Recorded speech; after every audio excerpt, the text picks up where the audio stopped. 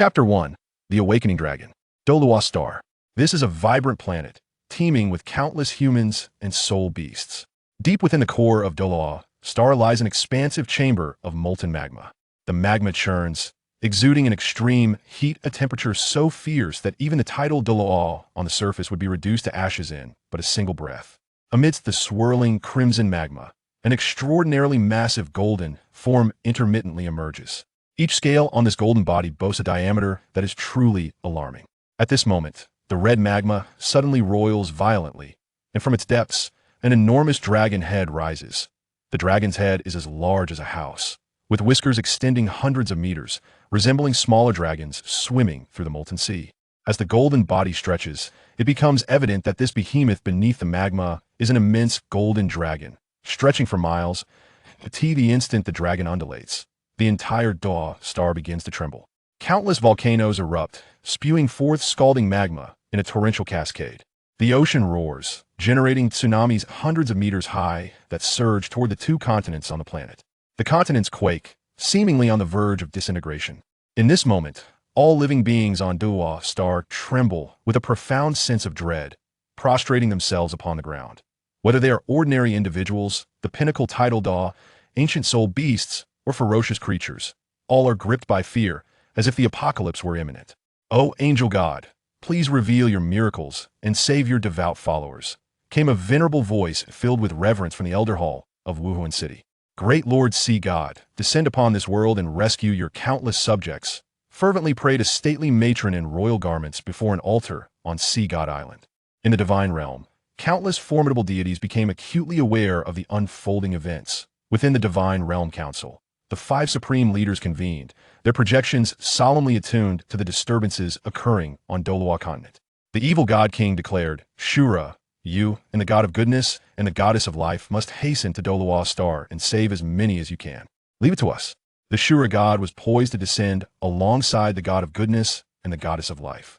However, in the next instant, all calamities on Douluo Star vanished without a trace. The surging magma dissipated. The roaring sea fell into an eerie tranquility, and the chasms and collapsed structures on the continents restored to their former state. All life maintained the condition it had just before the disaster struck. What had just transpired felt like a fleeting dream, as though it had never occurred. Yet, this was no illusion. All beings on Douluo Star retained the haunting memory of that soul-stirring terror. The 5 leaders of the divine realm were equally convinced that everything had indeed transpired. However, they remained perplexed as to why such apocalyptic calamities had abruptly vanished. The Shura God pondered. The entire Douluo Star was on the brink of disintegration, yet it was instantaneously restored. What force could have caused this? The 5 leaders were unprecedentedly shaken, as this force instilled within them a profound sense of fear.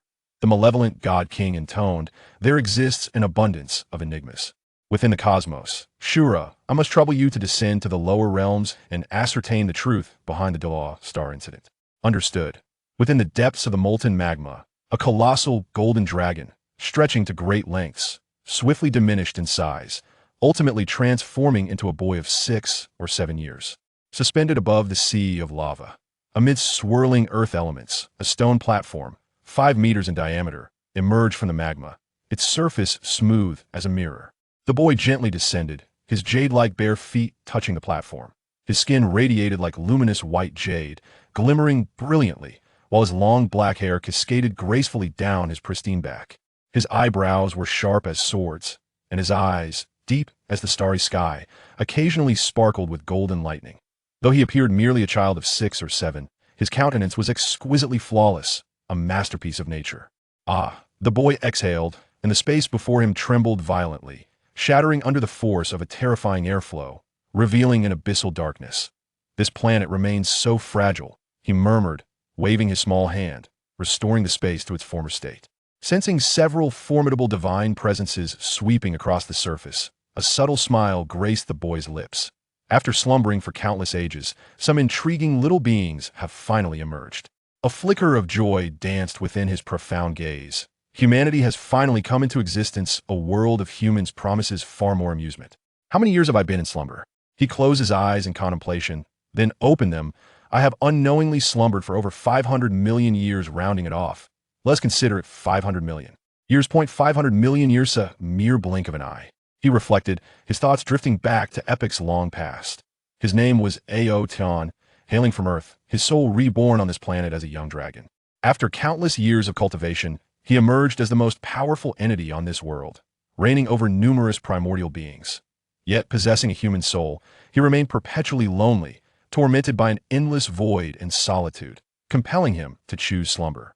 With the advent of humanity 500 million years later, Ao Tian's once empty heart began to stir with anticipation. Then let us indulge in this newfound reality. A mysterious aura enveloped Ao Tian's form. An attire reminiscent of Douluo Continent style materialized upon him. With a single step, his figure vanished into thin air. Upon the surface, the space bore no disturbance, and Ao Tian's presence materialized. He had appeared within the Spirit Hall city, having discerned that this city housed stronger individuals than other locales. To him, these so-called strong beings were merely slightly more robust ants. Pathetic, far too feeble. Ao Tian shook his head repeatedly. Gazing skyward, he murmured, when did another world materialize above?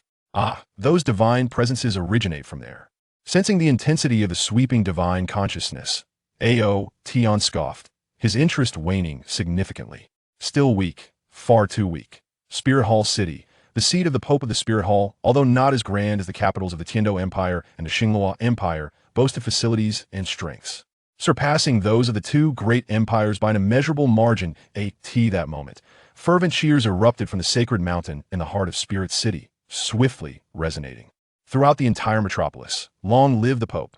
The citizens of Spirit City were enraptured, facing the sacred mountain, their faces flushed and their voices raised in fervent exclamations. Ao Tian raised his gaze, perceiving all the edifices and obstacles along his path. As mere illusions, his focus was drawn to the sacred mountain. There stood a resplendent palace, shimmering with gold and jade, before which gathered a multitude of people. At the forefront was a man clad in a golden robe, appearing to be in his 30s, tall and handsome, his eyes exuding an air of domineering arrogance. The man spoke, his authoritative voice echoing throughout Spirit City. What has just transpired is the manifestation of our Spirit Hall's angelic deity. There is no need for fear. The angelic deity is the mightiest, casting divine light upon the world, alleviating calamities and banishing all ailments. The populace grew increasingly agitated, yet Ao Tian found himself unable to comprehend the rapid-fire rhetoric. His consciousness latched onto the Pope, effortlessly breaching the man's mental defenses. Soul-searching, the Pope continued to indoctrinate the ordinary citizens and even the soul masters below, entirely oblivious to the invasion of his soul, his every secret laid bare before Ao Tian's perception. Douluo Continent, Spirit Hall, Qian Xuanji. In an instant, Ao Tian discerned the Pope's identity, his long-buried memories awakening. He had read the novel Douluo Continent in his previous life. A flicker of emotion danced in his tranquil eyes. She had indeed entered the realm of the book. Each tome a world. This existence was replete with countless unknown secrets that even Ao Tian, with his current prowess, could not fully fathom. His formidable consciousness swiftly assimilated the information gleaned from Qian Sunji's soul. Qian Xuanji intends to forcibly claim Bibi Dong this very night. Ao Tian's gaze fell upon a breathtakingly beautiful young woman standing behind Qian Xuanji. Her visage was nearly flawless, her eyes sparkling with vitality, exuding an aura of innocent charm. This was the youthful Bibi Dong, radiant and captivating. Stars ignited in Ao Tian's eyes. The Bibi Dong from Douluo Continent was a lingering regret from his reading days now. By sheer coincidence, he found himself in a moment preceding her tragic fate, and he believed. He understood what must be done. Chapter 2. The Beasts in Human Guise, Yu Xiaojiang.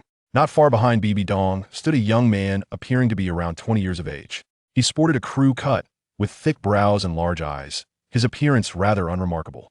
Standing upright, he occasionally revealed a flicker of insecurity in his gaze. Especially when Bibi Dong turned to smile at him, the young man would instinctively lower his head. He felt diminutive, unworthy of the ethereal Bibi Dong. As Bibi Dong smiled back at this youth, Ao Tian's attention was also drawn to him. From Qian Sunji's memories, Ao Tian recognized this youth as Yu Xiaojiang, later known as the Master. When Bibi Dong looked toward Yu Xiaojiang, a distinct hint of affection sparkled in her lively eyes, which displeased Ao Tian immensely. The Dragon Clan is proud and domineering, having existed for over 500 million years, and this arrogance and authority have become deeply ingrained in Ao Tian's very being. This moment, He has resolved to rescue Bibi Dong, not only to prevent her from being tainted by Qian Xuanji, but also to address the matter concerning Yu Xiaojing. In his eyes, Bibi Dong is a resplendent swan, lofty and regal, while Yu Xiaojing resembles a humble and insignificant toad, utterly unworthy of her. Before long, Qian Xuanji completed his brainwashing and returned to the Pope's hall. Bibi Dong approached Yu Xiaojing with delight, exclaiming, "Brother Xiaojing, I've heard you've recently developed a theory on the 10 core competencies of martial souls. Could you share it with me?"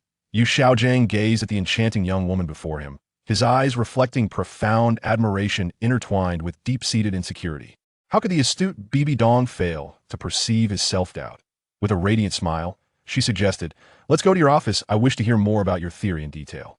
Before Yu Xiaojing could respond, she had already taken brisk steps toward his office. Why Yu Xiaojing, feeling helpless, followed suit. In a corner, a figure emerged Qian Xuanji. Watching Bibi Dong and Yu Xiaojing depart, Qian Sunji's expression darkened as he clenched his fists in frustration. "Yu Xiaojing, you worthless fool, do not dare to covet Donger. She is mine, her body and her heart belong to me."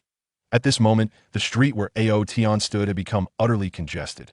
The reason for this congestion was none other than him, for his beauty was simply too striking.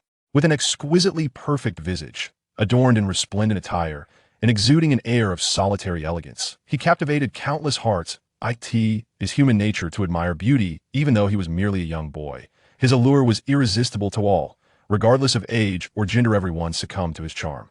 Shallow humans, Ao Tian smirked, causing an instant glimmer of excitement in the eyes of many. Several girls and young women swooned, overwhelmed with emotion. With an exasperated shake of his head, Ao Tian transformed into a wisp of azure smoke and vanished from sight. The crowd, as if awakening from a dream, stood perplexed, uncertain of what had just transpired and why they had gathered in such numbers.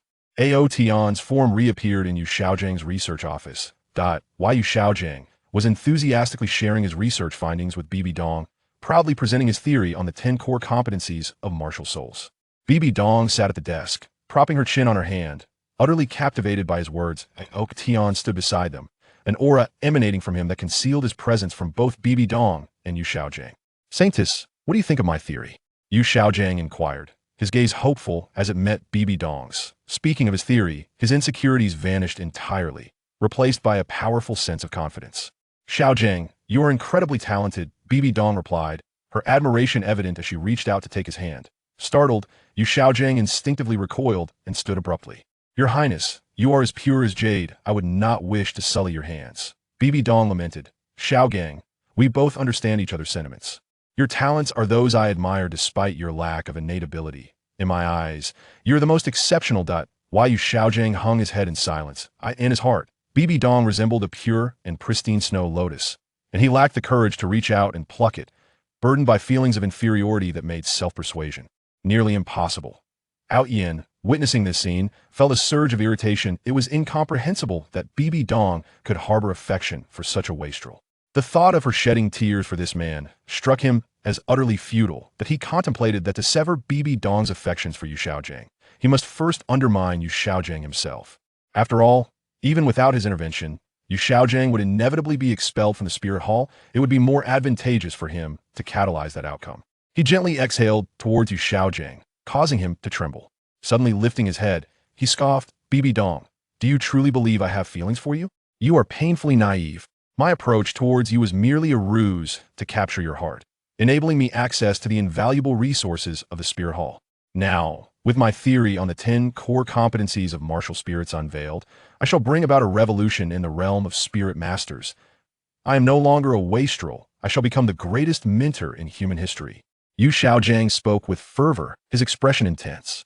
Upon finishing, he regarded Bibi Dong with a sneer, declaring, "At this moment, you hold no further value to me." A thunderclap resounded in Bibi Dong's heart. She could not accept this reality. In a flurry, she attempted to grasp Yu Xiaojing, exclaiming, "Xiaojing, what are you saying? You were just deceiving me. Weren't you deceiving you? Bibi Dong, you are indeed foolish. Your physique is quite commendable since you harbor feelings for me. Why not yield?" Yu Xiaojing's eyes gradually reddened, his face flushing, breaths quickening, and his gaze filled with aggression as he greedily eyed Bibi Dong. "Xiaojing, please don't frighten me," Bibi Dong implored, nearly on the brink of collapse. Yu Xiaojiang stood tall, his spirit power surging as he violently tore his shirt, exposing his bare torso, and lunged at Bibi Dong with laughter. Bibi Dong, I am on the verge of becoming the greatest spirit master men, or becoming my woman would be no loss for you. Bibi Dong, taken aback by the frenzied Yu Xiaojiang, screamed and raised her delicate hand in defense. At that moment, Bibi Dong had already reached the rank of Spirit Emperor, far surpassing Yu Xiaojiang's abilities. Her powerful spirit energy erupted forth, colliding with Yu Xiaojiang's chest. With a gasp, he coughed up a mouthful of blood and was hurled backward, crashing into a nearby bookshelf. I want you. I must possess you. Yu Xiaojiang struggled to rise, once again lunging at Bibi Dong. The disbelief on Bibi Dong's fair visage transformed into sorrow. After repelling Yu Xiaojiang once more, she wiped her tears and fled. Yu Xiaojiang had endured 2 of Bibi Dong's strikes, though she had not delivered a fatal blow.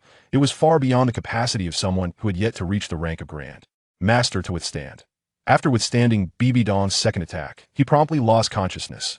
Ao Tian nodded in satisfaction. Thus, Bibi Dong would not, as depicted in tales, mourn for Yu Xiaojiang for a lifetime. As for Yu Xiaojiang, his only loss compared to the original narrative was the affection of Bibi Dong that in the sanctum of Bibi Dong. The figure of Ao Tian materialized. This chamber, adorned in delicate pink, was suffused with the enchanting fragrance of a maiden, and as Ao Tian inhaled deeply, a stir of unease welled within him. He gazed upon his own form, feeling a sense of helplessness. The 9 turns of the celestial dragon technique he cultivated caused his body to regress with each breakthrough, rendering him in a state of youthful innocence. Having just attained the 9th turn, his human guise remained that of a mere child. While he pondered how to assist Bibi Dong, the door was suddenly flung open, and Bibi Dong rushed in, collapsing onto the bed in sorrowful tears. She had always believed that Yu Xiaojiang was exceptional, but to her dismay, he turned out to be nothing more than a lecherous scoundrel, approaching her solely to exploit her, desiring her body, akin to the sordid men she had long detested. Bibi Dong was heartbroken, lying on the bed and sobbing uncontrollably. Ao Tian thought for a moment and then revealed himself. He turned around, and his body transformed into that of an adult, the appearance he had after growing up, equally perfect and flawless. He gently walked to the front of the bed, raised his hand, and placed on Bibi Dong's shoulder, gently patting it twice. Bibi Dong, resembling a startled rabbit, trembled and turned around. Who are you? She exclaimed, her eyes wide. When she saw Ao Tian's appearance, the hint of wariness that had just appeared on her face immediately vanished, and she stared in astonishment at the incredibly handsome man before her. Ao Tian's smile was warm and gentle as he said, Don't be afraid, I mean no harm. Chapter 3. The frantic Qian Xuanji looking at the tearful Bibi Dong before him. Ao Tian suddenly felt a wave of pity and reached out to wipe away her tears. Which man wouldn't feel heartache at the sight of a sorrowful beauty? Seeing Ao Tian's hand reaching towards her, Bibi Dong suddenly snapped back to reality from the allure of his good looks. She shrank back into the corner of the bed, warily scrutinizing the unfamiliar man before her. Who exactly are you? Bibi Dong's voice turned colder. Her soul power at the soul emperor level surged, and a sharp dagger appeared in her hand with a flash of cold light. Ao Tian tried to keep his voice gentle and said, Believe me, you are about to face danger, and only I can save you. Bibi Dong immediately concluded that the incredibly handsome man in front of her must be insane. As the saintess of the Spirit Hall, and being in the Pope's palace, with dozens of titled elders nearby, and even more mysterious and powerful offerings, who could possibly harm her? She did not sense any hostility from Ao Tian. Otherwise, she would have acted long ago. The Pope's palace is the safest place on the Douluo Continent. You don't need to worry about my safety. I don't care who you are, leave quickly, or I will call for help. As soon as she said this, Bibi Dong was somewhat surprised herself. If it had been in the past, if a strange man had entered her room, she would have acted immediately. But now, she actually chose to let Ao Tian go. Ao Tian was not in a hurry. Smiling as he said, My name is Ao Tian. When you are in danger, just call my name, and I will appear by your side. After saying this, his figure vanished directly. Bibi Dong was stunned for a moment and climbed down from the bed. She stood where Ao Tian had just been, her pretty face filled with confusion. Was that a teleportation soul skill? But why was there no fluctuation of soul power from him? Moreover, he didn't even release his martial soul or soul rings. How could he use a soul skill? Bibi Dong was puzzled, wondering how such a large person could just disappear like that. Suddenly, her smooth and delicate nose twitched, and she couldn't help but take a deep breath. A fragrance she had never experienced before filled her nostrils, causing her spirit to tremble. and she felt as if she was floating. At that moment, she forgot all her worries, forgot the despicable and filthy Yu Xiaojiang, and felt nothing but joy. After several minutes, she finally regained her senses. This was the sin of that man. Ugh, ugh, ugh. Bibi Dong kept spitting and stamping her feet, her pretty face involuntarily turning a deep shade of red. But soon, she couldn't help but take another deep breath. So fragrant, she murmured, as Ao Tian's extraordinary face flashed through her mind, making her face even redder. What a strange man. Bibi Dong hesitated for a moment, then quickly walked to the door, opened it, and looked around, not seeing Ao Tian's figure, feeling a slight sense of loss in her heart. What's wrong with me? Bibi Dong rubbed her still slightly hot cheeks with both hands. After Ao Tian's disturbance, her sadness had been largely washed away. But as soon as she calmed down, she couldn't help but recall the moment when Yu Xiaojiang had attempted to assault her. That greedy gaze, as if wanting to strip her of her clothes, sent chills through her heart. Saintess! Yu Xiaojiang's anxious voice called out. Bibi Dong looked up and saw Yu Xiaojiang blocked outside the palace where she resided. With Yu Xiaojiang's status, he could not enter here. Drive him away, Bibi Dong said coldly. She felt a bit of heartache, but steeled herself to command the palace guards to expel Yu Xiaojiang. In the most upscale restaurant in the Soul Master City, in a luxurious private room, Ao Tian was eating meat and drinking wine with great enjoyment. Since crossing over, he hadn't tasted the delights of food. He still retained the appearance of a young man. This transformation was not his true body, but could be considered a kind of divine ability, or he reached down with his palm, drawing gold from deep beneath the earth. As he opened his hand, the gold quickly changed shape, and after a moment, formed a dozen or so golden soul coins. Eating, drinking, and enjoying life. After a long dragon life, one should live freely and happily. Ao Tian sighed. Having experienced loneliness for billions of years, he finally understood a bit of joy. After having dinner, he wandered around the spirit city, causing severe congestion wherever he went. All the women he encountered, from young girls to married women, no longer held back. They were all blushing, eager to get to know him. Ao Tian, feeling helpless, had to slightly lower his level of handsomeness so as not to be too stunning. He wandered from the afternoon until nightfall before returning to the hotel where he was staying, quietly waiting for Bibi Dong's plea for help. From information obtained from Qiang Sunji's soul memory, he learned that Qiang Sunji would use despicable means to possess Bibi Dong tonight. Ao Tian would naturally not watch such a tragedy happen. As night fell, Ao Tian opened his eyes from a light sleep. He sensed that Bibi Dong had been called into the secret chamber by Qiang Sunji. The secret chamber was located directly beneath Qiang Sunji's room, where he usually secluded himself for training. This was not Bibi Dong's first time here. She asked in confusion, "Teacher, is there something you need to discuss with me at this late hour?" Qiang Sunji revealed a friendly smile, greed deeply hidden in his eyes. "I heard that Yu Xiaojiang bullied you today?" he asked. Bibi Dong nodded and then shook her head. Qiang Sunji sighed and said, "Do you like Yu Xiaojiang?" Bibi Dong shook her head firmly, saying, "I don't like him." Qiang Sunji was taken aback for a moment. He had two purposes for calling Bibi Dong over tonight. One was to make Bibi Dong distance herself from Yu Xiaojiang, and the other was to possess Bibi Dong. Qiang Sunji smiled and said, "Since you don't like him, that's easy. I'll have someone kick him out of Wuhuan City and remove him from the Wuhuan Hall tomorrow." Bibi Dong was silent for a few seconds and slowly nodded. She was already utterly disappointed in Yu Xiaojiang and did not want to see that disgusting guy again. What if he was talented? She only felt sick. Bibi Dong's expression was a bit desolate as she said, "Teacher, if there's nothing else, I'll go back to my training now. Don't leave yet. The teacher has some heartfelt words to share with you." Qiang Sunji's gaze fell on Bibi Dong's youthful and enchanting body, gradually heating up. Bibi Dong had felt such looks too many times since childhood, so she immediately noticed something was off. "Donger, you're not a child anymore. It's time to find a man." Qiang Sunji spoke without reservation, his gaze blatantly fixed on the beautiful Bibi Dong before him. He took a few steps closer, took a deep breath, and with a perverted enjoyment, he became infatuated with the fragrance of this beautiful disciple, as if it were a catalyst igniting the lust in his heart. "Teacher, what do you mean?" Bibi Dong's heartbeat began to quicken, and she couldn't help but take a few steps back. Qiang Sunji moved closer, saying, "I've taken care of you for so many years and taught you how to cultivate. Haven't you thought about how to repay your teacher?" "Teacher, what exactly do you want to say?" Looking at Qiang Sunji's increasingly strange face, Bibi Dong couldn't help but feel a bit scared. Qiang Sunji licked his lips and said, "Donger, you are so perfect. Only your teacher is worthy of you. I want you to be my woman and bear my children." Bibi Dong's beautiful eyes widened in shock, completely stunned. Qiang Sunji's greedy smile gradually widened, and with one step, he was already behind Bibi Dong, delivering a knife-hand strike to the back of her neck. Chapter 4. Bibi Dong. So shameful.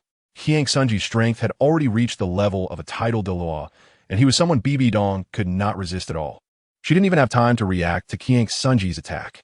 Even if she could react and unleash all her strength, she would still be unable to escape Qiang Sunji's clutches. If nothing unexpected occurred, Bibi Dong would be knocked unconscious by Qiang Sunji, cruelly violated, and then give birth to a daughter, just as described in books. As Bibi Dong sensed Qiang Sunji's attack, she realized she couldn't dodge it, and her heart was filled with terror and despair. How could the teacher who had once cared for her so much suddenly turn into a demon? Bibi Dong could not accept this reality. Qiang Sunji's face became increasingly ferocious as his palms struck forcefully at the back of Bibi Dong's neck. He was determined to obtain Bibi Dong's body. That useless Yu Xiaojiang, who was from a blue electric Tyrannosaurus family, almost took Bibi Dong away, which made Qiang Sunji extremely angry. He did not want such a thing to happen. He wanted Bibi Dong not only for her beauty, but also for her astonishing cultivation talent. He believed that if he and Bibi Dong combined, they would surely give birth to an extraordinarily gifted offspring. However, as Qiang Sunji's hand struck Bibi Dong's neck, a small area of a golden translucent shield quickly lit up on the surface of her skin. With a bang, Qiang Sunji's hand was forcefully deflected. Taking this opportunity, Bibi Dong finally reacted, quickly rushing forward to create distance between herself and Qiang Sunji. What ability is this? Qiang Sunji frowned, staring at Bibi Dong. She had neither unleashed a soul skill nor released her soul power. How could something like a shield appear? Qiang Sunji's gaze fell on the back of Bibi Dong's neck, with a golden translucent shield gradually dimmed and then disappeared. Bibi Dong was also somewhat bewildered, although she couldn't see behind her. She could feel with her mental power that something had taken a hit for her. The now unmasked Qiang Sunji showed no intention of hiding anymore. He grinned and said, "No matter what that was, you won't escape my grasp today. Donger, your teacher has always treated you so well. Don't you have even a little bit of affection for your teacher?" Bibi Dong shook her head, continuously retreating. "Teacher, please let me go. I won't tell anyone about what happened today." "Let you go? Wickedly impossible. Today, you can't escape." Bibi Dong had no more hopes left. The exit was right behind Qiang Sunji, and she knew her teacher's strength all too well. She had no way to escape. Despair gradually filled her heart, and a trace of determination appeared on her face. "Teacher, thank you for your guidance all these years. I, Bibi Dong, will owe you nothing in this lifetime." Bibi Dong raised her delicate hand, soul power surging as she struck her smooth forehead with a palm. "Is this how you repay me?" Qiang Sunji sneered, a terrifying aura erupting from him, locking onto Bibi Dong. This was his angel domain, with extremely strong controllability. Under the angel domain, Bibi Dong completely lost her ability to move, her body frozen in place. "Since you want to resist, then I'll have to take you while you're conscious. Don't worry, the teacher will be very gentle." At this moment, Qiang Sunji had lost all humanity, becoming a complete demon. The golden light emanating from the domain illuminated the entire underground secret chamber, also illuminating Bibi Dong's despairing face. Watching Qiang Sunji walk towards her step by step, she couldn't help but close her eyes, tears streaming down her beautiful cheeks. At that moment, the figure of Ao Tian suddenly appeared in her mind, that exceptionally handsome man, and that sentence, "When you're in danger, just call my name, and I will appear by your side." Bibi Dong instinctively wanted to call Ao Tian's name, but as the words reached her lips, she couldn't bring herself to shout. Could that young man really save her? Her teacher was a title Douluo, a powerful title Douluo with an angel martial soul. She felt that if that man came here, he would only be walking to his death. She couldn't bear to involve an innocent person, especially someone so handsome. Moreover, how could just calling his name make him appear? Did he think he was a god? Bibi Dong struggled internally for a moment, but ultimately remained silent. Just as Qiang Sunji was about to pounce on Bibi Dong, a sigh echoed in her ears. "Didn't I tell you? When you're in danger, you should call for me." The moment the voice sounded, Ao Tian's figure appeared beside Bibi Dong. Bibi Dong's delicate body trembled, and she opened her eyes in disbelief, immediately seeing the unforgettable celestial face. This time, she quickly broke free from the temptation of beauty and reached out to push Ao Tian away. "Danger, get away." However, it was already too late. Qian Xuanji's furious voice echoed. The sudden appearance of this man made Qian Xuanji feel an intense threat. He had not noticed how the other party had appeared at all. Moreover, The other person's looks were even more handsome than his, and it seemed that his relationship with Bibi Dong was not simple. How would he accept this? Qian Xuanji mobilized all the vast soul power within him and struck his palm towards Ao Tian, even without using his martial soul and soul skills. With his titled Douluo level soul power, this palm strike would definitely have terrifying destructive power. Ao Tian didn't even glance at Qian Xuanji and reached out to hold Bibi Dong's soft little hand. "With me here, don't be afraid," he said softly. As he spoke, he waved his hand lightly towards Qian Xuanji, as if swatting away a fly, with a casual demeanor. However, Qian Xuanji's expression changed drastically. The sudden terrifying pressure made his scalp tingle. He didn't have time to react at all, and with a loud bang, he felt as if his facial bones were about to shatter. A tooth flew out, his head buzzed, and he collapsed to the ground, unconscious. Bibi Dong was stunned. Her beautiful eyes widened, and her rosy lips parted slightly, looking adorably dazed. She now appeared to be only 17 or 18 years old, the prime of her youth and beauty. Ao Tian chuckled lightly, gently squeezing Bibi Dong's smooth little hand. Bibi Dong reacted, her pretty face instantly turning crimson. She tried to pull her hand back, but found that no matter how hard she tried, she couldn't free her hand from Ao Tian's large hand. "I'll take you away," Ao Tian said with a smile. He ignored the fate of Qian Xuanji and, holding Bibi Dong, instantly appeared in his hotel room. Bibi Dong felt a blur before realizing she was in a strange room. Her hand was still firmly held by this unfamiliar man. "So can you let go of me?" Bibi Dong said, her face flushed, her voice barely above a whisper, as she lowered her head, nervously staring at her toes. "Okay," Ao Tian replied, releasing Bibi Dong's hand. A graceful lady is a gentleman's pursuit. Ao Tian was not unfamiliar with Bibi Dong. In his previous life, he had felt sympathy and admiration for her. Now that he had the chance to get close to Bibi Dong, since he had feelings for her, he decided to pursue her. Bibi Dong secretly glanced at Ao Tian, wondering who this man really was. The secret on Ao Tian has already created a deadly attraction for her. "Don't move," Ao Tian spoke, focusing intently on Bibi Dong's face. Gradually getting closer, Bibi Dong's heart raced wildly, like a startled deer. As she looked at the face drawing nearer, her long eyelashes trembled, and she slowly closed her eyes, slightly raising her delicate face. "There's a hair on your face," Ao Tian's voice sounded, and soon, Bibi Dong felt Ao Tian's hand brushing across her face. How embarrassing. Chapter 5. Bibi Dong's plan at that moment. Bibi Dong really wanted to find a crack in the ground to hide in. It was too shameful. She just wanted to help with a hairpin, but she thought otherwise and even closed her eyes. "What are you closing your eyes for?" Ao Tian wanted to laugh, but held it back. Looking at Bibi Dong's slightly pouted red lips, he felt quite moved. However, he understood that such matters could not be rushed. They had to be cultivated slowly. Feelings needed time to develop, and Ao Tian preferred a natural progression, like water flowing into place. He was also somewhat surprised. He didn't expect his charm to be so great that even a proud woman like Bibi Dong would be willing to kiss him. Hearing Ao Tian's words, Bibi Dong became even more shy, her body trembling slightly, and her snow-white skin was tinged with a layer of pink, making her look incredibly beautiful. "What's wrong with me? I am the saintess of the Wuhuan Hall, Bibi Dong, gifted beyond compare. How could I feel this way toward a stranger?"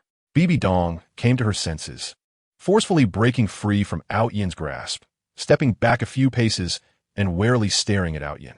In a single day, having been hurt by the two closest men in her life, Bibi Dong had unconsciously developed a strong hatred for men. Yet, she had just inadvertently fallen into Ao Tian's allure. "Who exactly are you?" This was already the third time Bibi Dong asked Ao Tian about his identity. However, considering that Ao Tian had just saved her, her tone was quite gentle. Ao Tian sat down at the table, flipped the teacup, and poured 2 cups of tea, pushing 1 cup to Bibi Dong to drink. Bibi Dong looked at the tea in front of her, feeling a bit hesitant. Only after seeing Ao Tian drink did she take a small sip. "I'm just a passerby who helps those in need," Ao Tian said with a smile. Bibi Dong did not believe Ao Tian's words, as there were many suspicious points about him. "How did you know in advance that I was in danger?" Her gaze gradually sharpened as she scrutinized the man in front of her. She suspected that this might also be a conspiracy. "I possess some ability to foresee the future," Ao Tian replied. Bibi Dong clearly did not believe him, the corners of her mouth lifting slightly as she said, "Then predict what I'm thinking right now." Ao Tian's milid brigly, and his celestial-looking handsome face immediately captivated by Dong's attention. "You must be wondering how there could be such a good-looking man in this world." Bibi Dong's face flushed, and she hurriedly looked away, as if Ao Tian had truly seen through her thoughts. She gathered her courage and continued to ask, "What is your strength? How could you easily defeat Qian Xuanji?" Ao Tian thought for a moment and said seriously, "My strength should be a bit stronger than that of a god." Bibi Dong couldn't help but roll her eyes, looking somewhat adorably silly. She was somewhat speechless. Such a handsome man actually liked to lie. She knew that there were gods in this world, and they were much stronger than a title Douluo of level 99. In fact, she had a little-known secret related to the gods, so she was very clear about their power. However, the guy in front of her, named Ao Tian, actually claimed to be stronger than a god, which was truly arrogant. Considering that Ao Tian had saved her, Bibi Dong did not expose his boast. In fact, she already had a guess about Ao Tian's strength. Being able to knock out the level 95 Qian Xuanji with a single palm meant his strength should be close to that of a peerless Douluo of level 99. As for whether he had reached the level of a peerless Douluo, Bibi Dong felt it was unlikely. After all, Ao Tian didn't look much older than her, and having strength close to a peerless Douluo was already very frightening. How could he possibly reach level 99 at such a young age? Thinking of this, Bibi Dong suddenly felt that all the halos surrounding her over the years paled in comparison to Ao Tian. She had been praised as a genius since childhood, and had worked incredibly hard in her cultivation, yet she was only close to the soul sage level. However, this guy in front of her was already nearing level 99. She really didn't know how he cultivated. The Spirit Hall had the most up-to-date information. Why had she never heard of such a powerful figure on the Douluo Continent before? Bibi Dong pondered. What are your plans for the future? Ao Tian asked. Bibi Dong was taken aback and fell silent. After a moment, she said, "Qian Xuanji is no longer my teacher. I have always regarded him as an elder, respected him, and been filial to him. I didn't expect." At this point, Bibi Dong's eyes turned red. After years of interaction, her feelings for Qian Xuanji had grown extremely deep. She had even regarded him as a father figure. However, all of this collapsed today, making it hard for her to bear. "If you want him dead, I can kill him right now," Ao Tian said. Killing a pope seemed like a trivial matter to him. Seeing Ao Tian stand up, Bibi Dong quickly said no. "Why? He treated you like that. And you still think of old times?" Ao Tian looked at her. "After all, he was my teacher once, raised me for many years, and taught me how to cultivate. Please spare his life." Ao Tian looked at Bibi Dong with some surprise. In his impression, Bibi Dong should have a very strong personality, decisive and ruthless. But now, she seemed a bit too kind. However, he quickly realized that the reason the Bibi Dong in the book was decisive and ruthless was due to the immense pain and hardships she had endured. The current Bibi Dong, before being hurt by two men today, was still an innocent girl. Ao Tian Dao. "Well, since you've cut ties with him, where do you plan to go?" Bibi Dong was suddenly stunned. After her fallout with Qiang Sunji, where else could she go? If Qiang Sunji wanted to make things difficult for her, with the Spirit Hall's influence spreading across the continent, there probably wouldn't be a place for her to hide. Suddenly, her eyes lit up as she looked at Ao Tian and said, "Can I follow you?" Although Bibi Dong always reminded herself to be cautious around this handsome man, she felt an inexplicable trust in Ao Tian. Ao Tian smiled and said, "Of course, I can take you for a walk on the mainland. After a few years, you can come back." "Come back for what?" Bibi Dong asked in confusion. "To be your pope?" Ao Tian thought to himself with a bit of hope. He felt that the Bibi Dong who became pope would be the most beautiful Bibi Dong. Bibi Dong shook her head. "But I don't really want to be pope. And how could Qiang Sunji let me be pope? He has an old father who's already a 99th level peerless Douluo. He wouldn't let an outsider like me become pope." Ao Tian assured, "Don't worry. If I say you could do it, then you can do it. We'll talk about it then." Bibi Dong glanced around the room and asked, "Where is this?" "This is a hotel in Wuhuan City." Bibi Dong looked at Ao Tian, feeling anxious, her hands nervously tugging at the hem of her clothes under the table. Ao Tian pointed to the big bed and smiled. "You sleep on top. What about you?" Bibi Dong blurted out. Ao Tian shrugged and said indifferently, "You sleep. I don't like to sleep." Inside the Pope's palace, Qian Xuanji quickly returned to his bedroom. His face was swollen to a great size, resembling a purple-black ball, with almost all his teeth gone and blood filling his mouth. "Someone," he shouted with slurred speech. A delicate-looking maid entered trembling. Qian Xuanji's bloodshot eyes turned to frail, made into a likeness of Bibi Dong in his vision. A scream rang out as the girl was thrown onto the bed, the sound of tearing fabric mixed with pleas for mercy. Chapter 6, 16 years later. Although Ao Tian's divine sense was powerful, It did not constantly radiate to observe the surroundings. When he had a thought and wanted to check on Qian Xuanji, he discovered that Qian Xuanji had already harmed another woman. Ao Tian suddenly had a bold guess in his mind. Could it be that even if I save Bibi Dong, the plot will still follow its original course? Qian Xuanji wouldn't really create another Qian Renshua, would he? If that is the case, it seems quite good, and I look forward to that angel girl. Ao Tian's Milid. If he had to say who his favorite female character in the first part of Douluo Continent was, it would be Bibi Dong and Qian Renshua. The others were also good but ranked lower. He had previously felt a bit regretful that saving Bibi Dong would mean losing Qian Renshua. However, it now seemed very likely that Qian Renshua would still appear. On the soft big bed, Bibi Dong lay there, unconsciously fiddling with the hem of her clothes, her eyes fixed on the ceiling, unable to sleep. It wasn't because of the sad events of the day, but because of Ao Tian. Although she had some feelings for this man, and he seemed to have no ill intentions, she had to remain vigilant. Experience teaches wisdom. From the perverse behaviors of Yu Xiaojiang and Qian Xuanji, she understood one principle. You can know a person's face, but not their heart. Sometimes, unless the other party tears off their disguise, it's hard to see what kind of person they truly are. Therefore, she needed to guard against Ao Tian to prevent him from suddenly becoming violent. In her heart, she believed that following Ao Tian was just a helpless choice. If she had enough strength, she definitely wouldn't trouble this guy.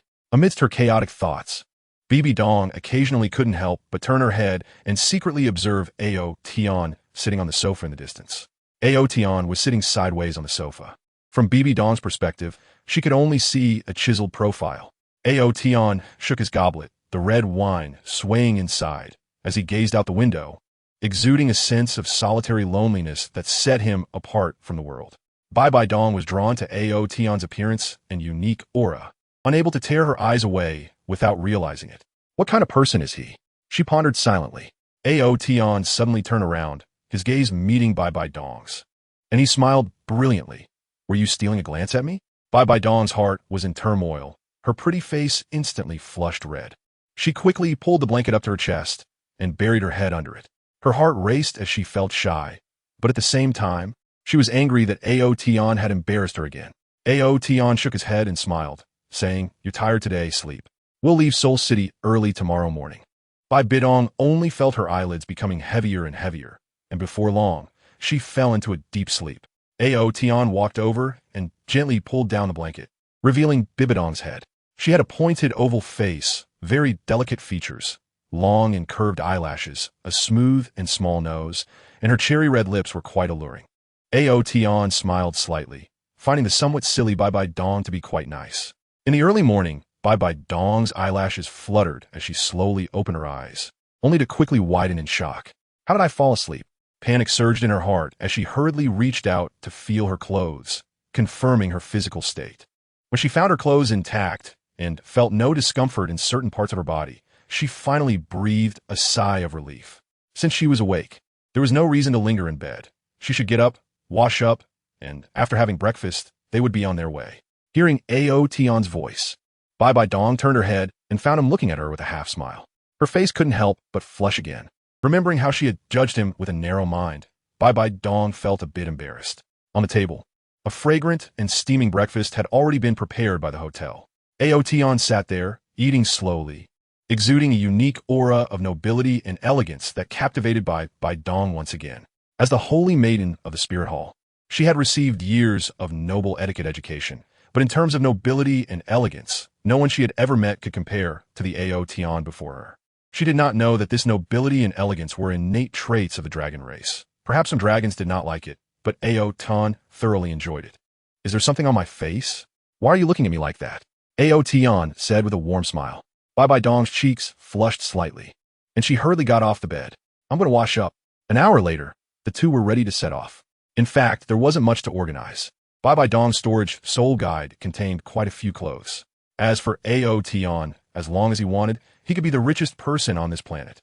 So there was no need for any preparation. "Where are we going?" Bibi Dong asked. Ao Tian looked to the north and said, "We will first go to the Tiando Empire and then to the Xingluo Empire. I want to take you to taste all the delicious food on this continent." Listening to Ao Tian's grand ambitions, Bibi Dong suddenly felt a little sweetness in her heart. She lowered her head, blushed, and softly hummed in response. The two spent 10 years traveling freely and happily across the continent. Ao Tian took Bibi Dong to taste the best food in the world and even ventured into the city of slaughter, allowing Bibi Dong to gain a domain of the god of slaughter. As for Ao Tian, he looked down on such trivial things as the god of slaughter domain. After 10 years of traveling, the two returned to Wuhuan City. The reason for their return was that they received reliable news. The Pope had died suddenly. Bibi Dong contacted a female elder with whom she had a good relationship back then, and learned that Qian Sunji had recently led several elders to ambush Tang Hao, the genius of a younger generation of Haotian Sect.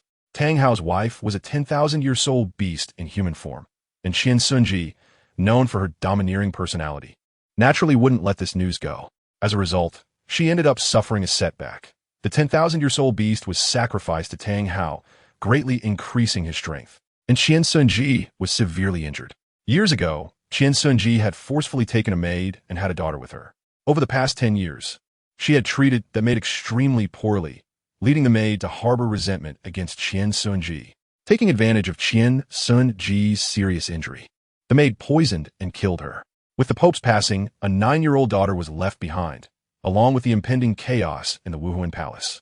This return was requested by Ao Tian, who hoped that Bibi Dong could succeed the Pope's position and become a powerful empress.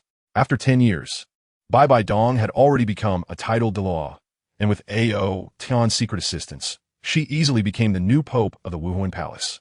Thus, the lives of Ao Tian and Bibi Dong stabilized. 6 years later, 16 years had passed since Ao Tian's awakening, and Bibi Dong had grown from 17 or 18-year-old girl into a mature woman in her 30s. At this moment, in Bibi Dong's bedroom, she had a flushed face and was breathing heavily. "Don't mess around."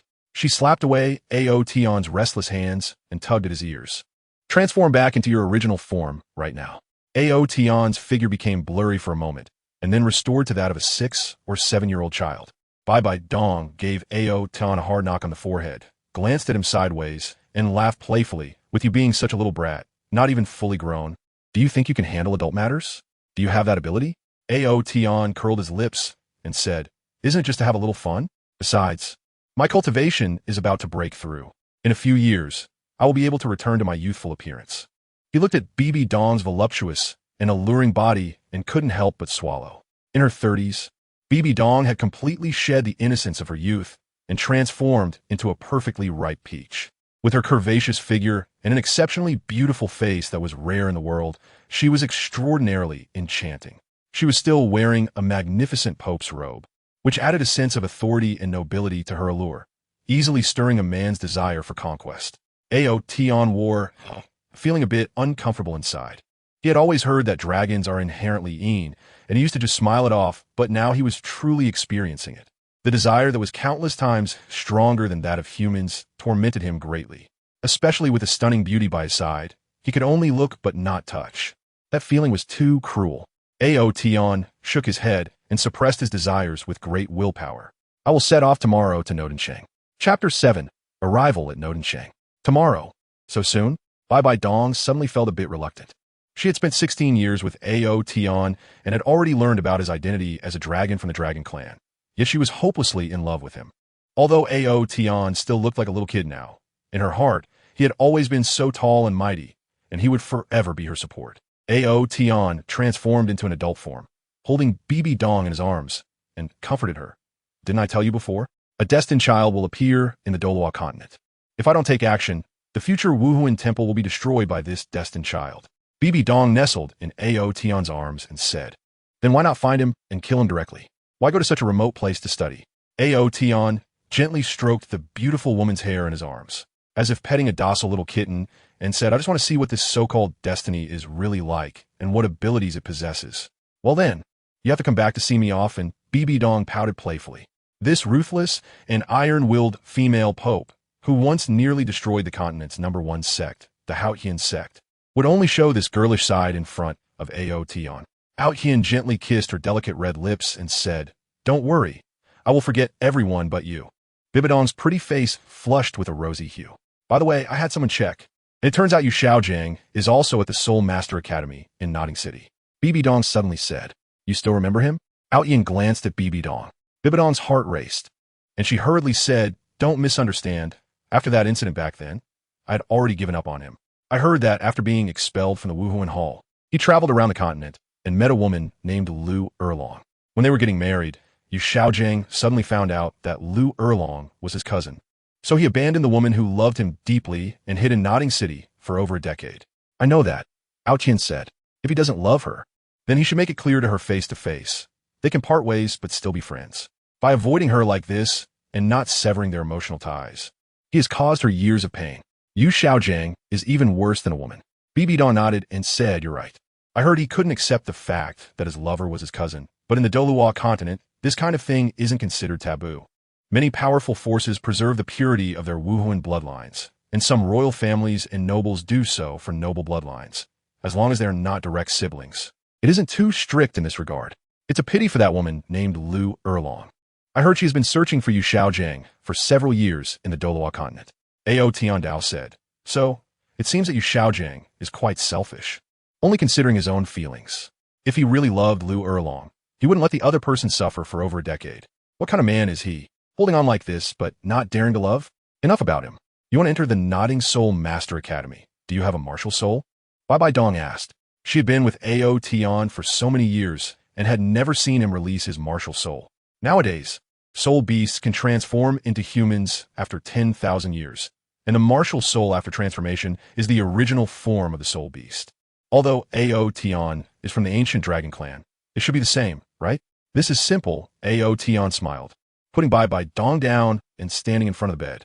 The divine power within him surged, and a golden divine dragon materialized behind him. The dragon was not large, but each claw had 9 fingers, exuding a terrifying pressure that made Bibi Dong's soul tremble. So strong, Bibi Dong was speechless, rolling her eyes at Ao Tian. If you use such a martial soul in a primary soul master academy, wouldn't you scare all the teachers to death? Then let be weaker, Ao Tian laughed.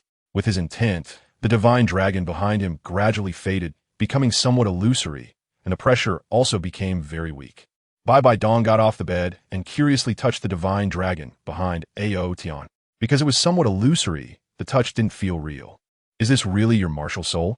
She asked curiously. Ao Tian shook his head.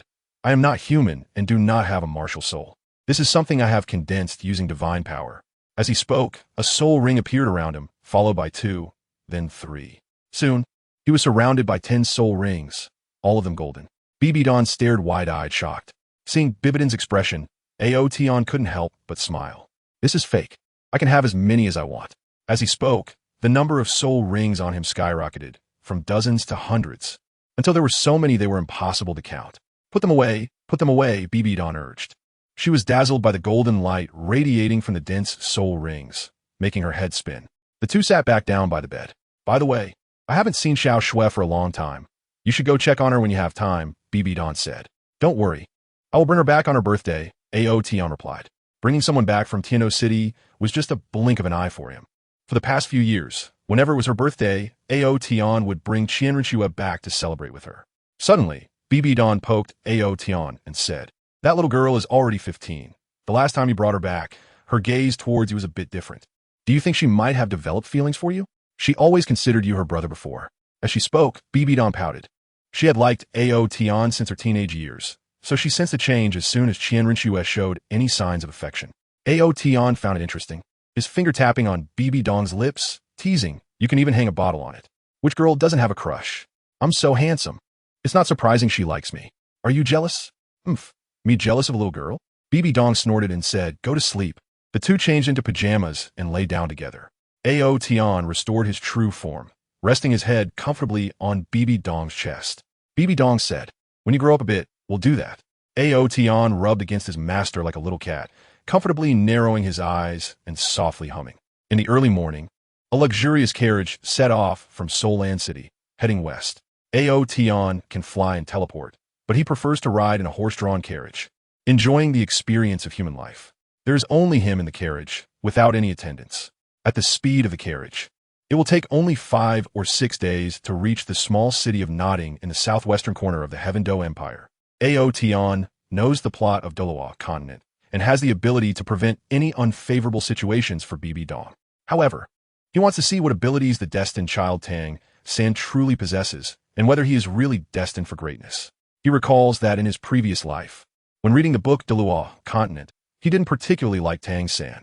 Therefore, he seizes this opportunity to engage in an unfair contest with Tang San. The carriage bumps along the way, and on the 5th day, they finally arrive at Notting City. Bibi Dong had already sent word ahead, and the master of the Wuhuan Hall branch in Notting City personally came out to greet Ao Tian, respectfully bringing him into the branch hall. Due to Bibi Dong's orders, the seemingly 6 or 7-year-old Ao Tian has already become the decision-maker of the Notting City Wuhuan branch. Chapter 8. Su Yuntao is quite good. Inside the office of the branch master in the Notting City branch, Ao Tian leaned comfortably in the office chair of the branch master, watching a plump and beautiful woman standing respectfully across the desk. This woman was the master of the Notting City branch, looking to be around 40 years old, wearing a pair of black frame glasses and dressed in a tight-fitting professional suit, which made her appear very sharp and capable. She poured a cup of tea for Ao Tian, then pulled out a certificate of martial soul awakening and an admission notice from Notting Academy from the desk, saying, "Young Master Ao, this is the certificate issued to you by the Notting City branch." Ao Tian's expression was calm as he nodded slightly. He first looked at the proof of his martial soul awakening, which had his name on it, stating that his martial soul was a golden dragon, with innate full soul power, and that he was a child from a village near Notting City. The type of martial soul and the innate soul power were exactly what he had requested. Although he didn't like being too high profile, he also didn't want to be too low-key.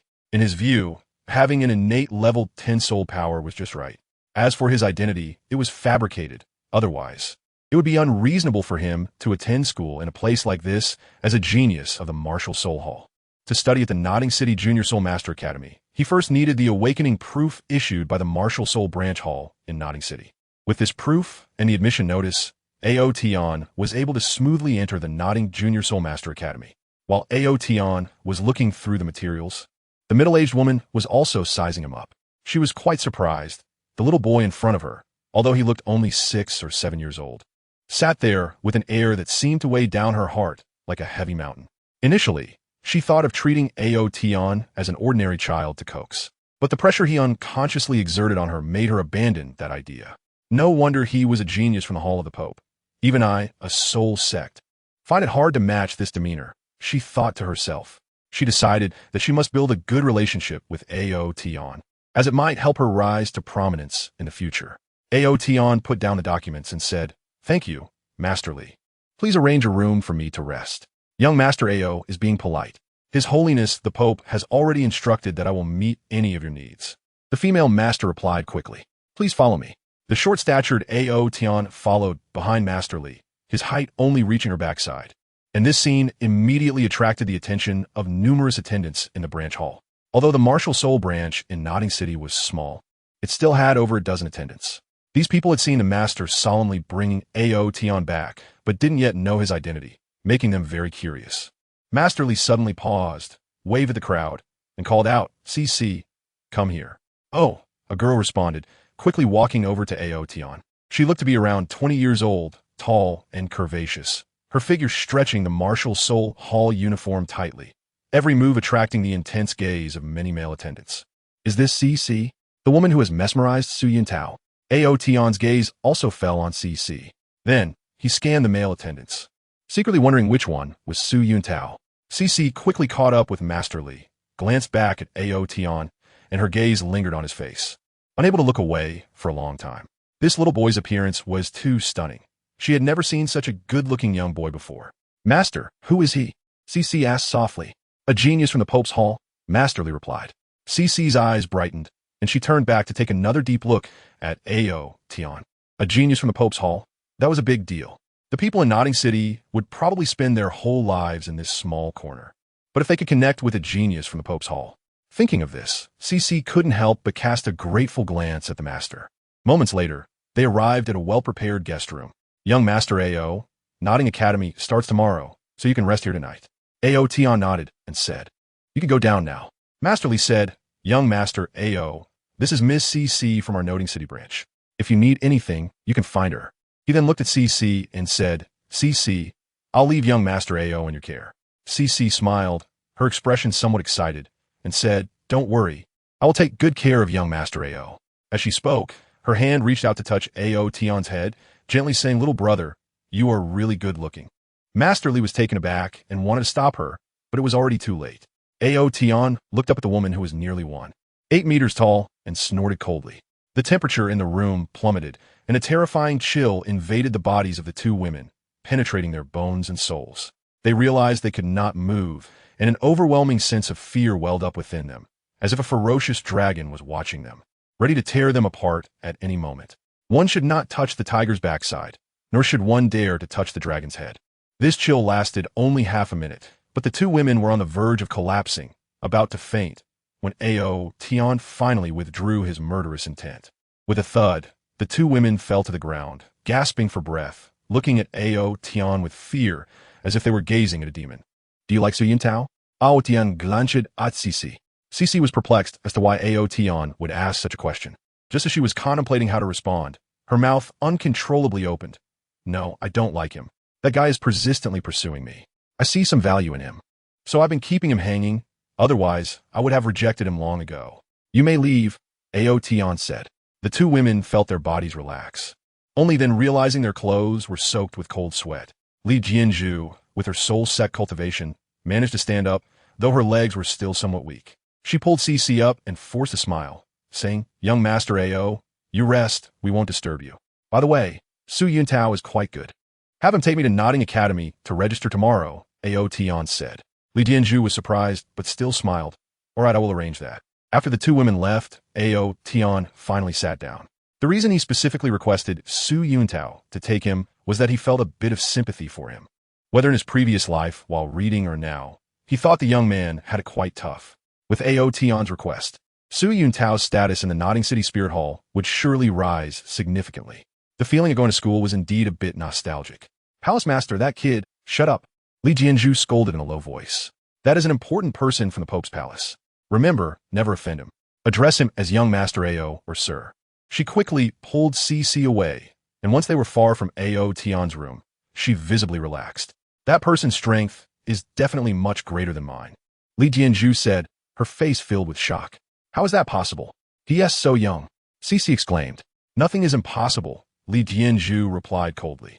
"Do you know that your foolish actions, just now, almost cost us our lives?" Cold sweat broke out on Cici again, and she felt a wave of fear. "Palace Master, I know I was wrong," Cici said, lowering her head. "It's good that you recognize your mistake. Go inform Su Yintao to take Young Master Ao to Nodding Academy tomorrow morning, or should I tell myself? You go back first, and remember, do not let slip Young Master Ao's identity." After saying this, Li Jianzhu hurried away. Cici instantly felt that the Su Yintao who had been around her all day was so handsome and charming. The next morning, when Ao Tian stepped out of his room, Su Yintao was already waiting respectfully at the door. "Good morning, Young Master Ao," Su Yintao called out. Chapter 9. The first meeting with Tang San. Ao Tian nodded slightly and made a sound of acknowledgement. He looked at the young man in front of him, who appeared to be in his 20s, about 8 meters tall, strong and sturdy, and somewhat handsome. "Are you Su Yintao?" Ao Tian asked, his tone resembling that of a superior questioning a subordinate. Su Yintao was already mentally prepared and respectfully replied, "Yes, Young Master Ao. Last night, the Lordly personally sought out Su Yintao and instructed him to take a significant figure from the Pope's palace to Nodding Academy today. Furthermore, Lordly speculated that this young Master Ao's true age might not be 6 years old, and his strength was unfathomable, advising Su Yintao to be extremely careful not to offend Young Master Ao. Thus, Su Yintao did not dare to relax in front of Ao Tian and behaved with great respect. "Young Master Ao, let me take you to breakfast first, and then we will head to Nodding Academy. This way, please." "All right." After breakfast, Su Yintao called for a carriage and personally drove for Ao Tian, heading towards the Nodding Junior Soul Master Academy. "Su Yintao, I heard you're pursuing CC?" A voice came from the carriage. Su Yintao hesitated for a moment and said, "Yes." He didn't know why Young Master Ao was asking this question, but he still answered honestly. It wasn't a secret. Everyone in the Nodding City branch knew. "I asked Cici last night, and she doesn't like you. She just finds you somewhat valuable, which is why she hasn't rejected you for the time being." "Young Master Ao, you must be joking." Su Yintao forced a smile, his expression somewhat unsightly. "Last night, Master Li was also present. If you don't believe me, you can ask her." The smile on Su Yintao's face disappeared, and he fell silent, feeling very stuffy and uncomfortable in his chest. A delicate white hand reached out from the carriage, holding a white pearl the size of a thumb. This is a spirit chi pearl. Keeping it with you will enhance your cultivation speed. With your aptitude, it would be extremely difficult to break through to soul sovereign in this lifetime, but with this pearl, you can at least become a soul king of over level 50. Su Yuntao was shocked and hurriedly said, "Young Master Ao, I can't accept this. Such a precious item is too much for me." Saying this, he pushed Ao Tian's hand back, but his eyes lingered on the pearl, exuding spiritual energy. "Take it," Ao Tian commanded. Su Yuntao involuntarily opened his hand, and the pearl fell into his palm. "This is your reward for taking me to Nodding Academy. With it, you won't have to endure disdain from others in the Wuhuan Hall anymore. You have a full chance to become the branch hall master, or even higher as a sub-hall master." Su Yuntao tightened his grip on the spirit chi pearl, took a deep breath, suppressed his excitement, and gratefully said, "Thank you, young Master Ao. In the future, if you need anything, Su Yuntao is willing to go through fire and water for you, no matter the cost." Ao Tian hummed in agreement. He also thought that Su Yuntao was a decent young man, which was why he gave him a small reward. The place where he had previously slept could be said to be the most spiritually rich location on this planet. For him, things like spirit orbs were insignificant. Some women, despite having little ability, have great ambitions. Take care of yourself. Ao Tian reminded him once more. "Young Master Ao, I understand," Su Yuntao replied. The two did not speak again, and half an hour later, they finally arrived in front of Nodding Academy. "Young Master Ao, we have arrived," Su Yuntao said, getting out of the car and pulling back the curtain. Ao Tianxia got out of the car. The gate of Nottingham Academy was quite grand, with an archway 20 meters wide and over 10 meters high, all built from hard rock. Above the archway, there were 4 large characters, Nottingham Academy. Below the archway, there were 2 large black iron doors, and a young man was dozing off in a corner beside the gate. "Let's go in," Su Yuntao said. Ao Tian nodded and followed Su Yuntao forward. After taking a few steps, he suddenly felt a stir in his heart and said, "Su Yuntao, I can go in by myself. You should return to the spirit hall. If I need anything, I'll come find you." Su Yuntao stopped, turned around, and said, "Young Master Ao, I graduated here before and was an outstanding student. I have a good relationship with many of the teachers. I can help you make an introduction." "No need," Ao Tian raised his hand to stop him. "I can go in alone. You should go back." "All right, if you need any help in the future, you must come find me, so I can repay your great kindness," Su Yuntao said earnestly. Ao Tian waved his hand a few times and said, "Go on, go on." Su Yuntao did not linger and drove the carriage away from Nottingham Academy. Ao Tian did not immediately enter Nottingham Academy, but instead stood at the edge of the open space in front of the academy's gate, his gaze directed towards one end of the street outside. There, an old man and a young person were walking towards him. Ao Tian just heard their conversation, which is why he let Su Yuntao leave first. The old and the young, with the old man having a head full of white hair and a snow-white beard, leaning on a cane and wearing a brand-new outfit, still appeared quite spirited. The child looked about 6 years old, with a thin body and a somewhat waxy complexion, but his eyes were very bright, and he walked with a steady lower body. Compared to the old man, the child's clothes looked quite shabby, nearly faded and patched up in several places. The child had excellent eyesight and spotted the 4 large characters of Nodding Academy from hundreds of meters away. These 2 people were none other than Old Jack from Holy Soul Village and Tang San. How could Ao Tian miss the chance to see the protagonist from the original work? He stood in an inconspicuous spot at the edge, examining Tang San. He knew that soon there would be a show to watch. "Grandpa Jack, we have arrived. Up ahead is Nodding Academy," Tang San pointed out. "Oh, really? We finally made it," Old Jack chuckled. Before long, Tang San and Old Jack arrived at the gate of Nodding Academy, but they were stopped by a young man at the entrance. The young man saw the 2 looking like country bumpkins and felt they were easy to bully, so he wanted to take advantage of them. Old Jack, being a simple rural man, couldn't understand the deep tricks of the city, especially when a young man sarcastically mocked Holy Soul Village. Old Jack immediately became angry. The young man, irritated by Old Jack's lack of awareness, reached out to push him. At that moment, Tang San took action forcefully. In his previous life, as an outer disciple of Tang's sect, Tang San had secretly learned various top-tier skills from the inner sect due to his interest, making it easy for him to deal with the gatekeeper. The tall young man was thrown several meters away by just a few moves from the 6-year-old Tang San. "You little brat, you're asking for it." The young man was furious, having been knocked down by a child, losing all his face and dignity. He got up from the ground and charged at Tang San, his anger clouding his judgment, wanting to teach Tang San a severe lesson. Tang San's eyes gradually turned cold as he slightly raised his left hand. The safety of the silent sleeve arrow hidden in his sleeve already disengaged. As long as he moved the muscles in his arm slightly, the young man's throat would receive a short arrow. According to the Tang Sect's mystical heavenly treasure record rule number 3, once it is confirmed that the other party is an enemy and poses a threat to one's life, one must show no mercy. Otherwise, it would only bring trouble to oneself. In Tang San's view, given this young man's malicious nature and disrespect towards old Jack, he deserved to die. What a ruthless kid, Ao Tian thought to himself, smiling as he watched the scene, already forming a preliminary understanding of Tang San. Chapter 10. Yu Xiaojing and Tang San shock. While old Jack and the gatekeeper were arguing, a middle-aged man stood not far away, frowning and watching silently. This middle-aged man was Yu Xiaojing, with short hair and an ordinary appearance, not much different from before, but he looked much more haggard.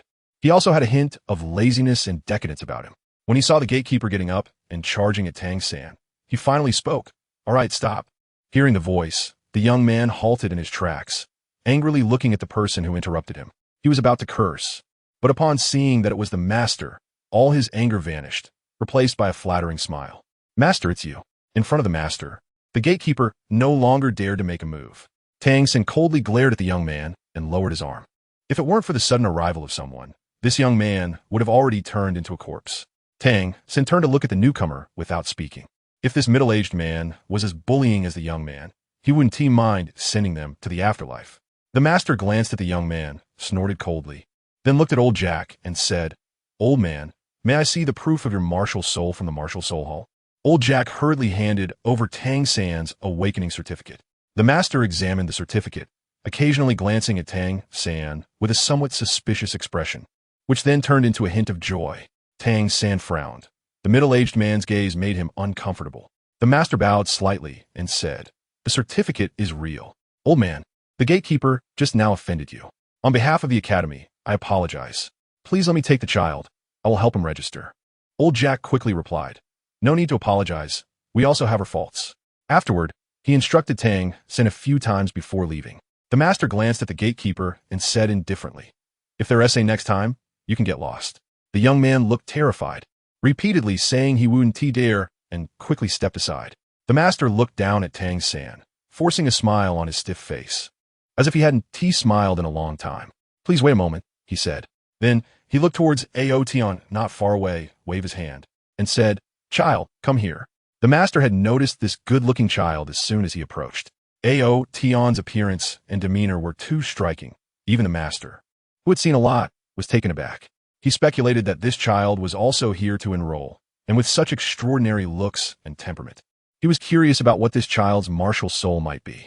Ao Tian heard the master calling him, feeling a bit puzzled, but still walked over. The master had a stiff smile on his face and looked at Ao Tian, who had come before him, asking, "You are here to enroll as well, right?"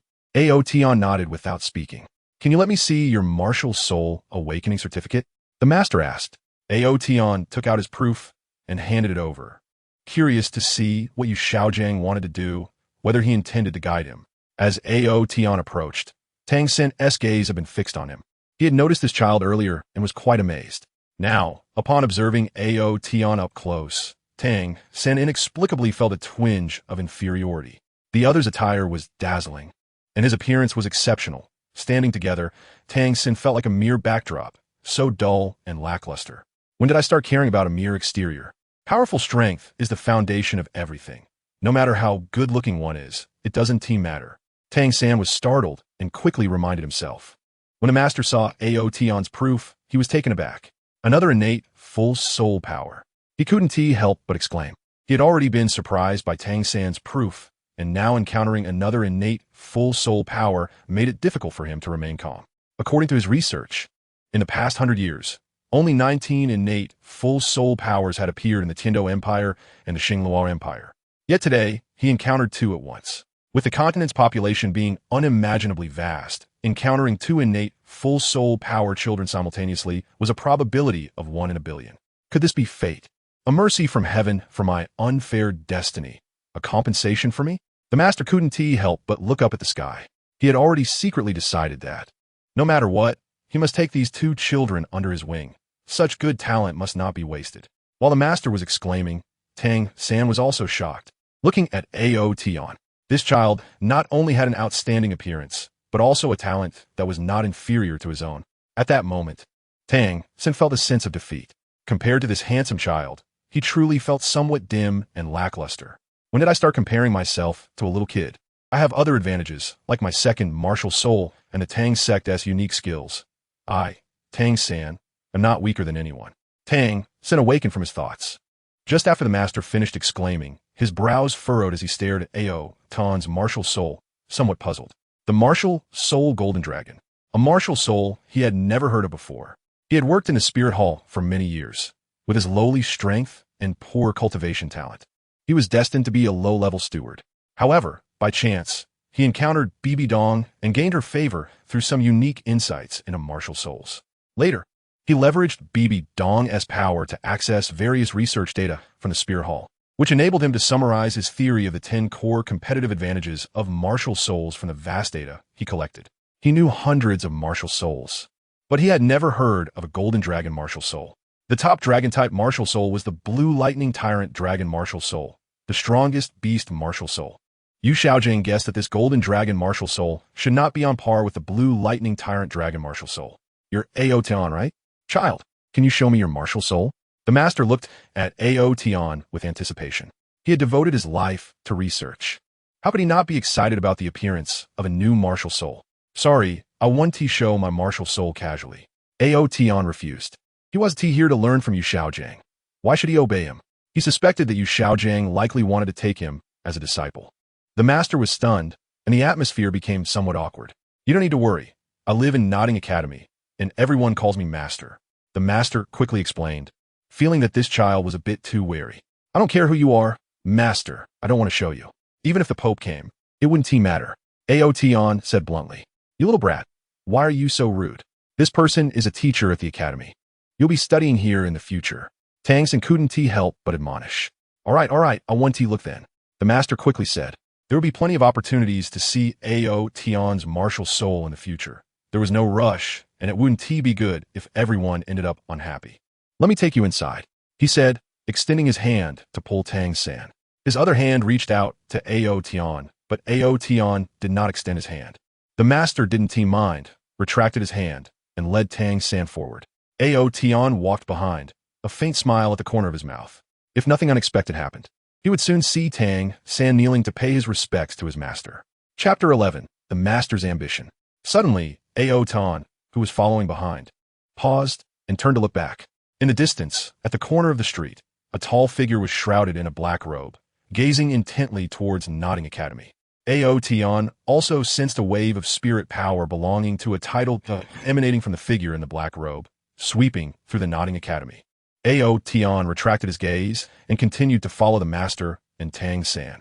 He knew that the person gazing at them was Tang Hao, the #1 genius of the Haotian Sect in a century, a powerful being known as the Haotian. Master, thank you, Tang San said gratefully. The master chuckled and replied, You are mistaken. I am not a teacher from Nodding Academy. Did you not just say you represent the academy? Tang San asked, puzzled. The master shook his head with a smile and said, Not everyone who represents the academy is a teacher. I am merely a guest here, enjoying the food and drink. Others call me master. Then why do they call you master? Because I have studied martial souls for decades and, on the Douluo Continent, when it comes to understanding martial souls, I claim the second position. No one dares to claim the first.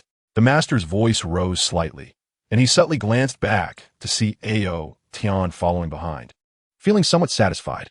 Normally, he wouldn't speak so boastfully, but today was different. He had already made up his mind to take these 2 children as his disciples. However, the child behind was somewhat difficult to converse with, so he could only showcase his extensive knowledge. Children easily idolize powerful figures. If he presented himself as formidable, perhaps these 2 kids would willingly become his disciples. Such talents, if taught by other teachers, would be a waste of their extraordinary gifts. Only he was qualified to be their teacher and train them into unparalleled powerhouses. The master couldn't help but clench his fists. Others called him master, but he knew it was merely a form of mockery. Except for that woman from years ago, no one acknowledged his theories, often treating him as a joke. He had been holding back his frustration for over a decade, and today, he finally saw hope for vindication. As long as he could take these 2 children as disciples and cultivate them into super strong individuals using his theories, Those who mocked his ignorance would be shamed into silence, unable to show their faces. Bibi Dong, you didn't even give me a chance to explain back then. One day, I will stand before you with dignity. Tang San frowned slightly. No matter how he listened, the master's words sounded like bragging. To claim that his understanding of martial souls was the best in the continent was simply too arrogant. Tang San's soul was already that of a 30-something adult, not a clueless 6-year-old child. He was not so easily fooled. In an instant, the good impression he had just formed of the master rapidly dissipated. Ao Tian watched the show from behind, smiling but silent. The three of them walked to the shade of a tree by the roadside. The master noticed that neither Tang San nor Ao Tian spoke and felt a bit strange. Don't you believe it? He asked. Tang San pulled his hand away from the master's grip and said, Master, thank you for helping me just now and for bringing me in. I think I need to report now. The master was taken aback. This was not the reaction of a 6-year-old child. Shouldn't he be admiring him? He turned to look at Ao Tian, only to find Ao Tian wearing a faint smile that seemed somewhat mocking. Just as Tang San was about to leave, the master became anxious and said, Tang San, think about it. You are the third twin martial soul in 100 years on the continent. If you don't receive the right guidance, you will take many detours and waste your great talent. Tang San, who had just lifted his foot to leave, immediately retracted it and turned around, looking at the master with uncertainty. His left hand quietly raised, ready to launch a deadly strike at any moment. The master was completely unaware that he was standing at the gates of death. Seeing that Tang San was drawn back by his words, he smiled and said, Are you wondering how I knew the secret of your twin martial souls? Tang San remained silent, his gaze fixed on the master, with a murderous intent hidden deep in his eyes that only Ao Tian could sense. As long as the master showed even a hint of malice, Tang San would not hesitate to attack. His father had warned him that the secret of the Haotian hammer must never be leaked. Tang San's position was very clever, perfectly utilizing the master to block Ao Tian's view from behind. Even if the master were killed, no one would find out it was him. How could a 6-year-old child kill an adult, especially one who was a soul master? Seeing Tang San's silence, the master confidently said, I have said that no one understands martial souls better than I do. Just based on this certificate, I can deduce the secret of your twin martial souls. Otherwise, I wouldn't deserve to be called a master. He went on to speak a lot of professional knowledge and analyzed his deductions, sounding very convincing. Tang San lowered his arms, his eyes returning to calm, and said, There are exceptions to everything. Perhaps I am the exception outside of your theory? The master shook his head. Impossible. In the past 100 years, there have been 19 innate, full soul power individuals on the Douluo Continent. I have studied their martial souls carefully, and none of them were anything but powerful. Your blue-silver grass martial soul is very ordinary and cannot meet the conditions for innate full soul power. So I conclude that you must have another powerful martial soul. Tang San's gaze towards the master gradually became respectful. Suddenly, he took a step back, knelt down with a thud, and forcefully knocked his head 3 times towards the master. The master was stunned, not understanding why Tang San suddenly knelt and bowed to him. What are you doing? He hurriedly tried to pull Tang San up. Tang San's expression was resolute as he respectfully called out, Master, I wish to learn from you. Please take me as your disciple. In those few minutes, he had been convinced by the master's rich theoretical knowledge. He already had great talent. What he lacked was the knowledge of cultivation. With such a wise man as his teacher, he would avoid many detours. The master smiled with satisfaction, pulling Tang San up and saying, Bowing is a gesture of respect for kings and parents. You only need to bow. But Tang San, with a serious expression, said, Once a teacher, always a father. I should perform this great courtesy to you. The master was immediately moved, laughing heartily. Good, very good. I really have a good disciple. Tang San also smiled. He had been somewhat confused about his upcoming life in the academy. Now, having taken the master as his teacher, he suddenly had direction. The master suddenly remembered another little genius and quickly turned around, looking at Ao Tian expectantly. Tang San frowned slightly, unsure if it was because Ao Tian had previously refused to show his martial soul to the master, but he felt somewhat disapproving of this good-looking boy. Tang San also guessed the master's intention to take Ao Tian as his disciple. Ao Tian smiled, meeting the master's gaze. The master said, Ao Tian, if you want to become a powerful soul master, then study with me alongside Tang San. Ao Tian shook his head and smiled, saying, Sorry, I refuse. Chapter 12. The smile on the master's face froze, and after several seconds, he asked, Why? He was puzzled. Did the impressive theories he just mentioned not inspire even a little admiration in this child? Ao Tian's expression suddenly became serious as he said, "In this world, no one is worthy of being my teacher." Arrogant. This word couldn't help but spring to Tang San's mind. The master furrowed his brows deeply and said, "Little friend, it is not easy to cultivate as a soul master. If you have a wise teacher to guide you, it will be twice the result with half the effort. A soul master can only have one master in their lifetime. Otherwise, they will not be accepted by the world. When it comes to teaching, no one can do it better than I can." Ao Tian smiled and looked at the master, saying, "How can you prove that your theory is definitely correct?" The master replied, "Just now you also saw that I could infer the fact of Tang San's twin martial souls based solely on one piece of evidence. Isn't that enough to prove that my theory is correct?" Ao Tian shook his head and said, "The path of cultivation is full of endless possibilities. Your theories are only suitable for those with mediocre talent. They are useless to me. Such a big boast, just a mere innate full soul power." Speaking as if it were unique in the world, Tang San couldn't help but say. Ao Tian glanced at Tang San and said lightly, "With my innate full soul power, it's easy to deal with you." "Oh really? Why not give it a try?" Tang San, not willing to back down, had long been intolerant of Ao Tian's arrogance. Especially since he had already taken Master as his teacher, Ao Tian's disrespect towards Master made him, as a disciple, feel responsible to seek justice. Ao Tian shook his head and said, "Even if I give you 100 years, you will never be my match." "All right, stop arguing. You will still be classmates in the future." The master intervened to mediate. He looked at Ao Tian and said, "How about we make a bet? If you lose, you will willingly become my disciple. How about that?" Ao Tian became interested and said, "If you lose, you must admit that your theory has shortcomings." "All right, it's a deal," the master replied happily. "What are the rules of the bet?" Ao Tian asked. The master said, "You and Tang San both have innate level 10 soul power, and we will set a time limit of 1 year. Tang San will accept my guidance, and after a year, if either your soul power or combat ability exceeds Tang San's, you win. Otherwise, I win." The master was confident, even having thought about the development direction of Tang San's blue silvergrass. In a one-on-one situation, control-type soul masters are the strongest. Therefore, he felt that his theory had already placed him in an unbeatable position. He even thought that this might be a bit unfair to the proud child. However, considering it was for the good of this arrogant kid, he felt reassured. "This bet is interesting. I, Ao Tian, accept it. You all better be ready to admit defeat." Ao Tian said. Tang San couldn't help but snort coldly. This child repeatedly showed a lack of regard for others and spoke with astonishing arrogance. He couldn't understand what kind of upbringing could produce such an impolite child. The master was in a great mood. Today was the happiest day he had had in years. Not only had he acquired a genius disciple in Tang San, but another little genius was also destined to be his. "Let's go. I'll take you to register at the Academic Affairs office," the master said with a smile, taking Tang San's hand. Ao Tian leisurely followed behind, his gaze sweeping across the academy, where scenes of students chasing and playing filled him with emotion.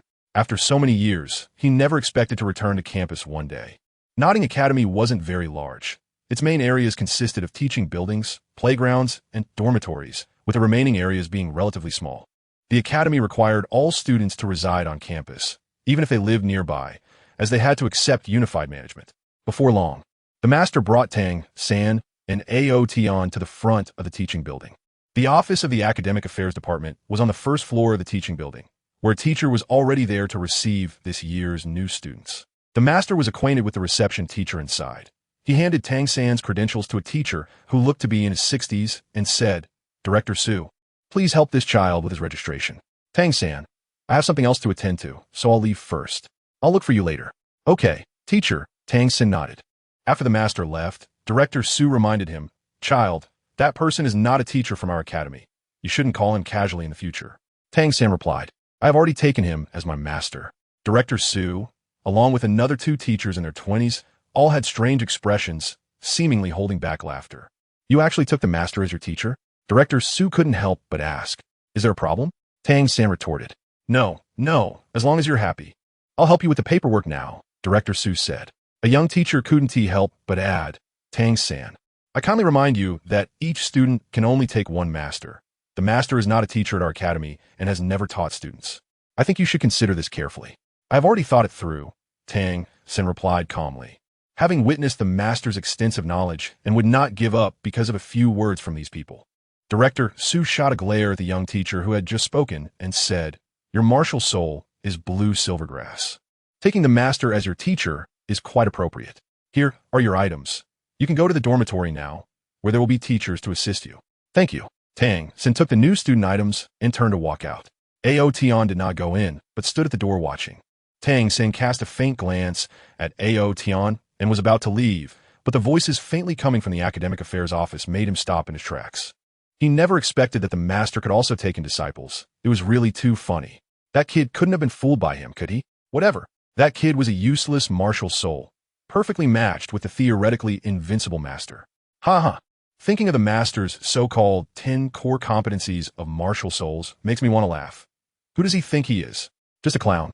Director Su reprimanded. "Shut up. The master is a friend of the principal and not someone you can casually evaluate." The inside instantly fell silent. Tang San's lips curled slightly, revealing a hint of sarcasm and disdain. In his eyes, those few people inside were the real clowns. Did the master really think it was simple to uncover the secret of his twin martial souls just from a certificate? Tang San casually glanced at Ao Tian again and prepared to leave, clearly looking down on him. Ao Tian immediately became cheerful and said, "Tang San, the master's theories are not necessarily all correct. Moreover, I heard that the master once worked at the Spear Hall, but was expelled for attempting to defile the saintess, who is now the Pope." Tang San stopped in his tracks, suddenly turned around, and glared at Ao Tian with two flashes of purple light flickering in his eyes. A faint sense of pressure emanating towards Ao Tian. "Apologize." Tang San stepped forward, his momentum surging, his words filled with a commanding tone. "I'm speaking the truth. Why should I apologize?" Ao Tian looked at Tang San with great interest. To insult a teacher is like insulting one's parents. If you don't apologize, I'll make you apologize. And also teach your uncultured self a lesson on behalf of your parents. Tang San's imposing aura surged, his eyes like two sharp swords, highly intimidating. If it were an ordinary child, they would probably be trembling in fear by now. Ao Tian remained unmoved and chuckled. "Then go ahead and try." Chapter 13, Meeting Xiao Wu for the first time. "What is going on?" Director Su, who was over 60 years old, stepped out. Tang San and Ao Tian were speaking without deliberately lowering their voices, and Director Su, with considerable cultivation, heard their earlier tense exchange. As soon as he stepped out, he saw Tang San and a child with their back to him. "Tang San, it's only your first day of school, and you want to break the rules? Do you want me to call your father?" Director Su's voice was stern. Tang San could only give up on the idea of teaching Ao Tian a lesson, giving Ao Tian a deep look before turning to leave. "This child is really too rude," Director Su muttered to himself. He lowered his head, looked at Ao Tian's small figure, reached out to pat Ao Tian's head, and said, "You're here to register too, right? Come on in." Ao Tian seemed to have eyes on the back of his head, avoiding that big hand and turning around. Director Su was momentarily speechless, astonished by Ao Tian's appearance. Having lived for over 60 years, he had never seen such a good-looking child. It wasn't until Ao Tian walked into the office that Director Su came to his senses and hurriedly followed him in. The two young teachers who were chatting inside instantly forgot what they were saying when they saw Ao Tian enter, their attention focused entirely on him. How could there be such a good-looking child? One of them couldn't help but exclaim. Director Su bent down, smiling as he said, "Little friend, please show me your credentials." His demeanor was clearly much more enthusiastic than when he had received Tang San earlier. Ao Tian handed over his martial soul awakening certificate. Director Su took it, returned to his seat, and focused on the certificate in his hand. The other two young teachers, who were very interested in Ao Tian, also leaned over. The moment they saw Ao Tian's innate spirit power, all three of them couldn't help but gasp in shock. An innate full spirit power, yet another innate full spirit power. Moreover, the martial soul was a type called Golden Dragon. They didn't know what the Golden Dragon martial soul was, but since it was related to dragons, it must be extraordinary. The most powerful dragon martial soul was the Blue Lightning Tyrant Dragon martial soul, known as the strongest beast martial soul. There were a few other types of dragon martial souls that, although not as strong as the Blue Lightning Tyrant Dragon, were also formidable. These teachers knew about several dragon martial souls on the Douluo Continent, but they had never heard of the Golden Dragon martial soul. They speculated that it must be a mutated martial soul that had never appeared before. Thinking of this, the three teachers couldn't help but feel excited. "Ao Tian, can you show us your martial soul?" Director Su asked. Ao Tian nodded, and a phantom golden dragon formed behind him, gathering divine power. The three teachers' eyes lit up with excitement, their bodies trembling slightly.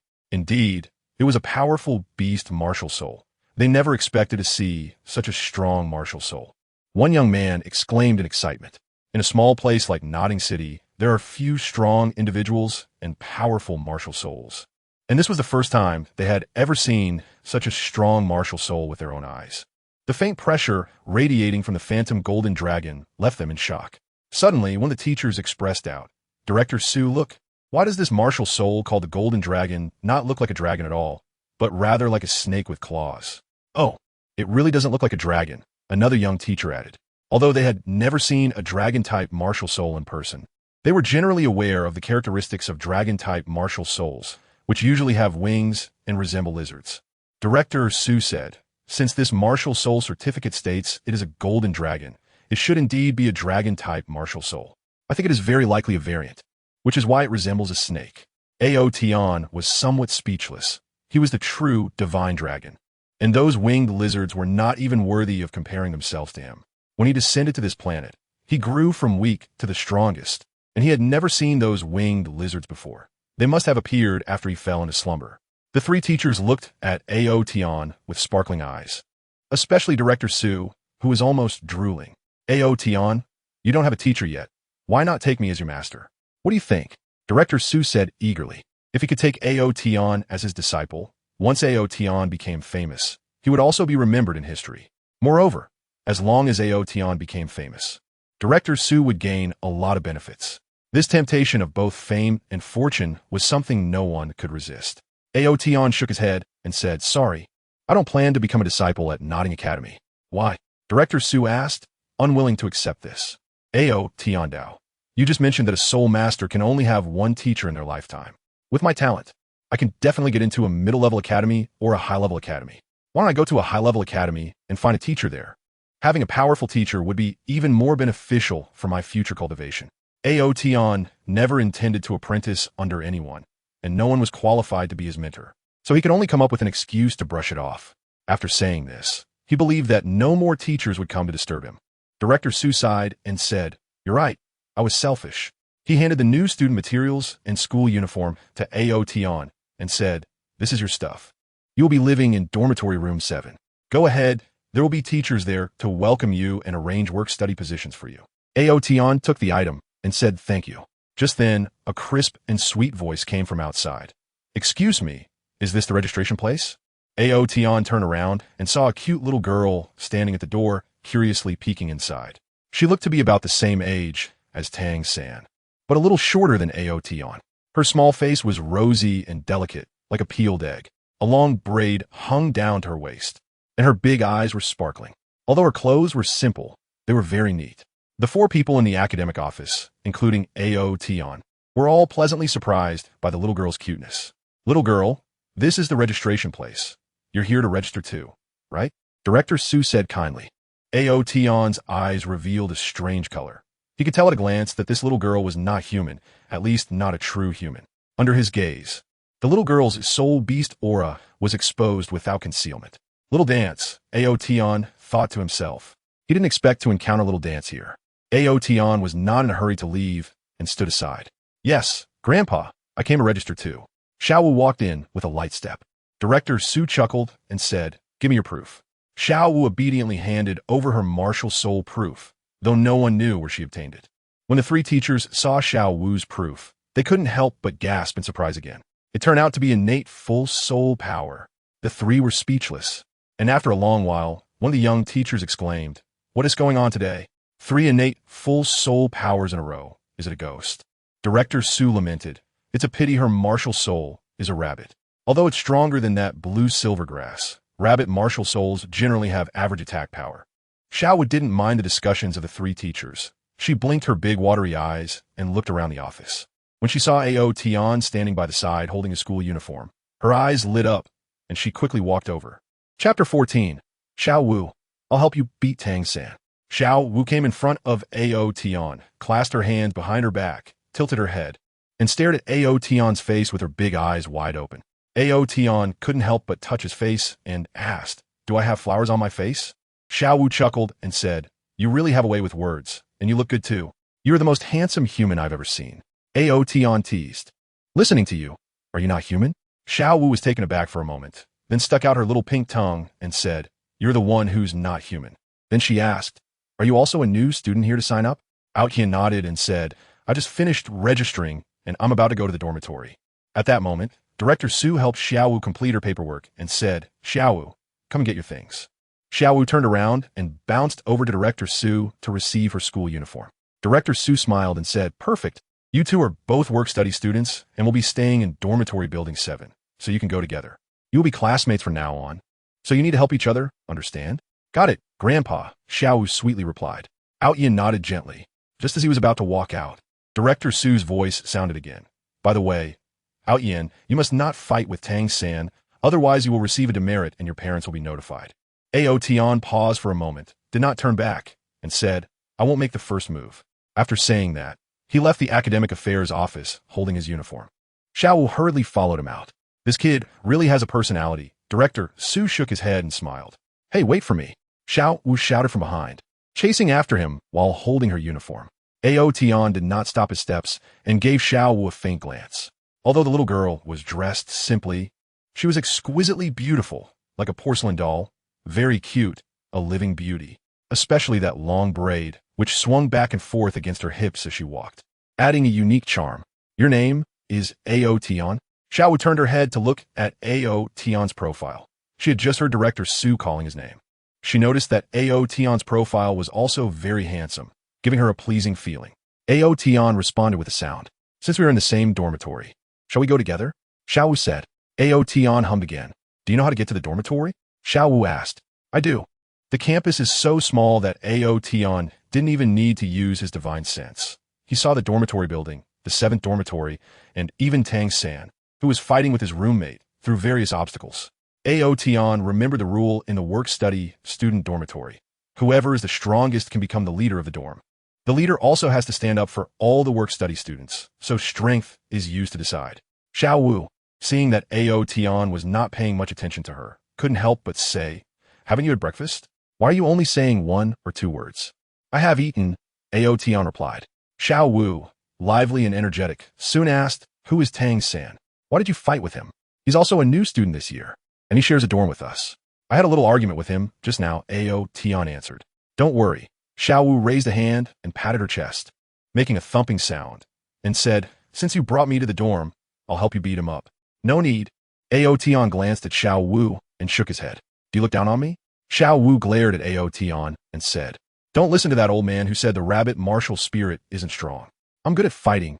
You might not even be able to beat me." "All right, then I'll let you have it," Ao Tian said. "So, that means we are friends now. You're my first friend," Xiao Wu said excitedly. For some reason, from the moment she saw Ao Tian, she found him very pleasant to look at. At this time, the academy had become lively, with students returning to school everywhere. When they saw Ao Tian and Xiao Wu together, they were immediately attracted and began to point and discuss. Xiao Wu also noticed the unusual attention and asked, "Why are those people talking about us?" "They're talking about me," Ao Tian replied. "Why?" Xiao Wu asked. "Because I'm good-looking."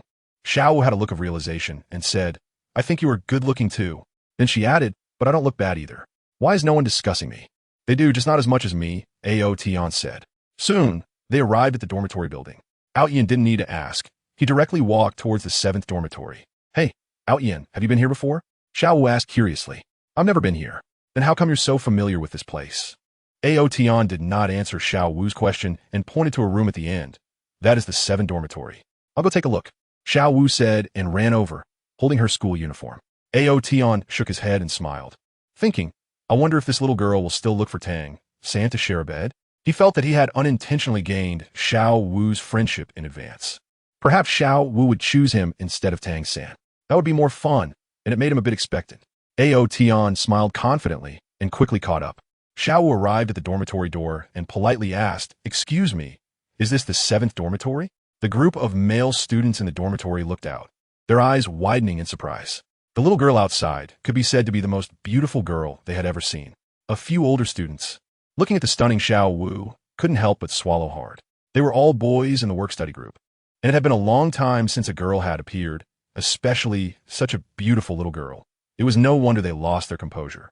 The oldest student in the dormitory, Wang Sheng, quickly said, "Yes, yes, this is the 7th dormitory." Including him, many male students began to get excited. "Hello, my name is Xiao Wu." As in the dance, Xiao Wu said with a sweet smile. "Hello, hello." The boys continuously responded. Even mature Tang San couldn't help but glance at Xiao Wu a few more times, internally admitting the cuteness of this little girl. Just then, Ao Tian arrived behind Xiao Wu, and everyone's gaze shifted to him. A collective gasp echoed in the room. How could he be so handsome? Someone couldn't help but exclaim, their voice filled with envy and jealousy. Those who had been thinking about how to get closer to Xiao Wu suddenly lost their confidence upon seeing Ao Tian. A hint of a smile appeared on Tang San's face. Just now, Ao Tian had good luck with the teacher helping him out. Now that they were here, he wouldn't be so lucky. It was just right to use the rules of the 7th dormitory to teach Ao Tian a lesson. A kid who was so full of himself needed to be educated, or he might grow up to be a disaster. Before Ao Tian and Xiao Wu arrived, Tang San had already defeated the original strongest student, Wang Sheng, and became the dormitory leader. Wang Sheng quietly nudged Tang San and said, "Boss, it's your turn to show off. Give them a warning." Tang San nodded and stepped forward confidently. Chapter 15. Tang San challenged. Tang San took a few steps forward, standing in front of everyone, facing Xiao Wu. "Hello, my name is Tang San." He had spent over 20 years in his previous life immersed in the study of hidden weapons and had never communicated with girls. Now, facing such a beautiful Xiao Wu, he felt a bit nervous. "What is your martial spirit?" he continued to ask. Xiao Wu glanced at Ao Tian beside her and said, "My martial spirit is a rabbit." Tang San smiled and said, "What a coincidence. My martial spirit is blue silvergrass, which just happens to be the food for your martial spirit." Xiao Wu couldn't help but chuckle, saying, "You and Ao Tian are the same. You're really interesting." Only then did Tang San look at Ao Tian and say, "Ao Tian, the matter from before is not over. You still owe my teacher an apology." Ao Tian leaned lazily against the doorframe and said, "What if I don't apologize? Then I'll beat you until you do. It's just that we have a tradition in our dormitory. New arrivals must accept the challenge from the dorm leader. If you win, you can become the new leader. I just defeated Wang Sheng and became the leader. So now I'm challenging you." Tang San provocatively looked at Ao Tian. He had roughly understood Ao Tian's character, proud, arrogant, and dismissive of everything, so he would definitely not refuse. Besides wanting Ao Tian to apologize, Tang San had another reason for challenging him. Master wanted to take Ao Tian as a disciple and had already set up a betting match with him. Tang San believed that with his Xin Tian Gong and Master's guidance, the bet was bound to be won by the Master. Therefore, Ao Tian would definitely become Master's second disciple, and as a senior, Tang San felt it was his duty to teach this future junior a lesson. "Winning makes you the leader? Sounds fun. I accept your challenge," Xiao Wu said excitedly. After saying this, she turned her head and winked at Ao Tian, revealing 2 shallow dimples on her face, which was very cute. Tang San was taken aback and said, "I'm challenging Ao Tian." Xiao Wu replied, "Didn't you just say that it's a tradition in the dorm? New arrivals must accept the challenge. I'm also a new arrival, so why can't I accept your challenge?" "I don't hit girls," Tang San said, as he still had some chivalry in his heart. It wouldn't be good if such a beautiful and cute girl cried after being hit. "Do you look down on girls?" Xiao Wu was angry, her little eyebrows almost standing up. She threw her school uniform into Ao Tian's arms, put her hands on her hips, and glared at Tang San. "That's not what I meant." Tang San was about to explain when he saw Xiao Wu charging at him. "Since you look down on girls, let me show you my strength." With that, Xiao was already in front of Tang San, executing a high kick aimed at his chin. This move showcased her flexibility, and her right leg kicked out at an incredibly fast speed, startling Tang San. His expression turned serious in an instant. He realized this girl was not simple. Facing Xiao Wu's kick, Tang San quickly grabbed with his left hand, pulling her in while his right shoulder lunged toward her chest. He used techniques of borrowing strength and sticking to the opponent. And as a boy who had trained since childhood and had practiced iron work with his father for several months, his strength was naturally beyond Xiao Wu's. As long as he made contact with her, she would undoubtedly lose. However, just as his left hand grabbed Xiao Wu's right foot, he found that things were beyond his expectations. He was originally supposed to grab her pant leg, but her skin was so smooth that he couldn't hold on to it. Tang San reacted quickly, tilting his head to avoid Xiao Wu's kick. Xiao Wu's lips curled into a slight smile as her missed kick landed on Tang San's left shoulder, and her remaining left foot also flew up, locking around Tang San's neck. The contact of her smooth skin with his neck caused Tang San's emotions to fluctuate for a moment. It was this brief moment of distraction that led him to fail to react in time. Xiao Wu locked her feet around Tang San's neck and, using the unique strength of her waist, flung him away. Tang San was thrown several meters away, landing on the ground in a bit of a mess. Though he had the Xian Gong protecting him and wasn't hurt, he felt embarrassed. I actually lost. Tang San felt somewhat helpless. He knew Xiao Wu had held back just now. He stood up, brushed off the dust from his pants, and said, I lost. Now you are the leader of our dormitory. The other male students were completely shocked, especially Wang Sheng, who had just experienced Tang San's formidable combat power. Yet, such a terrifying Tang San had no power to resist against this girl, losing in just one encounter. The boys looked at Xiao Wu with a hint of fear in their eyes. Hee, serves you right for looking down on girls. Xiao Wu stuck out her tongue at Tang San, then looked at Ao Tian, raising her fair chin as if to take credit, saying, How about that? I told you I would help you beat Tang San. Ao Tian smiled and gave a thumbs up, not bad. Tang San couldn't help but glance at Ao Tian and frowned. Ao Tian, you actually let a girl stand up for you, aren't you embarrassed? Ao Tian touched his face and said, Not red. Tang San pointed at Ao Tian, speechless with anger. He realized that Ao Tian was not only arrogant, but also shameless. The other boys looked at Ao Tian with different eyes. Just a moment ago, they were envious and jealous of him, but now there was an added layer of disdain. They looked down on him the most for relying on women to get ahead, considering him a pretty boy. Wang Sheng's eyes turned, and he approached Xiao Wu, saying, Boss, according to the rules, Ao Tian still has to accept your challenge. Oh, is that so? Xiao Wu looked at the 11 or 12-year-old boy. Wang Sheng scratched his head and confirmed, Yes, this is a tradition in our dormitory. The other boys nodded in agreement, saying in unison, Yes. Xiao Wu looked at Ao Tian with an innocent expression, as if to say, I'm sorry, this has nothing to do with me. Just as she was about to challenge Ao Tian, Tang San spoke up. Boss Xiao Wu, if you don't want to fight, then let me handle it. After saying that, he looked at Wang Sheng and asked, Is this in accordance with the rules? Wang Sheng had already understood from the earlier conversation between Tang San and Ao Tian that there was friction between the two, and since he was also a bit displeased with Ao Tian, he nodded and said, It complies with the rules. If Ao Tian loses to you, then there's no need for the boss to step in. Then I'll take action, Xiao Wu said. If she fought Ao Tian, she could go easy on him. She was worried about what would happen if Tang San fought Ao Tian, as she sensed that Tang San was very strong and was concerned that Ao Tian wouldn't be able to handle it. Boss, let Tang San take action. So you don't have to trouble yourself, the others chimed in. Xiao Wu looked at Ao Tian helplessly. Ao Tian shrugged and walked in, handing the school uniform to Xiao Wu, saying, Then I'll have a match with Tang San. Are you up for it? Xiao Wu leaned in and whispered in Ao Tian's ear. Are you sure? Haha, don't worry. Ao Tian found Xiao Wu very cute and couldn't help but ruffle her hair a few times. Xiao Wu's face turned red, and she leaned back slightly, giving Ao Tian a glare that was both playful and reproachful. Ao Tian smiled slightly and stood in front of Tang San. You wanted to teach me a lesson, right? Then go ahead. Tang San said, Ao Tian, you may think that your innate full soul power and beast martial soul are impressive, but you shouldn't be arrogant. Remember that there are heavens beyond the heavens and people beyond people. With your personality, you will eventually suffer a great loss one day. Ao Tian said nonchalantly, I am proud because I have the capital to be proud. Tang San shook his head, looking a bit disappointed, and said, You will definitely lose the bet with the teacher. You are destined to become the teacher's disciple. Since that's the case, I have the responsibility to discipline you. Ao Tian was a bit annoyed and said, Stop being so wordy, let us just fight. Chapter 16. Tang San gets bullied. Tang San's unfinished words were suddenly choked in his throat. All right, Tang San replied in a deep voice. He decided that today he would make Ao Tian taste the pain of defeat and force him to lower that proud head. You go first. Tang San calmly looked at Ao Tian. During his earlier battle with Xiao Wu, Tang San had never encountered such strange soft techniques, which caught him off guard and led to a significant loss. If he had another chance, he was confident he could defeat Xiao Wu. As for facing Ao Tian, Tang San felt no pressure. If he couldn't even defeat a 6-year-old child, then he would be unworthy of being a disciple of the Tang Sect and would have wasted 2 lives.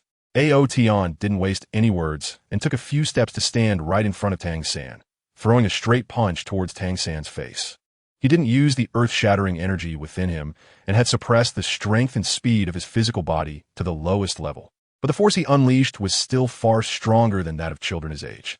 His body was even harder than the strongest metal in the world. He tried his best to control his strength, not wanting to blow Tang San away with a single punch. Tang San slightly curled the corner of his mouth. He had never been afraid of anyone in a contest of strength. Although he was small, he had been swinging the forging hammer thousands of times every day for the past 3 months, and his strength had already been trained to an astonishing level. Because of this, when facing Ao Tian's punch, he chose not to use any other techniques, instead meeting Ao Tian's fist with one of his own. He believed that only by defeating Ao Tian with the same means could he deal the heaviest blow to Ao Tian's proud heart. The other boys watching couldn't help but clench their fists, eagerly anticipating Tang San to defeat Ao Tian with a single punch. Ao Tian is so handsome that it's almost ridiculous, while Tang San looks ordinary. Under the psychological influence, these people hesitated not at all and stood by Tang San, who looked just as ordinary as they did. Xiao Wu, with her big eyes, stared intently at Tang San and Ao Tian, feeling a bit worried that her newly made friend might get hurt. Tang San was full of confidence as his fist collided with Ao Tian's. With a loud bang, the faint smile on Tang San's face froze, and he was sent flying backward. Meanwhile, Ao Tian remained in his punching stance, his body not even trembling. Like an immovable mountain, everyone, including Xiao Wu, was stunned. The oldest among them, Wang Sheng, unconsciously opened his mouth. He knew Tang San's strength the best. During the earlier battle, he had used his martial soul and, relying on the power of the battle tiger, still lost to Tang San's strength. Now, to think that Tang San was actually knocked away by Ao Tian with a single punch was unimaginable for Wang Sheng. He couldn't help but wonder what would happen if he faced that punch himself. It turns out he not only looks good, but is also so strong. I was worried for nothing, Xiao Wu thought. Among everyone, the most shocked was still Tang San. During the backward flight, he was completely dazed, and his entire arm felt almost numb. With a bang, he crashed onto a bed, which finally brought him back to his senses. He quickly stabilized himself, sitting on the bed and staring in shock at the calm Ao Tian standing there. Just at the moment of collision with Ao Tian, he felt the terrifying strength of Ao Tian, which was not something a 6-year-old child should possess. Even adult men might not have such great strength. Moreover, that punch felt as if it had struck the hardest refined iron. The hardness of Ao Tian's fist exceeded his imagination. He finally understood that Ao Tian's pride was genuinely backed by strength. The numbness in his right arm forced Tang San to operate his Xiantian skill with all his might, slowly regaining feeling. How about it? Do you want to keep fighting? Ao Tian asked with a smile, looking at Tang San. Tang San's face flushed with embarrassment. He had just said he would teach Ao Tian a lesson. Yet, after just one move, he was sent flying, completely losing in terms of strength to Ao Tian. He got off the bed and said, "You merely have an advantage in strength. A battle cannot be won solely by strength." Ao Tian nodded and said, "You're right. Battles can't rely solely on strength. So, are you planning to win against me with skill?" Tang San shook his arms and replied, "That was just a warm-up. The battle has only just begun." Even though he was at a disadvantage in the first round, Tang San remained confident. He had lived for over 20 years in his previous life, and having been in the Tang Sect, a top-tier sect, his combat skills were naturally not something a 6-year-old child could compare to. Ao Tian's power, no matter how great, is merely brute force in Tang San's eyes. He has faced such opponents in his past life before. "Let's get started. I don't have that much time to play with you," Ao Tian said lightly. Tang San stopped wasting words, his feet moving in a strange pattern, not advancing in a straight line, making it hard to decipher. This was his unique footwork. Ghost Shadow Mysterious Steps. Ghost Shadow Mysterious Steps was not good at linear acceleration, but it excelled in being bizarre and ever-changing, making it very suitable for close combat, leaving opponents defenseless. In the blink of an eye, Tang San had already closed in on Ao Tian. He didn't attack from a front, but began to circle around Ao Tian. Tang San's speed was so fast that even I couldn't tell when or from where he would attack. Wang Sheng exclaimed in amazement. He finally understood that Tang San had hidden so much strength during their battle. Then why doesn't Ao Tian take the initiative to attack? Another person asked. "You're overthinking it." Wang Sheng replied. Ao Tian doesn't even know from where Tang San will attack. How could he possibly hit him? Just as Wang Sheng finished speaking, everyone heard a loud bang, and a figure was sent flying. On the battlefield, Ao Tian still maintained his punching stance, while Tang San had already crashed onto a bed. His chest bore the brunt of Ao Tian's strike, causing a dull pain, and he coughed violently. He looked bewildered, not understanding how Ao Tian had captured his movement trajectory. After coughing for a while, Tang San finally caught his breath, pushed himself up with both hands, and charged at Ao Tian once more. His hands had turned the color of white jade, the Tang Sect's ultimate skill, Mystic Jade Hands. When Mystic Jade Hands were unleashed, Tang San's hands would become impervious to water and fire, with hardness comparable to metal. Tang San's expression was more serious than ever. Having been knocked away by Ao Tian twice, he could no longer save face.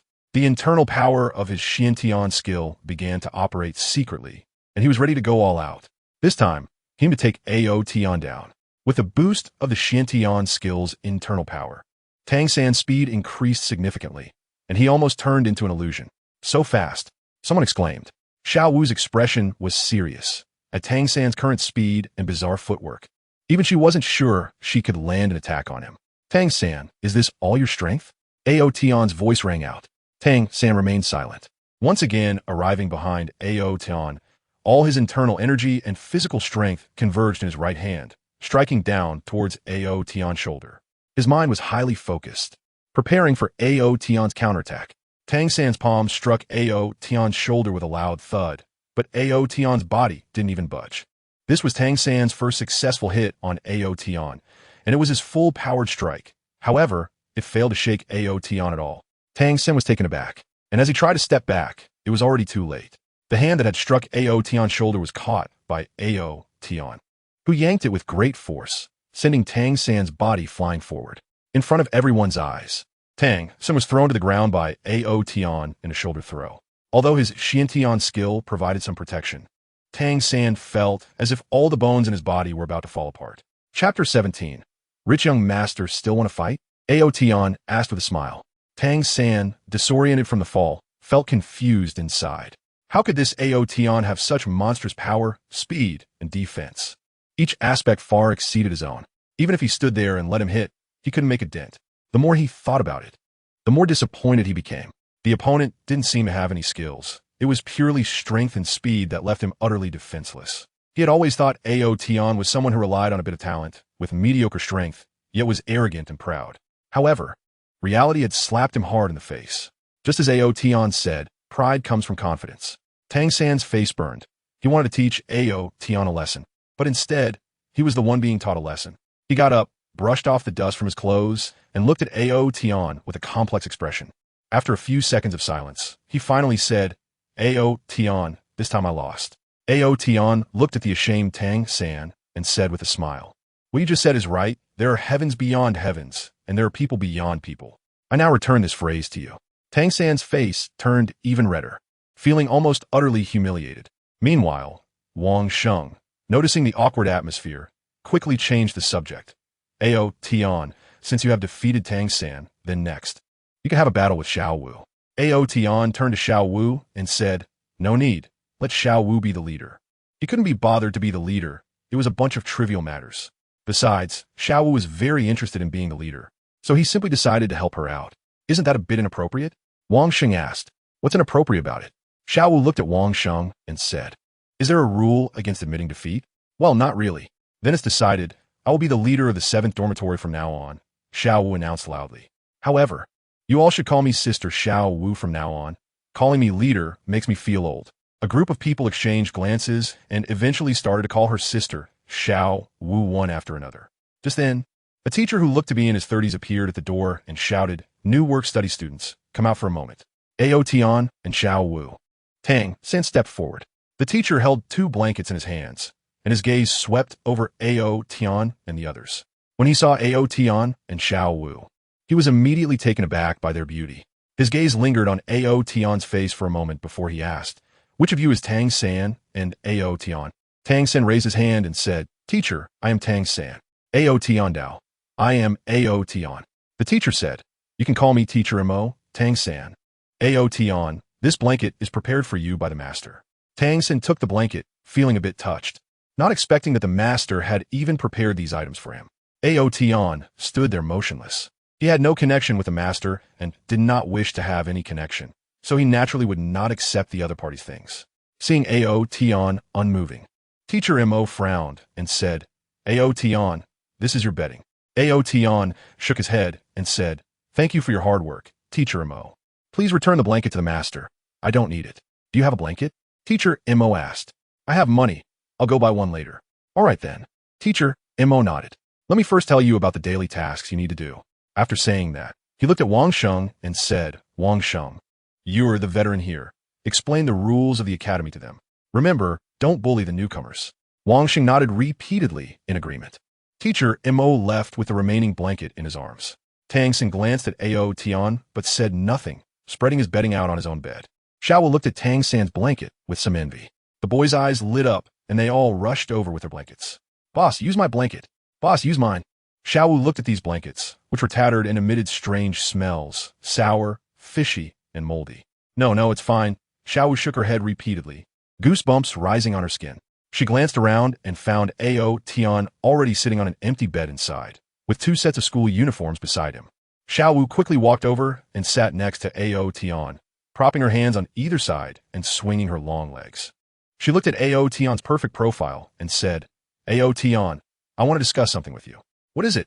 Ao Tian turned to look at the little girl. You said you have money earlier. Can you lend me some first? I also want to buy a blanket. Don't worry. Teacher Mo said we earn 10 copper soul coins for our work every day, so I could pay you back soon. Xiao blinked her big, watery eyes, looking at Ao Tian expectantly. At this time, the weather had already turned to autumn, and it was quite chilly at night. Without a blanket, it would be tough. I was just joking. I actually don't have any money. Ah, Xiao Wu exclaimed, attracting the attention of others. Then why didn't you take the blanket that the master offered you earlier? Tang San, who was tidying up his bed, quietly perked up his ears, wanted to hear how Ao Tian would respond. Ao Tian shrugged and said, You just heard Tang San say that the master wants to take me as his disciple, but I don't want to be his student, so how can I take his things? Xiao Wu nodded her head, agreeing that it made sense. But then she pouted and said, What about the blanket? It's very cold at night. Ao Tian glanced at Xiao Wu's delicate body and teased, How about we cuddle together at night for warmth? Xiao Wu's face flushed, and she jumped off the bed. You scoundrel. She stomped her foot, grabbed her school uniform, and ran to the bed next door. Occasionally, her gaze drifted towards Tang San's bed diagonally across, feeling a bit envious. Ao Tian stood up with a hint of a smile at the corner of his mouth and gently ran his hand over the bed. A soft and luxurious mattress appeared on the bed, and everyone who saw this couldn't help but exclaim in surprise. All eyes were once again drawn to Ao Tian. Xiao jumped forcefully from her bed onto Ao Tian's mattress. Ao Tian, where did you get this mattress? Oh, it's so comfortable. Xiao Wu couldn't help but lie down on it, rolling around and occasionally letting out excited squeals. Tang San, who was tidying up the bedding, was stunned, standing there like a wooden chicken. He had just looked over at Ao Tian and saw him conjure up a mattress like magic.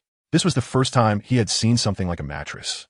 He usually just spread a mat directly on the wooden board to sleep, having heard that mattresses were a luxury that only wealthy people could enjoy. Wang Sheng and the others couldn't help but swallow hard, gazing at the magnificent mattress, wondering about Ao Tian's true identity.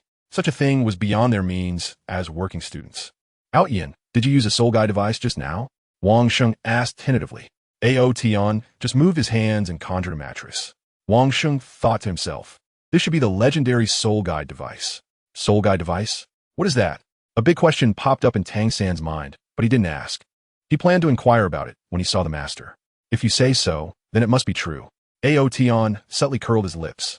He wouldn't use such a low-level thing as a soul guide device.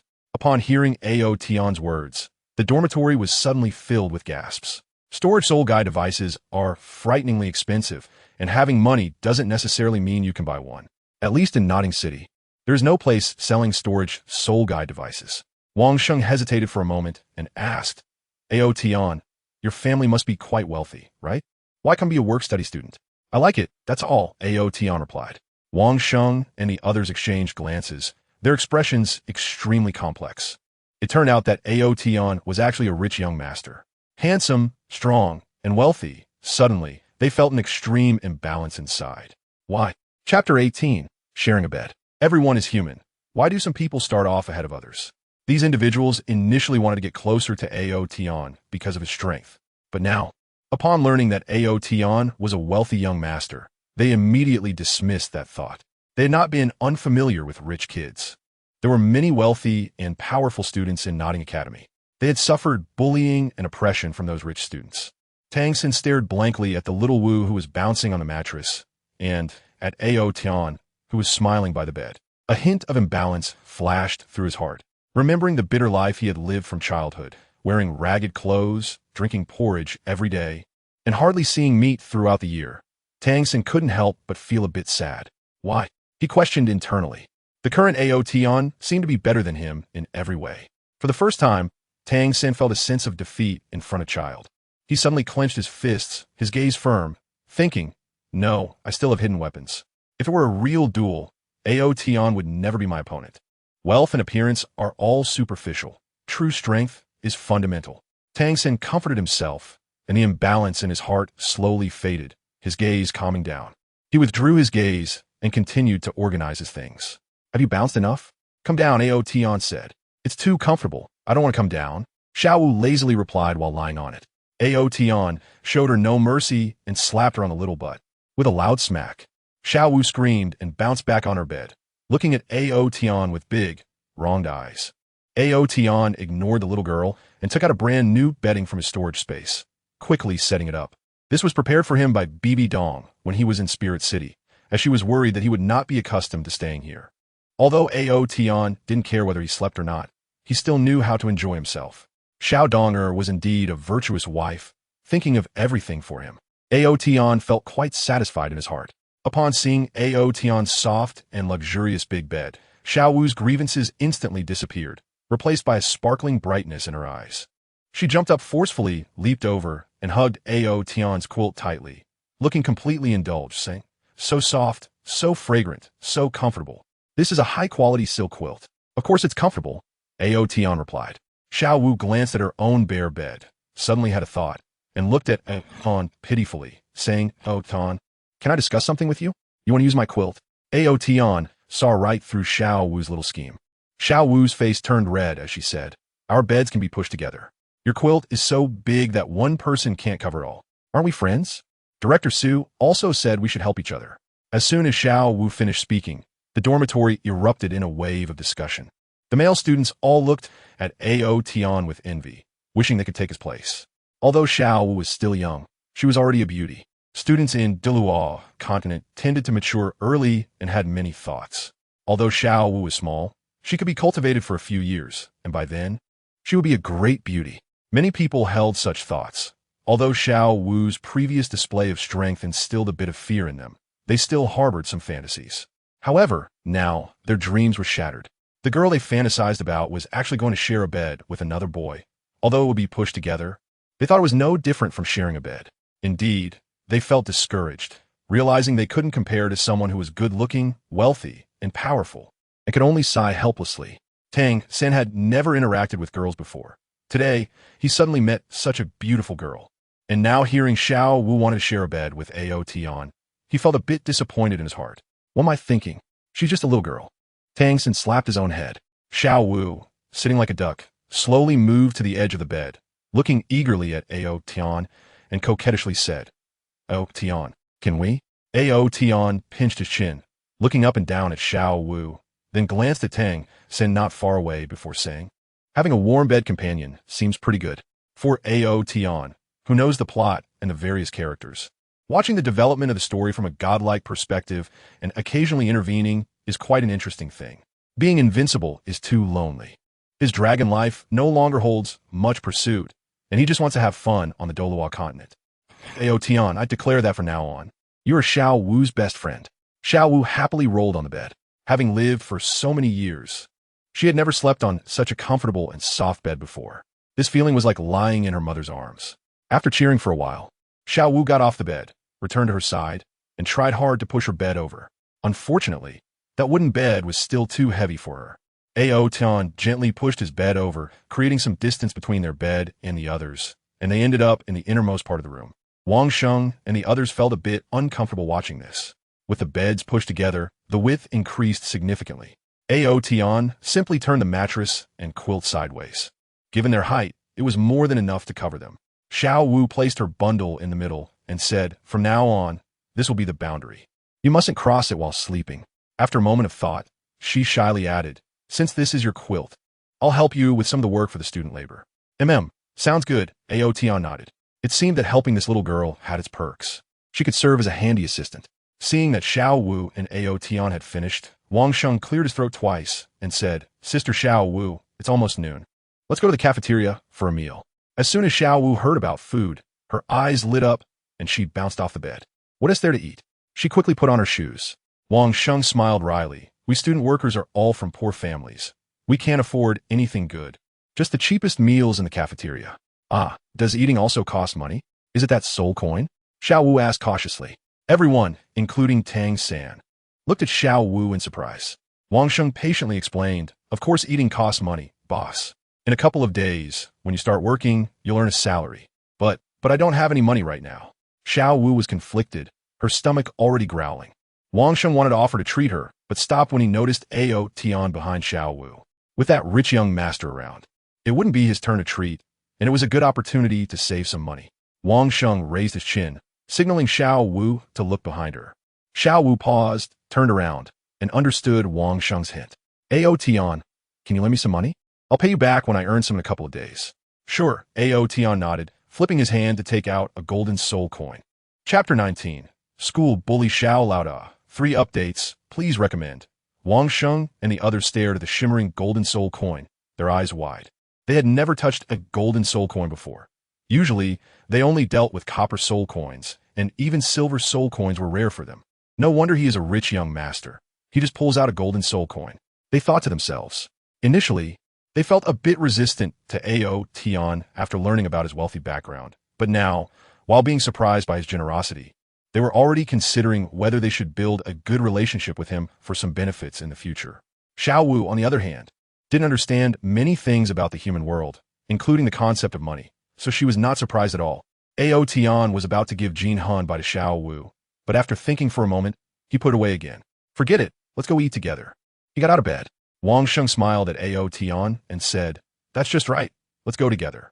Then he looked at Tang San and said, Tang San, come with us. Tang San shook his head and said, you guys go ahead, I just had breakfast not long ago, so I'm not hungry yet. In fact, he was already hungry, but he had no money. All the money at home had been taken by his alcoholic father to buy liquor, and there wasn't a single cent left. Fortunately, he had made some flatbreads before coming, and if he saved some, it should last him 2 or 3 days.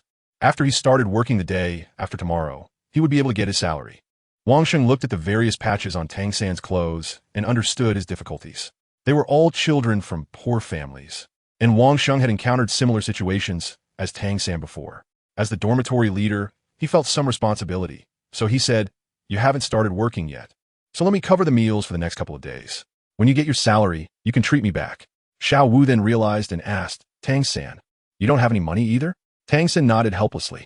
Then let's go together, Xiao Wu said. She felt that, as the dormitory leader, she had the responsibility to take care of everyone.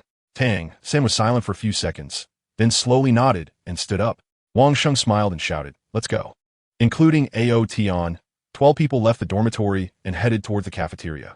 By mealtime, the campus was even more lively, with many students heading to the cafeteria.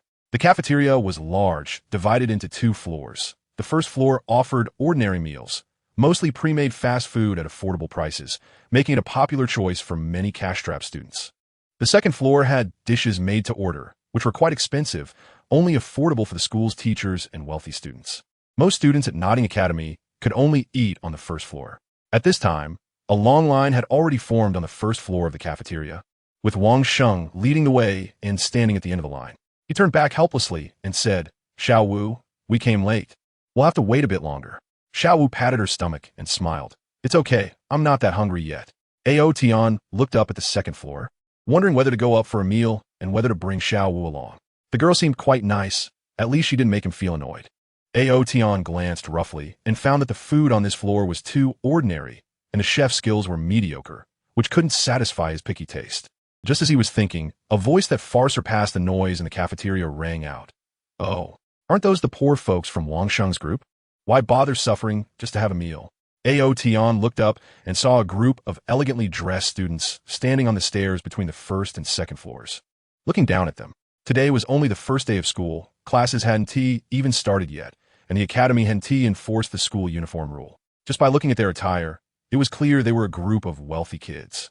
The leader was a boy who looked about the same age as Wang Sheng. Somewhat handsome, around 11 or 12 years old, leaning on the railing with a mocking expression as he looked at Wang Sheng. Paupers are always paupers. They will never be able to eat on the second floor. After saying that, he scoffed and turned to walk up the stairs, with the rest of his companions bursting into laughter, their laughter sounding extremely harsh to Wang Sheng and the other work-study students. Wang Sheng's face turned extremely ugly. His fists clenched tightly, but he dared not speak out. Those people above him were not someone he could provoke. However, he could endure it, but Xiao Wu could not. As the leader of the dormitory, encountering such a thing on the very first day, how could she endure it with her straightforward personality? What are you? Is the second floor that impressive? At this moment, the first floor had quieted down, and Xiao Wu's crisp voice of anger clearly reached the ears of the group above. The group that was about to step onto the second floor halted, and the leader turned back, seriously scanning the work-study student lineup until he spotted the petite Xiao Wu. Oh, there is such a pretty little lowly here. I really want to hug her and play with her, the boy said, his aggressive gaze sweeping over Xiao Wu. The group of boys immediately burst into malicious laughter. This was the first time Xiao Wu was subjected to such lewd looks, and she felt a sudden panic in her heart, instinctively grabbing Ao Tian's arm. The group of boys then shifted their gaze to Ao Tian. What a pretty little kid. The leader couldn't help but exclaim, then laughed. I wonder if I punch you in the face. Will you cry for a long time? Haha. After saying that, he rubbed his stomach and said, I'm going to eat now. I'll deal with you next time. His gaze lingered on Xiao Wu for a moment, giving her a deep look before stepping onto the second floor. Too much bullying. Xiao Wu was so angry she wanted to rush up. Boss, don't be impulsive. Wang Sheng hurriedly shouted. Xiao Wu stopped and turned to look at Wang Sheng, dissatisfied. You can all endure this. Are you still men? Wang Sheng forced a smile and said, Sister Xiao Wu, it's not that we want to endure it. It's just that we can't afford to provoke that group of people. The one leading just now is called Xiao Chenyu, known as Big Brother Xiao. His father is the lord of our Nodding City. In Nodding Academy, Big Brother Xiao could be said to have the final say. We can't compete with him. We have fought them many times, and we've been beaten badly every time, another person said. Forget it. We're here to eat, Tang San also said. After saying that, he walked to the back of the line to queue up alone. In his eyes, the so-called Big Brother Xiao was just a kid, not worth his time to contend with. Tang San, you're also the third strongest in our dormitory. Why are you so cowardly? Xiao Wu complained. Tang San shook his head and ignored Xiao Wu. Little San, what are you doing here? Master S' voice suddenly rang out. Tang San turned around and saw the master and several teachers walking in. Teachers, Tang San hurried over. The master patted Tang San on the head and said with a smile, come with me to the second floor to eat. The food there is much better. Tang San turned back to glance at Ao Tian and the others, shook his head, and said, no, I'll stay here and eat with my roommates. The master looked at him with some appreciation and said, then after you finish eating, wait for me at the cafeteria door. I'll take you to my dormitory. Okay. Tang San nodded. The master glanced at Ao Tian, noticing that Ao Tian wasn't looking at him, but he didn't mind and went upstairs with the teachers. Wang Sheng looked strange and asked, Tang San, have you become a disciple of the master? Tang San nodded. Wang Sheng reached out and touched Tang San's forehead, looking as if he thought he was crazy, and exclaimed, you're not saying you were fooled by him, right? I heard he only stayed at the academy because of the principal-S relationship, and his cultivation talent is extremely poor. He is almost 50 and is still at the great soul master level, always studying those misleading theories. I advise you, shut up. Tang San interrupted Wang Sheng. His expression serious. He is my teacher. If you speak disrespectfully again, don't blame me for being unkind. He paused and said indifferently, thanks for your kindness, but I don't need you to treat me. After saying that, Tang San turned and left. Wang Sheng was left stunned, and after a few seconds, he reacted and cursed. Damn it, this guy must be crazy. Chapter 20 Conflict. 4 updates. Tang San walked away decisively, without a trace of nostalgia. Although he was very hungry and the coarse bread was hard to chew, since he had become the Master's disciple. He had already treated the master as his father and would never allow anyone to insult him. Forget it, Brother Sheng, don't mind that kid. He is a bit strange. Let us eat first, someone advised. Ao Tian grabbed Xiao Wu's hand and walked towards the stairs. Xiao Wu let out a surprised cry, her little face quickly turning red, her heart racing. It was the first time she had been held by a boy like this. She pulled her hand back forcefully, but couldn't break free. Where are you taking me? She couldn't help but ask. We're going to the second floor to eat. Ao Tian replied without looking back. Ah, aren't we staying here to eat with them? Ao Tian stopped and turned to look at Wang Sheng and the others, saying, "I'll treat you. Whoever wants to eat, come along." After saying that, he took Xiao Wu and walked up the stairs. The remaining 9 looked at each other, unable to resist swallowing their saliva, feeling quite tempted. In the end, they all turned to Wang Sheng. "Brother Sheng, are we going?" someone asked. Wang Sheng hesitated for a moment, gazing at the lofty second floor, gritted his teeth, and said, "Since Ao Tian is treating, let's go up and see the world." He thought to himself, if they didn't go up this time, who knows when they would have the chance to step onto the second floor and taste all the delicious food. When he decided to go up, Wang Sheng was already prepared to owe Ao Tian a favor. A few young boys quickly walked up the stairs. "From now on, Ao Tian is our friend, got it?" Wang Sheng whispered. "Got it. From now on, Ao Tian's matters are our matters." Ao Tian did not look back, but the corners of his mouth curled up slightly. He had won people's hearts with just a little money. There were a few little brothers in Nodding Academy, which meant he wouldn't have to do everything himself in the future, saving him a lot of trouble. For example, the daily campus cleaning tasks could be completely handed over to Wang Sheng and the others. If he didn't want to attend class, he could also ask Wang Sheng to help him sign in. The second floor of the cafeteria was not just one large hall like the first floor, but was divided into individual private rooms. "Ao Tian, let go of me," Xiao Wu said shyly, although she felt that Ao Tian's hand was very warm and comfortable. She still had to maintain a girl's modesty. Ao Tian released Xiao Wu's delicate little hand and led the way into one of the private rooms. "Big bad guy," Xiao Wu muttered with a flushed face as she followed him inside. "Look at our boss, getting close to Ao Tian on the first day," someone teased from behind. Wang Sheng glanced at the few guys behind him and said, "Go back and take a look at yourselves in the bathroom. Don't think about our boss anymore." The group didn't immediately enter the private room, but stood at the door, curiously observing the environment on the second floor. The second floor was not as crowded and noisy as the first, appearing elegant and quiet, but Wang Sheng and the others felt a sense of unease here. It was their first time in such a high-end place. Xiao Wu suddenly poked her head out from the door and asked, "Aren't you coming in? Why are you just standing there?" Wang Sheng and the others quickly entered the room. Inside, Ao Tian had almost finished selecting the dishes, basically ordering all the signature dishes. Although he was treating, he couldn't let the others choose the dishes. Wang Sheng and the others probably had never eaten like this, so it was impossible to expect them to order. He quickly selected more than a dozen dishes and then pushed the menu to Xiao Wu beside him, saying, "Order whatever you want." Xiao Wu shook her head and said, "I don't understand. Can you help me see if there are any carrots?" Ao Tian was somewhat speechless. Rabbits really do like to eat carrots. He looked around and found some, so he added another dish. After placing the order, he tossed the menu to Wang Sheng across the table and said, "You guys take a look too.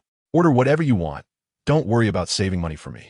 Wang Sheng and the others huddled together, curiously looking at the menu, which had all sorts of dish names with prices marked next to them. The moment they saw the prices, they almost gasped in shock. One dish here could cover their meals for several days. "This is too much," Wang Sheng said, his voice trembling a bit. Although he wasn't the one paying, it was his first time experiencing something like this, so it was inevitable to feel nervous. Just then, a waitress in her 20s pushed the door open and sweetly said, "Hello, have you finished ordering?" Before she could finish her sentence, she noticed the children at the table, most of whom were dressed plainly, and a few even had patched clothes. She frowned slightly and reminded them, "Are you sure you want to eat here?" Ao Tian had become quite perceptive. It was clear to him what the girl was thinking. He didn't bother to say much, took out a gold soul coin and tossed it in the air, saying, "The dishes have already been ordered. Hurry up and prepare them for us." The girl looked at the gold soul coin in Ao Tian's hand, then at the charming and handsome Ao Tian, and it took her over 10 seconds to react. "Oh, okay, please wait a moment." The girl picked up the menu and went out. Since this group of kids could afford the meal, she had no reason to worry. However, that child was indeed quite good-looking. Before long, the dishes began to arrive one after another. At first, Wang Sheng and the others were a bit reserved. But after tasting the delicious food, they could no longer resist the temptation. The appetite of young people was astonishing. The 10 or so dishes Ao Tian ordered were completely wiped out, with not even a drop of soup left.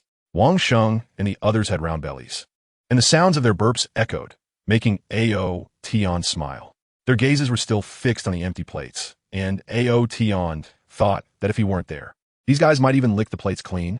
Next to Wang Sheng, there was a box where he had packed some food for Tang San after getting Ao Tian's consent. He now thought that his previous behavior of speaking ill of Tang San in front of him was a bit excessive, so he wanted to apologize to Tang San. Xiao Wu wiped her mouth and said, "Ao Tian, Thank you for bringing me to eat such delicious food. I've lived for 6 years and have never eaten anything this good. She patted her chest, exhaling, thinking she almost let something slip. Wang Sheng stood up, pulling the others up with him, and loudly declared, Ao Tian, from now on, let us handle your work-study chores, including those for Sister Xiao Wu. We'll take care of it all. Ao Tian smiled and said, sure, if you want to come here to eat in the future, feel free to call me. Wang Sheng quickly replied that it wasn't necessary. He was already very satisfied to have had such an expensive meal. Just then, the door was suddenly pushed open, and a group of teenagers with toothpicks in their mouths walked in. Oh, it's really you, Wang Sheng. I heard your voice from outside. Since when do work-study students have a right to eat here? Isn't that lowering our standards? Xiao Nana looked down his nose at Ao Tian and the others, finally stopping at Xiao Wu. Boss, it seems we need to teach them a lesson. Otherwise, how can we enjoy our meals if they keep coming here? One of Xiao Nana's subordinates said. That's reasonable. Xiao Nana laughed loudly and said, hand over all your money. Without money, you won't come to the second floor for meals. Wang Sheng slammed the table and shouted angrily, Xiao Qinyu, don't go too far. Oh, you think you've got guts, Xiao Nana said, raising his hand to slap Wang Sheng's face, asking, what are you going to do about it? Wang Sheng clenched his fists tightly, veins bulging on his forehead. Ha, coward. Xiao Nana said, I'm giving you 3 choices. First, hand over all your money. Second, let that little lowly accompany me for 2 days. Third, meet me at the small hill behind the academy. If you lose, you'll give up both your money and the little lowly. Chapter 21. Unexpected, 5 updates seeking recommendation votes. Xiao Wu was so furious that her face turned red. If it weren't for Ao Tian holding her shoulder, she would have jumped up. You want me to accompany you? No way. Xiao Wu shouted angrily. Oh, I like this little spicy pepper.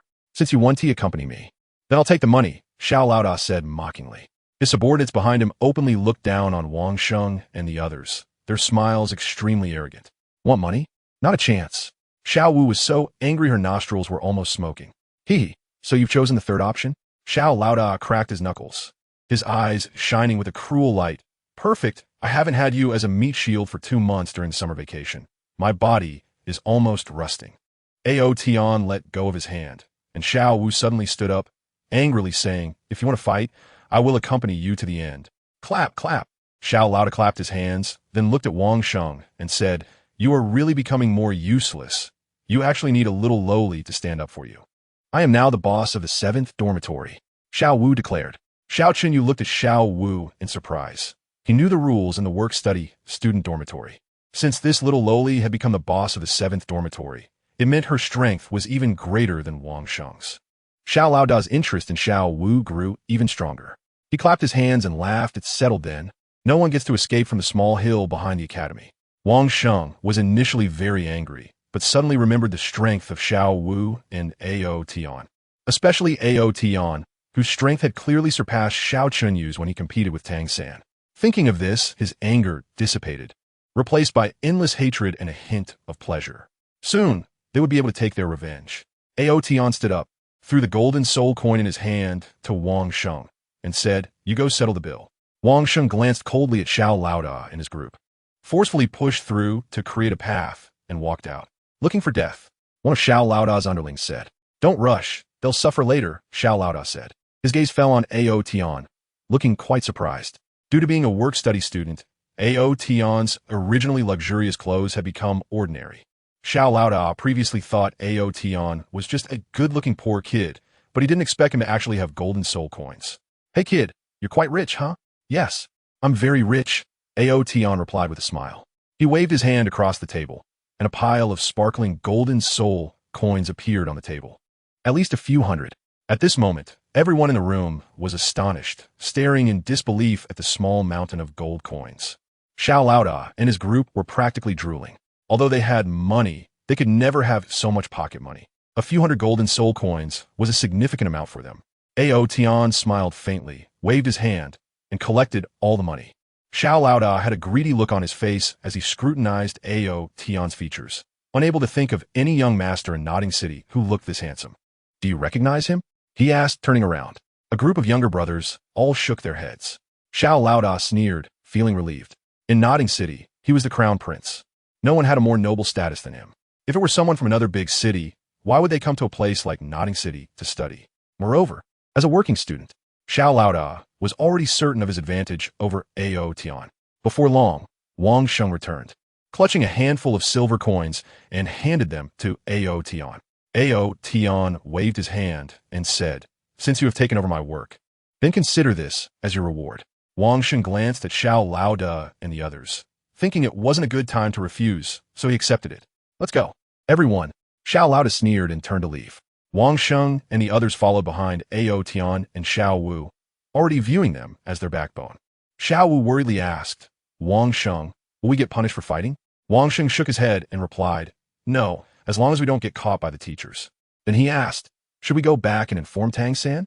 With him around, our chances of winning will increase significantly." While speaking, he looked at Ao Tian, knowing that the relationship between Ao Tian and Tang San wasn't very good. Ao Tian shook his head and smiled. "No need." As soon as he finished speaking, a cry of ouch came from the front, followed by a series of crashing sounds and screams. Surprisingly, all of Xiao group rolled down the stairs. Xiao Wu and Wang Sheng stared wide-eyed at the scene, their minds a bit dazed. "What are you standing there for? Go enjoy the show," Ao Tian said with a laugh. Once Xiao Wu and the others reacted, they quickly followed Ao Tian to the stairway. At the bottom of the stairs, 8 people were piled on top of each other, with Xiao being crushed at the very bottom. Continuous cries of ouch, ouch echoed, attracting the attention of all the students still dining in the cafeteria. "Damn it, you guys are crushing me," Xiao shouted from the bottom. His few little brothers hurriedly got up and pulled him out. The cries and gasps continued, and all 8 of them had swollen and bruised faces, with several exaggerated lumps on their foreheads, resembling eggs. Xiao Qinyu, who had been somewhat graceful and handsome, suddenly turned into an ugly sight. He kept gasping in pain, questioning his life due to the agony coursing through his body. In the hall on the first floor, bursts of laughter erupted. Everyone who witnessed the scene couldn't help but laugh. Xiao group exchanged glances at each other's miserable appearances, fully understanding the situation, their faces flushed with embarrassment. "Let's go," he said with a low shout, rushing out of the cafeteria. A group of little brothers followed him out. They only wanted to go to the school doctor for treatment and didn't care about Ao Tian and the others anymore. "Let's go, we've eaten enough. Time to take a nice afternoon nap," Ao Tian said with a smile as he walked down. "Look, that kid is so handsome and cute." A girl's scream broke the air, and everyone's attention shifted to the stairs. Ao Tian walked down gracefully with a smile on his face. Although he was dressed simply, his looks and the aura he exuded instantly attracted countless admirers. The boys shot envious glances while the girls kept screaming, "How vulgar." Ao Tian shook his head and sighed. Wang Sheng and the others followed behind Ao Tian, all wearing bitter smiles, finally realizing how great Ao Tian's charm was. Even after leaving the cafeteria, there were still quite a few bold girls trailing behind. "It's so satisfying to see Boss Xiao like that," one of the work-study students exclaimed. "This is karma," Wang Sheng said, looking quite pleased. Thinking of Boss Xiao and the others' appearances, he couldn't help but want to laugh out loud. However, his expression soon turned serious as he said, "The school infirmary has soul masters for treatment. They'll recover quickly. We can't let our guard down. This battle is probably inevitable." As he spoke, he looked at Ao Tian and Xiao Wu.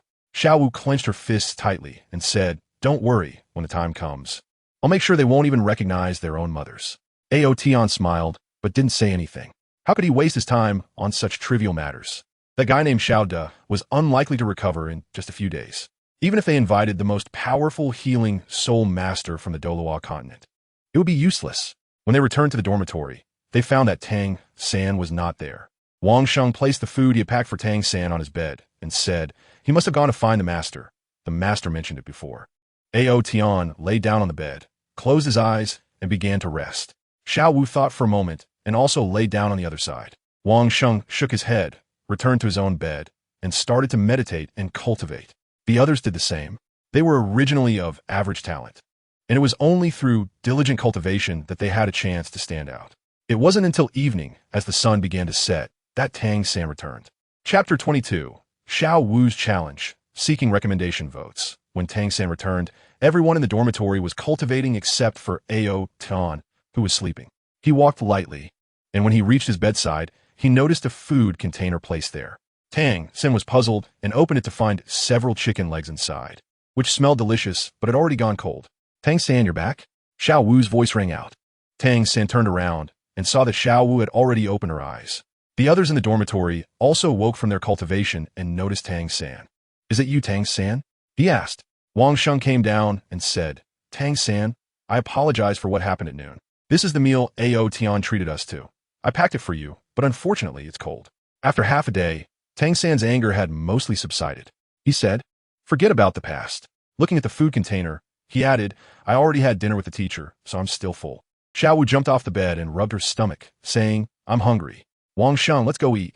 Since Tang San has already eaten, we shouldn't waste this food. Let's take it over and eat it." Wang Sheng nodded and said, "All right."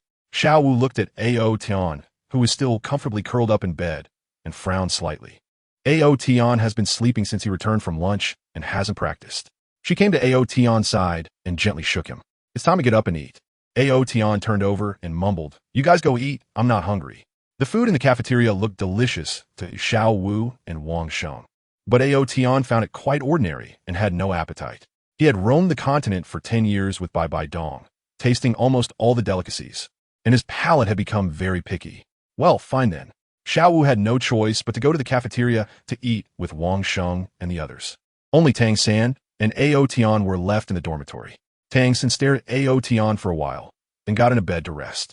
He had traveled for several hours in the morning and studied with the master for several hours in the afternoon, so he was already tired. Before long, Tang San had fallen asleep. More than half an hour later, Xiao Wu and the others returned.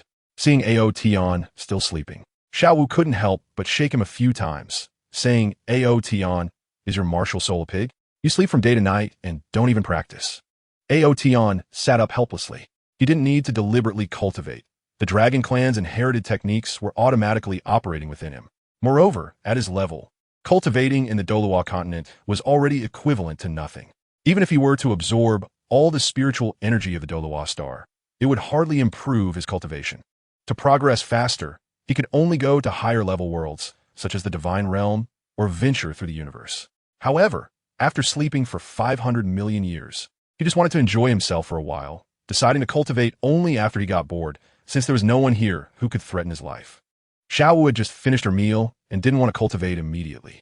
Seeing Ao Tian get up, she said, "Let's go out for a walk." Ao Tian suddenly frowned, sensing a wave of spirit power at the level of a tidal daw coming from outside, enveloping Xiao Wu. He was somewhat familiar with this fluctuation of spirit power. Xiao Wu and the others couldn't sense it due to their strength, but it couldn't escape Ao Tian's notice. His gaze sharpened as he looked through numerous obstacles and saw a shadow in a dark corner not far from the dormitory building. Someone draped in a black cloak. "Tang Hao, did you notice?" Ao Tian glanced at Xiao Wu. "Quick, put on your shoes and accompany me outside for a walk," Xiao Wu urged. Ao Tian smiled good. Wang Sheng and the others looked enviously at him. Their talents were average, and after eating, they still had to train hard, leaving them little time to play. Tang San suddenly sat up and said, "Xiao Wu, I have something to tell you." Xiao Wu, who was just about to walk out with Ao Tian, stopped, turned around to look at Tang San, and asked, "What is it?" Tang San said, "My soul power has reached level 10. The teacher is taking me to obtain my first soul ring tomorrow, and it might take a few days." Since Xiao Wu was the leader of the 7th dormitory, Tang San felt it necessary to inform her. After all, he was a working student, and school would start tomorrow, meaning he needed to arrange his work since he wouldn't be at the academy. Xiao Wu's expression was somewhat complicated as she said, "Is the soul ring really that important to you?" The complexity on her face was something only Ao Tian could understand. Tang San nodded and replied, "Yes. Only by hunting soul beasts to obtain soul rings can soul masters continue to cultivate." Wang Sheng spoke up, "Tang San, are you worried about the working student's job?" "Don't worry. I'll take care of things for you while you're gone." Tang San nodded. "Thank you. When I come back, I'll help you make up for it." "No need to be polite. After all, you're the first soul master in our dormitory," Wang Sheng said enviously. He had been cultivating at Nuoding Academy for several years and hadn't reached level 10 soul power yet. And here was Tang San on his first day at the academy, about to obtain his first soul ring. How could he not be envious? Besides Ao Tian and Xiao Wu, the others were also full of envy. Tang San looked at Ao Tian and said, "Ao Tian, the teacher asked me to ask you, if you also want to obtain your first soul ring, you can come with us tomorrow." "No need," Ao Tian declined. "Let's go." Xiao Wu, feeling a bit down, pulled Ao Tian out. By this time, the sky had completely darkened, and only the cold moonlight and starlight provided a little illumination to the earth. In the campus, There were already few teachers and students moving around. Soul masters generally cultivated at night, so the campus was somewhat deserted. Xiao Wu pulled Ao Tian all the way to the side of the playground and sat down on a smooth, large stone. Ao Tian, why do people have to hunt soul beasts?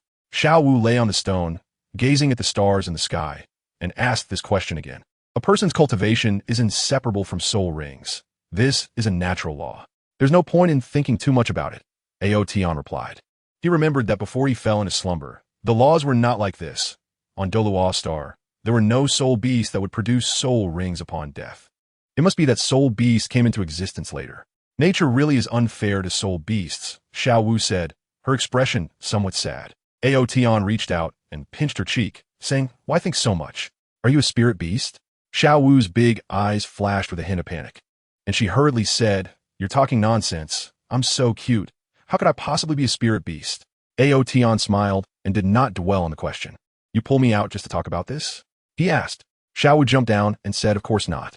I pulled you out because I actually want to have a match with you." "Why? Didn't I already admit defeat?" Ao Tian asked. Xiao Wu replied, "That was a last resort during the day. I want to be the boss, and if I lose to you, I won't be able to become one. But if you lose, I'm afraid it would be embarrassing for you. I actually just want to have a match with you." "So, you chose to do it at night when no one is around?" Xiao Wu nodded and happily said, "That way, if I lose, I won't lose my position as the boss. And if you lose, you won't lose face, right? Come on, let me see how strong you are." Xiao Wu pulled Ao Tian down from the stone. Ao Tian glanced at the dark corner not far away and smiled. "All right, then let's have a good spar." Chapter 23. The title Douluo appears. Ao Tian suddenly became interested, beckoning to Xiao Wu with a flick of his finger, saying, "Come on, let me see what you can do. My abilities are quite impressive, so don't cry later if you lose." Xiao Wu replied with a smile as she walked over, a hint of mischief flashing in her eyes. Ao Tian stood there, motionless, allowing Xiao Wu to approach. No matter what trick Xiao Wu played, he was not afraid. "I'm here." Xiao Wu winked at Ao Tian, her face breaking into two small dimples as she smiled and raised her hands to push against Ao Tian's shoulders. From the battle between Ao Tian and Tang San today, Xiao Wu understood that Ao Tian's strength and speed were both monstrous, far stronger than Tang San. Therefore, she realized that the only way to defeat Ao Tian was to catch him off guard, as her hands pushed against Ao Tian's shoulders. If he raised his hands to block, her hands could take the opportunity to entangle his. If Ao Tian did not block, her hands could seize his shoulders instead.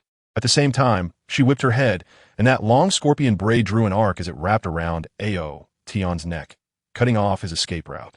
Ao Tian remained motionless, allowing Xiao Wu's attacks to land on him. The moment her braid wrapped around his neck, he felt a bit ticklish. Xiao Wu's expression was excited as she grabbed Ao Tian's shoulders, leaped up, curled her feet, and then forcefully kicked towards Ao Tian's stomach.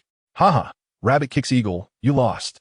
Xiao Wu laughed triumphantly, her feet suddenly unleashing a fierce power as they kicked against Ao Tian's belly. Ao Tian's upper body was being pulled by Xiao Wu's hands and braids, while her lower body was held down by Xiao Wu's feet. In Xiao Wu's imagination, she thought she could kick Ao Tian's lower body up and make him fall flat on his face. However, after she kicked at Ao Tian's body, her triumphant laughter abruptly stopped, and her body froze there. It wasn't that she didn't want to move, but rather that she couldn't. Her feet felt as though they were pushing against a great mountain, unable to budge at all. Her expression changed, and she reacted quickly, releasing her hands and pushing hard with her feet, but Ao Tian still didn't move. Instead, her body was sent flying backward. Her long braid was still wrapped around Ao Tian's neck, making Xiao Wu look like a swinging pendulum. Rabbit kick eagle. Taking advantage of the downward acceleration, she aimed another kick at Ao Tian's abdomen. However, there was only a muffled thud, and Ao Tian's body remained as immovable as a mountain. Xiao Wu used all her strength, her little face turning red from the effort, but she simply couldn't make Ao Tian's body move an inch. The force she applied was still a bit too weak. Ao Tian chuckled and reached for Xiao Wu's feet with both hands.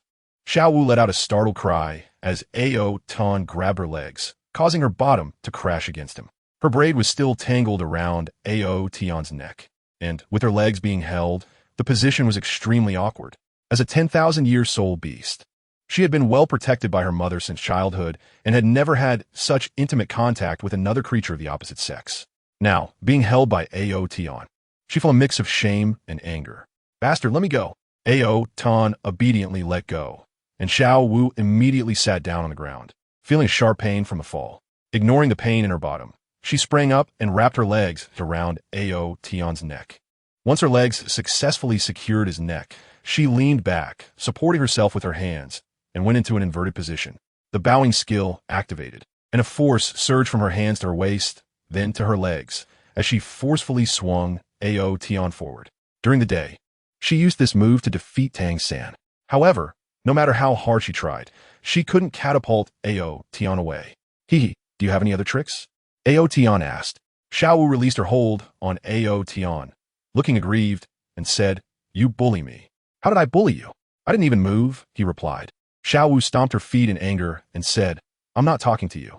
You're just a monster. No wonder Tang San can't beat you." "Can you show me your martial soul?" she asked. She was very curious about what kind of martial soul Ao Tian had that gave him such abnormal strength. Although beast martial souls cannot manifest before becoming a soul master, some characteristics of beast martial souls can still affect a person's body. She felt that Ao Tian's martial soul must be a powerful beast martial soul to grant him such exceptional physical qualities. When she was at the academic affairs office, she had arrived a little late and did not witness Ao Tian releasing his martial soul. Ao Tian felt a sudden urge and said, "I suddenly need to go to the bathroom. Wait here for a moment, and I'll tell you when I come back." After saying that, Ao Tian ran out of the playground without looking back. "All right," Xiao Wu replied and jumped back onto the large rock, lying down and gazing at the starry sky. Just then, Xiao Wu's ears twitched as she heard faint footsteps. She turned her head and immediately saw a tall figure draped in a black cloak emerging from a nearby corner. She was startled and instinctively sat up, vigilantly staring at the mysterious person approaching her. For no reason, she felt a wave of unease, as if something unwanted was about to happen. Without asking any questions, Xiao Wu jumped down from the rock and prepared to flee. At that moment, a figure dressed in snowy white came towards her from the direction she was escaping. Xiao Wu was stopped and halted, watching warily as the handsome man in white approached. She was somewhat surprised. The appearance and demeanor of the man in white were very similar to Ao Tian's. "Don't be afraid. I am Ao Tian's brother. Leave that man in black to me." A voice directly echoed in Xiao Wu's mind. For some inexplicable reason, she felt trust towards the young man in white, and her anxious emotions calmed down instantly. Ao Tian smiled as he walked past Xiao Wu, heading towards Tang Hao hidden beneath his black cloak. It was truly rare to encounter a titled Douluo in this small nodding academy. Ao Tian couldn't help but exclaim. Tang Hao stopped, and the expression on his face hidden under the black cloak changed slightly. This young man, who appeared to be in his 20s, was actually able to see through his title Douluo strength. How was that possible? He had not revealed a trace of title Douluo aura, and only those with similar cultivation could detect his hidden power. How did this young man discover it? Xiao Wu heard Ao Tian's words and was even more shocked, her body trembling as she instinctively stepped back. As a soul beast, the most feared and hated beings were titled Douluos. "Who are you?" A hoarse voice came from the black cloak. "I am someone you cannot afford to provoke," Ao Tian replied with a smile. He was exceptionally handsome, with an ethereal aura, resembling an immortal who was untouched by the dust of the mortal world. As his words fell, a terrifying pressure that made Tang Hao feel suffocated descended upon him. This aura was concentrated solely on Tang Hao and did not dissipate. Tang Hao's mind was shaken, and he blurted out, "How is this possible?" Chapter 24, Dragon Ancestor, 3 updates seeking votes. Faced with Ao Tian's terrifying pressure, Tang Hao felt as if his very soul was trembling. He had never experienced such a feeling before. Perhaps the legendary level 99 was nothing compared to this. Realizing something was wrong, Tang Hao turned to flee without a moment's hesitation. Even though he still believed he had the strength to fight, he did not wish to stay. After all, this was a nodding academy, and if a battle broke out here, it would likely harm innocent bystanders. Most importantly, Tang San was also here. Moreover, fighting against an opponent of such terrifying strength meant he would have to use his ultimate skills, which would inevitably reveal his identity and whereabouts. Attracting the Soul Hall's severe investigation, Tang Hao's terrifying power erupted, and with each step he took, the ground trembled and cracked beneath him. He could leap dozens of meters with a single jump. Although he could fly, it consumed too much energy and was slower than running. While running on the ground, he had the cover of buildings, and he did not believe that the young man in white would act recklessly, considering there were still people inside those buildings. Ao Tian did not chase after them, but his imposing aura continued to overshadow Tang Hao, making him feel like a thorn in his back, afraid to linger even for a moment. Little Wu, who had just run a few steps, noticed that the man in black had suddenly left, and she stopped in confusion. However, a terrifying thought flashed through her mind. This handsome young man in white was able to scare away a titled Douluo. Doesn't that mean he has the strength of a titled Douluo? Doesn't that mean he can see through her identity at a glance? With this thought, cold sweat broke out on little Wu's forehead, and she was engulfed by an overwhelming sense of fear. She had transformed into a human and no longer possessed the cultivation of a 100,000-year soul beast. Facing human powerhouses, she was truly just a weak little white rabbit. 100,000-year little rabbit. What are you afraid of? Ao Tian laughed, watching little Wu with great interest. I don't know what you're talking about. Little Wu kept retreating, shaking her little head like a wave drum. 100,000-year soft bone charm rabbit. Am I right? Ao Tian stepped closer. Despair appeared on little Wu's face. If a human powerhouse recognized her identity, was there any chance for her to survive? Suddenly, she felt a wave of regret in her heart, regretting not listening to her mother's advice and insisting on venturing out. Suddenly, a bolt of lightning flashed through her mind, and her eyes brightened. You just said you are Ao Tian's brother, and I am Ao Tian's good friend. After saying that, she cupped her hands into a trumpet shape and shouted with all her might, Ao Tian, where are you? Your brother is here. Come out quickly.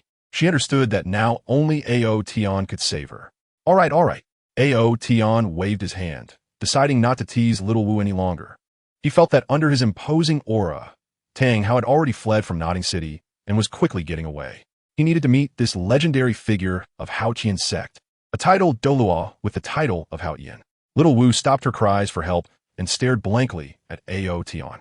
She saw Ao Tian's figure flicker and suddenly disappear into thin air. He's gone? Little Wu murmured. Is it teleportation? But why didn't I see his martial soul and soul rings? With two terrifying powerhouses gone, little Wu was no longer in a hurry to escape. She understood that with her current strength, if a titled Do really had her in their sights, she wouldn't be able to escape no matter what. After thinking for a moment, she returned to sit on the large stone. Her mind was chaotic, and she needed to think about whether she should stay at Nodding Academy to study. After a soul beast transforms into a human, they must get close to humans and feel their presence in order to grow quickly. However, before reaching maturity, the residual soul beast aura on her would be unable to hide from a titled Douluo, and even some powerful soul Douluos could see through her identity. Once she reached maturity, she wouldn't have to worry about being discovered. If she left here, she would have to go to other human places. Outside Nodding City, in just a few minutes, Tang Hao had already sprinted 5,000 meters away. The immense pressure he felt still loomed over him. When he ran out of Nodding City, he noticed that the man in white did not follow him, but the aura still enveloped him, indicating that the man in white had no intention of letting go. That's far enough. Tang Hao stopped and turned to look back at the distant Nodding City.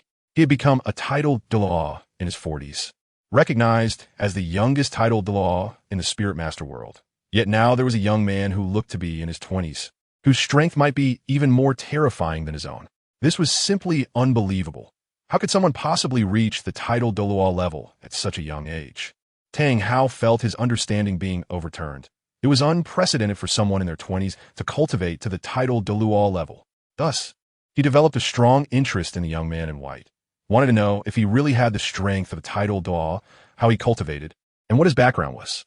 Tang Hao stood quietly on the dark earth, silently adjusting his state, waiting for the young man in white to arrive. He was sure the other party would come because the aura locked onto him had not retracted. At the same time, he was extremely shocked that the other party could lock onto him from a distance of 5,000 meters. Tang Hao asked himself, with his current mental strength, he couldn't possibly cover such a large range. His evaluation of the young man's strength reached a new height in his mind. Suddenly, Tang Hao's pupils constricted sharply. About 50 meters in front of him, a figure in white appeared out of thin air. What kind of technique is this? Tang Hao was a bit dazed.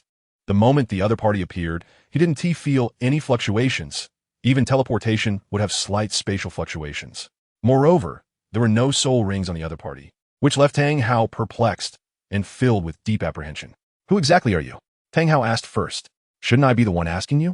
What do you want on my territory, Lord Haotian? Ao Tian smiled. Tang Hao was startled and said, How do you know my identity? He understood that since the other party could call out his identity, There was no need for him to hide anymore. Ao Tian pointed at his own eyes and said, "No one can hide their identity in front of my fiery eyes. Since you have already seen through my identity, according to the rules of the Soul Master world, you should also reveal your name." Tang Hao, he replied. Ao Tian was pondering what title he should give himself. As an ancient dragon clan member, he was a unique existence in this Douluo world. After some thought, Ao Tian said, "You may call me Dragon Ancestor, the ancestor of ancestors." Such arrogance. Tang Hao thought to himself, "Since you have such strength, why have I never heard of your name?" He asked, "Ao Tian Dao, I have been in seclusion for countless years, and you're the first to hear my name. So, you are a hidden strong man." Tang Hao nodded. Douluo Continent is not only inhabited by strong beings from major sects and powerful forces, but there are also some strong individuals who do not concern themselves with worldly matters, focusing solely on their cultivation. He speculated that this strong individual must be living in seclusion in Nodding City, and that his reckless release of spiritual power today had offended this person. As long as he is not from the spirit hall, Tang Hao felt relieved. "Now, it's my turn to ask you." Ao Tian took a few steps forward, exuding a majestic aura like an ancient divine mountain, suppressing Tang Hao. "You appeared in Nodding Academy. Are you trying to make a move on that little soul beast?" Ao Tian's voice was cold, his sharp eyes fixed on Tang Hao. Chapter 25. Sending Tang Hao flying. Feeling Ao Tian's aura becoming even more terrifying, Tang Hao was shocked. His entire body's soul power flowed rapidly, allowing him to resist the overwhelming pressure coming at him. He said solemnly, "No soul master would remain indifferent upon discovering a transformed 100,000-year soul beast.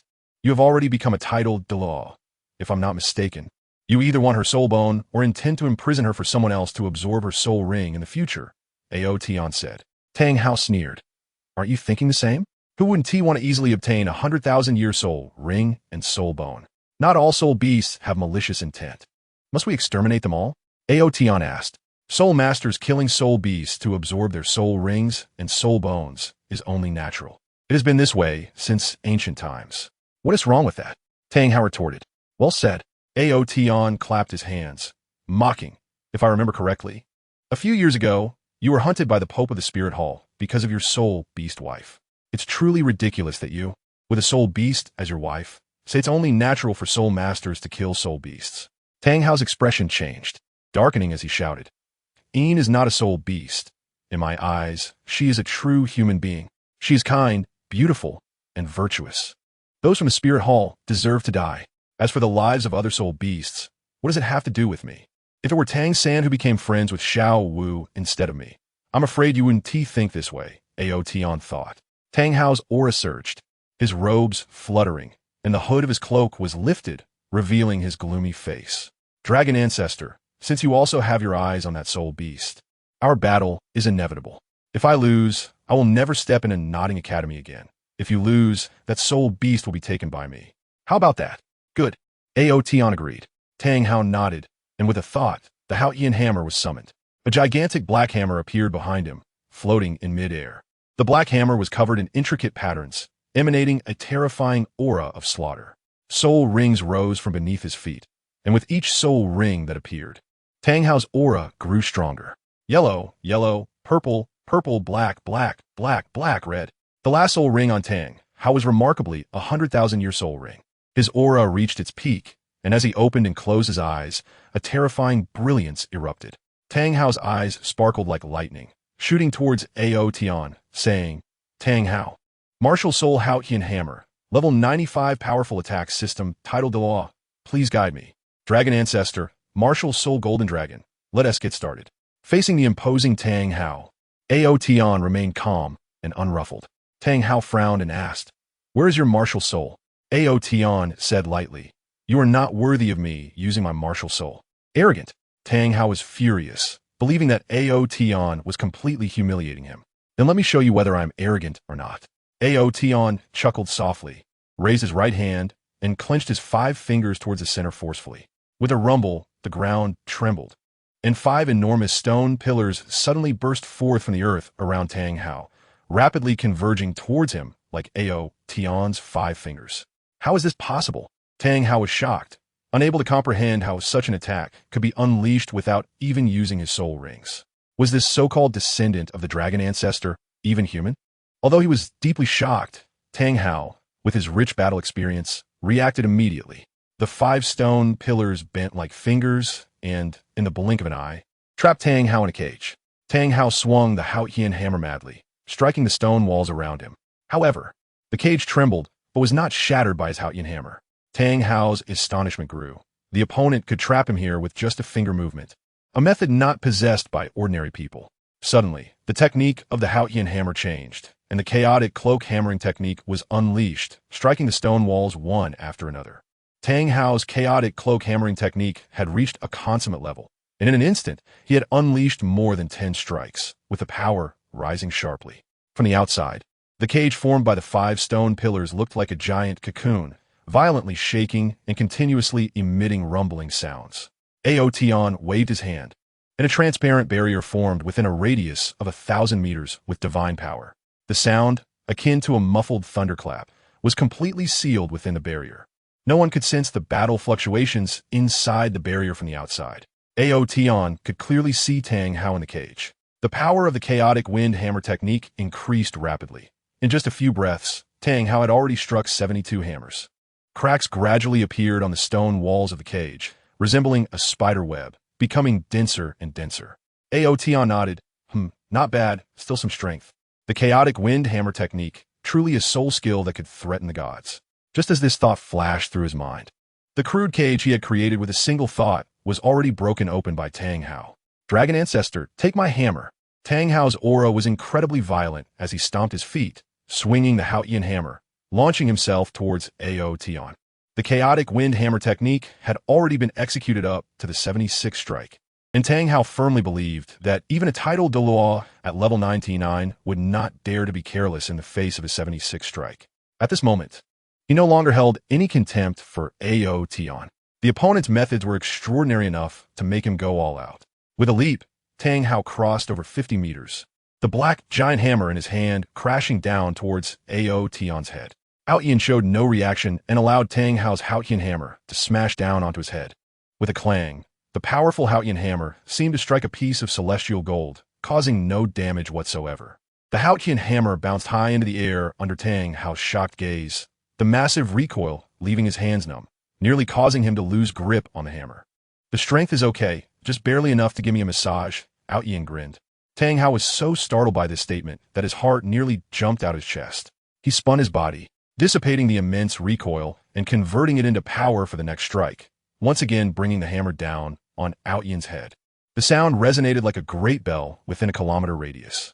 By the end, Tang Hao was so shocked that he was nearly numb. He even doubted whether he was hallucinating, thinking perhaps there was no dragon ancestor at all, that it was all just an illusion. But then he recalled how powerful his mental strength was, so how could there be hallucinations? On the 80th strike, the intricate patterns on the Haotian hammer lit up, revealing the domain of the god of killing affixed to it. Upon releasing the domain of the god of killing, his own strength was enhanced while the enemy's was suppressed. A chilling, killing intent spread out. You are too weak. Ao Tian had already lost interest. The legendary Tang Hao of Douluo Continent was nothing remarkable. Facing this strike, he finally countered. As the Haotian hammer descended, Ao Tian gently waved his right hand, slapping the hammer's head. Tang Hao's earth-shattering blow was effortlessly deflected by Ao Tian, sending both him and the hammer flying. Chapter 26. Haotian Hammer Shattered. 5 updates. Seeking votes. Tang Hao's body carved a deep trench in the ground, extending 100 meters before it finally stopped. Amidst the massive shock, he forced himself to remain calm, and his 7th soul ring instantly lit up. The Haotian hammer in his hand suddenly expanded, transforming in the blink of an eye into a giant hammer 100 meters long. The dark hammerhead resembled a small mountain, exuding an extremely oppressive aura. 7th soul skill, true body of the weapon spirit. Red patterns lit up from the hammerhead, and the red soul ring on Tang Hao flashed, turning the entire black giant hammer red. The surrounding void twisted as if unable to bear the pressure of the Haotian hammer. Dragon Ancestor, receive my final strike. Tang Hao roared, using the true body of the Haotian hammer to unleash the 81st strike of the chaotic cloak hammer method. Just moments ago, he had been sent flying 100 meters, but the damage he sustained was not severe. He knew his opponent had held back. The chaotic cloak hammer method was a soul skill created by Haotian Sect's founder, Tang Hao's grandfather, Tang San. The complete 81 strikes could be regarded as the pinnacle of soul skills in the world. Due to certain reasons, this was the strongest attack Tang Hao could unleash at the moment. If this strike couldn't defeat this young man, he would have to admit defeat. As he watched the descending red giant hammer, resembling a burning meteor crashing down, Ao Tian smiled and raised his right hand.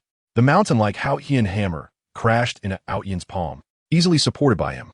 The ground within 100 meters around them trembled violently, collapsing and forming a giant pit with a diameter of 100 meters. Dust flew everywhere. Yet Ao Tian, dressed in white like snow, remained untouched by a speck of dust. He hovered in mid-air, right hand supporting to the Haotian hammer, as if the scene had frozen. Tang Hao's lips curled into a bitter smile. He had ultimately been defeated, realizing that his opponent's strength was unfathomably deep as an abyss. A terrifying thought began to surface in his mind. Perhaps even a Douluo at level 99 would not possess such strength.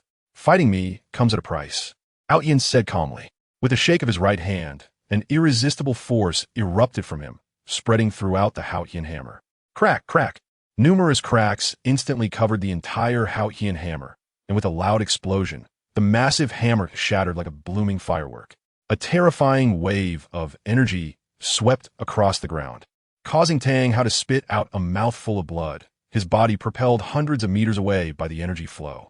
With his martial soul shattered and being struck by the explosive energy, Tang Hao's injuries were extremely severe. Having already sustained some lingering injuries from his battle with Qian Sunji years ago, he was now doubly wounded, rendering him nearly powerless. It would take years for him to recover to the state he was in before the battle with Ao Tian. His clothes were tattered as he lay on the ground, his expression filled with confusion. Ao Tian stepped forward, his body disappearing and then reappearing in front of Tang Hao. "You lost," he said to Tang Hao. Tang Hao nodded bitterly and struggled to stand up. "Thank you for your mercy. I won't set foot in Nodding Academy again," he said weakly. "May I ask, have you reached the legendary level 100? He looked at Ao Tian, his eyes filled with anticipation, shock, and admiration. Level 100, that is the realm of gods and legends. Back then, his grandfather Tang Chun, a peerless Douluo at level 99, left Haotian Sect in pursuit of the legendary level 100 to become a god, and has not been heard from since. Ao Tian looked at Tang Hao, a trace of pity flashing in his eyes. He did not speak, and with a turn of his body, he stepped out and appeared 1,000 meters away. With another step, his white figure vanished from Tang Hao's sight. Ao Tian did not kill Tang Hao. First, Tang Hao posed no threat in his eyes. Second, Tang Hao would still have some use in the future. Returning to the academy, Ao Tian's body rapidly shrank, transforming back into the appearance of a 6 or 7-year-old. Arriving at the playground, Xiao Wu was still lying on that big rock, her adorable little face filled with complex emotions. When she caught sight of the small figure approaching from the corner of her eye, Xiao Wu suddenly sat up, jumped down from the rock, and anxiously looked at Ao Tian. Just now, a big brother had appeared here, and he said he was your brother. Ao Tian's expression was serious as he said, "I know, he just saw me." "Ah," Xiao Wu exclaimed in surprise and quickly asked, "What did he say to you?" Xiao Wu's heart began to race rapidly.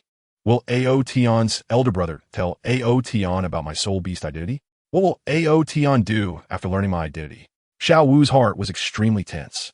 Her small fists clenched tightly, waiting for Ao Tian's response. "My brother told me that you are not human, but a transformed soul beast from 100,000 years ago." Hearing Ao Tian's words, Xiao Wu's heart was in a state of panic.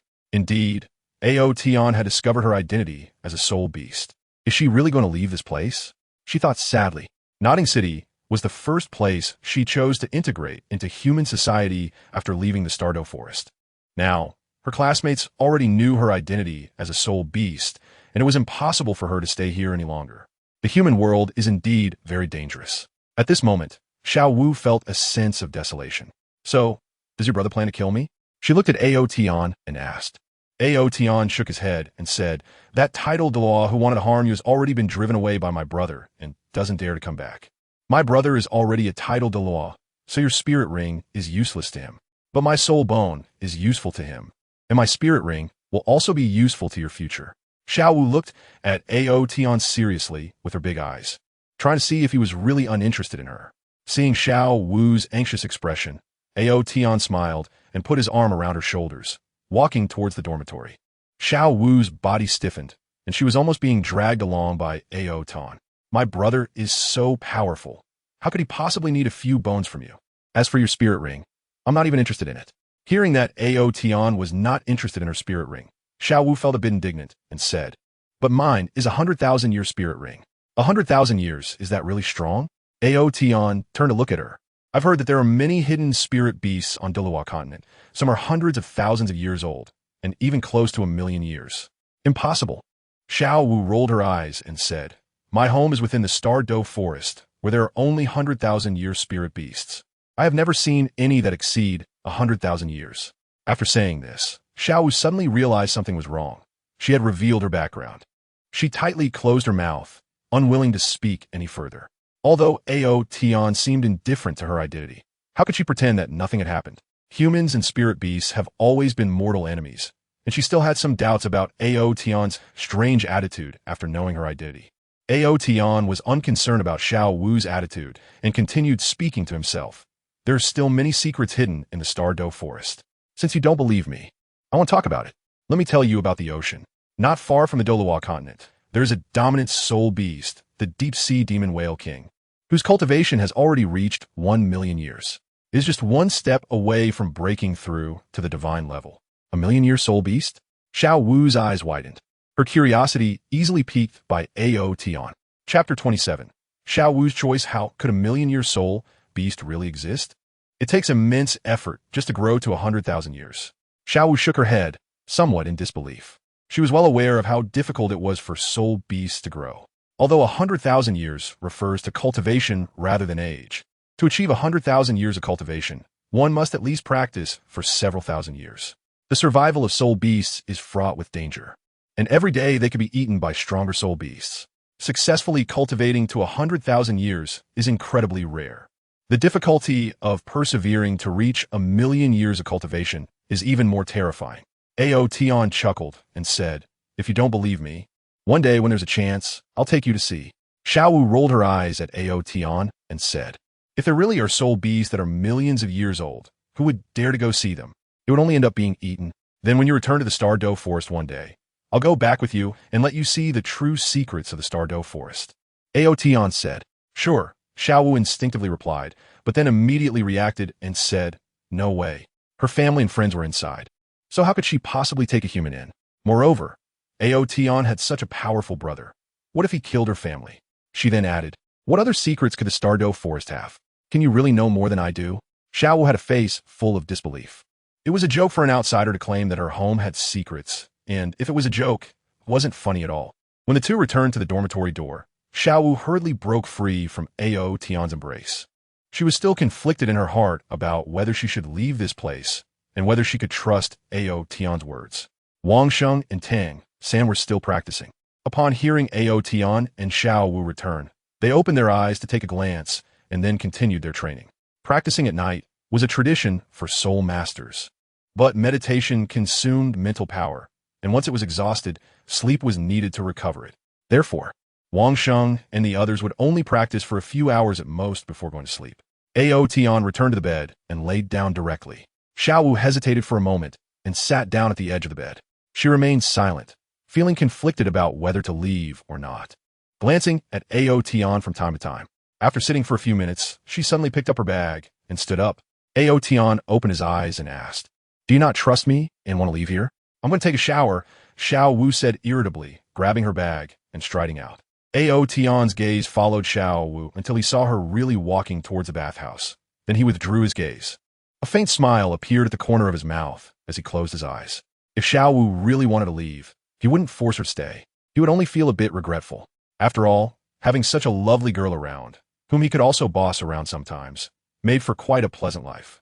In a daze, Ao Tian fell asleep, and it wasn't until about an hour later, when Xiao Wu returned, that he woke up. Wang Sheng and the others also woke up from their training, each grabbing a bathing tub, preparing to take a bath. Xiao Wu lay on the bed, pulling over the soft and comfortable silk quilt to cover her body. She looked at Ao Tian on the other side and asked, "Aren't you going to take a bath?" "No, I'm not dirty," Ao Tian replied. His body had long reached a pure state, with no impurities to expel. Even dust couldn't cling to him. Xiao Wu made a face of disdain and moved a bit farther away from Ao Tian. Seeing her like this, Ao Tian chuckled. "Don't you think my body smells good?" Xiao Wu nodded and said, "There's a very special fragrance." In fact, I haven't bathed for many years. Xiao Wu was stunned, recalling how she had secretly inhaled the scent on Ao Tian's body before. Suddenly, she felt a bit nauseous. I'm not talking to you anymore. I'm going to train. Xiao Wu sat cross-legged and began her daily training. However, after sitting in silence for a few minutes, she couldn't calm her mind, constantly thinking about what had happened that night. Being recognized was very dangerous for her. She didn't feel any danger or malice from Ao Tian and that brother Ao Tian. This was also the reason she decided to stay in the end. Yet, she still worried whether her choice was wrong. After trying to train for half an hour and still unable to focus, she had no choice but to give up and lie down. Lying on the bed, she quietly moved a bit away from the bundle she had placed in the middle of the bed, secretly watching Ao Tian's sleeping profile. As she watched, she gradually fell asleep herself.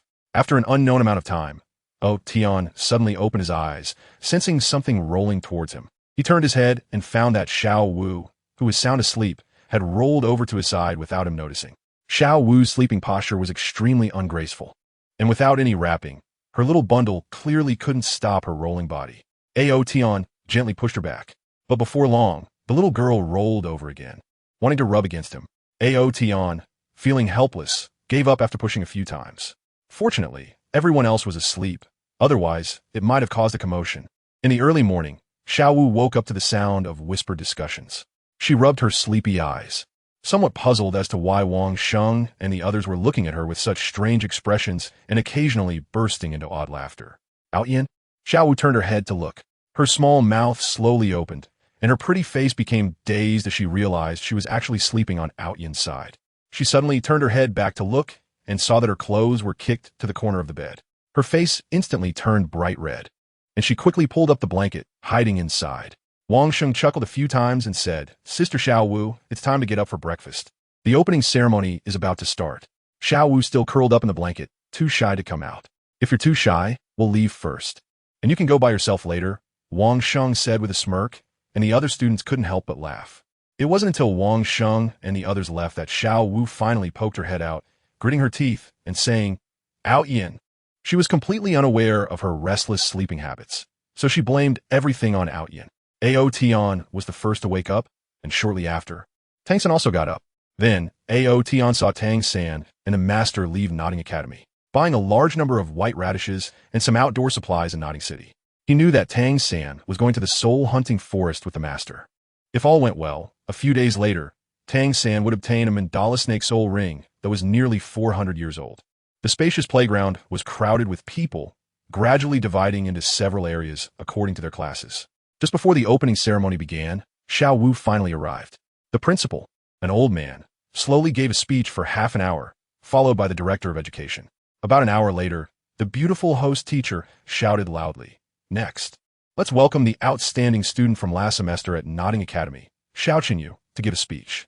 Amidst laughter, the renowned Xiao Nana from Nodding Academy, with a bruised face, several horns on his forehead, and a flushed face, walked up to the podium. Wang Sheng and the others were laughing so hard that they were almost in stitches, feeling a great sense of relief in their hearts. 3 days later, at noon, after class, the nearly fully recovered Xiao Nana once again led a challenge against the work-study students. On the small hillside behind the academy, Xiao Wu, along with Wang Sheng and 9 others, was confronting more than 20 people on Xiao Nana's side. Ao Tian lazily stood at the back, watching with great interest as this group of elementary school students prepare to fight. Chapter 28, Tang San Returns, Part 2, in the woods on the small hillside. It was eerily quiet, with 2 groups, the work-study students and Xiao Nana, confronting each other with tension. All the work-study students stood behind Xiao Wu, glaring angrily at Xiao Nana's team across from them. Xiao Nana's team consisted of more than 20 senior students, all powerful. In contrast, the work-study students had a mix of grades. Aside from Xiao Wu and Ao Tian, only Wang Sheng could hold his own. It's no wonder the work-study students have been bullied so badly by Xiao Nana before. Xiao Nana was tall, already standing at 1.7 meters at just 11 or 12 years old. His once handsome face was marred by some bruises, causing people's eyes to linger on them. Xiao Wu spoke first. "Xiao Nana, you still haven't learned your lesson, have you? Didn't that fall make you wake up? People like you will have their retribution." Mentioning the painful incident, Xiao Nana spat with hatred. "That day, it was you who did it, right? Otherwise, how could all 8 of us have rolled down the stairs? You must have ambushed us from behind. Xiao Wu was taken aback, angrily retorting, don't slander us. We were quite a distance away from you at that time. How about we push you down? Xiao Nana turned to two of his lackeys behind him and asked, you two were at the back that day. Did anyone push you? The two lackeys quickly nodded, saying, yes, yes. We felt someone push us hard from behind. It was Wang Sheng and the others. The two pointed at Wang Sheng, looking very certain. A triumphant look appeared on Xiao Nana's face as he said, since that's the case, let's settle old and new scores together. If you lose today, all your gold soul coins will belong to me. And this little girl will have to be my pet rabbit. Xiao Wu's cheeks flushed, her left hand on her hip and her right hand pointing at Xiao Nana, trying to appear fierce, but she looked a bit cute instead. She said, Xiao Nana, since you were so shameless, let me show you the power of the work-study students today. If you lose, you must take a detour every time you see us in the future. No problem. Xiao Nana readily agreed, saying, I won't bully you. I see you have exactly 11 people, so we'll send out 11 as well, one-on-one combat. As long as you win, you can fight the next opponent until one side is completely defeated. Wang Sheng was very familiar with Xiao Nana and, after a moment's thought, realized Xiao Nana's cunning plan. He quickly said to Xiao Wu, Sister Xiao Wu, don't agree to him. Their side is full of senior students. One person can easily crush everyone else except you, me, and Ao Tian. We three will definitely be worn down by them. This is very unfavorable for us. Worn down? That's my favorite. I want to knock them all down. Xiao Wu showed no concern, instead looking excited as she loudly declared, it's settled. No more hesitation. Let's start. Xiao Nana wore a broad grin, looking like his scheme had succeeded, and shouted to the back, Lu Long, you go first. Yes, boss. A boy named Lu Long stepped forward. He was tall and already a 6th grade student, a strong subordinate of Xiao Nana. Wang Sheng's expression changed slightly, and he gritted his teeth. Sister Xiao Wu, let me handle this one. Xiao Wu was surprised and asked, do you have a grudge against him? Wang Sheng nodded. Lu Long was in the same class as him, and they had fought many times, with Wang Sheng suffering devastating defeats each time. The reason was that Lu Long's martial spirit was a stick, while Wang Sheng's battle tiger martial spirit hadn't fully manifested yet, making it impossible for him to defeat Lu Long, who wielded a weapon. Xiao Wu nodded and said, all right, go ahead. If you lose, I'll avenge you. Wang Sheng stepped to the front, and Lu Long also stepped forward. Why humiliate yourself against a defeated foe? Lu Long taunted. Wang Sheng's expression was serious. He said nothing and directly activated his martial spirit's power. He roared, and his soul power glowed, making him exude a fierce aura, like a ferocious tiger. Seeing that Wang Sheng didn't reply, Lu Long felt slighted. His expression turned cold as a 2-meter-long staff appeared in his hand. The two said nothing more and began to fight. Ao Tian walked up and stood beside Xiao Wu, watching the battle in the arena. As soon as the fight began, Wang Sheng fell at a disadvantage. Lu Long's long staff defended tightly, making it impossible for Wang Sheng to get close, and each strike was powerful and heavy, leaving immediate bruises and blood marks on Wang Sheng's body. Wang Sheng kept roaring like a tiger, struggling to fight back, but the disadvantage became more and more apparent. Xiao Wu, worried, asked, Ao Tian, do you think Wang Sheng still has a chance to win? Ao Tian was not worried at all and smiled. How is it impossible? As long as you want him to win, he can win. Xiao Wu glared at Ao Tian unhappily and said, what time is it? You still have the mood to joke. At this rate, Wang Sheng won't be able to win. Tang San's voice suddenly rang out, and Xiao Wu turned to see that Tang San was already standing on her other side. For Wang Sheng to win, he must break through the opponent's defenses and attack at close range. However, with his combat skills, he still couldn't break through the opponent's defenses. Tang San spoke with conviction, making it easy for others to believe in his judgment. He glanced at Ao Tian, then looked at the opponent's lineup, and continued to Xiao Wu. You are too hasty to duel with them today. You should wait for my return. That would increase your chances. But fortunately, I made it back. Ao Tian asked, are you saying that if you hadn't returned, we would lose? Tang San did not look at Ao Tian and said calmly, the possibility of losing is very high. Although your strength and speed are strong, there are many powerful opponents. Xiao Nana has already become a soul master. The power of soul skills is beyond your imagination. Being a soul master and not being one are two completely different worlds. Ao Tian laughed and said, is that so? To me, soul masters are nothing special. Wang Sheng might not necessarily lose. Xiao Wu angrily retorted, what time is it? You two are still arguing. Tang San ignored Xiao Wu, shook his head, and said, Ao Tian, in terms of vision, you are not as good as I am. After losing to Ao Tian last time, Tang San always unconsciously wanted to win a round back from Ao Tian. Is that so? I say Wang Sheng can win, and he will win. Ao Tian still wore a confident smile. Seeing that Wang Sheng was on the verge of defeat, Tang San had already picked up a small stone in his hand, ready to secretly help Wang Sheng. But upon hearing Ao Tian's words, he suddenly couldn't help but engage in a contest of wills with Ao Tian, retracting the stone in his hand. Then I will wait and see how Wang Sheng wins, Tang San said indifferently. Tang San, how can you say such words that boost others' morale while diminishing your own? Someone behind them complained. Tang San stood there calmly. If Wang Sheng lost, then he lost. With him and Xiao Wu around, Ao Tian should also make a move, and in the end, the victory would still belong to their side. He just wanted to dampen Ao Tian's spirit and see Ao Tian's defeated expression. On the battlefield, Wang Sheng was already battered and bruised, increasingly struggling to withstand Lu Long's attacks. Within 5 moves, Wang Sheng will definitely lose, Tang San said with certainty. Ao Tian Dao. Within 5 moves, Wang Sheng will definitely win. I say so. Chapter 29. Tang San's incredulity. Initially, Ao Tian intended to use some small tricks to ensure Wang Sheng's victory. After all, he had no interest in getting involved in such a small scene, nor did he want Xiao Wu to intervene, because when Xiao Wu fights, she easily gets into close contact with others. Since Tang San was so sure that Wang Sheng would lose, Ao Tian found it amusing and engaged in a verbal dispute with him. Hearing Ao Tian's words, a hint of disdain appeared on Tang San's face. Without his hidden weapons assistance, Wang Sheng would undoubtedly lose. What could he use to win? Xiao Wu's expression was not good. She also felt that Wang Sheng was going to lose. After all, Wang Sheng was being beaten so badly, while the opponent's momentum was growing stronger. This situation couldn't possibly be reversed. On the battlefield, Lu Long had a look of disdain on his face. Wang Sheng's strength was greater than his, but it was merely brute force, and he was just a plaything for him. It should end now. A cold glint flashed in his eyes as he shouted, "Kneel down." Saying this, he swept his stick fiercely towards Wang Sheng's knee. If the stick hit Wang Sheng's leg, barring any accidents, Wang Sheng would indeed kneel down. Lost, Tang San silently murmured in his heart.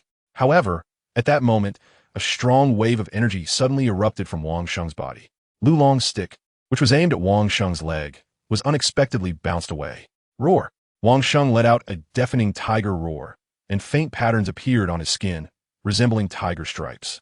Wang Sheng felt ecstatic. He sensed a massive energy suddenly appearing within him, swirling around and granting him tremendous power.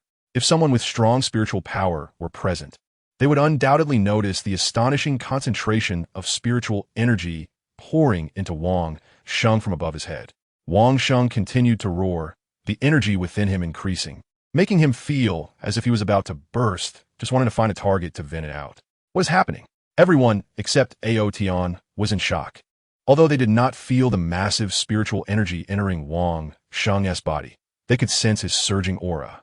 Tang San's eyes gradually widened, and his face became increasingly dazed. He had previously predicted that Wang Sheng would definitely lose within 5 moves.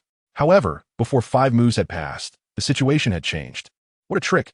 Lu Long's long stick was shaken away by Wang Sheng, and he immediately felt humiliated, swinging the long stick down towards Wang Sheng's head. Wang Sheng disregarded everything and took the blow head-on, successfully closing the distance to Lu Long. For a weapon soul master using long weapons, being approached by a beast martial soul master meant the outcome was already decided. Wang Sheng swung a slap at Lu Long's face, sending him flying, spinning several times in the air before landing unconscious. Everyone, except Ao Tian, was dumbfounded. The situation had reversed so quickly. Wang Sheng had actually turned the tables with 1 move. Who else? Wang Sheng was extremely excited and shouted at Xiao Nana.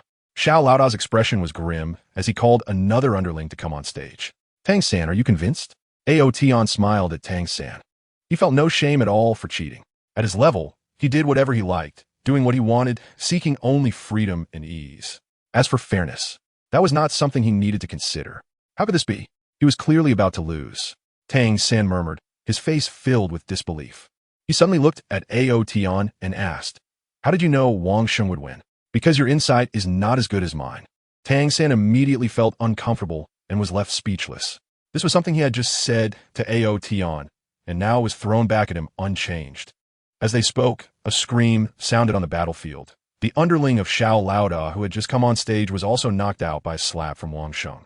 Damn, what kind of medicine did Wang Sheng take today? So fierce. Excited exclamations erupted from the work-study students. Tang San was in a bad mood and had to focus his attention on Wang Sheng, wanting to figure out the reason behind Wang Sheng's sudden increase in strength. His eyes suddenly flashed with purple light as he activated his purple extreme demon eyes, making every move of Wang Sheng appear much slower in his vision. At this moment, the third person from Xiao side had already come up, yet Wang Sheng remained fierce. Wang Sheng felt as if he had truly transformed into a fierce tiger, with an endless source of power within him. Even when hit by the opponent, the pain was very weak. This means my soul power should have broken through to level 10. As long as I absorb a spirit ring, I could become a soul master. Wang Sheng felt a surge of joy in his heart. His talent was quite ordinary. After nearly 6 years of studying at The Academy, his soul power had only reached level 9. He never expected that he would actually break through to level 10 during battle. Not all students at The Academy could ultimately become soul masters. Among those who studied for 6 years, very few would actually become soul masters. If Wang Sheng could break through to the soul master realm before graduation, his future would definitely be much brighter. Come again, come again. Everyone, except Ao Tian, was increasingly shocked to the point of almost becoming numb. Wang Sheng had single-handedly taken on 10 opponents and was still full of energy, showing no signs of weakness. How is this possible? Tang San muttered. He had watched Wang Sheng's 10 battles, but couldn't discern the reason for Wang Sheng's sudden strength. Wang Sheng's battle intent was boiling as he looked at Xiao and laughed heartily. Xiao, it's your turn. Xiao Qianyu walked out with a grim expression. Having lost 10 matches, today had truly been humiliating. Seeing this, Tang San said, Wang Sheng, Xiao has already broken through to the soul master level. You are 1 realm below him. You can't beat him. Let me handle it. He glanced at Ao Tian and Xiao Wu, and seeing that neither of them opposed, he continued, I have also broken through to the soul master level now. Xiao was taken aback, his gaze landing on Tang San. Xiao was not familiar with Tang San's appearance. Last time in the cafeteria, he hadn't noticed Tang San's presence. A soul master has emerged among the work-study students. How is this possible? Xiao had studied at The Academy for 6 years and had never seen anyone among the work-study students successfully break through to the soul master level. Now that Tang San had broken through, it immediately made him feel somewhat troubled. What martial soul does this kid have? Xiao thought to himself. To everyone's surprise, Wang Sheng actually shook his head and said, I can still continue fighting. Having been bullied by Xiao for so many years, Wang Sheng naturally did not want to miss this opportunity to challenge him. Even if he lost, he would have no regrets. Xiao gaze shifted from Tang San back to Wang Sheng. A cruel smile appeared on his face as he said, Wang Sheng, you have some guts. Wang Sheng, let me handle it. You don't have a spirit ring and can't beat him. Tang San said. Xiao Wu also expressed concern. Wang Sheng, you have done very well. Let's handle the rest. Wang Sheng's gaze remained stubborn. Let him come. He might not necessarily lose. Ao Tian said. Tang San immediately wanted to refute, but when he thought of Ao Tian's earlier prophecy, he fell silent. Chapter 30. Tang San's challenge again. 4th update. Ao Tian, are you sure? Xiao Wu looked at Ao Tian. Trust me. Ao Tian only said 3 words. Xiao Wu nodded and said, then let Wang Sheng fight again. Xiao clenched his fists, making a cracking sound, and sneered, although you've won 10 matches in a row, I have to admire your courage to challenge me. Without further ado, the pain you've inflicted on us over the years, I'm going to reclaim it today. Saying this, Wang Sheng let out a roar, and the tiger patterns on his body deepened. Daring to be so arrogant before even becoming a soul master, Xiao Qianyu sneered and released his martial soul. His martial soul was a wolf, and he was an 11th level battle soul master. Those with beast martial souls, upon breaking through to become a soul master, could manifest their martial soul, greatly enhancing their strength. Xiao body quickly expanded. His hands grew larger, gray fur sprouted, his nails became extremely sharp, and a white soul ring appeared around him. Normally, battles between soul masters required them to announce their names, martial souls, and levels. But Xiao was too lazy for such formalities and directly launched an attack. With his martial soul manifested, his speed and strength became extraordinarily powerful, and his body turned into a blur as he dashed towards Wang Sheng. Die waste. A massive wolf paw swiped towards Wang Sheng's chest. At that moment, Wang Sheng's hatred, anger, and strength were all ignited and transformed into a punch. In front of everyone, their fists collided, and then Xiao Nana screamed as he flew backward. His arm twisted at an odd angle, and under the intense pain, he could no longer maintain his martial soul. Lauda, a group of underlings rushed up, only to find that Xiao Qinyu had already fainted. Wang Sheng sat down on the ground, feeling unprecedented exhaustion, as if he had drained all his life force. Brother Sheng, you won. A group of work-study students excitedly rushed up. Wang Sheng's vision darkened, and he too fainted. Xiao Wu stepped forward and loudly announced, in this duel, our work-study students have won. When Xiao Nana wakes up, tell him that if he sees us again and doesn't take a detour, I'll fight him every time. None of the over 20 people on the opposite side dared to respond to Xiao Wu's words as they awkwardly carried Xiao Nana away. Xiao Wu looked at the unconscious Wang Sheng and said, quickly take him to the school nurse. A group of work-study students hurriedly lifted Wang Sheng and quickly left. Ao Tian, wait a minute. Tang San, who had fallen behind, called out to Ao Tian, who was about to leave with Xiao Wu. What's wrong? Ao Tian turned back and asked. Tang San exuded a fighting spirit and said, I want to challenge you again. You just lost to me a few days ago.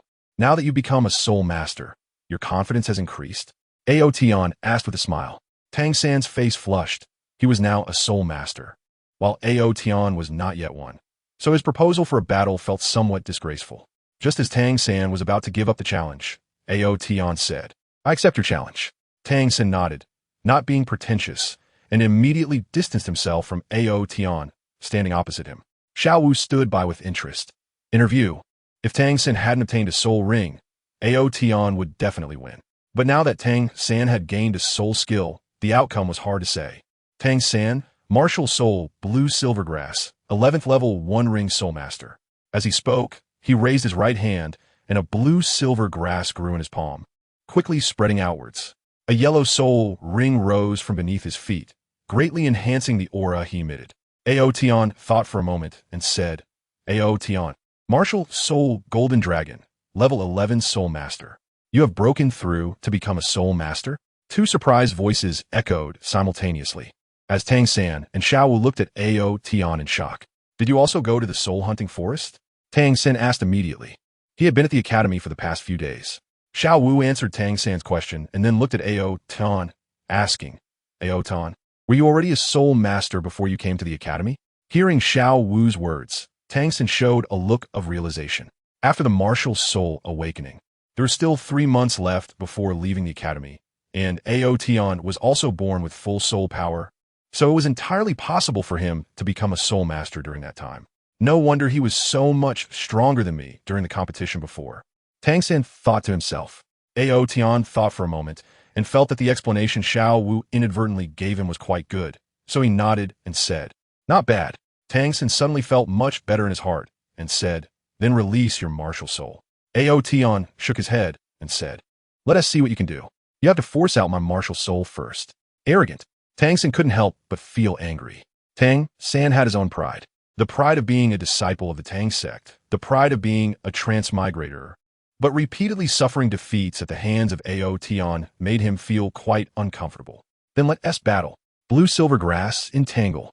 As soon as Tang San finished speaking, dozens of thick blue silver grass sprang up from the ground near Ao Tian, like venomous snakes, fiercely wrapping around Ao Tian. Ao Tian stood still, allowing the blue silver grass to wrap around his body. The vines of the blue silver grass were covered with sharp barbs, which, when tightened, pierced fiercely into Ao Tian's skin. These small barbs were laced with the venom of the mandala snake, possessing a paralyzing effect. To his surprise, they didn't penetrate. Tang San was astonished.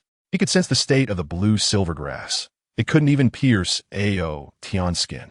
He flipped his left hand, revealing a pebble, and launched it at Ao Tian using the concealed weapon techniques from Dark Weapon 100 Solutions. His palm moved continuously, and countless pebbles seemed to have eyes, striking Ao Tian's body. Tang San carefully targeted areas that could easily incapacitate an opponent, such as pressure points and joints. His Xiantian skill was operating at full power, and the concealed weapons were fired with maximum force. However, upon colliding with Ao Tian, these pebbles shattered as if they had struck against fine iron. This should be the end, Ao Tian said. He paid no attention to the concealed weapons shot at him or the blue-silver grass entangled around him. Stepping forward to charge at Tang San, the seemingly resilient blue-silver grass was effortlessly torn apart by Ao Tian. Tang San was greatly shocked. He moved his feet and activated Ghost Shadow Misty Steps, preparing to engage in a guerrilla battle with Ao Tian. The last time, Ao Tian's strength and speed left a deep impression on Tang San. Although he had now broken through to being a soul master, he still felt uncertain about engaging Ao Tian in close combat, unless he used the Haotian hammer.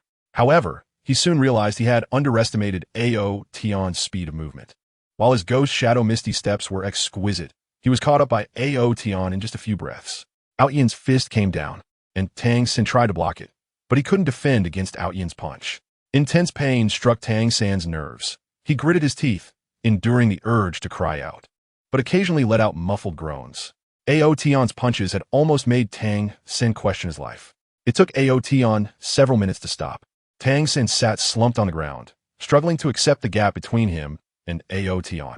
"How can you be so strong?" he asked, with some bruises on his face, the pain almost unbearable. "I am this strong, so when you challenge me in the future, you'd better think it through first," Ao Tian replied. Tang San clenched his fists. "One day, I will defeat you." Ao Tian chuckled softly and turned to leave. "Tang San, are you okay?" Xiao Wu asked with concern. Tang San shook his head and replied, "Just some minor injuries, nothing serious." "Then hurry back and rest a bit, I'll go first," Xiao Wu said. After speaking, she chased after Ao Tian. "Teacher, can you really win the bet against Ao Tian?" Tang San couldn't help but ask himself. Chapter 31.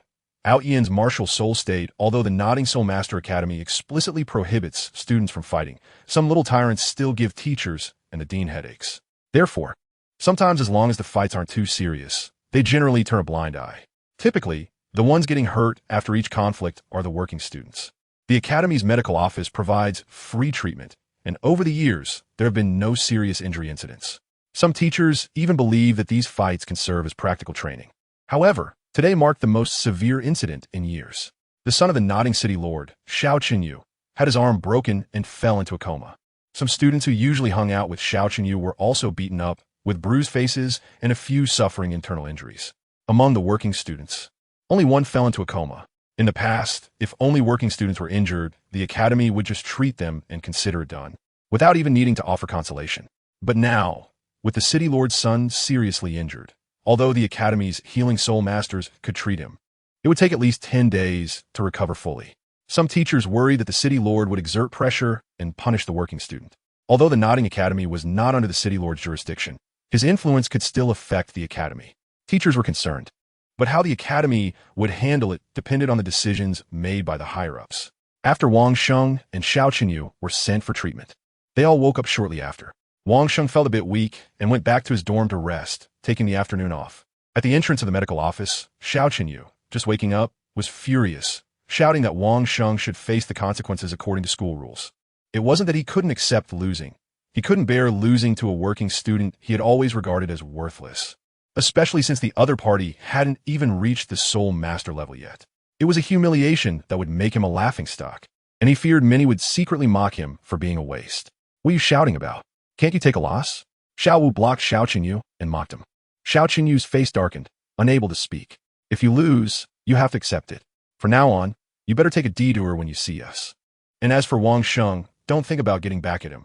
He has us backing him," Xiao Wu said, lifting her chin and looking at Xiao Chenyu with a commanding presence. "What, are you still not convinced?" After saying this, Xiao Wu released her martial soul. A red light shone from her body, and her eyes turned red. Her ears gradually elongated, sprouting soft white fur, and her body grew a little taller. A yellow soul ring rose from beneath her feet. "My name is Xiao Wu, the leader of the 7th Dormitory, Martial Soul, Rabbit, Level 12 Battle, Soul Master. 100-year Soul Ring." Xiao Chenyu couldn't help but exclaim. His first soul ring was only a 10-year soul ring, and he never expected the new leader of the working students to have a 100-year soul ring as her first. Seeing the shocked expression on his face, Xiao Wu felt a bit smug and said, "Tang San, show him your martial soul." Tang San, who had just been beaten by Ao Tian and had some bruises, also came to the medical office for treatment and was back to normal now. Hearing Xiao Wu's words, he released his martial soul. A yellow soul ring appeared around him, once again shocking Xiao Chenyu. Ao Tian, what about you? Xiao Wu looked at Ao Tian, signaling him to release his martial soul to intimidate Xiao Qinyu. She had been curious for a long time and always wanted to know what Ao Tian's martial soul looked like. All right, Ao Tian moved his mind and his body began to change. After breaking through to become a soul master, beast martial souls could manifest, so this time he didn't condense a golden dragon, but instead revealed his true form. 2 silver-white mini dragon horns grew from his forehead, about 10 centimeters long, and a diamond-shaped golden dragon scale appeared in the center of his forehead. This was his true appearance when transformed into human form. The previous look without dragon horns was just him hiding them to keep a low profile. A yellow soul ring appeared around him as well. Besides that, there were no other changes to his body. After the transformation was complete, his aura became a bit more enchanting. Ao Tian, how come you grew 2 horns? Xiao Wu found it amusing and reached out to touch Ao Tian's dragon horns. But he dodged and instead grabbed her ear. Rabbit ears are extremely sensitive, and once Ao Tian held hers, her face instantly turned crimson, and she hurriedly released her martial soul state. Opposite them, Xiao Qinyu was dumbfounded. 3 soul masters had appeared among the working students, all with 100-year soul rings, which nearly made his heart stop. His father, the city lord of Notting, had once warned him that there were terrifying forces in this world that should not be provoked. And if he encountered super geniuses, he must be cautious or it could bring disaster to his family. Are you convinced now? Xiao Wu looked at Xiao Qinyu with pride. Xiao Qinyu honestly nodded and said, Xiao Wu, I concede. From now on, you have the final say in Notting Academy. Xiao Wu pretended to be profound and replied with a waving her hand. If that's the case, hurry back and rest. Thank you, Xiao Wu, for your mercy. Xiao Qinyu quickly led his followers away. He vowed never to provoke this group of working students again. Let's go eat. Xiao Wu pulled Ao Tian toward the cafeteria. Tang San did not follow but left the academy, heading to the Hall of Spirits. He had just become a soul master and needed to get his soul master information certified, receive his soul master badge, and collect his soul coins rewards. Late at night, Xiao Wu woke up from her cultivation. When she opened her eyes, Wang Sheng and the others were already asleep. The stronger one's mental power, the longer they could cultivate. She glanced at Tang San across from her and found that he was still cultivating. What a freak. He cultivates even longer than I do, she mumbled. Unbeknownst to her, Tang San was not meditating. He practiced Xiantian Gong, which did not consume much of his mental power, allowing him to maintain long hours of cultivation. Xiao Wu turned to look at Ao Tian and found he was already asleep. A mischievous smile suddenly appeared on her face as she leaned over her bag, looking at Ao Tian, who was within arm's reach. She reached out to pull her long braid over and began to playfully stroke Ao Tian's face with the soft ends of her hair. Ao Tian's nose twitched, and just as he was about to sneeze, he quickly held it back. If you keep causing trouble, do you believe I will cut your hair? He threatened. Xiao Wu was so scared that she hurriedly pulled back her braid and said, Who told you to be so bad? You've been secretly bringing me over to your place these past few nights. Who knows if you've done something dirty to me? Ao Tian rolled his eyes in silence and said, Didn't you say it yourself? You rolled over here by yourself. I'm not interested in you, little girl. I'm actually afraid you would tarnish my reputation. How is that possible? Xiao Wu said with a look of disbelief. I always sleep very peacefully. That's what my mom told me.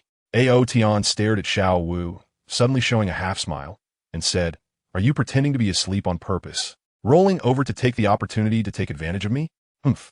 Do you think I would let you take advantage of me? Xiao Wu pounced on Ao Tian with her claws out. Sister Xiao Wu, can you keep it down with your affectionate sounds? We're all having a hard time here. Wang Sheng suddenly said. Exactly, we just can't sleep, someone echoed. Xiao Wu's face instantly turned into a red apple as she shrank back into her blanket, softly cursing Ao Tian. A school year had passed, and the students of Notting Soul Master Academy welcomed another long holiday. Chapter 32. Journey to Stardow Forest during this school year. Ao Tian lived a relaxed and carefree life. He attended classes when he felt like it and skipped them when he didn't. Occasionally, he would return to Spirit City to see Bibi Dong on Qianrenyue's birthday. He even made a trip to Heaven-Do City to bring Qianrenyue back to the Pope's palace. Xiao Wu also lived leisurely. As a 10,000-year soul beast in human form, her talent was naturally not comparable to ordinary people, and even without much cultivation, her strength was steadily improving. In the dormitory, the work-study students were packing their bags, and Tang San was also packing his things. The holiday was starting tomorrow, and they were all eager to return home. After nearly a year at the academy, how could they not miss home? Especially Tang San, who was very worried about how his father would fare without him. He even bought a new forging hammer to take back as a gift for his father. In the dormitory, Only Ao Tian and Xiao Wu had not packed their things. Ao Tian comfortably leaned on the bed, as he really had nothing to pack. Xiao Wu also leaned on the bed, watching her roommates busily pack their things. And there was a hint of loneliness in her eyes. Ao Tian glanced at Xiao Wu with interest and asked, "Why aren't you packing your things? Are you not planning to go home?" Xiao Wu looked a bit sad and replied, "I might not go home. I should just stay at the academy." Hearing her words, all the classmates looked over, wondering if something had happened at Xiao Wu's home. "Why not go back? You've been away from home for so long. Don't you miss your mom?" Ao Tian asked. He knew that Xiao Wu's mother was not dead. When Bibi Dong was promoted to title Douluo, he personally helped her choose a more powerful soul beast, allowing that rabbit to escape a disaster. Xiao Wu hesitated and suddenly leaned close to Ao Tian's ear, whispering, "It takes several days to walk back to Douluo Forest. I was lucky when I came. I didn't encounter any bad people. But that black-clothed person who broke into the academy last time really scared me. I don't dare to go back." She felt that staying at the academy was safer. If someone recognized her identity on the way, it would be a dead end. However, she also missed her mother very much, so she felt quite conflicted. Ao Tian joked, "Are you saying this to me because you want to take you home?" He didn't hide his voice, instantly drawing everyone's attention again. Upon hearing Ao Tian's words, laughter erupted in the dormitory. "Sister Xiao Wu, are you two meeting the parents so soon?" Someone teased. "What are you talking about?" Xiao Wu said angrily, her little face turning red as she pinched Ao Tian's arm hard. After a moment, she calmed down and said, "You're only a soul master right now. You can't protect me at all." Ao Tian smiled and said, "Did you forget? I still have an older brother." Xiao Wu's eyes lit up, and she was quite moved. Haotian's older brother can drive away a title Douluo, which indicates that his strength must be very powerful among title Douluo, enough to protect her back to the Douluo Forest. No, she suddenly shook her head like a wave drum. How could she bring a powerful title Douluo back home? Wouldn't that harm her mother and Daming Erming? She felt that Haotian's older brother was not interested in her soul bone, but he might be interested in other 10,000-year soul beasts. Ao Tian could see Xiao Wu's worries and said, "I can make my brother not go in there. He listens to everything I say." "Really?" Xiao Wu looked at Ao Tian, feeling a bit moved. Ao Tian nodded. "Really, whatever I ask him to do, he has to do it. Let me think about it first." Xiao Wu didn't agree immediately. She needed to consider the risks of this matter. "All right," Ao Tian said casually. After thinking for a while, Xiao Wu's eyes suddenly lit up, and she asked, "Ao Tian, is your home far from here? How about I go to your house to play?" "It's about the same distance to your place," Ao Tian replied. He suddenly whispered, "My home is in Wuhuan City. Do you dare to go?" "Ah," Xiao Wu exclaimed, quickly covering her mouth and shaking her head, "then I won't go." Ao Tian smiled and said nothing more. Wang Sheng suddenly stood up, clapped his hands, and drew everyone's attention, saying, "This semester I became a soul master. A few days ago, my dad wrote to say that the village will hold a feast to celebrate when I go back. Who want to join? All expenses paid. I'll go." "Me too." As soon as food was mentioned, several people couldn't help but respond. "Tang San, are you going?" Wang Sheng asked. Tang San shook his head. Wang Sheng's village was quite far from Holy Soul Village, and he didn't want to waste so much time. There were only a few months left in the bet between the master and Ao Tian, and when school started again, it would be the time for him and Ao Tian to settle their rivalry. Therefore, he needed to seize every moment to cultivate. "Ao Tian, what level have you reached? How strong are you?" Tang San looked at Ao Tian, who was leaning against the bed, and thought to himself. Ever since their match on the small hill, the two had not fought again. Throughout this semester, Tang San had never seen Ao Tian train or make a move, so he had no idea what realm Ao Tian had achieved now. "Ao Tian, Xiao Wu, what about you?" Wang Sheng looked at Ao Tian and Xiao Wu. Xiao Wu said, "Let me think about it." Ao Tian shook his head. "No, I won't go." Ao Tian's response was within Wang Sheng's expectations. How could a wealthy young master be interested in a rural banquet? That night, Xiao Wu tossed and turned in bed, unable to sleep, constantly thinking about going home. Can Ao Tian really be trusted? As she pondered, her heart suddenly felt enlightened. Haotian's brother is titled Douluo. Even without her guidance, he can find his way into the Douluo Forest. Moreover, Haotian's brother knows the identity of her soul beast. If he really wants to use her to threaten her family to give up resistance, then even if she doesn't go back, he could still capture her. So, no matter what choice she makes, the outcome will be the same. Then let him take me back. I trust him. Xiao glanced at Ao Tian. Over the past year, she had gotten used to Ao Tian sleeping beside her. She thought that if one day Ao Tian suddenly wasn't there, she would probably feel lonely for a long time. She wondered if she would still squeeze to his side tonight, feeling a bit embarrassed. Throughout this semester, she had woken up almost every morning on Ao Tian's side. As it happened more often, she finally believed that she rolled over to his side while asleep.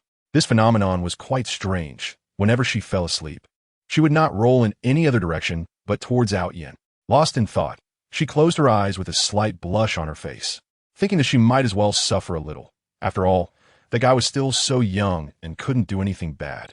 Early the next morning, Tang San, Wang Sheng, and the others couldn't wait to leave. Have you thought it through? If you really don't need me to accompany you, then I'll be leaving, Ao Tian said, looking at Xiao. Xiao smiled sweetly and said, didn't you say a long time ago that you would take me to see the secrets of the dragon.The forest? Then let us go. Chapter 33. Xiao's mother's secret. Are you worried? Ao Tian asked. I'm on your territory now. Is worrying useful? Xiao rolled her eyes. You're not too stupid. Ao Tian chuckled, rubbing her head a few times. Don't mess up my hair, Xiao complained, hitting him with her bag. I don't have a soul guide. Can you help me carry it? She said. She had long envied Ao Tian for not needing to carry a bag when going out. Unfortunately, there were no storage soul guides for sale in Notting City. Otherwise, she would have borrowed money to buy one. The wisdom of humans is truly terrifying. They can create such amazing things. This is simply incredible for soul beasts like them. Ao Tian took the package from Xiao Wu, and with a thought, he stored it in his own space. At his level of cultivation, he could already open up a personal space using the laws of space, which is also why he looked down on using those low-level soul guide devices. Not only is the space small, but it's also not safe. Is there anything else? Ao Tian asked. Xiao shook her head and said no. Then let's go. Ao Tian led the way out. Xiao Wu quickly followed, looking at Ao Tian's back and remembering that he would see her mother when they returned. For some reason, she felt a bit nervous. Once they left the academy, Ao Tian asked, it's your first time in the human world.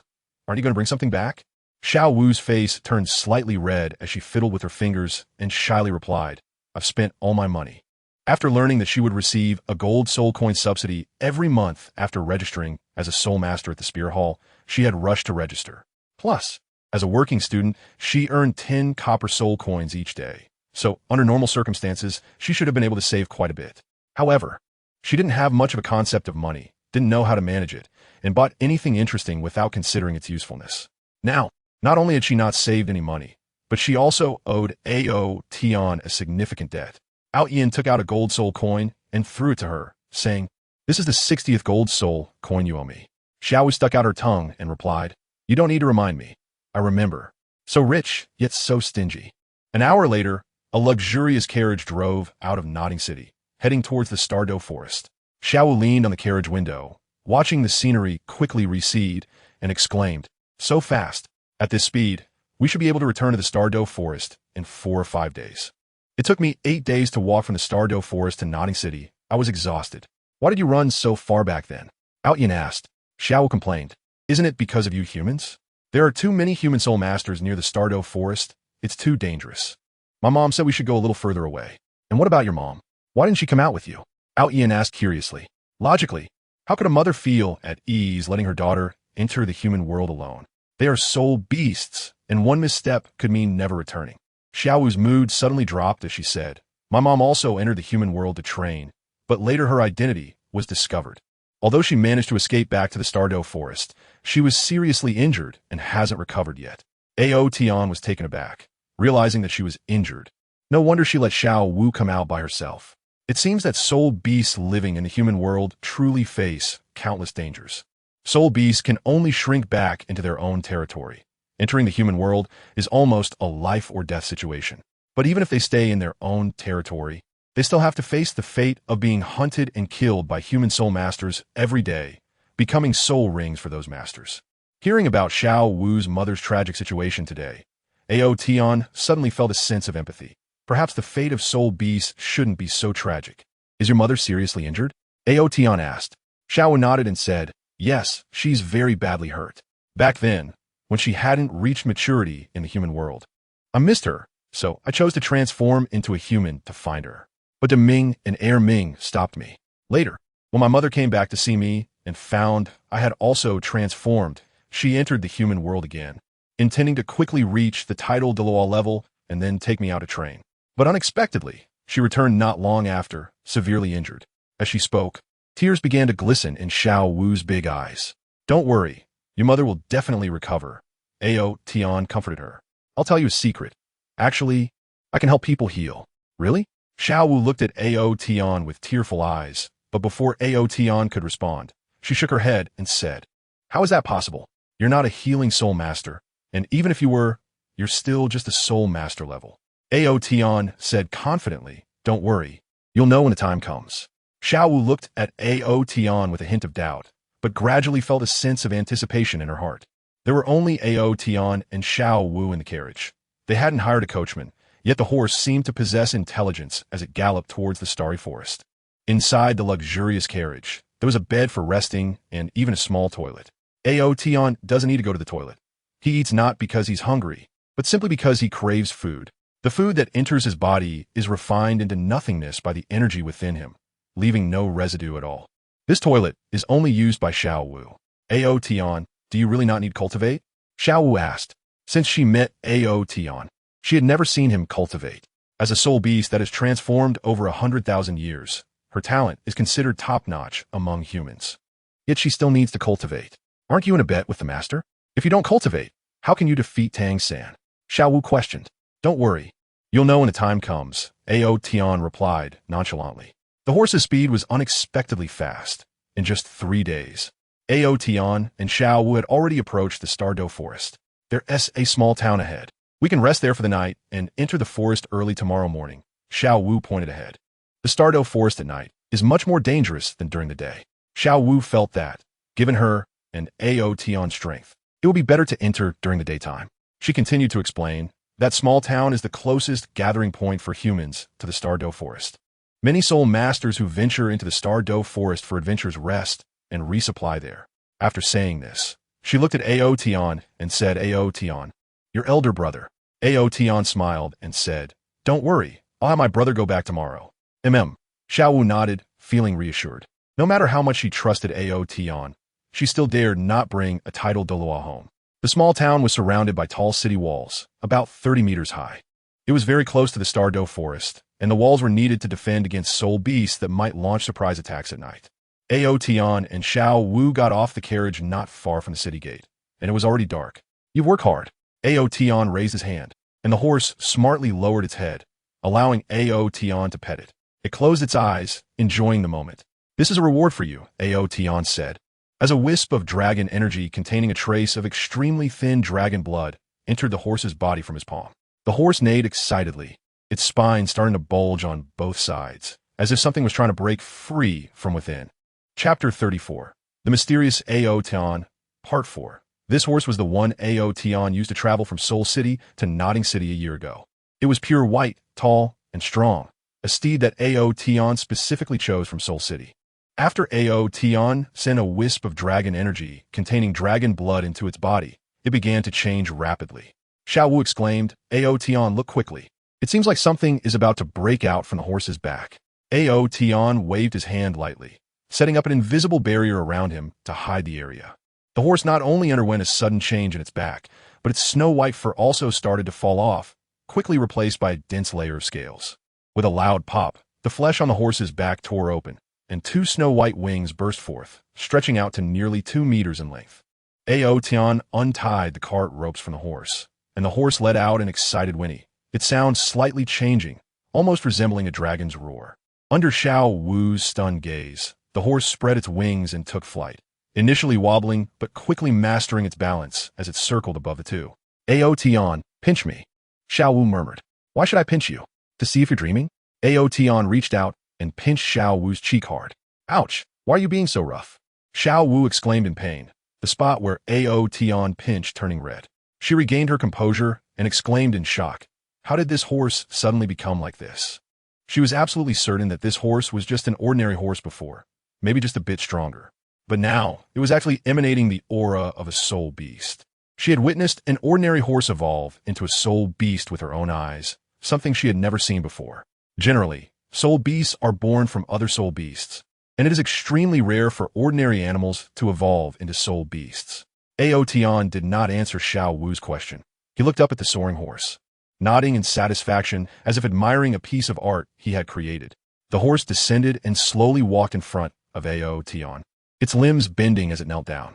Ao Tian stroked its head and said, "From now on, you will be called Lama."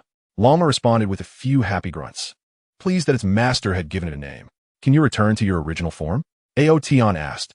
Lama stood up, its tall body shrinking a little, the dragon's scales disappearing, and its wings retracting, leaving no trace behind. "Very good." Ao Tian nodded in satisfaction, and with a few flicks of his fingers, golden characters flew out from his fingertips and merged into Lama's body, sealing its soul beast aura. Even a titled Douluo using spiritual power to probe would not be able to discover that this horse was a soul beast. Xiao stared blankly at this scene. If Ao Tian hadn't pinched her just now, leaving her face still burning with pain, she would have thought this was an illusion. Also, what were those golden characters that flew out from Ao Tian's fingertips? Why did the soul beast aura on this horse suddenly disappear? Xiao Wu was very sensitive to the aura of soul beasts, but now, no matter how she sensed it, she couldn't detect the soul beast aura on Lama. She looked at Ao Tian in confusion, waiting for his answer. Ao Tian smiled at her and said, "I was the one who let it evolve into a spirit beast, and the spirit beast aura on it is also concealed by me. How is that possible? How did you do it?" Xiao Wu's eyes widened, looking adorably surprised. A 7-year-old child, with only the cultivation of spirit master, could actually make an ordinary animal evolve into a spirit beast and even conceal its aura. It sounded like a fairy tale, and no one would believe it. "I won't tell you." Xiao Wu pouted and said, "You don't treat me as a friend. When it's time for you to know, you will know. When it's not, you will never know," Ao Tian replied. With a thought, he put the dragon horse and the carriage into his space. "Where's the dragon horse?" Xiao Wu exclaimed. "It's in my space," Ao Tian said with a faint smile, removing the barrier and walking towards the small town ahead. "How is that possible? Storage soul guides can only store inanimate objects, right?" Xiao Wu chased after him. "Who told you that storage soul guides can only store inanimate objects?" Ao Tian glanced at Xiao Wu. He remembered Dugu Bo's magical treasure pouch, which could store living things. If humans could create such soul guides, it would be even easier for him. His space was almost indistinguishable from a world, except there were hardly any living beings in it. Ao Tian was convinced that once he broke through to a higher realm, that space might evolve into a real world. Xiao Wu pouted and followed Ao Tian, not saying anything, looking quite unhappy. It was only now that she realized Ao Tian was very mysterious and understood that her knowledge of him was just the tip of the iceberg. As they approached the city gate, Xiao Wu grabbed Ao Tian's arm and quietly asked, "Can you help me conceal my spirit beast aura?" She looked at Ao Tian with expectation.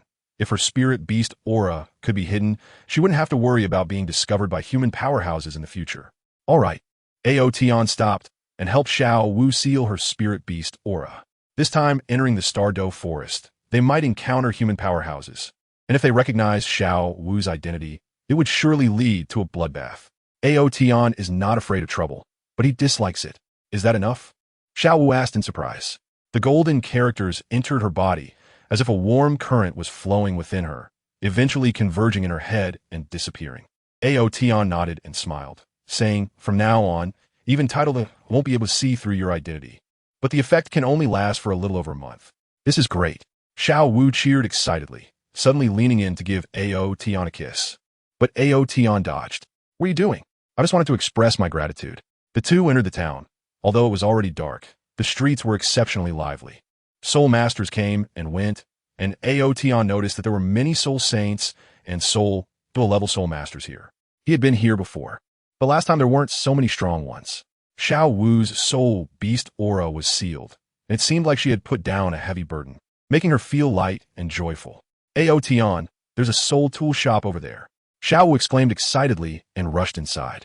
She had wanted to have her own soul tool for a long time, but unfortunately, a small place like Nodding City didn't have any.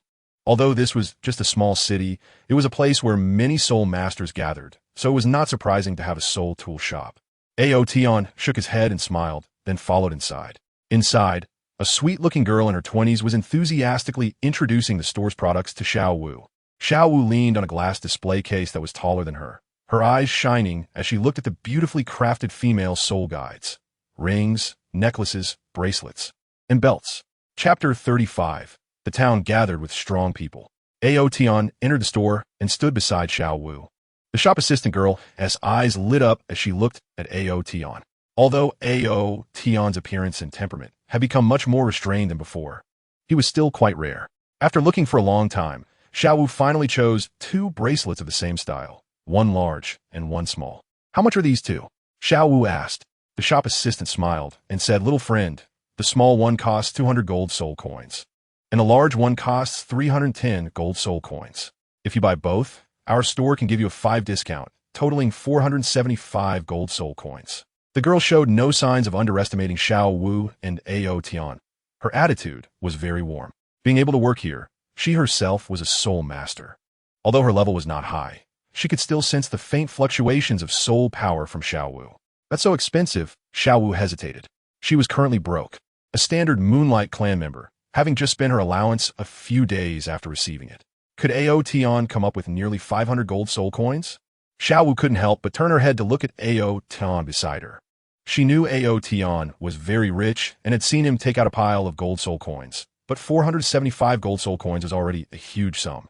These soul guide devices were excavated from ancient relics, and with the current technology of soul masters, it was impossible to manufacture new ones, which is why they were so expensive. Soul masters who were not strong or did not have powerful backing could not afford them. "Ao Tian," Xiao Wu called out. "With this much gold soul coins, selling you as my maid wouldn't even cover it." Ao Tian joked. "Do you have any? I promise I'll pay you back later." Just as Xiao Wu was about to act cute, Ao Tian had no choice but to agree. He couldn't resist her acting cute. "Little friend, may I ask if you will pay with gold soul coins or silver notes?" The shop assistant girl showed a hint of excitement on her face. This was a big sale, and she would earn a lot of commission from it. Indeed, one should never underestimate anyone, she thought to herself. When Xiao Wu had entered earlier, the other salespeople in the store had looked down on the little girl, but she had warmly welcomed her. Now, she was reaping rich rewards. The other salespeople all looked over with envy, and the customers browsing in the store also turned their attention, surprised to see Ao Tian. This little kid actually brought so much money? Ao Tian Dao, gold soul coins. He doesn't have much in the way of banknotes, just a lot of gold soul coins. All right. The female shop assistant brought over a tray. Ao Tian clattered as he took out a large pile of soul coins, the amount just right. After counting clearly, the female clerk wrapped the 2 bracelets and handed them to Xiao Wu. "Little brother, you need to be careful. There might be bad people watching you," the clerk kindly reminded. "I know," Ao Tian nodded. "It's important not to flaunt one's wealth." How could Ao Tian not feel the greedy gazes around him? Xiao Wu also heard the reminder and immediately looked around warily. "Let's go," Ao Tian tapped her head. After the 2 of them left, some customers who had been in the store hurriedly put down their items and followed them out. Xiao Wu, holding the 2 bracelets, trailed behind Ao Tian, her gaze continuously scanning the surroundings with vigilance. Unfortunately, with her experience, she couldn't yet detect those hidden greedy individuals. Seeing Xiao Wu's expression, which seemed to show she was trying to hide something, Ao Tian couldn't help but smile and said, "Are you afraid others won't know you're holding treasures?" Xiao Wu was taken aback and suddenly felt a bit embarrassed. "Aren't these 2 valuable?" she muttered, gradually relaxing her body and no longer looking around anxiously. "Are there really people eyeing us?" she quietly asked Ao Tian as she leaned closer. "Yes, quite a few. They're following us," Ao Tian replied with a smile. "You're still smiling? Aren't you afraid of being robbed?" Xiao Wu said impatiently. "Have you forgotten about my brother?" Xiao Wu slapped her forehead and stopped worrying. "Let's find a place to settle down first," Ao Tian said, leading Xiao Wu to the most luxurious hotel in the town. He had stayed there the last time he came, and it was quite nice. Suddenly, his brow furrowed as he sensed something was off. There were simply too many high-level soul masters in this small town. Expanding his spiritual sense, he even felt several auras of tidal Douluo. Could something be happening? Ao Tian focused intently, listening to the countless conversations in the small town, quickly extracting useful information. Someone had discovered a young, shape-shifting soul beast in the Douluo forest, which was injured and had a strength roughly at the Soul Emperor level. After 2 days of spreading news about the event, many high-ranking soul masters rushed over. However, no one dared to enter easily, as the shape-shifting soul beast was being guarded by the overlord of the Douluo forest, the Titan Giant Ape. The group of adventurous soul masters who discovered the shape-shifting soul beast suffered heavy casualties at the hands of the Titan Giant Ape, with only a few lucky enough to escape and bring back the news. Now, more and more powerful individuals gathered in the town, including several titled Douluos. These titled Douluos planned to set off early the next morning to hunt the 10,000-year shape-shifting soul beast in the Douluo forest. In the past, even titled Douluos would not dare to provoke the Titan giant ape lightly. However, with the appearance of a shape-shifting soul beast at only the soul emperor level, the situation was different. They wouldn't have to fight the Titan giant ape to the death. They just needed to hold it back and look for an opportunity to kill the weaker 10,000-year soul beast. For a 10,000-year soul beast at the soul emperor level, it would be a trivial matter for titled Douluos. This was why a large number of soul masters were attracted.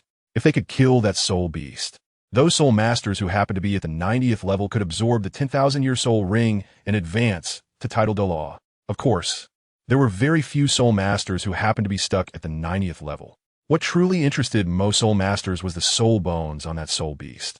As long as they could grab a piece of soul bone, even if they couldn't use it themselves, it would still be a tremendous fortune. Killing a 10,000-year soul beast with only soul emperor level strength was something many soul masters could accomplish. It wasn't just about strength to obtain soul bones.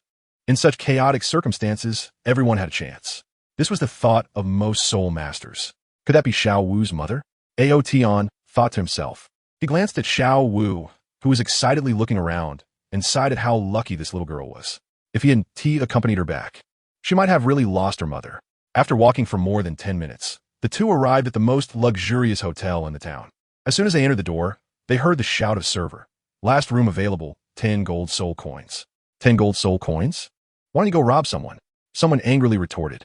Isn't that too expensive? Is it really okay for you to hike the price like this? Exactly. The original price was less than a gold soul coin, and you raised it by more than 10 times. The server smiled and said, I'm sorry, everyone, but our hotel is the best in town. If you think it's expensive, you can turn left and go out. There are cheaper places over there. What bad luck. A group of people cursed and left angrily. Ao Tian approached the counter, tossed out 10 gold soul coins, and said, I want this room. Chapter 36, The Secret of the Stardo Forest. The waitress, seeing the gold soul coins, smiled broadly and said, Welcome, esteemed guest. I will process that for you right away. In the past 2 days, the number of soul masters in the town had surged, and these merchants were making a fortune. The waitress quickly assisted Ao Tian and Xiao Wu with the paperwork. After a while, the waitress handed the key to Ao Tian and enthusiastically said, Your room is 309. Do you need any other services?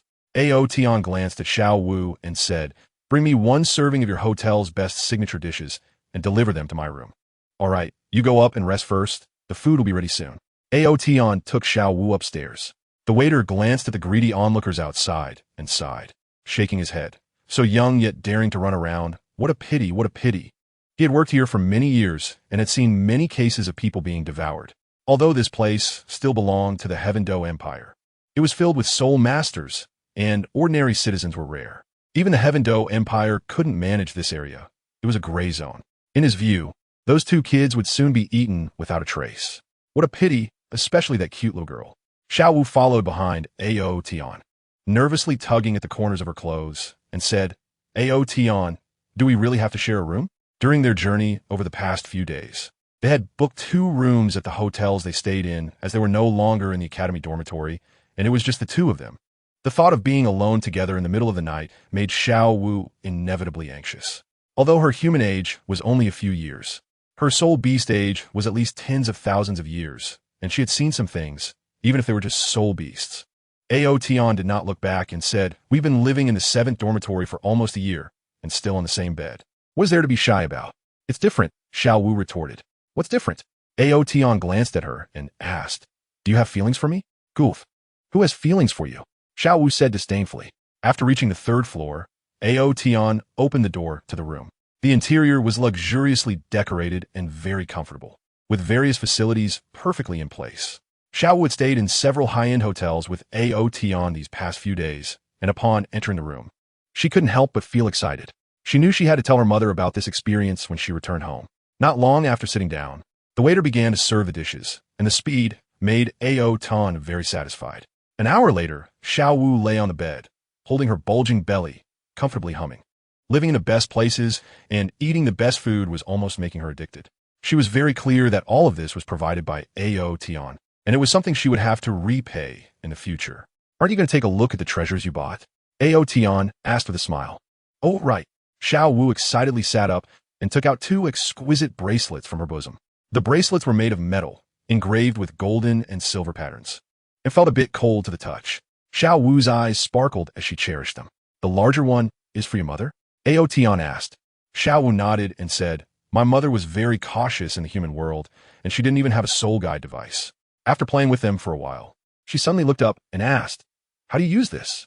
Inject your soul power into the bracelet, and you can sense the existence of the space inside. Ao Tian explained. Xiao Wu eagerly nodded and, after trying a few times, had already mastered the technique. Unfortunately, the smaller bracelet only had 6 cubic meters of space, and the larger one only had 10 cubic meters, yet they were sold at such a high price. Tang San's belt had 24 cubic meters. Xiao Wu had a painful expression on her face.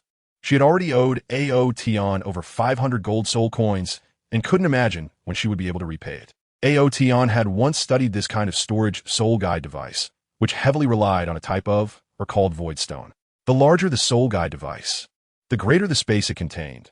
Conversely, the smaller it was, the less space it had. This was also due to the roughness of the crafting techniques, which overly depended on materials. Give me your bracelet. Ao Tian suddenly became interested in crafting. He remembered that he hadn't crafted anything for over 500 million years. At that time, he was the only one who could transform into human form on this primitive planet. During the long years of solitude, he pondered many things. Crafting, alchemy, and various cultivation methods were all part of the legacy contained within the dragon clan's bloodline.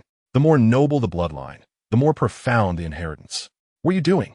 Xiao Wu asked, but still handed over the small bracelet. Ao Tian took the bracelet, and under his divine power, it floated into the air. He did not intend to remold it or change its appearance. He just wanted to increase the space inside. The creators of these soul guiding devices needed to determine the size of the space based on the amount of materials used, but he did not have to. Watching Ao Tian make the bracelet float as if performing a magic trick, Xiao Wu couldn't help but widen her eyes. Ao Tian moved both hands in unison, constantly forming hand seals and utilizing the profound spatial laws to continually expand the space inside the bracelet. A few minutes later, he tossed the bracelet to Xiao Wu and said, take another look. Xiao Wu, with a confused expression, infused her soul power into the bracelet once again. The next moment, her eyes widened in shock as she exclaimed, how can it be this big? Didn't you say it was too small? I've expanded it to 100 cubic meters. Ao Tian replied with a faint smile. How did you do that? Xiao Wu looked at Ao Tian in astonishment, realizing that she was increasingly unable to understand him.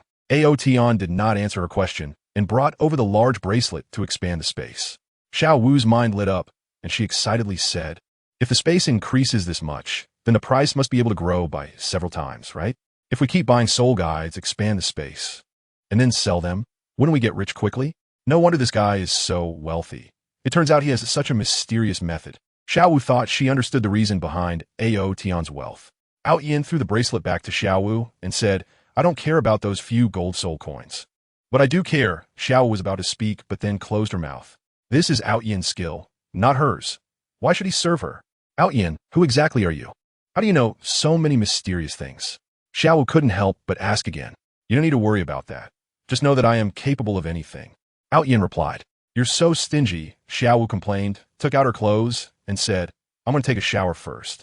Ao Tian sat on the bed, his spiritual consciousness spreading out towards the dragon.The forest. He saw many soul beasts active in the night, and also noticed a small lake within the forest, beside which stood a small grass hut with a beautiful woman sitting at the door. In front of her were 2 large soul beasts, crouching obediently like small mountains. As he delved deeper, he sensed some more powerful, ferocious beasts hidden away, most of which were asleep. Among them, some gave off a familiar aura, that of the Dragon Clan. Chapter 37, titled The Older, 17 years ago, when Ao Tian had just awakened. He quickly discovered these ferocious beasts sleeping in the dragon.The forest. However, after facing countless beasts for many years, he had grown tired of them, which is why he had ignored these creatures. Moreover, from his perception, the dragons with the Dragon Clan aura were too weak. Accompanying Xiao Wu into the dragon.The forest this time piqued his interest, as he wanted to see what differences there were in the Dragon Clan that appeared after him. He retracted his spiritual consciousness and casually looked around the hotel. The number of those lurking had increased to over 10. To them, Ao Tian was simply a big fat sheep, especially since he could casually pull out over 400 gold soul coins. Not long after, Xiao Wu came out after her bath. She was wearing a soft pink nightgown and pajama pants. Her face flushed, and her skin radiated warmth. with a storage soul tool. She directly stored her changed clothes inside. "I'm done washing," she said cheerfully, bouncing onto the bed, landing with a thud. Suddenly, she remembered Ao Tian beside her and stopped, asking, "How about I sleep on the sofa tonight?" She felt it was somewhat inappropriate for a man and woman to sleep together. "Less nonsense," Ao Tian said, reaching out and gently pressing on her sleep point. Xiao Wu's head tilted, and she immediately fell asleep. Ao Tian threw her onto the bed, pulled the blanket over her, then opened the door and walked out of the room. There were some things he needed to resolve outside. When he got to the first floor, the same waiter was still at the counter. Ao Tian didn't even glance at him and directly exited the hotel. The waiter saw Ao Tian coming out and was about to say something, but as soon as the words were on his lips, Ao Tian had already left the hotel. Seeking his own doom, what a pity. Once outside, the fat sheep surprisingly showed up. Under the dim streetlights, dozens of eyes suddenly lit up, unable to believe that the fat sheep would come out at this time. Previously, they couldn't figure out Ao Tian's identity and were worried that he had other partners in this small town, so they held back. But later, they discovered that Ao Tian had actually booked a room with that little girl, which indicated that he really only had 2 children with him. If the target wasn't inside the hotel, they would have acted long ago. Ao Tian didn't even glance at these people and headed straight towards the spirit hall. In this small town, the spirit hall had also established a branch, and several of the titled auras that Ao Tian sensed earlier were from this branch. Clearly, the spirit hall had received the news about the transformation of the 10,000-year soul beast, which is why they sent titled Douluo over. Ao Tian had to disperse the few titled Douluos. After all, with him around, who could kill Xiao Wu's mother? After walking for a few minutes, Ao Tian turned into a dark alley. By the time a dozen or so people arrived, he was already quietly standing there waiting. "You're too slow," he said. The group of over 10 exchanged glances, distancing themselves from each other and forming 3 groups. Hearing Ao Tian's words and seeing his calm demeanor, they suddenly felt a sense of strangeness. They extended their mental power, cautiously probing the surroundings for any ambush. However, after sensing for a while, they found no soul masters hiding here. So how did this kid discover them? Were you afraid of? A bearded man cursed as he stepped forward, glaring at Ao Tian with his round eyes. "Kid, hand over all your gold soul coins, and I promise to let you go." "Big brother, didn't you just say this kid looks good and has delicate skin? We should have some fun with him?" A straightforward little brother reminded him. "Nonsense. Am I that kind of perverted person?"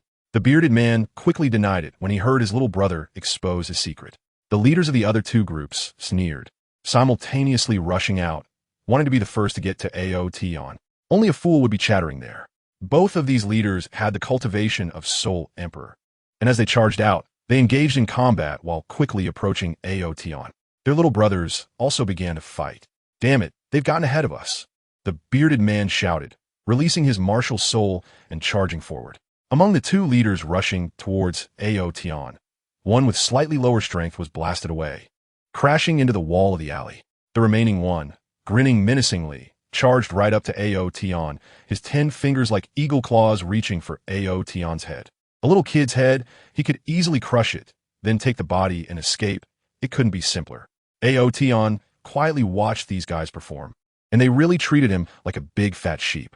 He had seen this kind of situation many times while accompanying Bibi Dong on her travels across the continent, as most of them were just coveting Bibi Dong's beauty. "It's over," Ao Tian said softly, but his words echoed in everyone's ears. "What?"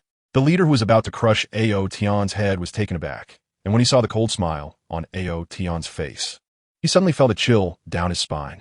Ao Tian raised his finger and drew a cross in the air towards the guy charging at him. With a puff, a large amount of blood sprayed out, and the Soul Emperor was seemingly cut into 4 pieces by an invisible blade in the shape of a cross.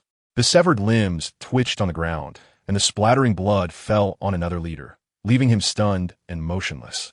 Ao Tian's body was stained with blood, and he looked at the second Soul Emperor, smiling as he raised a finger. "No!"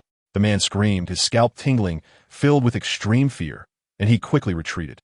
Ao Tian mercilessly waved his finger. An invisible force of space cut the person into several pieces. The remaining dozen or so people were all stunned and frozen in place. "Run!" someone shouted. Ao Tian spun and leaped, his hands seemingly playing a beautiful melody. When he left, only a pile of broken corpses remained in the alley.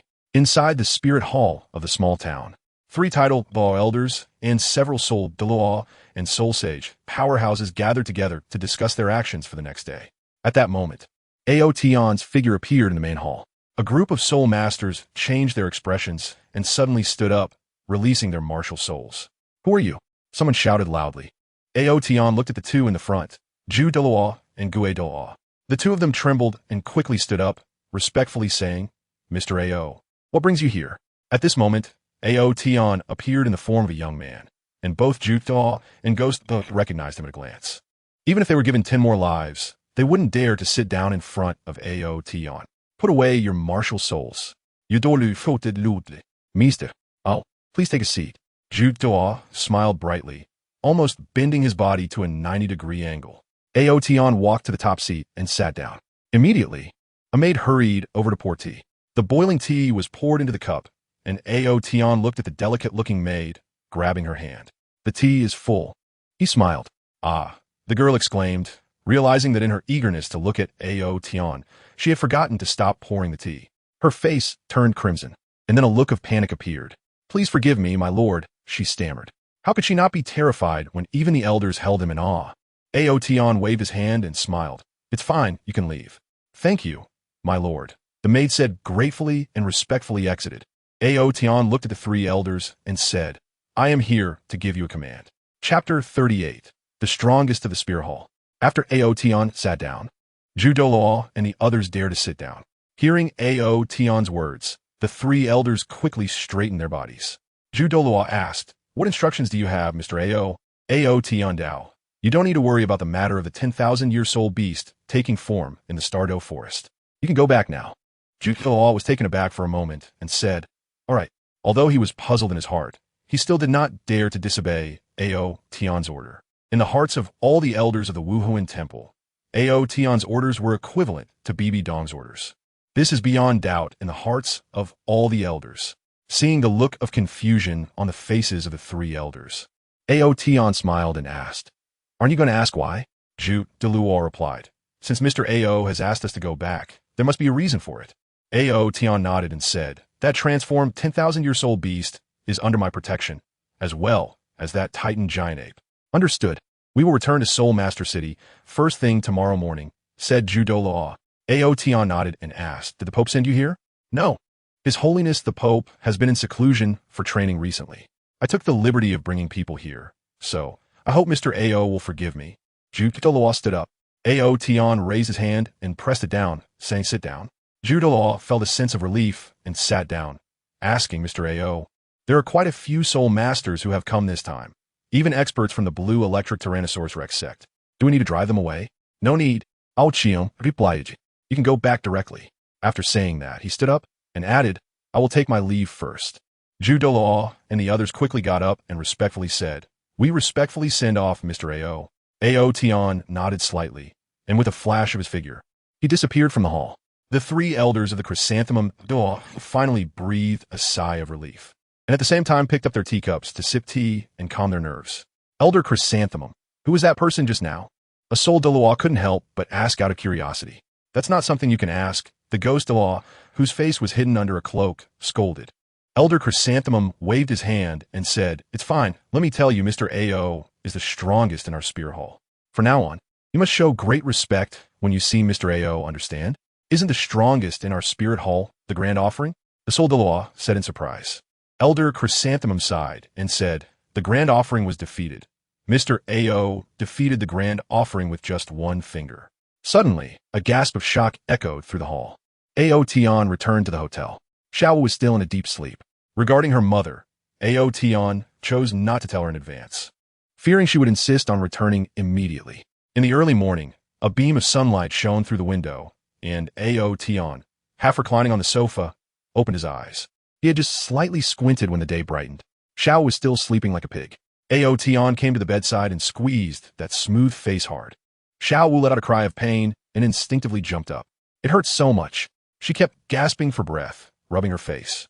Her gaze fell on Ao Tian, who was sitting on the sofa not far away, and she asked, Was it you who pinched my face? Ao Tian stood up and chuckled. I'm so far away from you. How could I pinch you? It must be you who had a nightmare. Really? Xiao Wu got off the bed with a puzzled expression.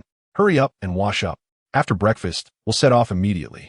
The Douluo forest will be very lively today, Ao Tian urged. Lively? Is something going to happen? Xiao Wu asked as she walked. You'll find out then. Oh. After finishing the breakfast served by the waiter, the two left the hotel. On the street, there were soul masters everywhere, marching towards the city gate near the Do forest. Why are there so many soul masters? Xiao Wu exclaimed in surprise. Many powerful soul masters were completely unrestrained, releasing their aura to intimidate others. Xiao Wu couldn't help but swallow her saliva and asked, Ao Tian, what exactly is happening? She remembered that there weren't so many soul masters on the street last night. Those soul masters releasing their aura seemed too powerful to her, capable of easily crushing her. Ao Tian led her forward and said, someone has discovered a transformed soul beast in the starry forest, and its strength is at the soul emperor level. These people are now going to seize the soul ring and soul bone of that soul beast. Is that true? Xiao Wu rushed in front of Ao Tian, gripping his arm tightly and asking. Of course it's true. Ao Tian nodded and said, listen carefully, they're all discussing it. Xiao Wu perked up her ears and indeed heard the soul masters talking about the transformed soul beast. Her face turned pale, and she pulled Ao Tian to leave, anxiously saying, we need to hurry back. Don't worry, your mom will be fine. Isn't your friend Ming and Air Ming protecting her? Ao Tian said, how can I not be worried? There are too many soul masters, and I'm afraid Ming and Air Ming won't be able to hold them off. Don't worry. With me here, nothing will happen, Ao Tian said, pulling Xiao Wu into a deserted alley and then releasing the dragon horse. Ao Tian turned over and mounted the horse, extending his hand to Xiao Wu, saying, come up. Xiao Wu reached out her hand and was pulled up, sitting in front of Ao Tian. The dragon horse followed them.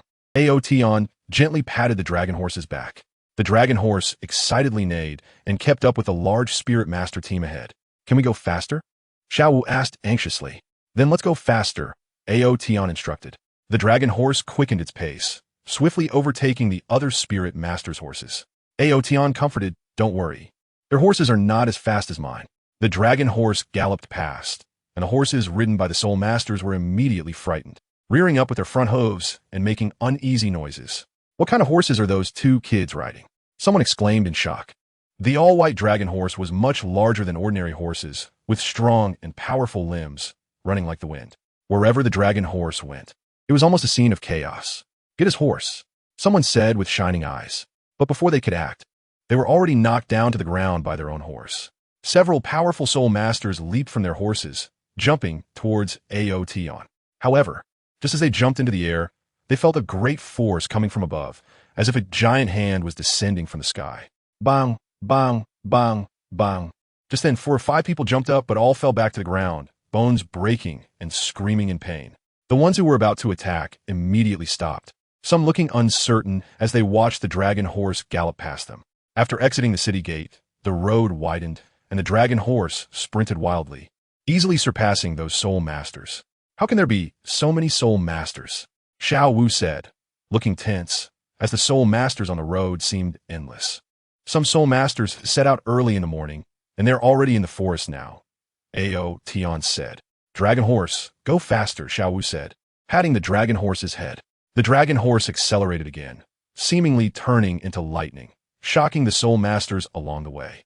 What was originally an hour's journey took less than half an hour, and Ao Tian and Xiao Wu arrived at the outskirts of the Do forest.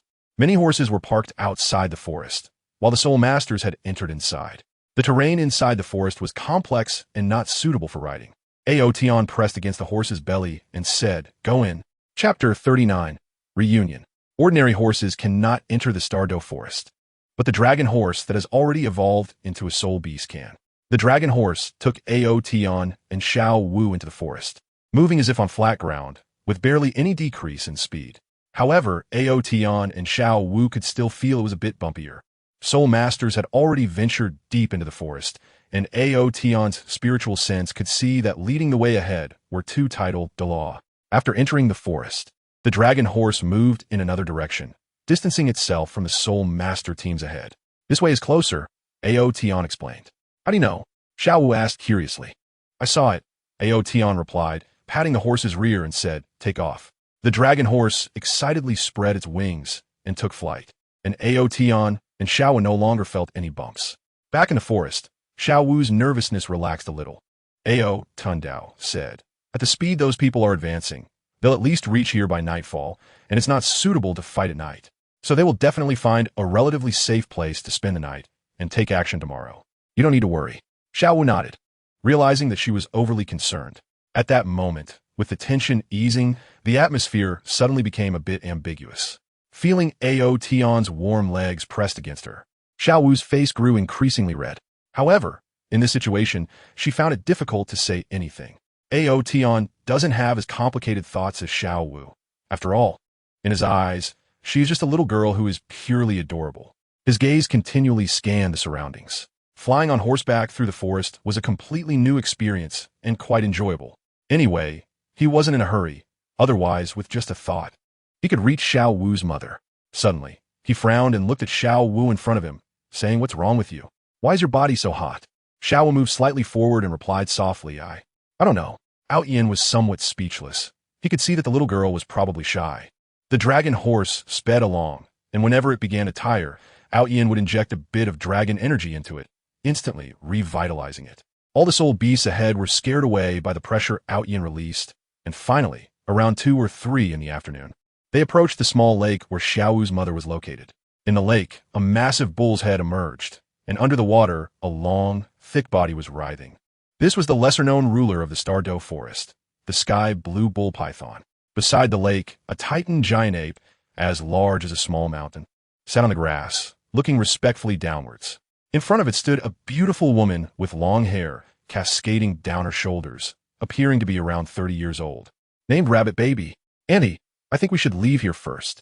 Those detestable human soul masters have already entered the forest and could find this place at any moment. The Titan giant ape said. Its voice was deep like rolling thunder. The sky blue bull python said, "Leave? Where can we go? The dragon.The forest is this big. You know the greed of those human soul masters. As long as we stay in this forest, they will eventually find us. Big brother, what do you suggest we do?" The Titan giant ape asked. The sky blue bull python coldly replied, "Prepare for battle. Whatever number they come with, we will kill as many as they send. If they want to kill Annie, they must first step over our corpses. Then let's fight them. All humans should die." Its eyes, as large as lanterns, gleamed with a frenzied killing intent. Rabbit Baby sighed, "I appreciate your good intentions, but the strong humans far outnumber us soul beasts. If a lot of titled Douluo come this time, not only I, but even you will be in danger. I think I should leave the dragon.The forest to avoid implicating you. Auntie, your injuries haven't healed. It would be very dangerous to enter the human world again." The sky blue bull python quickly said. Rabbit Baby replied, "You don't need to persuade me anymore. I have watched you grow up. You are like my children. How could I let you fall into danger? Moreover, staying here will only attract greedy soul masters. They won't give up until they kill me. And no matter how strong you are, you can't protect me forever. The only chance for survival is to enter the human world and hide." The Titan giant ape urgently said, "Annie, trust me. My brother and I can protect you well. Once you enter the human world, if you encounter danger and my brother and I are not by your side, who will protect you?" Annie is right. The sky blue bull python's voice became much deeper, saying, "No matter how strong we are, we can't withstand so many red-eyed soul masters. It would be even more dangerous for Annie to stay here." Rabbit Baby looked at Daming with satisfaction and said, "Then it's settled. A few days ago, those soul masters were fleeing towards the Heaven-Do Empire. They should be soul masters from the Heaven-Do Empire. You protect me while we leave from another direction." "Okay." The surface of the lake began to churn as a monster with a bull's head and snake's body, over 30 meters long, crawled out. The massive bull's head had a diameter of more than 4 meters, covered in greenish scales, exuding an oppressive aura. "Someone is approaching quickly," Daming said, and the bull's head suddenly turned to look in one direction. That direction was towards the Heaven-Do Empire. This was their territory, and normally no soul beast would dare to enter, so it had to be human soul masters coming. Stood upright. Its appearance resembled both a monkey and a chimpanzee, and aside from its earth-colored eyes, its entire body was pitch black. Once standing, its body was so robust that the muscles bulging from it resembled small hills, containing unimaginable violent power. "Rip them apart," growled. The beautiful woman, Rabbit Baby, quickly stood behind Erming. Due to the soul beast aura on Xiao Wu and the dragon horse being concealed by Ao Tian, Daming and Erming couldn't sense that a soul beast was approaching. Otherwise, they would have sensed Xiao Wu entering the forest shortly after her arrival. They widened their eyes, seeing a white shadow darting through the gaps in the trees, rapidly approaching. On that white shadow, there were 2 small figures. Its sister Xiao Wu. Daming exclaimed excitedly. Roar, roar. Erming let out an excited roar, vigorously beating its chest. Daming, Erming, Xiao Wu shouted excitedly. After the dragon horse rushed to the edge of the small lake, she stood up and leaped forward. Daming lowered his bull head, allowing Xiao Wu to land on it. Xiao Wu patted Daming's head, excitedly shouting, Daming, Erming, I miss you so much. Erming leaned in, allowing Xiao Wu's small hand to stroke it, its enormous eyes squinting in enjoyment. Xiao Wu's mother, Rabbit Baby, stepped out from behind Erming. Mom, Xiao Wu exclaimed joyfully, jumping down from Daming's head and landing in her mother's embrace. Daming and Erming's gazes fell on Ao Tian, filled with confusion. How can there be a human boy? Daming said. This little brat isn't even enough for me to use as a toothpick. Erming leaned closer to Ao Tian, opening its big mouth and revealing a fierce expression. Ao Tian immediately held his breath, unable to endure the strong stench of the giant ape's breath, and slapped out with his hand. With a loud bang, his palm did not touch the Titan giant ape's body, but the Titan giant ape flew out and crashed into the lake. Chapter 40. Ancient dragon clan. The azure bull python instantly felt a chill run down its spine, opening its mouth wide and biting towards Ao Tian. At the same time, a cold gaze shot out, turning the surrounding space into a shade of blue, causing everything to slow down. This was its domain, which had a slowing effect. Here it comes again. Ao Tian could not stand the mouths of these creatures, and slapped out once more. The more than 30-meter-long azure bull python also had no resistance whatsoever, as if it were a small snake being slapped into the lake, splashing water everywhere. Xiao Wu and her mother were stunned. Their minds momentarily stopped functioning. The Titan giant ape burst out of the water, roaring in anger as it charged towards Ao Tian. Stop, Deming and Erming. Two voices rang out simultaneously. It was Xiao Wu and the azure bull python speaking. The Titan giant ape stopped in front of Ao Tian, but its big eyes were still glaring angrily at him. The azure bull python swam ashore and said, He means no harm. He just knocked us away without injuring us. Furthermore, to be able to knock us away without causing any harm, his strength is above ours. The Titan giant ape's huge face froze for a moment, scratching its head and saying, Is that really the case? Xiao Wu let go of her mother and ran over, stopping abruptly in front of Ao Tian, saying, Ao Tian, what happened? How did you knock Deming and Erming away?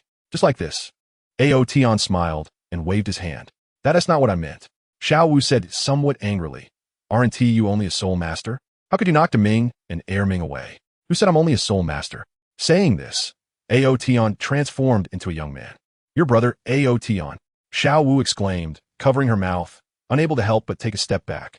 Her first thought was, oh no, I brought back a title, but she quickly reacted and asked, Are you Ao Tian or Brother Ao Tian? Ao Tian looked at the frightened little girl and smiled. I am Ao Tian, and I am also your big brother, Ao Tian. How could you possibly be two people at the same time? Xiao Wu still couldn't believe it.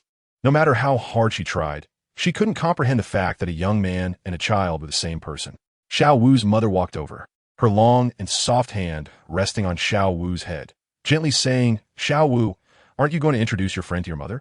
Xiao Wu's expression was complicated as she replied, Mom, he's a title,"The," and that little one just now is my classmate from the academy. That little one told me that this big one is his brother, but how can they be the same person? The sky blue bull python and the Titan great ape approached Xiao Wu and her mother, watching Ao Tian warily. Xiao Wu's mother waved her hand and said, Don't be so rude. This gentleman means no harm. She looked at Ao Tian and said, Mr. Ao, why don't you come in and have a cup of tea at our humble abode? Ao Tian smiled and nodded. Xiao Wu's mother pulled Xiao Wu towards the grass hut built by the lake, with Ao Tian following behind. The two big guys couldn't enter and could only wait outside. Big brother, what do you think the strength of this human is? That slap just now, I actually had no resistance at all, the Titan great ape quietly asked. I guess he might be the legendary level 99 title,The, the strongest among humans, the sky blue bull python speculated. Then it's strange. What could a level 99 title,The want with Sister Xiao Wu? It scratched its big head, unable to understand. Don't overthink it. Aunt Bao said he means no harm. So he means no harm. Inside the grass hut, the furniture was complete, but the craftsmanship was a bit rough. Ao Tian guessed that it was all made by Xiao Wu's mother. He looked at the young woman before him, whose beauty could be considered stunning. Her figure was slightly less than that of a certain someone, but her legs were particularly straight and long. Her temperament was very gentle, with a soft smile always on her face, making it easy for people to feel good about her. She skillfully took out a teacup and poured a cup of tea for Ao Tian, saying, "You humans like to entertain guests with tea. I lived in the human world for a few years and also came to like drinking tea." Floating in the teacup were a few chrysanthemum petals, and a faint fragrance wafted out. "These are chrysanthemums I planted behind the house. Please have a taste." Ao Tian picked up the teacup and took a sip, praising, "Not bad." Xiao Wu sat next to her mother, looking at Ao Tian with complex emotions. She had already accepted the fact that Ao Tiangu and Ao Tian were the same person, but she felt very conflicted about what attitude to adopt towards Ao Tian in the future. After all, this person is a title Douluo. Ao Tian, is this really your true identity? Xiao Wu asked. Ao Tian shook his head. His body shrank back to the appearance of a 7-year-old, and said, "This is my true body size. What you saw earlier was just my law body." "What is that?" Xiao Wu asked, confused, and even her mother looked puzzled. As 10,000-year-soul beasts, they had never heard of such a thing. You can understand it as a body condensed from soul power. "So, is your age really only 7 years?" Xiao Wu was even more confused. If this is Ao Tian's true body, which looks only 7 years old, how could he possess such strong power? Ao Tian shook his head and said, "I am much older than you. How is that possible? Can humans live for 100,000 years?" Xiao Wu looked incredulous. Xiao Wu's mother joked, "As far as I know, powerful title Douluo can live for several hundred years. And a peak Douluo at level 99 can live for about 1,000 years at most." "Mr. Ao, you say you are older than us. Could it be that you are not human?" "You got it right. I am indeed not human," Ao Tian replied with a smile. Xiao Wu's eyes widened in shock as she exclaimed, "Could it be that you, like us, are also 100,000-year soul beast transformed?" Ao Tian's mind stirred, and suddenly 2 dragon horns grew from his forehead, with a golden dragon scale appearing in the center of his forehead. A faint pressure emanated from him, causing Xiao Wu and her mother to instantly pale in shock. Ao Tian retracted his smile and said, "I am not human, nor am I a soul beast. I am an ancient dragon clan." Both Xiao Wu and her mother couldn't help but tremble, and even the Tianqing, Niumang, and Titan Great Ape outside were similarly unable to withstand Ao Tian's pressure. Facing Ao Tian, they felt as if they were the lowest level soul beasts looking up at a towering mountain, just as Xiao Wu and her mother were about to collapse to the ground. Ao Tian finally withdrew a bit of his released pressure. Xiao Wu's eyes were still filled with intense fear, and her body was still slightly trembling. The pressure just now was truly terrifying. It felt as if she was facing a deity. Xiao Wu's mother pulled her up and bowed, saying anxiously, "We greet you, senior." This was Ao Tian's first time revealing his identity in front of anyone other than Bibi Dong, and it was due to their status as soul beasts. "Greetings, senior." Xiao Wu also called out, her heart filled with complex emotions. She never expected that Ao Tian, who had lived with them for nearly a year, was actually a senior who had lived even longer than they had. The 2 large creatures outside also heard Ao Tian's words and were equally shocked. The Titan Great Ape suddenly grinned and said, "So it's not human. Losing to a senior is nothing to be ashamed of." The Tianqing, Niumang said, "Now, Bao, you shouldn't have to flee to the human world. Please sit down." Ao Tian raised his hand to gesture downwards. Only then did Xiao Wu's mother pull Xiao Wu down to sit, but her mood remained uneasy. "May I ask what the senior has come to the Star-Do Great Forest for?" Xiao Wu's mother asked. Ao Tian glanced at Xiao Wu and said, "The academy is on break. Xiao wanted to come back but was too afraid, so I brought her back." Xiao Wu's mother stood up again and gratefully said, "Thank you for taking care of Xiao Wu. She hasn't caused you any trouble, has she?" Remembering how Xiao Wu liked to snuggle up to him while sleeping and often borrowed money from him, Ao Tian smiled and replied, "She hasn't caused any trouble. Just a bit mischievous." "You're the one who's mischievous," Xiao Wu said, her face slightly flushed as she lowered her head and muttered, "You shouldn't speak to your senior like that," Xiao Wu's mother reprimanded. Ao Tian laughed and said, "It's nothing. I've considered her a friend." Xiao Wu looked at Ao Tian, hesitated for a moment, and asked, "Senior Ao, since you are so powerful, why do you still want to go to a junior soul master academy?" "Just to experience the life of a human soul master," Ao Tian replied. Xiao Wu pouted and said, "No wonder you're so wealthy. You can even turn a dragon horse into a soul beast and conceal the soul beast aura on me." At this point, her eyes suddenly lit up, and she said, "Senior Ao, please help my mom as well, and conceal her soul beast aura." "Okay," Ao Tian agreed. He made a hand seal, and golden characters floated out, entering Xiao Wu's mother's body, sealing her soul beast aura. "Thank you, Senior," Xiao Wu's mother expressed her gratitude, with her soul beast aura disappearing. She no longer had a fear being discovered by humans and could cultivate in the human world with peace of mind. Ao Tian, the seal I left in your body can only last for a little over a month. Once the seal dissipates, the title Douluo will still be able to see your identity. Xiao Wu's mother was taken aback for a moment, her face showing a hint of struggle. After a moment, she knelt down and said, "If the senior does not mind, I am willing to follow you." The law of the jungle is even more vividly displayed among soul beasts, where many weaker soul beasts will follow powerful ones, which is completely normal. As a 100,000-year soul beast, she has now transformed into human form and will definitely be able to cultivate the title Douluo in the future. However, as a powerful ancient dragon, she believes that such a strong person is worth following. Ao Tian slightly raised his palm, and Xiao Wu's mother uncontrollably stood up. "There's no need to follow me. For Xiao Wu's sake, if you encounter any difficulties in the future, you can come to me." Xiao Wu's mother quickly expressed her gratitude. "However, Ao Senior, there is still a large group of soul masters who want to kill my mother," Xiao Wu said. "Ao Tian Dao, from now on. Just call me Ao Tian or Young Master Ao. As for those soul masters, didn't I tell you? With me around, they won't be able to harm your mother." "Oh, thank you, Ao Tian." Xiao Wu's big eyes sparkled, full of emotion. Ao Tian stood up and said, "Once I've dealt with your mother's situation, I want to go deeper into the Star-Do forest to see those sleeping beings. The secret of the Star-Do forest you mentioned is that there are still some powerful soul beasts sleeping deeper down, right?" Xiao Wu understood Ao Tian's meaning and asked in surprise. Ao Tian nodded and said, "That's right. The soul masters outside say that the Titan giant ape is the overlord of the Star-Do forest, but it's really just a guard. The true masters of the Star-Do forest are those guys that are sleeping deeper within." "How is that possible?"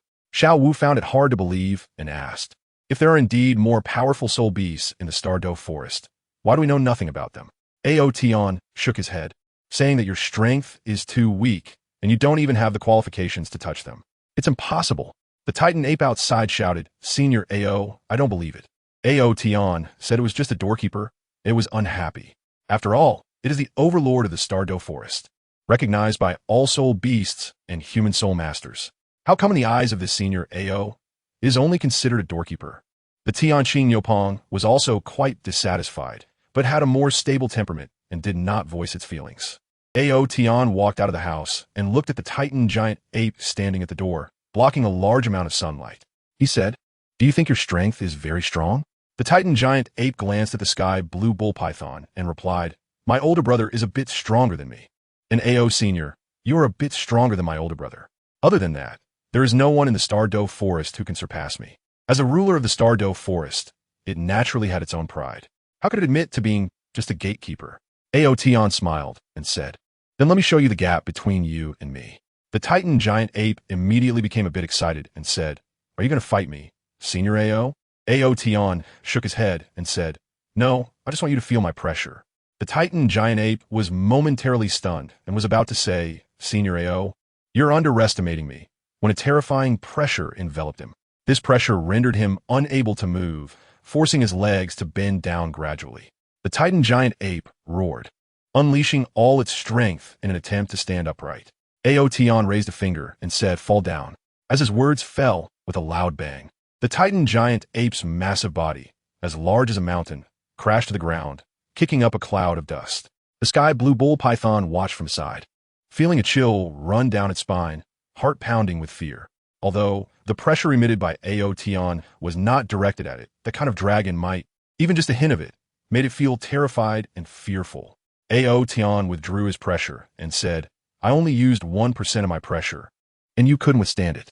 Those guys hidden in the Star-Do forest may not be as strong as me, but they are much stronger than you." Xiao Wu and her mother, standing behind Ao Tian, were stunned. They had previously guessed that Ao Tian's strength was equivalent to a rank 99 title Douluo, and even if he was stronger than the Titan giant ape, it would be limited. However, now, just relying on his pressure had rendered the Titan giant ape powerless to resist, and Ao Tian even claimed he only used 1% of his pressure. Could he be a god? At that moment, this thought arose simultaneously in the minds of the four soul beasts.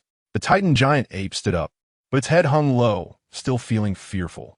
It was completely convinced and had experienced the terrifying strength of Ao Tian. Ao Tandao. Among those hidden deep down, Each of them possesses hundreds of thousands of years of cultivation. If you want to experience it, I can take you along. Chapter 42, Repelling the Soul Master. Of course, I want to see what those guys are capable of, said the Titan Great Ape, although it had already believed Ao Tian's words in its heart. Its pride as a 100,000-year soul beast prevented it from easily conceding. Xiao Wu's mother pondered and said, I think I know where they are. Where? Xiao Wu looked up at her mother with curiosity. Xiao Wu's mother said, Have you forgotten? In the very center of the dragon.The forest, there is a maze. Once we get there, we won't be able to move forward and can only walk back and forth in place. Xiao Wu exclaimed, I remember now. I used to go there to play often when I was little. It's in that direction. She pointed in a direction and looked at Ao Tian. Ao Tian nodded and said, That's the place. Xiao Wu continued, Later, I reached the cultivation level of a 100,000-year soul beast and even tried to explore there, but the maze is too vast, and I would end up back where I started after walking for a while. The Titan giant ape scratched its head and said, That place is indeed strange. When we were young, we thought it was fun and often went there. I didn't expect there to be powerful soul beasts hidden inside. Xiao Wu excitedly said, Then I really want to see what kind of soul beasts are inside. Xiao Wu's mother thought more deeply and asked, Senior Ao, since you say those soul beasts are so powerful, why have they never come out? What are they staying inside for? Ao Tian did not answer her question, but said, You will understand when the time comes. He looked at the Titan giant ape and said, Little monkey, there are many soul masters who came in this time, and leading them are two titled-The. Go take care of them. Senior Ao, my name is Ming, not little monkey, the Titan giant ape corrected. In front of me, you're just a little monkey, Ao Tian said. The Titan giant ape stood up straight, its massive body towering over 20 meters high. Senior Ao, look, I'm not small, right? As a Titan giant ape, being called a little monkey felt too humiliating, and it felt the need to prove itself. Ao Tian smiled slightly, and his vast divine consciousness surged out, sweeping through the spiritual seas of the four soul beasts present. They widened their eyes in shock, their eyes becoming round as they witnessed a colossal golden divine dragon, thousands of feet long, exuding an overwhelming pressure. Compared to the divine dragon, both the Titan giant ape and the sky blue bull python seemed like mere small soul beasts. The Titan giant ape swallowed hard, the sound echoing loudly, and stammered, Senior Ao, what is that? Ao Tian smiled and said, That is my true form. Now, is there anything wrong with me calling you little monkey? It's very appropriate, very appropriate. It nodded repeatedly, fully convinced. It turned out he was this powerful. Xiao Wu was once again shocked. Senor Ao, I will go deal with that group of soul masters right away. The Titan great ape leaped powerfully into the sky, taller than the towering trees around it. And when it fell back down, its body was already obscured by the trees. After a few jumps, it had already distanced itself from here and was heading outward. Can Ming handle it? Xiao Wu asked with concern. Ao Tian Dao. Those two titled-The, one is level 96 and the other is only level 92. The Tianqing Yomeng knows the strength of Ming best and said, With Ming's strength, he should be able to kill one. As for the soul masters below titled-The, they would only end up being stomped to death. Xiao Wu immediately felt relieved. If Ao Tian and Xiao Wu hadn't returned. With those two titled-The plus a large number of high-level soul masters, it was very likely they could restrain Ming and Ming and kill Xiao Wu's mother. Now, Ao Tian has already sent the three titled-The elders of the Wuhan Hall back, and if Ming takes the initiative to attack, the soul masters entering the dragon.The forest would only face defeat. It is quite normal for human soul masters to hunt 10,000-year soul beasts. In Ao Tian's view, there is nothing wrong with that. But adventures come with a price, and sometimes that price is life. Ao Tian, I want to go take a look, Xiao Wu said. Nonsense, it's too dangerous, Xiao Wu's mother scolded. Ao Tian suddenly thought of something and smiled. It's fine, I'll go with her. He waved to the distance, and the dragon horse, which was grazing by the lake, ran over. Ao Tianfei mounted the horse, and Xiao Wu also jumped up, landing in front of Ao Tian. But this time she sat a little further forward. The dragon horse spread its wings and soared into the sky, flying towards the direction where the battle had already erupted. There are actually soul beasts of this horse type, Deming exclaimed in surprise. Xiao Wu's mother sighed. According to Xiao Wu, this horse became a soul beast because of Senior Ao, and it doesn't seem weak at all. Senior Ao's strength is truly unfathomable. Ao Tian and Xiao Wu arrived at the top of the battlefield and looked down to see chaos below. Trees within a radius of several hundred meters were all affected, collapsing one after another.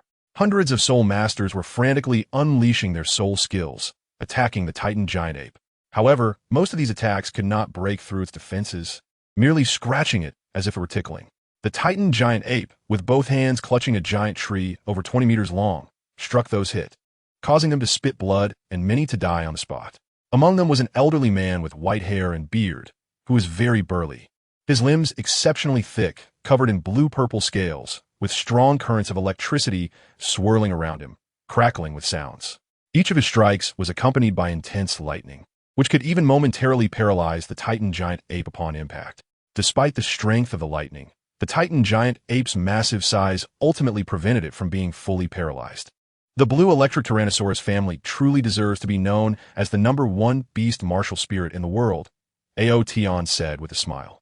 Ao Tian guessed that the imposing elder below must be the old sect master of the Blue Lightning Tyrant Dragon Sect, Yu Engine, who is also the father of Yu Xiaojiang. The Blue Lightning Tyrant Dragon Sect has been gradually declining, no longer possessing the power it once had, and it has even shown signs of falling for the top 3 sections. It's no wonder that the old sect master, the only titled Douluo, would come in person. At such an old age, he still has to bear the heavy burden of the entire sect, which is indeed somewhat pathetic. Another titled Douluo is in a pitiful situation, likely a wild titled Douluo or one from smaller sect, currently being chased and beaten by the Titan giant ape. Although his attacks can inflict damage on the Titan giant ape, those injuries are not enough to be fatal compared to its massive size. The battle of soul beasts is ferocious. The Titan giant ape completely disregards its own injuries and even ignores Yu Engine, relentlessly pursuing the level 92 titled Douluo. Finally, after a scream, that titled Douluo was crushed in the Titan giant ape's hand. A group of soul Douluos, soul sages, and soul emperors were terrified, fleeing in panic. With Yu Engine now targeted by the Titan giant ape, he sighed and had no choice but to retreat. In terms of strength, he could actually fight the Titan giant ape to a standstill, but he is old after all. His endurance is not as good as the Titan giant ape's, and his defense is also inferior. In the end, he would only be the one to lose. It's over, Ao Tian said. All the soul masters fled, and after this lesson, it is estimated that no soul master would dare to have ideas about Mama Xiao Wu again. Diming, you're amazing, Xiao Wu exclaimed as she jumped down from the dragon horse, being caught by the Titan giant ape's broad palm. Chapter 43. Core Area. The Titan giant ape laughed foolishly a few times, acting like a little brother in front of Xiao Wu. Ao Tian knew that both Ming and Ming, the two soul beasts, like Xiao Wu. However, since Xiao Wu had already transformed, they would never have a chance if they didn't transform themselves. Xiao Wu perched on Ming's shoulder and said, "Let's go back. Senior Ao still needs to take us into that mysterious area." Ming roared excitedly a few times, eager to try. Most soul beasts are born to be combative, and the Titan giant ape is especially a battle-crazy beast. However, apart from the sky blue bull python, there were no other soul beasts in the Douluo forest that could compete with it. Moreover, the sky blue bull python is the type that doesn't like to fight, which made the Titan giant ape quite uncomfortable. Now, learning that there were many more powerful soul beasts deeper in the forest, how could it not be excited? I can't beat Senior Ao, but those soul beasts can't all be much stronger than me, Ming thought to himself. When they returned to the lakeside cottage, Xiao Wu's mother felt a pang of heartache upon seeing the scars on Ming's body. "Aunt Bao, it's okay. I'm tough and resilient. I'll recover quickly," Ming said with a big grin. Ao Tian looked and found that the wounds on Ming's body were slowly writhing. Upon closer inspection, he could see new flesh and blood beginning to grow. This guy is quite a talent, Ao Tian thought to himself. "Ao Tian, didn't you say you would take us there?" Xiao Wu asked. "Then let's go," Ao Tian replied. He sat on the back of the dragon horse and led the way deeper into the core of the Douluo forest. Xiao Wu and her mother sat on Ming's shoulders, following behind Ao Tian. Ming twisted its massive body, bringing up the rear. They had walked this path many times before. When they were young, Xiao Wu, Ming, and Ming were very curious about the maze there and treated it as a playground. Although they rarely went there after growing up, they were still very familiar with this path. After walking for half an hour, Ao Tian suddenly stopped. "We're about to enter the maze," Xiao Wu said. In front of them appeared a stone forest, with various oddly shaped giant stones standing on the ground, creating wide paths that combined to form a maze. However, the vertical range of this stone forest was not large, only less than a kilometer, and they could see the tall trees at the end. The horizontal range, however, extended much further. Ao Tian squeezed the horse's belly, and the dragon horse continued to move forward, entering the stone forest. Xiao Wu hurriedly reminded from behind, Ao Tian, this stone forest already has a maze effect. Ao Tian did not look back and said, I know, just follow me. Xiao Wu was right. This stone forest indeed had a mesmerizing effect. However, to Ao Tian, this formation was rather crude. It could deceive those ignorant soul beasts and soul masters, but it had no effect on him at all. He had experienced thousands of years on this planet, growing from weak to invincible, and later, out of boredom. He studied various alchemy, artifact forging, and formations. In the end, he could no longer bear the loneliness and fell into a deep sleep. His sleep was actually a form of cultivation. When he woke up, his strength was many times greater than it had been before. Let's hurry up, Xiao Wu urged from behind. Erming took large strides and followed along. The paths within the stone forest were spacious, and even with Erming's massive body, there was still enough room. Xiao Wu said, when we were little, we couldn't even walk through this stone forest. We clearly walked in, but somehow ended up coming out. She pointed to the towering trees at the end of the stone forest and said, we were clearly moving towards those trees. But soon we found that the scenery around us was the same in all directions. Ao Tian, look, Xiao Wu pointed around. At that moment, the tall trees at the end in all four directions had become completely identical. Xiao Wu said dejectedly, if we keep walking like this, we won't get in. We'll probably return to the starting point soon. Ao Tian smiled and said nothing. Xiao Wu continued, I know a way to get through this stone forest. Sister Xiao Wu caught a flying spirit beast back then and had to take her across. Erming said. At that time, both Deming and Erming were already quite large, and there was no flying spirit beast that could carry them. Only Xiao Wu could go in. Xiao Wu said dejectedly, but after passing through this stone forest, we can't fly over the forest above. There's a strange force there that even flying spirit beasts can't ascend. So I walked into the forest, but the situation there was the same as in the stone forest. After walking for a while, I came out again. After speaking, she looked at Ao Tian and asked, Ao Tian, can we really succeed in getting inside? Ao Tian Dao. Rest assured, just follow me. Senior Ao has seen and experienced a lot, so this place definitely won't stump him, said Xiao Wu's mother. To Xiao Wu and the others, the scenery around them looked the same from all sides, but Ao Tian knew that it was just an illusion created by the formation. In his eyes, the illusion had no effect at all. His interest grew stronger. He didn't expect to find a formation on the Douluo Continent, although it seemed quite simplistic to him. It was already remarkable on the Douluo Continent. In the most central area of the Stardo Forest, the trees were much denser than in other places. The lush branches and leaves blocked the sunlight from penetrating, making the forest dim.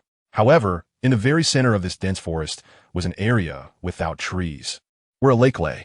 The water was clear and transparent, rippling gently and emanating a breath of life that invigorated anyone who inhaled it. At this moment, several people of varying shapes were standing by the lake. In the center stood a man dressed in a black robe, appearing to be in his 40s. With a handsome and resolute face, a strand of golden hair falling to one side of his face. On either side of him were men and women, all of them focused on the lake ahead. Beast God, how much longer do we have to stay here? A robust man asked the black-robed figure in the center. The man known as the Beast God replied, the master is severely injured. It will take at least 10,000 years for him to awaken. 10,000 years. Oh, 10,000 years. How many 10,000 years have passed? I'm about to go crazy here, the robust man said, his emotions a bit agitated. The Beast God said, protecting the master is our reason for existence. Only the master can lead us soul beasts to reclaim that supreme glory. Xiong, if you find it hard to bear, I can fight you. Let's fight then. Xiong-jun's dark golden pupils flashed with a hint of brutality. Beast God, someone is coming in. A woman in a green dress suddenly said. The brutal aura around Xiong-jun paused for a moment, then surged wildly. Good. Just in time to relieve my boredom and fill my belly. Chapter 44. Encounter Xiong-jun. Don't act recklessly. The Beast God scolded, his voice filled with authority and dominance. Xiong-jun's eyes were extremely defiant, but he did not speak again.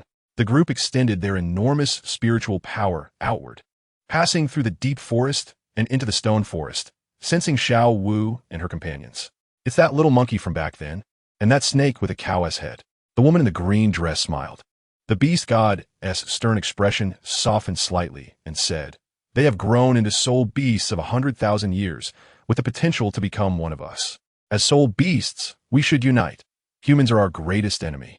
Some in the group nodded slowly, agreeing with the beast goddess words. So should we let them in this time? The woman in the green dress asked. The beast god shook his head and said, their strength is still a bit weak, and keeping them on the outskirts can also deter those greedy human soul masters. Let us wait until their strength advances further. The woman in the green dress nodded. On the other side of the beast god, a beautiful woman in purple said, why are there two humans on that little monkey's shoulder? When did they mix with humans? The expressions of those present changed slightly. The purple-clad woman continued, I remember there were also two rabbits with them. Why haven't we seen them together now? They might have already died, the beast god sighed. We are guarding here, and occasionally fall into slumber, unable to pay constant attention to the outside situation. So now they are with humans, should we? The beast god shook his head. We are still unclear about their relationship with those two human women. Let us observe for a while. If they really have been seduced by humans, then we must guide them back to the right path. Oh, they seem to be unaffected by the formation and are about to leave the stone forest, the green-dressed woman said, her voice somewhat surprised. Just lucky. If they take one wrong step, they'll never get through the stone forest, Xiong Jun scoffed.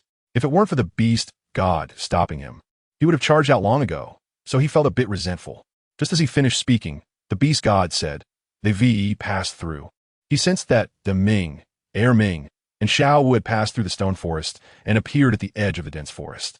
As for Longma and Ao Tian, it seemed they had not been sensed by them. Xiong Jun said, that stone forest is just the outer perimeter of the illusion. They were simply lucky to get through. It's impossible for them to pass through the woods. The others present nodded slightly, agreeing with Xiong Jun's statement. If it weren't for their super strong spiritual power not being affected by the formation, they wouldn't be able to enter here. A handsome young man exuding a sinister aura said, I was planning to go back to take a nap, but watching these little ones navigate the illusion is quite entertaining. Ao Tian stopped after walking out of the stone forest. De Ming and Ming followed behind, their emotions already shocked to an unimaginable extent. Ming admirate Zinyo Ao. You are amazing. Why don't you take me as your little brother? Xiao Wu's eyes were filled with little stars as she said, Ao Tian, you are incredible. At this point, they had completely believed that Ao Tian was capable of leading them inside.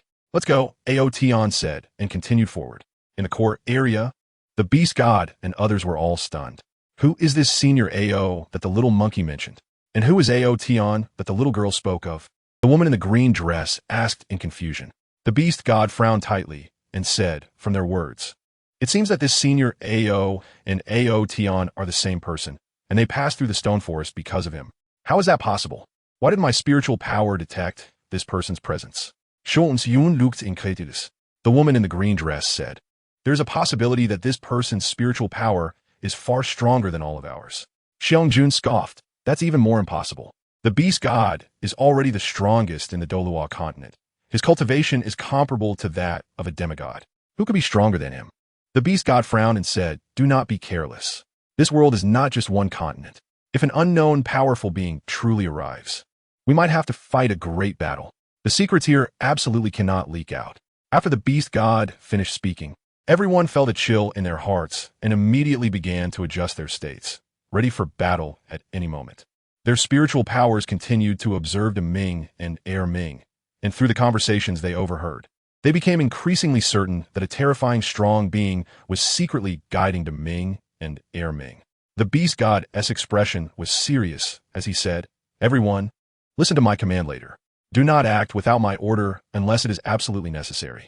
The others nodded, understanding that if a terrifying powerful being really came and a great battle broke out here, it might destroy the great formation and expose this place. Therefore, they needed to ascertain who the visitor was and what their intentions were. It's so dark here, Xiao Wu said.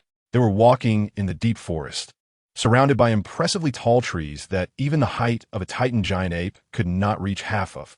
The dense branches and leaves blocked out the sunlight, and only a few rays of light occasionally shone through. The ground was covered with a thick layer of dead branches and fallen leaves, giving off a somewhat rotten smell in the darkness. There are no signs of soul beasts having moved here, Xiao Wu's mother said. They hadn't seen a single soul beast, not even a plant-type soul beast. The dead silence and dark atmosphere finally made Xiao Wu unable to bear it any longer, and she asked Ao Tian, how much longer until we can get out of here? Ao Tian turned around and said, we're almost there. The master here has been waiting for us. The few of them continued forward, passing through several tall mountains. and their view suddenly opened up as they finally exited the dark and damp forest area. In front of them stood 7 people of various shapes, lined up, all their gazes fixed on Ao Tian. It was actually a child. They were all taken aback.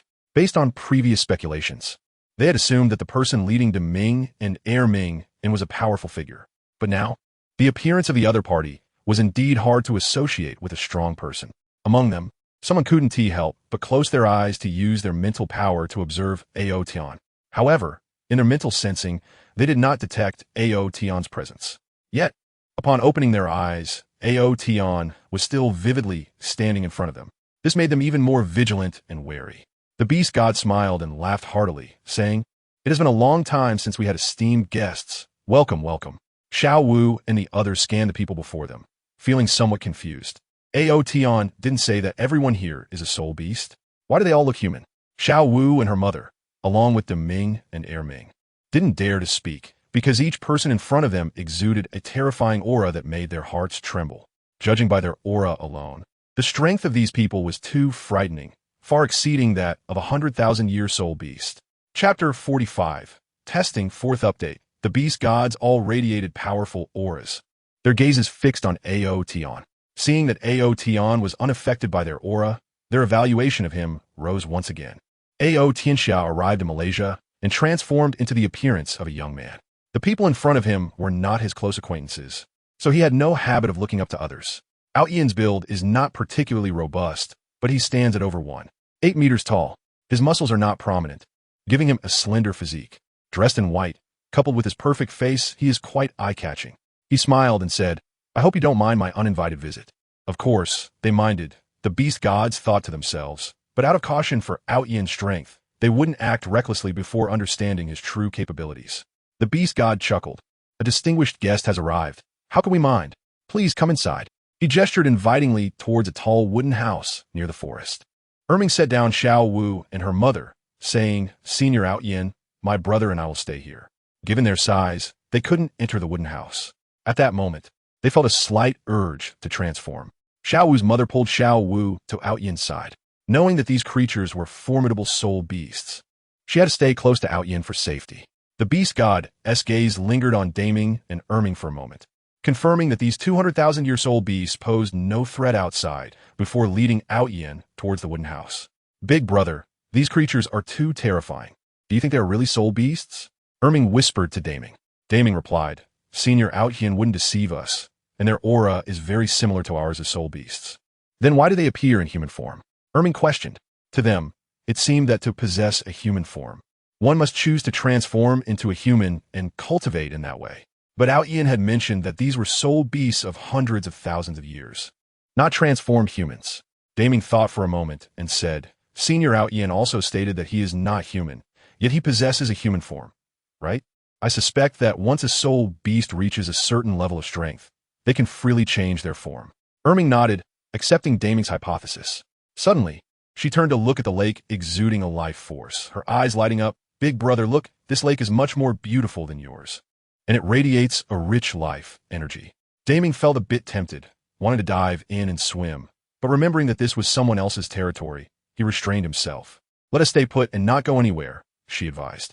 The beast god and his group led Ao Tian and the others into the wooden house, where they sat around a long wooden table. From the furnishings, it appeared to be a meeting place. There were only 7 chairs by the table, likely because they never anticipated anyone would show up uninvited, so there were no extra seats.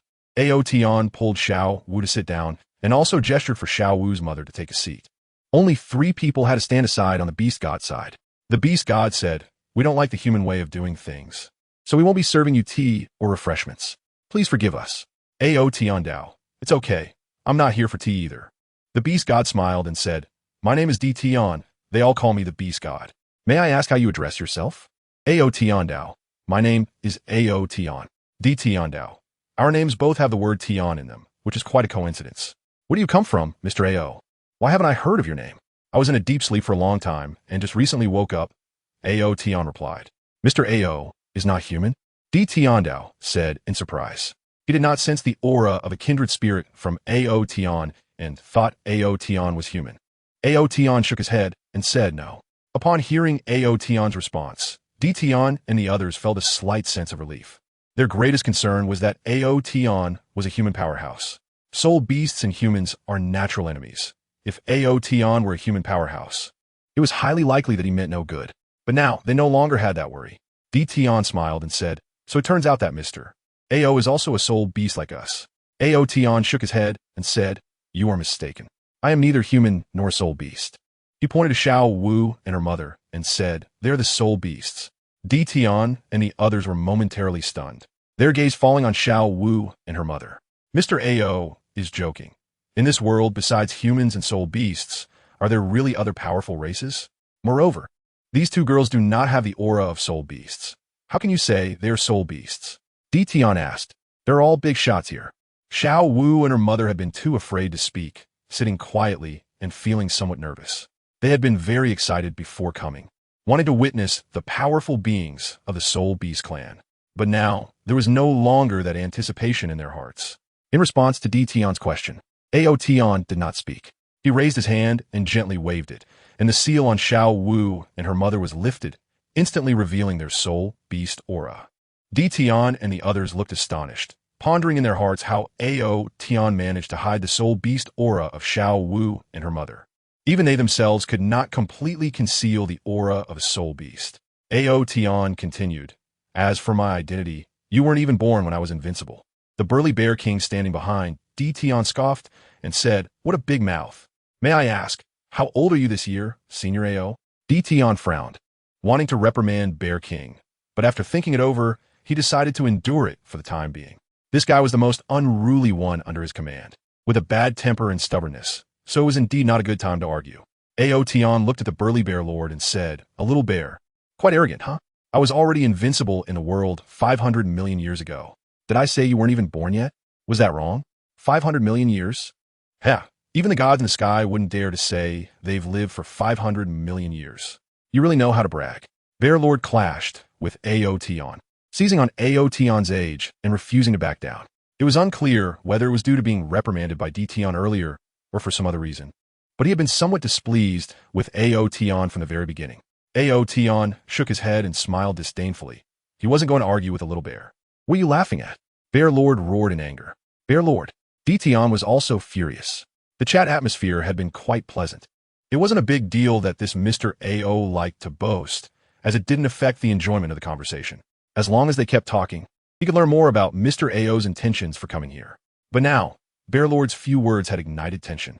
If this Mr. Ao was truly powerful, a battle here would have consequences they couldn't bear. It might expose their location to enemies and also affect the master's recovery. Therefore, Tian had maintained enough caution in dealing with Ao Tian. Chapter 46, Tension Rising, 5 updates seeking votes. In response to Tian's rebuke, Bear Lord did not retort and fell silent. Ao Tian chuckled lightly and said, "It's fine, I don't need to get angry with a little guy." Xiong was furious, feeling that Ao Tian was targeting him. Just as he was about to speak, the imposing presence of Dishiang had already enveloped him, forcing him to close his mouth. To Dishiang's left, a woman in a green long dress shifted the topic and smiled. "Mr. Ao, my name is Bai Ji. The two behind you should be the 10,000-year soul beasts, Softbone Rabbit, from the Stardow Forest." Her voice was extremely gentle and pleasant, and her appearance was very beautiful. Her warm smile gave a very comfortable feeling. "Yes, Senior." Xiao Wu's mother politely replied, "This is my daughter Xiao Wu." "So it's Xiao Wu. You used to play in the Shilin a lot when you were little, and once you even ran into the forest. You were quite mischievous," Bai Ji said with a smile. Xiao Wu felt a bit shy, lowering her head and her little face turning slightly red. Seeing the previously awkward atmosphere eased by Bai Ji, Dishiang felt somewhat satisfied. He cleared his throat and finally asked the question he was most curious about. "I wonder what brings you here today, Mr. Ao?" Ao Tian smiled and said, "Actually, it's nothing serious. I'm just a bit curious about the identities of a few of you." He looked at Tian, then at the beautiful woman in purple on Tian's right, and finally an ordinary-looking man standing behind Tian, saying, "I can sense the aura of the Dragon Clan from the three of you." Tian's heart tightened, but on the surface, he remained calm and asked, "Mr. Ao is interested in our identities as members of the Dragon Clan?" Ao Tian Dao, "Not bad. I just want to see what kind of abilities the Dragon Clan has now." He looked outside the house, his gaze landing on the vibrant green lake full of life, and said, You stayed here for countless years just to guard the one beneath the lake, right? This last sentence from Ao Tian stirred up a storm, causing the expressions of Emperor Tian and the others to change dramatically, unable to maintain their calm any longer. Emperor Tian suddenly stood up, his sharp gaze fixed on Ao Tian, and said, Ao Tian, who exactly are you? What is your purpose in coming here? Ao Tian also stood up and said, didn't I just say that I'm interested in you, Dragon Clan, which is why I came here? Tian would not believe Ao Tian's words. He could tell that Ao Tian was of the Dragon Clan and also knew that the master was sleeping beneath the lake. Tian did not believe that the other party was simply interested in the identity of the Dragon Clan. It was highly likely that Ao Tian was an enemy of the master from back in the day. Tian's gaze remained sharp, and a sense of battle intent gradually ignited from him as he asked, are you someone from the divine realm? Ao Tian shook his head and said no. Then where did you learn these secrets? The side of Tian was fully prepared for battle, but he still suppressed the impulse to immediately kill Ao Tian. He needed to clarify the situation. If Ao Tian was truly someone from the divine realm, then this battle was inevitable. But if Ao Tian was not from the divine realm, then he needed to understand how Ao Tian knew these secrets. He had to eliminate the hidden danger completely. Ao Tian showed no concern for the hostility from the 7 members of Tian and laughed casually. You can hide here from others, but you can't hide from my eyes. Tian completely disbelieved Ao Tian's words. The large formation here could only be detected by those terrifyingly powerful enemies. Since you won't speak the truth, then we'll have to fight, Tian said, releasing his full momentum, causing the entire wooden house to shake. The 6 people behind Tian also began to channel their energy, ready to attack at any moment. Ao Tian did not release any imposing aura. He floated out and landed on the open ground, smiling. After all, I'm a guest. It wouldn't be good to damage the host's place. Emperor Tian turned back and instructed, Ziji, keep an eye on these 4 little ones. Don't let them slip away.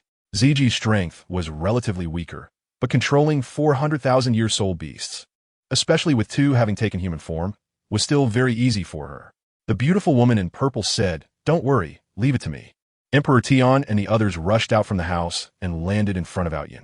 Ziji then flashed to the side of Xiao Wu and her daughter, easily controlling the 2 of them and bringing them to the side of Daming and Erming. You 4 stay together, don't even think about escaping. Ziji transformed, her body now covered in a layer of purple-black scales. She had a tall figure, a rounded chest, long purple-black hair cascading down her back, an extremely beautiful face, deep purple pupils, and a black scale on her forehead, exuding an eerie and demonic aura. Daming and Erming felt Ziji's terrifying presence and were somewhat intimidated. Xiao Wu's mother hurriedly said, Daming, Erming, don't act impulsively. Trust Senior Ao Tian, we're just watching. Daming and Erming suppressed their urge to act and turned to look at Ao Tian. At this moment, Ao Tian was already surrounded by Emperor Tian and the other 5, with the remaining Bai Ji being a healing-type soul beast, only able to stay on the side and watch. Emperor Tian glanced at Xiao Wu and said, they came with you. Don't you care about their lives? Ao Tian laughed and said, they're not in danger, so why should I care? Tian said, I'll give you one last chance. If you tell me how you found out about the secrets here, this battle might be avoided. Otherwise, we will do everything we can to kill you here. Ao Tian shrugged and said helplessly, I've told the truth, so why don't you believe me? Since you won't take action, then I'll take the first step. As soon as he finished speaking, the 6 members of Tian immediately became alert. Ao Tian lightly clapped his fair and long arm, and a handsome man standing to his left, exuding an evil aura, suddenly seemed to be struck by something, spitting out blood as he flew backward, shooting into the dark forest nearby. I'm only interested in the Dragon Clan today, Ao Tian said. Ao Tian lightly injured someone, which immediately made Tian and the others feel a chill down their spines, their faces changing dramatically. Attack! Tian shouted loudly. Xiong roared as he transformed into a giant bear over 30 meters tall, even larger than the Titan giant ape, exuding a dark golden glow all over. Another person transformed in the blink of an eye into a massive black tree, with countless branches swaying, covered in highly corrosive venom. Yet another person became a fierce beast with 3 heads, resembling a lion, each head measuring over a meter in diameter, with sharp, enormous teeth radiating a crimson gold glow. Finally, Tian transformed into an extremely large black dragon, not inferior to Xiong. His body was covered in huge black scales, his limbs incredibly strong. with claws sharp enough to tear apart anything, and his golden eyes emitted a terrifying aura. His appearance resembled a lizard, only magnified countless times with hard dragon scales, and the dragon's aura surrounding him was extremely dense, causing the nearby ferocious beasts to be affected. Chapter 47. Dragon God Claw. Xiong roared and was the first to launch an attack. Tearing Sky Claw, he roared, swinging his thick arm that was over 10 meters long, as the massive bear claw swooped down from above, compressing and distorting the void, producing a thunderous roar. At the fingertips, dark golden nails extended, radiating an incredibly sharp aura. Wherever they passed, tiny cracks appeared in space, the might of which was shocking. On the other side, the three-headed fierce beast, the scarlet demon mastiff, opened its 3 mouths filled with sharp teeth. Black flames spewed forth, capable of scorching both body and soul. The Wan Yao King, transformed into a strange giant tree, had countless thick branches moving around like giant pythons, blocking all of Ao Tian's retreat paths, with venom seeping out, rapidly corroding the hard soil below, emitting white smoke and a pungent, unpleasant odor. Tian, transformed into the golden-eyed Black Dragon King, did not launch an attack, but stood by, guarding against Ao Tian's counterattack. His massive size prevented him and Xiong from attacking simultaneously. Now, Xiong, the Scarlet King, and the Wan Yao King had perfectly coordinated their attacks, leaving Ao Tian with no escape. Since the battle had begun, they would fight with all their might. Tian needed to eliminate this enemy quickly to minimize the damage here. He was also assessing Ao Tian's strength. The one Ao Tian had just knocked away was the weakest among them, and he could have done the same. In his view, the combined attack of Xiong and the others was already sufficient. He was also curious about Ao Tian's true nature, since he was neither human nor soul beast. What exactly was he? From a distance, Xiao Wu and Ming Erming were completely shocked. The terrifying aura of the soul beasts instilled fear in them, causing their bodies to tremble. This was a suppression of high level against low level. They couldn't help but wonder if such a terrifying attack could be withstood by Ao Tian.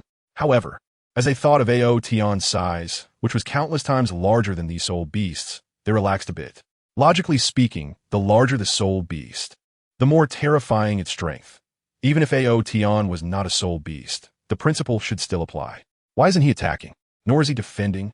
Tian and the others wondered. As they saw Xiong's terrifying strike about to land on Ao Tian remained calm, standing there. Xiong emanated a crazy killing intent, wanting to smash Ao Tian into a puddle of mud. Ao Tian looked up at the enormous bear paw that was getting closer, blocking out the sun, and smiled. With a loud bang, the Bear King's paw, as heavy as a mountain, seemed to hit an invisible barrier, and the powerful blow came to a halt. The hellfire of the 3-headed red demon hound was also blocked by an invisible wall, unable to come within 2 meters of Ao Tian. Seeing this, the king of all demons immediately controlled the venomous branches to entwine around him. But they too could not get within 2 meters of Ao Tian. The highly corrosive venom had no effect, no matter how hard the Bear King tried. He could not lower his paw by even a fraction. The power of space. Emperor Tian was shocked and couldn't help but exclaim. To be able to form a spatial barrier for defense using the power of space, how deep must one's understanding of the laws of space be? Thinking of this, he couldn't help but feel a bit of a chill, and a sense of fear began to arise uncontrollably in his heart. Time is king, space is revered. The deeper the understanding of these two laws, the more terrifying the power becomes. Such a strong person is the most troublesome to provoke. Just as he was worried, Ao Tian spoke. I say, you little guys, is there something wrong? You are still far from enough. Your strength is too weak, not even enough to scratch my itch. The Bear King roared incessantly, feeling utterly humiliated. Ao Tian looked at this extremely hot-tempered guy and snorted coldly. He swung his fist, and in front of him, a giant dragon claw covered in golden dragon scales clenched into a fist, striking the chest of the Bear King, which was thickly covered in dark golden fur. It hit like a meteor crashing into the earth, causing the Bear King's chest to cave in, bones to break, and blood to spurt wildly. The Bear King's massive body, over 30 meters tall, crashed into the forest, toppling countless towering trees. How could he be so powerful? The 3-headed red demon hound and the king of all demons felt a surge of fear and wanted to flee immediately. Ao Tian waved his hand left and right, a golden dragon claw in front of each of the 2 fierce beasts, sending them flying and injuring them severely. Ao Tian did not pay any more attention to the injured guys. His divine power surged into their bodies, sealing their cultivation, making it difficult for them to escape from here. He looked at the last of the Emperor Tian and said, "It's your turn to take action. Let me see your abilities." However, Emperor Tian stood there in a daze, a storm of shock rising in his heart as he exclaimed, "You are one of the Dragon Clan?"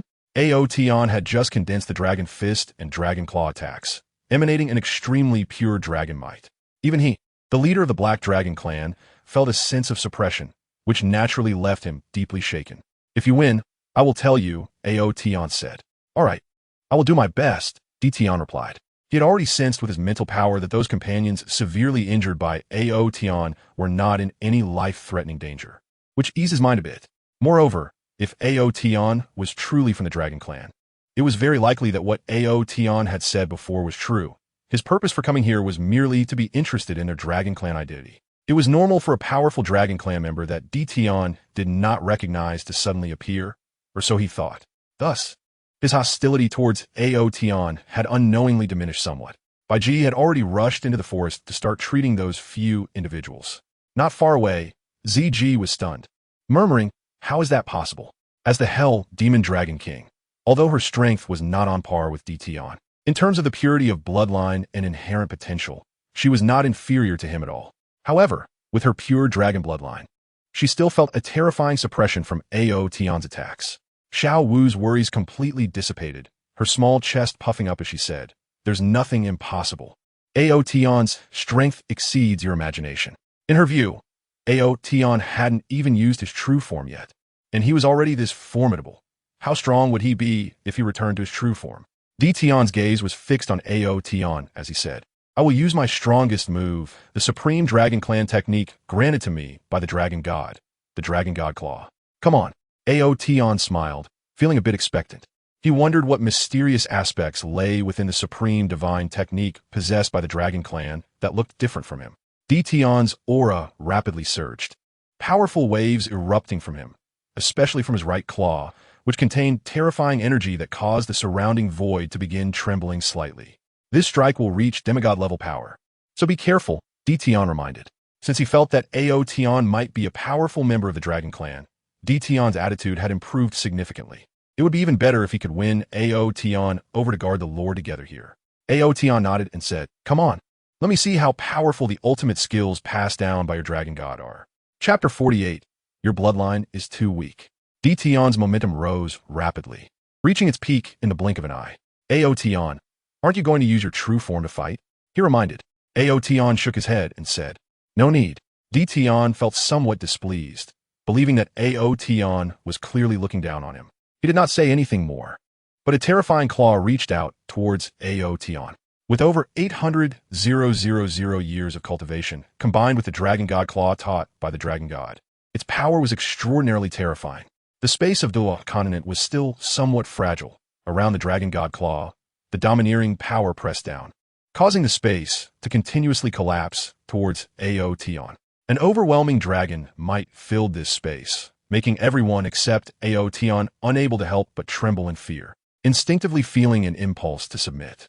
Ao Tian's divine sense felt the energy fluctuations and power of Emperor Tian, and then he controlled his own power to match Emperor Tian's level. "Dragon combat technique," he shouted softly, his white fist rising to the sky. This Dragon Clan's great killing technique had already been cultivated by him to the pinnacle of perfection, and even when performed in human form, this punch was filled with endless mysteries.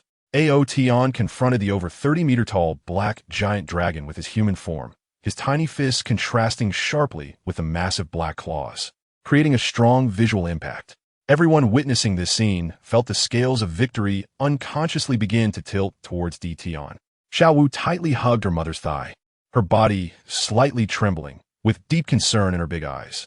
Tian's dragon claw exuded an overwhelming power, causing the void to collapse continuously, while Ao Tian's punch seemed rather ordinary, as if a frail young human was throwing a weak blow.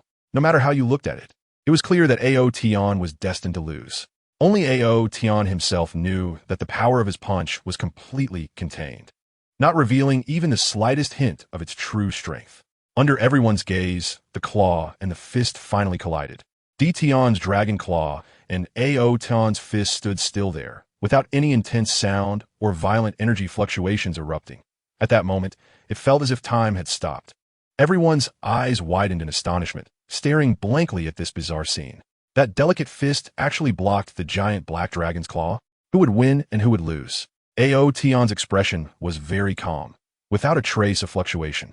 Tian was momentarily stunned, but soon an endless horror surged within him. How is this possible? He roared in his heart. Immediately, a cracking sound came, reaching everyone's ears. Everyone stared blankly at the enormous black dragon claw, for which the cracking sound originated. On the black dragon scales of the claw, dense cracks appeared, and with a loud bang, the scales exploded, flesh and blood splattering everywhere. That gigantic dragon claw, as big as a small house, completely shattered and disintegrated. Pale, golden blood erupted like a volcanic eruption from the severed end of the dragon arm. This blood was extremely hot, hissing as it splattered onto the ground. Ao Tian stood below, the pouring down like a waterfall, and as it approached his body, it was automatically deflected.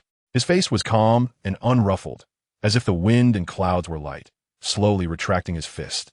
"You lost," he said. Ao Tian felt a bit disappointed. This was the supreme divine skill passed down by the dragon god, and it was not even close to his true dragon combat technique. Although it might be due to Tian's insufficient comprehension, in his view, the dragon goddess claw was still too rough.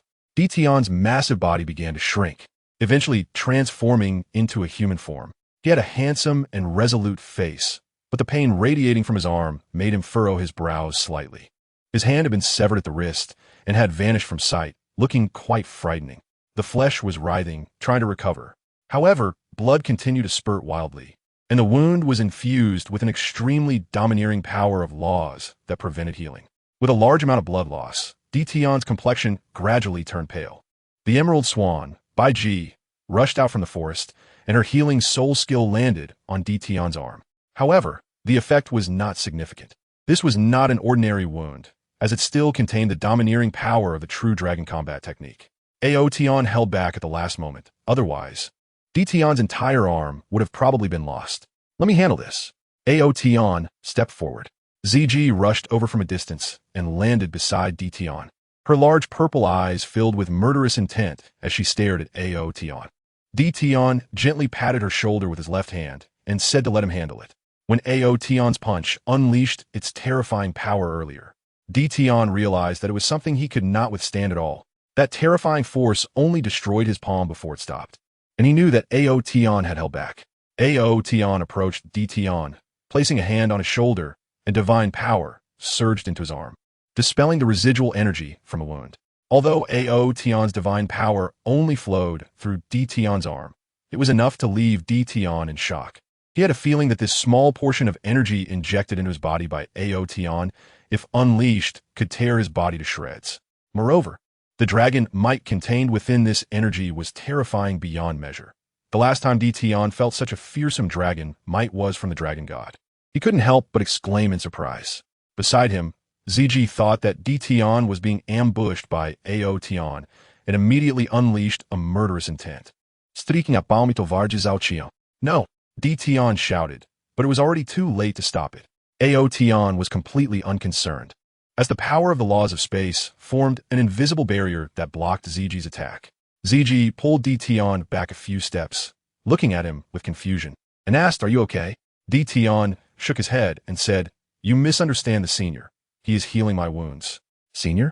Xiao Wu and the others, including Xiong who had walked out of the forest, were all surprised. Tian's change in attitude was so swift that he had already respectfully referred to Ao Tian as senior. Ao Tian smiled and nodded, saying, "Open your mouth." Although Tian was puzzled, he obediently slightly opened his mouth. Ao Tian's palm cracked open, and a drop of golden blood seeped out, then floated in the air. He did not suppress the pressure emanating from this drop of blood. The terrifying dragon might made everyone feel as if the entire sky was pressing down on them, making them unable to resist the urge to kneel. At the same time, the aura exuded by this drop of golden blood was incredibly tempting, instilling a desire to swallow it. "Your bloodlines are still too weak," Ao Tian said, waving his hand, and the blood fell into Tian's mouth. He had a good impression of Tian. Although their forms were different, they were indeed both of the dragon clan, making Tian a true kindred spirit to Ao Tian. Therefore, he casually bestowed some fortune upon him. Tian's body instantly radiated golden light, and an unprecedented terrifying pressure erupted from him, causing Zg, who was supporting him, to involuntarily step back. The severed arm on his right hand rapidly regrew, and in the blink of an eye, it had fully recovered. Tian trembled all over, excitedly shouting, "Senior, my bloodline is evolving, my cultivation is skyrocketing. This drop of blood can at least increase my cultivation by tens of thousands of years." Through this drop of blood, he finally confirmed Ao Tian's identity as a member of the Dragon Clan. Everyone turned their heads in disbelief, looking at Ao Tian in shock. Ao Tian suddenly turned his head to look at the emerald green lake. At that moment, the entire forest began to tremble violently, the ground cracked open, and the water in the lake rapidly disappeared, revealing the lakebed in an instant. Chapter 49. The shock of the Silver Dragon King Guyuna. It was now evening, with the afterglow of the setting sun illuminating the world. The lake water dried up, and the mud quickly hardened, then cracked open with numerous fissures, from which a strong silver light burst forth, even more dazzling than the sun. Boom! The earth exploded, and a massive silver light surged from the lakebed. It turned out to be an enormous claw that slammed heavily onto the shore. This giant claw shone with a silver hue, covered in hexagonal scales, emitting a strange radiance. A terrifying pressure radiated from it, giving an unparalleled sense of oppression. Tian's face was filled with ecstasy as he stepped forward, kneeling on one knee, and shouted, "We welcome our lord." Bai Ji and the other six were equally ecstatic, rushing forward, kneeling on one knee, and shouting, "We welcome our lord." Xiao Wu and the others cast curious glances at the silver giant claw. Although they feared the overwhelming pressure, they were intrigued by what kind of creature it was. Ao Tian was somewhat surprised. He had planned to meet this sleeping figure. After all, he knew the identity of this person, who could be considered the highest leader of the Dragon Clan in the Douluo world. However, the other party had come out first. Ao Tian thought for a moment and guessed the reason for the other party's sudden awakening. With a loud bang, the entire lakebed exploded, and a massive figure over 100 meters long shot up into the sky, then crashed heavily to the ground. It was a silver giant dragon, with 2 wings on its back, its body several times larger than Tian's, yet its muscles were not exaggerated, and its body curved gracefully. Tian and the others looked up at the silver giant dragon with fervent eyes, their bodies trembling with excitement. "Master, you have finally awakened," Tian said excitedly. The silver dragon lowered its enormous head, its large eyes gazing at Tian and the others on the ground. Its voice was crisp and pleasant, yet carried authority as it spoke. "I sensed a powerful bloodline aura and have a premonition that this bloodline power is extremely beneficial for my recovery." Its authoritative gaze fell on Tian, sensing the rapidly increasing aura from him, and asked, "Tian, has your bloodline evolved?" "Yes, master," Tian replied respectfully. The silver dragon nodded its massive head and said, "Good, as expected of my clan's genius. It seems our time to rise has come." After speaking, its enormous body began to shrink, and after a few breaths, with a flash of silver light, a stunning young girl appeared before everyone. Her long silver hair, glistening like silk, cascaded down her back to her ankles. With fair skin and clear, bright purple eyes, her long eyelashes curled beautifully, forming a pair of exceptionally pretty eyes. Her figure was not overly voluptuous, but just right, giving a sense of extreme perfection. Her long, straight legs ended in feet as white as jade, standing on the dark earth without a speck of dust. The gentle breeze blew, and her silver hair danced in the wind, creating an exquisitely beautiful scene under the sunset. However, her complexion appeared slightly pale, evoking a sense of pity. "What a beautiful sister, just as beautiful as Ao Tian," Xiao Wu murmured unconsciously. The Silver Dragon King. Guyuna said, "Get up." Tian and the others quickly stood up.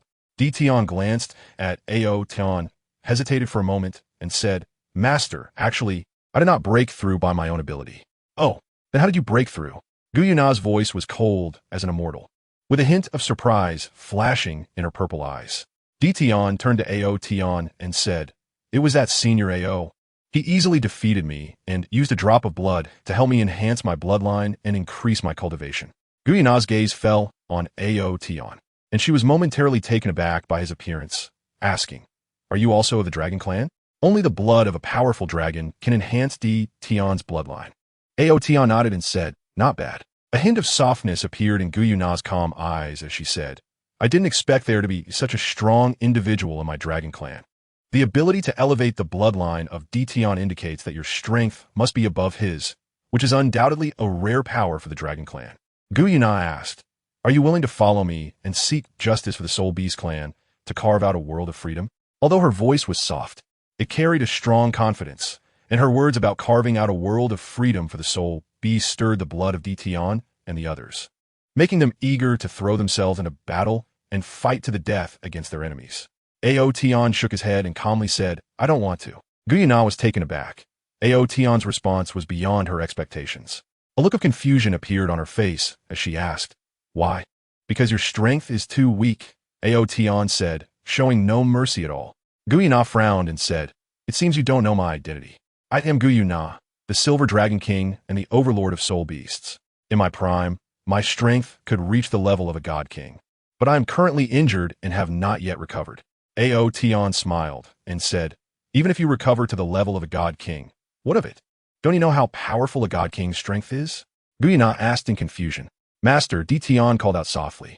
Gu Yuna turned her gaze to Tian and asked, what's the matter? Tian nervously glanced at Ao Tian, and seeing that Ao Tian had no reaction, he said, I sensed a powerful pressure that only a dragon god possesses from Senior Ao. Gu Yuna frowned slightly, remaining silent as she stood there quietly, resembling a celestial maiden with an ethereal aura. She seemed to be deep in thought, and after a long while, she slowly shook her head and said, impossible. Unless I fuse with the Golden Dragon King, otherwise as a descendant created by the dragon god, no one can easily cultivate to that level.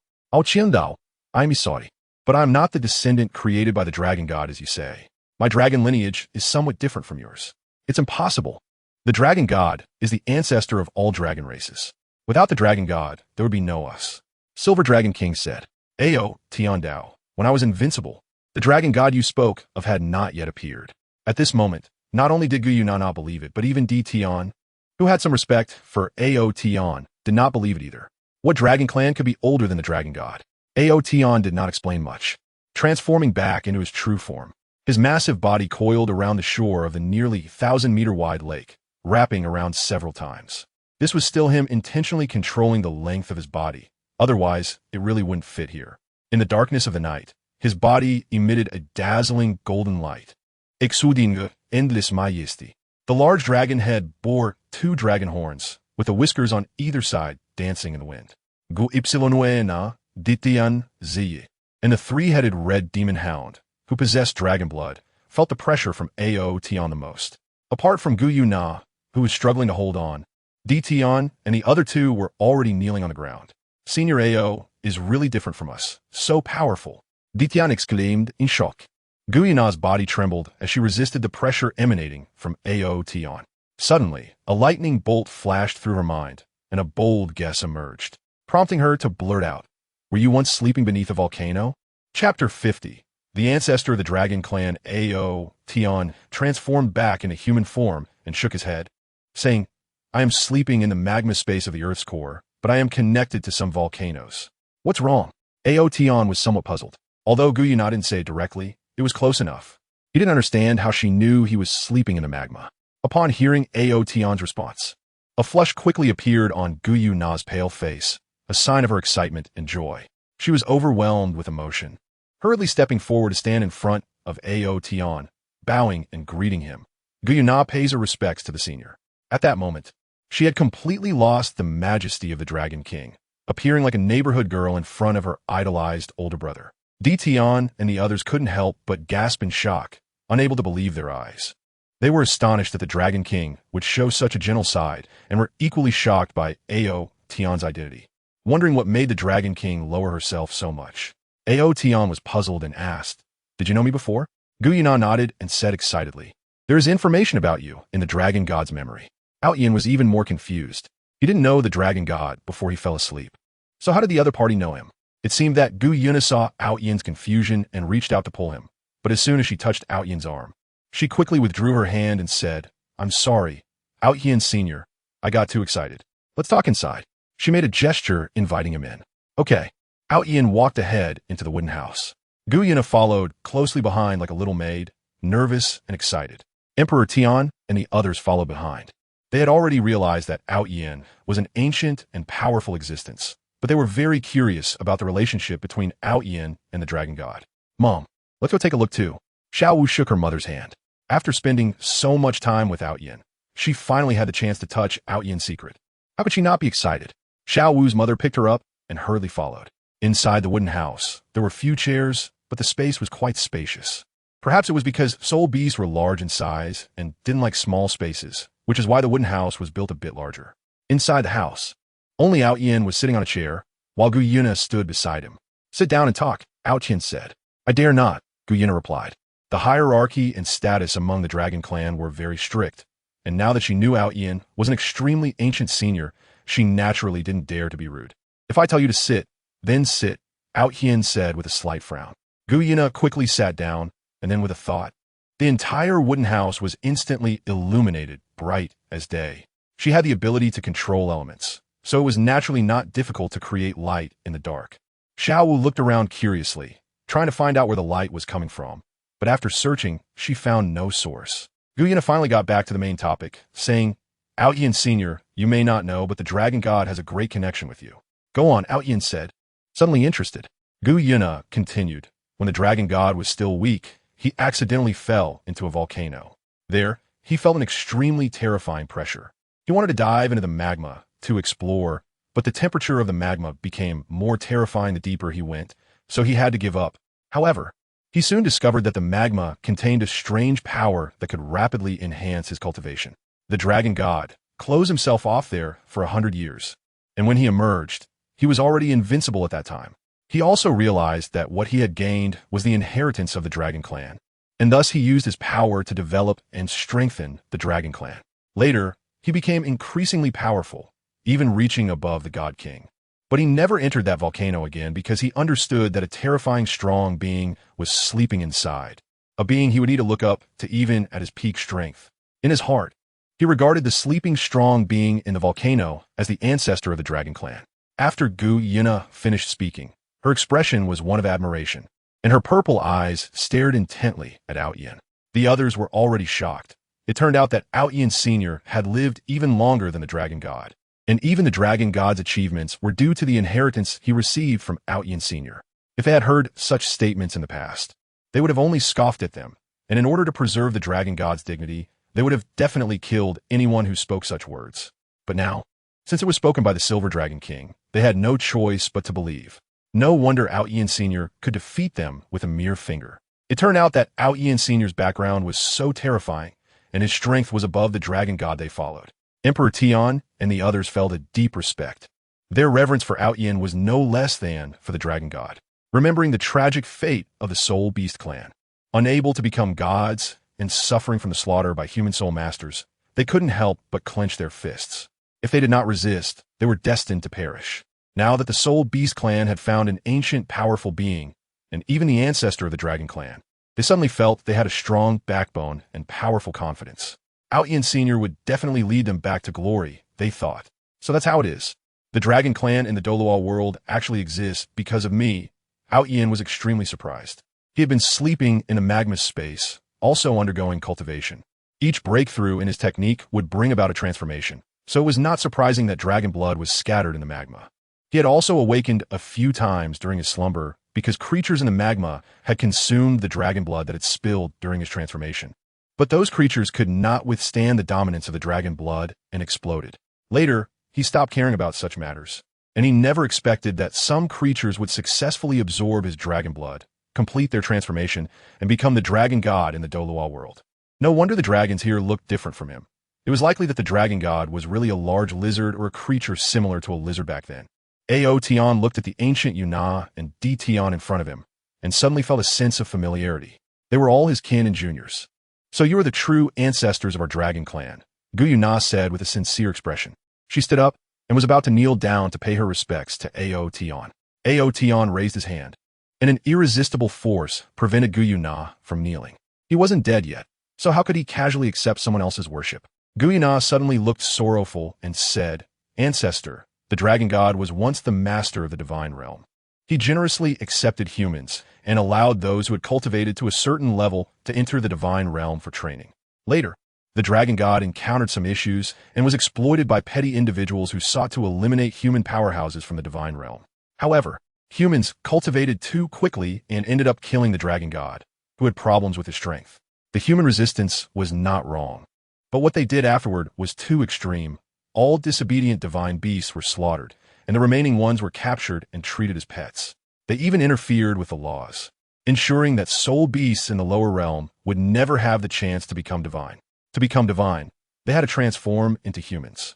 The fate of soul beasts could only be hunted by humans to become their spirit rings. If we do not resist, in a few tens of thousands of years, soul beasts will be completely extinct.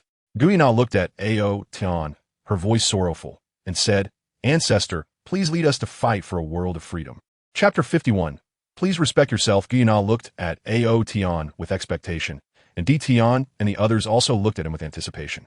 They hoped that Ao Tian would speak some impassioned words to inspire morale and then lead them to battle against humans. With such a powerful predecessor, even stronger than the dragon god, helping them, they would definitely be able to easily take revenge and resolve the crisis of the soul beasts. Ao Tian slowly shook his head under the expectant gazes of everyone, saying, "I'm sorry. This is a grudge between you and humanity, and it has nothing to do with me. He originally just wanted to live freely. Why would he lead the spirit beasts to war against humans or even exterminate them? Was he so bored? Moreover, if humans were wiped out, how would he explain it to Bibi Dong?" Guyana did not expect Ao Tian to refuse, and she immediately became anxious, saying, "Ancestor, you are our ancestor. Now we're being suppressed by humans. How can you not stand up for us?" She could not understand, and neither could Emperor Tian.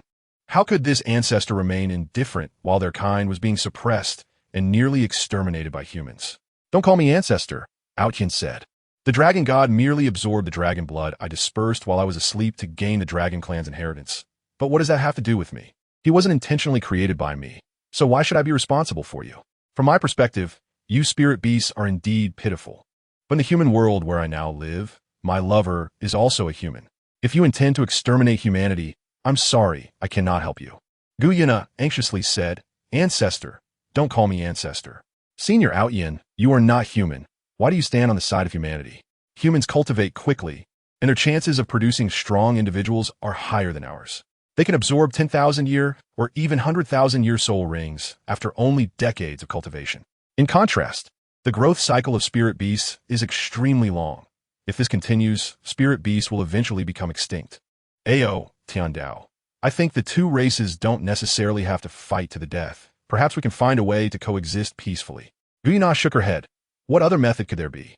Without soul rings, humans cannot continue to cultivate, which means they are destined to slaughter our soul beasts. Therefore, the only way for us to survive is to kill all the humans, at least to eliminate all the human soul masters. Ao Tian stood up and said, "Sorry, I've been asleep for billions of years, and now that I'm awake, I just want to enjoy life in this world. Don't involve me in your racial wars." In his view, a genocide was quite normal.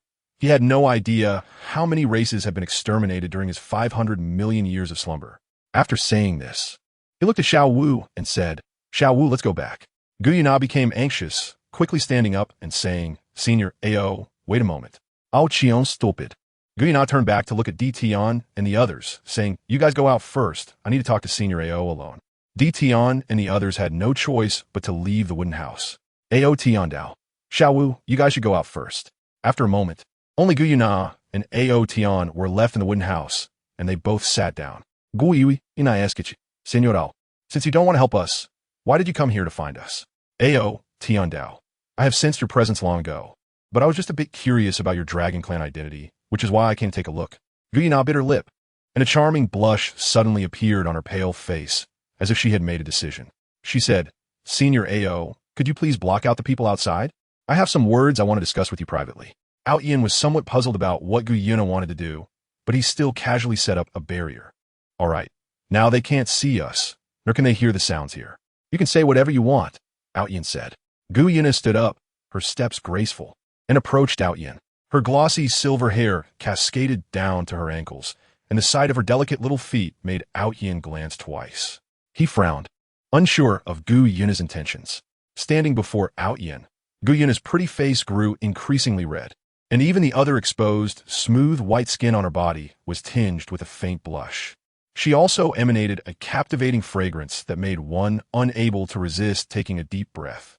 Ao Tian had to admit that Gu Yuna was the most ethereal woman he had ever seen. Gu Yuna gently bit her red lips, and the dress formed by her soul power gradually dispersed, presenting her most perfect self before Ao Tian. Ao Tian finally experienced that feeling of wanting to gasp. His heart began to race, and he suddenly felt a flutter in his chest. He forced himself to turn his head and said, Gu Yuna, what are you doing? Gu Yuna lowered her head, the blush on her face spreading all the way to her ears, not daring to look at Ao Tian. Señor, I know that the needs of the dragon clan are great. The dragon god had 9 offspring, and even D Tian has by G and ZG. If you don't mind, Gu Yuna is willing to be your woman. She trembled all over, reaching out her shaking hand, wanting to pull Ao Tian. Ao Tian pushed Gu Yuna's hand away and said, Gu Yuna, please have some self-respect. Gu Yuna, with a hint of sorrow, replied, Why? Is it because I'm not beautiful enough? Ao Tian shook his head, still not daring to look directly at her, and said, No. Then why are you unwilling to accept me? I already have a lover, and feelings need to be cultivated, Ao Tian replied. Feelings? What is that? Gu Yuna asked in confusion. Feelings are when you like someone, Ao Tian explained. Oh, then I like you, and I don't mind that you have other women. Gu Yuna said, her beautiful big eyes fixed on Ao Tian. The concept of relationships for soul beasts is quite simple. It is normal for powerful soul beasts to have multiple partners.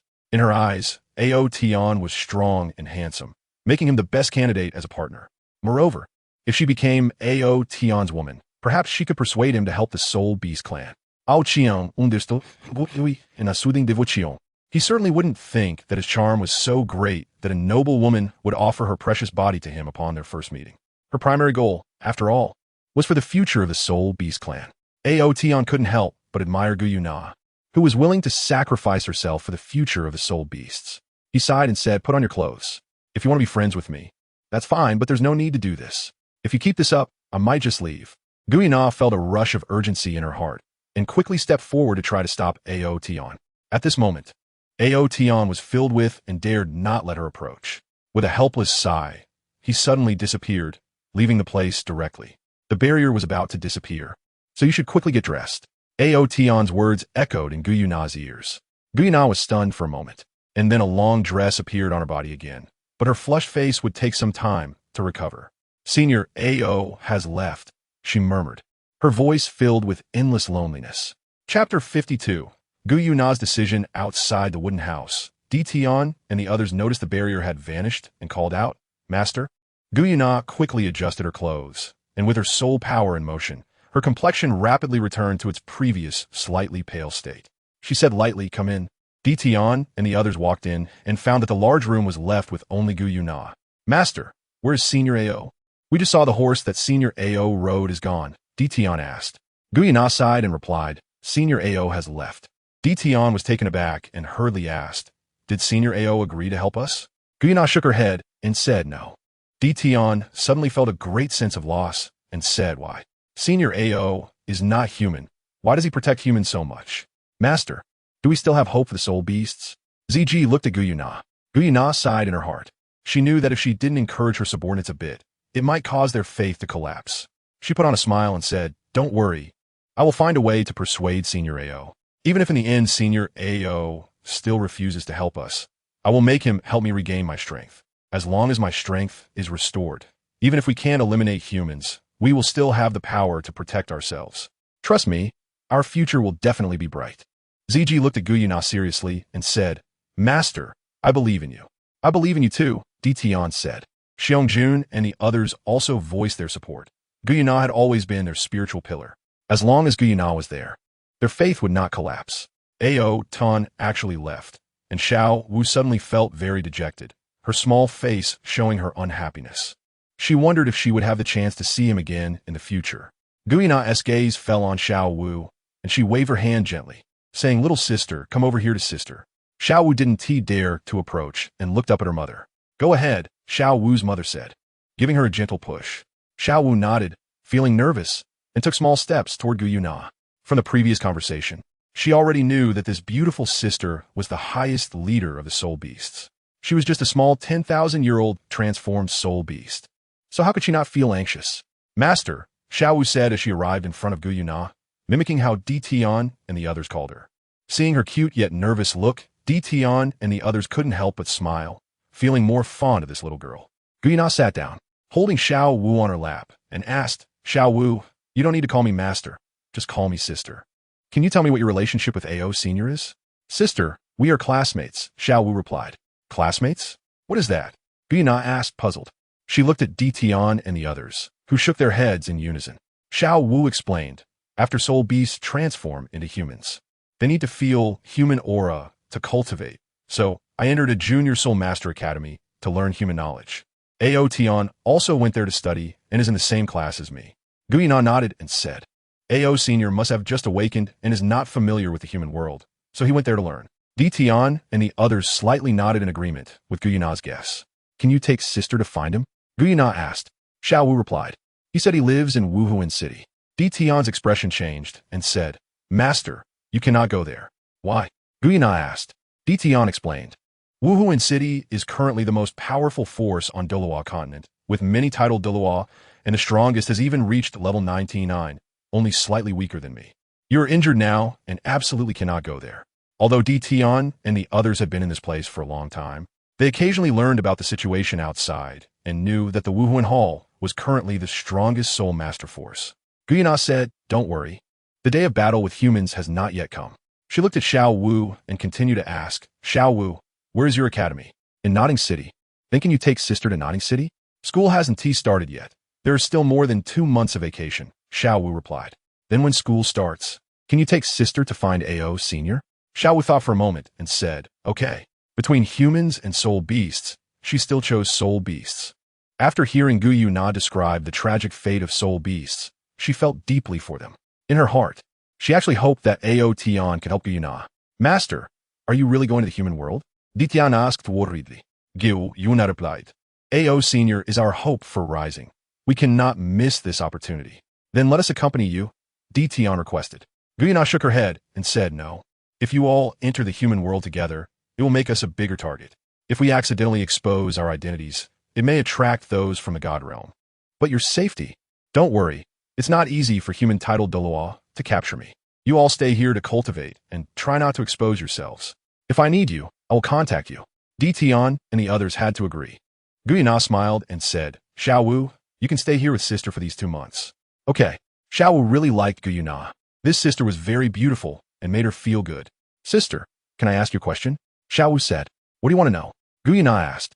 Xiao Wu glanced outside at Deming and Air Ming and said, my partners Deming and Air Ming want to have human forms like you, but they don't want to choose to transform into humans. Can you help them, sister? That's simple, Gu Yuna smiled and said.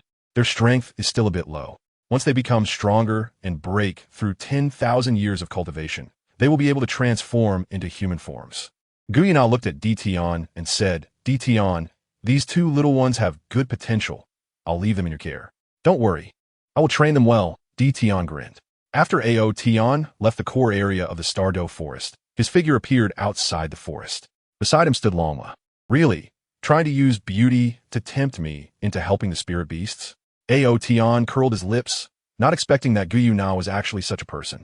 Solving the problem between spirit beasts and humans is not impossible, but this matter is not easy. I'll talk about it when I'm tired of playing.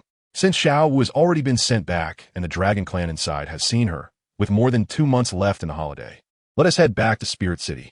Thinking of Bibi Dong, a smile couldn't help but appear on Ao Tian's face. Bibi Dong might also be waiting for him to return. Chapter 53. Refining pills. Recalling that last night, Douluo said Bibi Dong had been in seclusion recently. Ao Tian rode on Longma and leisurely headed towards Spirit City. He almost returned to Spirit City every month to accompany Bibi Dong, so he wasn't particularly anxious. The Stardo Forest was not far from Spirit City, and after a day, he had already returned to Spirit City. After waiting for 3 more days, Bibi Dong, who had been in closed-door cultivation, finally came out. All the high-ranking elders of the Spirit Hall knew that Ao Tian was the strongest in the Spirit Hall. Even Bibi Dong's position as Pope was helped by him. When Bibi Dong left Spirit City, with Ao Tian back then, Qin Xuanji announced that Bibi Dong had betrayed the church and stripped her of her status as a saintess. Later, Ao Tian defeated Qin Douluo with a single finger. And because of Bibi Dong's previous status as a saintess, Qian Daolu agreed to let her take over the position of Pope. The high-ranking officials of the Spirit Hall were gratified that Bibi Dong, as Pope, was extremely responsible. In her few years in office, she worked diligently, managing the Spirit Hall in an orderly manner, making its strength increasingly powerful. The plan to seize the two major empires had already been put on the agenda, and it was believed that before long, the Spirit Hall would unify the continent and achieve a lasting hegemony. The door to Bibi Dong's exclusive training room opened, and a mature and captivating figure walked out. She stretched lazily towards the morning sun, and the fullness of her chest made the maid standing beside her unable to help but swallow secretly, filled with envy and yearning. The golden sunlight shone on her exquisite and flawless face, revealing not a single blemish without makeup. Bibi Dong was in a good mood. After 6 days of closed-door cultivation, she had finally made a small breakthrough, getting closer to level 99. She stretched out her hands, and the maid finally woke up from her daze, hurriedly putting the Pope's robe on Bibi Dong. The moment she donned the Pope's robe, Bibi Dong, who had been wearing a thin practice outfit and exuding a mature and alluring aura, instantly gained a sense of regal authority and nobility. At this moment, a word to describe her would be magnificent and splendid. "Serve me for bathing and changing," Bibi Dong said, lifting her foot to return to her chambers. After 6 days of seclusion, aside from eating, drinking, and attending to nature's call, she had been cultivating, and it was inevitable that she felt a bit uncomfortable without bathing for such a long time. "Your Majesty, Mr. Ao has returned," the maid said softly, taking small steps behind her. Bibi Dong suddenly stopped in her tracks, turned to look at the maid, and her previously imposing aura vanished in an instant. She asked with a slightly hurried voice, "When did he come back?" 3 days ago. Why didn't you inform me?" Before the maid's words had finished, Bibi Dong had already dashed out towards her chambers. She knew that the maid's failure to notify her was likely Ao Tian's intention, so there was no blame in her tone. The maid watched Bibi Dong's fiery figure and couldn't help but cover her mouth and chuckle. Only Mr. Ao could make this Pope disregard her demeanor. At this moment, in Bibi Dong's chambers, the childlike Ao Tian was sitting cross-legged on a mat, with a fist-sized golden flame floating in front of him. The flame danced, and one could vaguely see granular objects inside. After a moment, Ao Tian extinguished the flame, revealing the contents, a dozen pale green pills that emitted a refreshing fragrance. He took a jade bottle, collected the pills, and a smile appeared at the corner of his mouth. It had been many years since he refined pills, and his skills had become a bit rusty. Otherwise, he could have made a couple more. A few days ago, when he went to the Stardo Forest, he discovered many spirit herbs, which sparked his thought of refining pills. He stood up and placed the jade bottle on a nearby table. Just then, his expression shifted, and he turned to look toward the door. With a bang, the door was forcefully pushed open, and a graceful figure rushed in, heading straight towards Ao Tian. Ao Tian gently waved his hand to close the door. He usually restored his true form in private, only appearing as a young man when there were people present other than Bibi Dong. The people in the Spirit Hall all believed that Mr. Ao was a young man in his 20s, unaware that his true appearance was only 7 years old. Bibi Dong rushed towards Ao Tian with a strong fragrance, lifting him up forcefully in her arms. Ao Tian found himself engulfed in softness, smelling the rich fragrance emanating from Bibi Dong. He exerted himself to pull his head away from her. "Are you trying to suffocate me?" He glanced at Bibi Dong's figure, which seemed to have become a bit fuller. No wonder he almost felt like he was choking. Ao Tian transformed into a young man, looking disdainfully and saying, "How many days has it been since you last bathed? The smell on you is so strong. Aren't you afraid I'll be disgusted?" He couldn't help but recall a joke from his past life. Goddesses don't need to use the bathroom. Even when they fart, it smells sweet. Bibi Dong didn't mind at all and smiled, saying, "If you find me disgusting, then you're not the man I love." She stepped forward and linked her arm with Ao Tian's, saying, "Come on, serve me in the bath."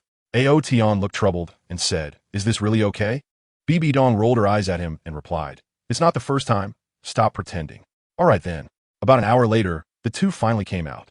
Bibi Dong accidentally caught sight of a jade bottle on the table, picked it up, and asked, "What is this?" She curiously looked inside at the round objects the size of peanuts, realizing she had never seen anything like it before. "Is it candy?" She opened the bottle, and an enticing fragrance wafted out. It smells good." She turned to Ao Tian with an inquiring look. "This is a rejuvenation pill. Even an ordinary person who doesn't tea practice can maintain their youthful appearance by taking one." He noticed a tiny wrinkle at the corner of Bibi Dong's eye and smiled. "If you take it, you'll revert to the appearance of an 18-year-old girl." "Really?" Bibi Dong's eyes lit up as she quickly poured one out. But just as she was about to swallow it, she hesitated again. Glancing at her impressive figure, she worried, my body won't revert to that of a young girl too. Right? Don't worry, it won't. Even if you were willing, I wouldn't want that, Ao Tian assured her. Bibi Dong stopped hesitating and swallowed a pill in one gulp. The pill melted in her mouth, and its effects spread through her body, acting on her skin. In just a moment, her skin became smoother and more hydrated, as if it could produce water with a gentle pinch. Her already beautiful face underwent subtle changes as several fine crow's feet disappeared, and her skin became even more tender and firm, like a peeled egg. Bibi Dong hurried to the mirror and was delighted to find that her appearance had become much younger, even better than when she was 17 or 18, while her figure remained impressively curvy. Overjoyed, Bibi Dong kissed Ao Tian's cheek with enthusiasm. Where did such a miraculous thing come from?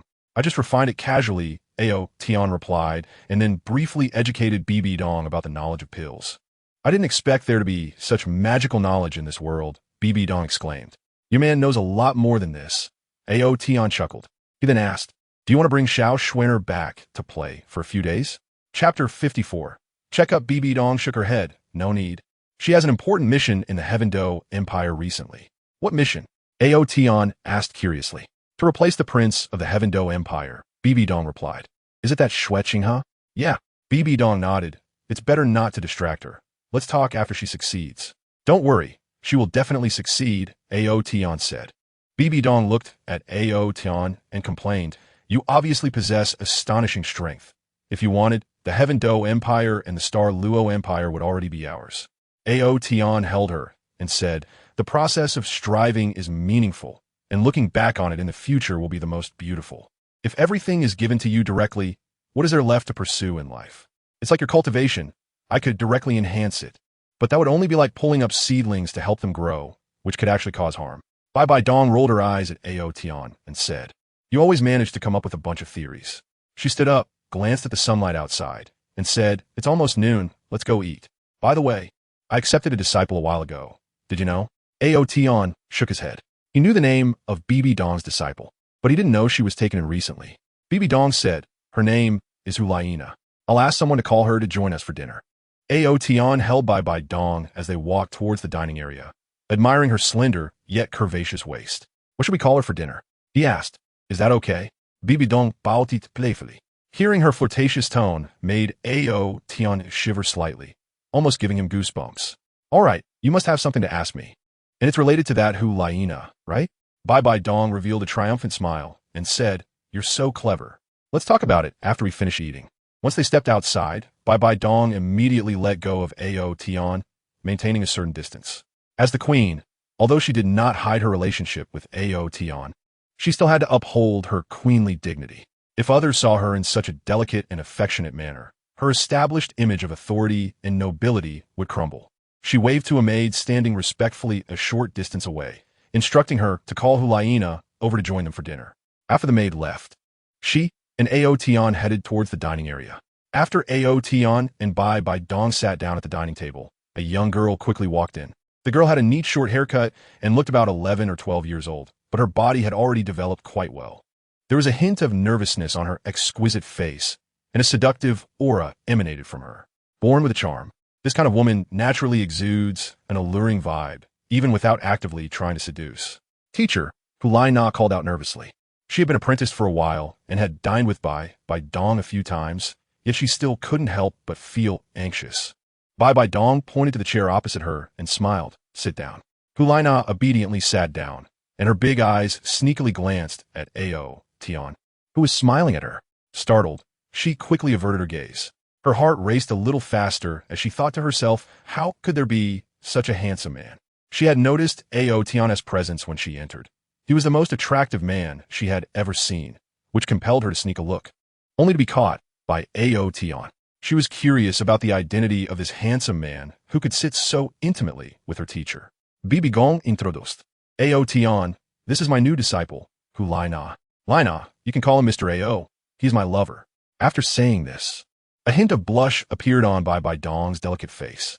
Although the higher-ups of the spirit hall knew about her relationship with Ao Tian, it was still the first time she introduced him like this, inevitably causing her a bit of embarrassment. Hulai Na was astonished and quickly stood up, saying, "Nice to meet you, Mr. Ao." At the same time, she glanced at Ao Tian again, realizing that he and Bibi Dong were indeed a perfect match, both possessing stunning looks. She was surprised because it was the first time she learned that her teacher actually had a lover, a secret she had never been privy to before. Bibi Dong raised her hand to signal for her to sit down, smiling, "Sit down. There's no need to be so formal. Just treat Mr. Ao as you would treat me." "Okay, teacher," Hulai Na replied obediently. "Let's sit," Bibi Dong said, concerned that Hulai Na might be too stiff, so she personally served her some dishes. The meal lasted about an hour, and by noon, Bibi Dong said, "Lina, come with me to the study." Hulai Na responded with an and respectfully followed behind Bibi Dong and Ao Tian. Although Bibi Dong didn't mention what they would do in the study, Ao Tian had already guessed and couldn't help but feel a bit helpless. The three entered the study. Bibi Dong waved away the maid and then said to Ao Tian, "Help her check her body." Hulai Na was startled and looked at Bibi Dong in confusion. Ao Tian was at a loss whether to laugh or cry and said, "Isn't this a bit inappropriate?" Bibi Dong shot him a glare and replied, "What's inappropriate about it? She's just a little girl. You wouldn't harbor any improper thoughts, would you? Hurry up. After you check her, help her customize a set of cultivation techniques. Creating a technique out of thin air is quite mentally taxing." "I'm well aware of your abilities," Bibi Dong threatened. "Do you want to sleep on the sofa tonight?" "All right then." Ao Tian felt quite helpless. Many years ago, he had carefully examined Bibi Dong's body and then created a technique based on her physical condition and soul power characteristics, significantly increasing her cultivation speed. He never expected to be summoned by Bibi Dong today to create a technique for Hulai Na. It's important to note that in his inherited memories, he only had the Dragon clan's techniques, and his knowledge of techniques was somewhat lacking. It wasn't easy for him to create the most suitable technique for a specific human. However, with his high level of mastery, he could still create one with some mental effort. He pointed to the bed nearby, where Bibi Dong usually took naps, and said to Hulai Na, "Lie down." Hulai Na's heartbeat gradually quickened. Her youthful face flushed, and she looked at Bibi Dong in confusion. She felt that this kind of body examination was somewhat unusual. After all, her body hadn't been touched by the opposite sex in recent years, except for when she was a child and had contact with her brother. Now she was about to be touched by a strange man, although he was her teacher's lover. She couldn't remain calm. "Just go up. Don't worry. It won't hurt. In fact, it might feel a bit comfortable," Bibi Dong said. She recalled how Ao Tian had examined her in the past, almost kneading her entire body, and that kind of massage did feel somewhat comfortable. With her face still red, Hulai Na gently nodded, climbed onto the small bed, lay down, and anxiously awaited the man's arrival. "This little girl is even shy," Bibi Dong chuckled, nudging Ao Tian, and said, "Go ahead." Ao Tian approached Hulai Na, gazing at the 11 or 12-year-old girl with a gentle smile, and said, "Don't be nervous, it won't hurt." Chapter 55, The Desolate Gu Yuna. Seeing Ao Tian's warm smile like the sun, Hulai Na gently nodded, and her anxious feelings gradually relaxed. Ao Tian reached out and placed his hand on Hulai Na's shoulder, his spiritual sense entering her body to analyze her physical and soul power characteristics. In fact, to create a technique for Hulai Na, it would be best to draw from the techniques of the Fox clan, but unfortunately, Ao Tian did not have any, so he could only create one from scratch. This was not something that could be accomplished overnight. It required him to spend time continuously deducing and also conducting experiments on Hulai Na. It was estimated that he would have to spend his 2-month vacation focused on Hulai Na. Since Hulai Na was a disciple of Bibi Dong, she could be considered his half-disciple, so he had to help her. His divine power flowed from his palm into Hulai Na's body, helping to clear the blocked meridians within her. When a person is in the womb, their meridians are unblocked, but after birth, they begin to inhale the polluted air of the world, causing the meridians to gradually become blocked. The worse a person's cultivation talent, the more severe the blockage. Through postnatal cultivation, the blocked meridians can be reopened, expelling the impurities within. Hulai Na's cultivation talent was considered quite good on the Douluo Continent, but the blockage in her meridians was still quite severe. Ao Tian controlled the power of his divine energy, easily crushing the impurities within Hulai Na's meridians without harming them, and expelling them into her intestines. If it were someone else like Tang San, trying to clear a meridian would inevitably involve enduring the intense pain of almost having their meridian torn apart. However, the impurities in Hulai Na's meridians were like tofu in the face of Ao Tian's power, easily crushed without her feeling even a hint of pain. Bibi Dong walked over, looking at Hulaina's flushed face, and asked, "How is it? Does it hurt?" "No." Hulaina gently nodded and replied, "It doesn't hurt, and it feels a bit warm." Ao Tian was very fast. In just a few minutes, he had already opened the 8 extraordinary meridians in Hulaina's body, even without his guidance on the cultivation method. Hulaina's speed of meditation and cultivation would greatly improve in the future. Ao Tian retracted his hand and said, "That's enough. You can go back now. I'll call you over when I need you." Hulaina got out of bed and said, "Thank you." Although she didn't know what the technique mentioned by her teacher was, she could guess that it was for her own good. After Ao Tian had just cleared her meridians, she now felt warm all over, light as a feather, and indescribably comfortable. Suddenly, her slightly flushed face changed, and she clutched her stomach, saying, "Teacher, I'll head back now." Bibi Dong nodded slightly. "Go ahead." Hulaina could no longer hold back, and hurriedly left with small, quick steps. After Hulaina left, Bibi Dong looked at Ao Tian with a half-smile and asked, "Why was this time helping Laina check her body so simple? I remember you almost touched my whole body back then." Ao Tian's face remained calm, and he chuckled. "Everyone's physical condition is different. Yours needs careful examination, while Hulaina's is simpler." Really? You don't think I'm trying to take advantage of you, do you?" In the following days, Ao Tian would test his cultivation method with Hulaina every few days to assess the effectiveness of their training, aiming for a more perfect state. After a month, he finally completed the task assigned to him by Bibi Dong. In Bibi Dong's office, Ao Tian had just sent Hulaina away and was rubbing his temples. He couldn't help but recall Hulaina's fate in the original storyline, where she was defeated by Tang San in the Soul Master competition, which led her to desperately enter the City of Slaughter to increase her strength. There, she met Tang San, who had concealed his identity and enhanced his appearance, and fell in love with him. However, later on, due to their differing stances, she suffered greatly and ultimately left with Qian Renshua, spending the rest of her life in solitude. Hulaina is like a half-disciple to me. How could I let anyone harm her? Ao Tian thought to himself. In his view, as long as Hulaina could defeat Tang San, she wouldn't be attracted to him, and thus the tragedy wouldn't occur.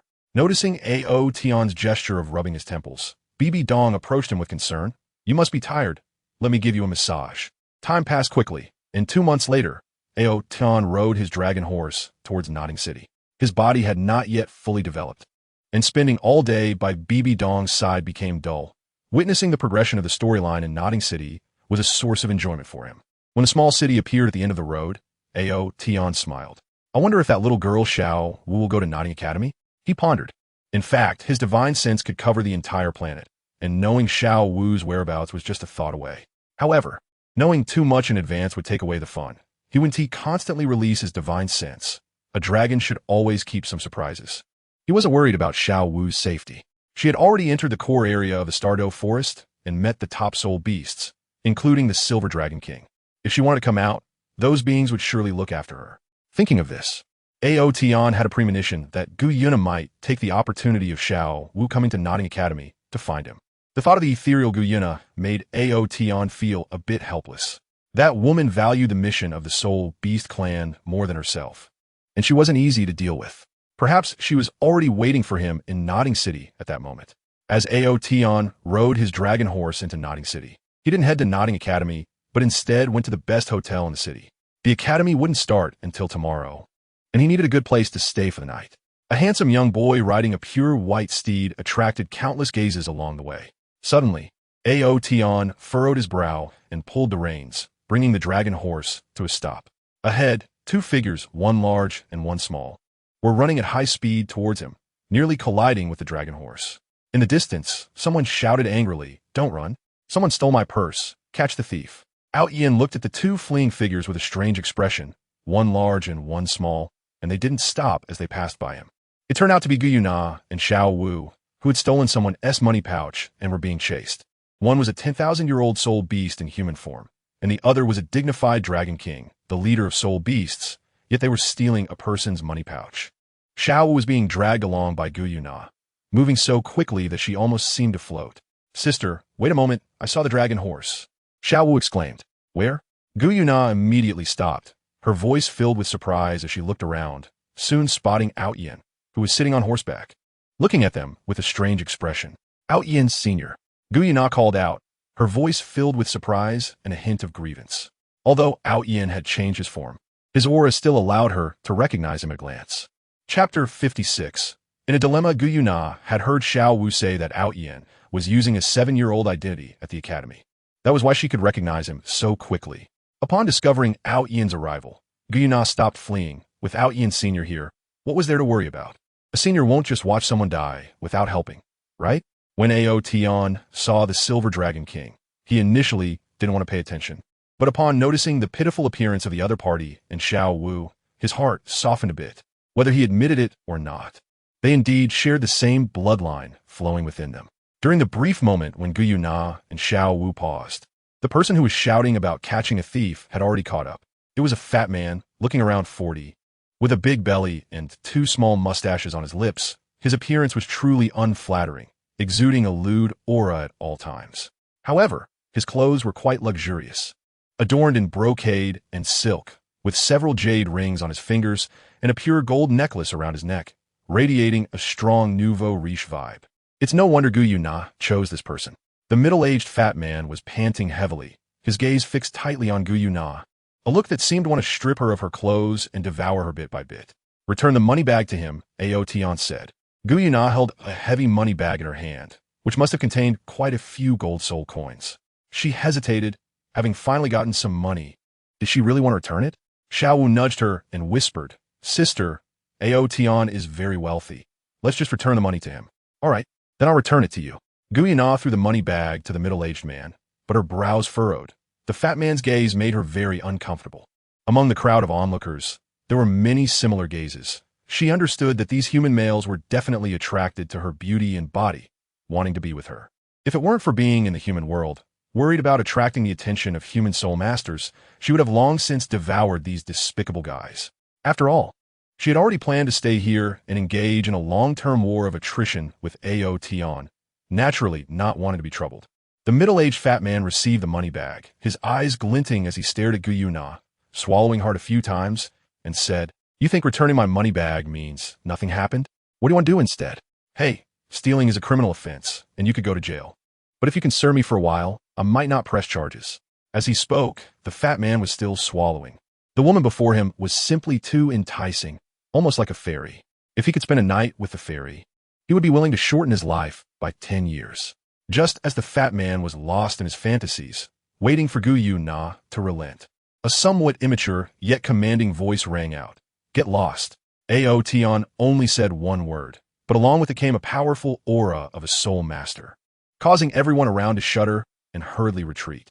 A soul master is an incredibly noble profession, and in a place like Notting City, such individuals are rare and not someone anyone can provoke. With that single word, the middle-aged fat man felt as if he had been struck by an invisible punch, his body flying out and rolling several meters on the ground, continuously groaning in pain.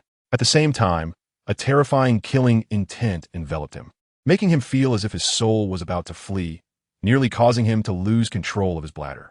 This man no longer dared to have any designs on Gu Yuna and quickly dashed into the crowd, fleeing in panic. Senior Ao is so domineering. Gu Yuna flattered him, and then, taking advantage of Ao Tian's momentary distraction, she mounted the horse and sat behind him. Feeling something soft behind him, Ao Tian frowned and asked, "What are you doing on my horse?"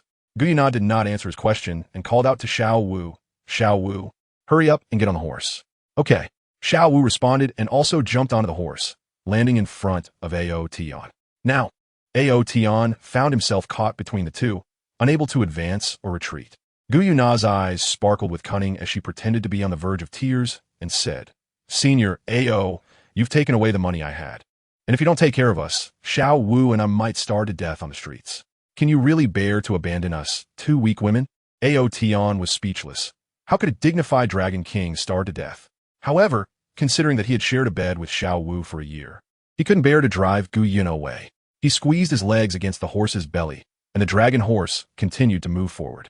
Gu Yuna, Xiqing, behind Ao Tian, slightly curled the corners of her beautiful mouth, revealing a victorious smile.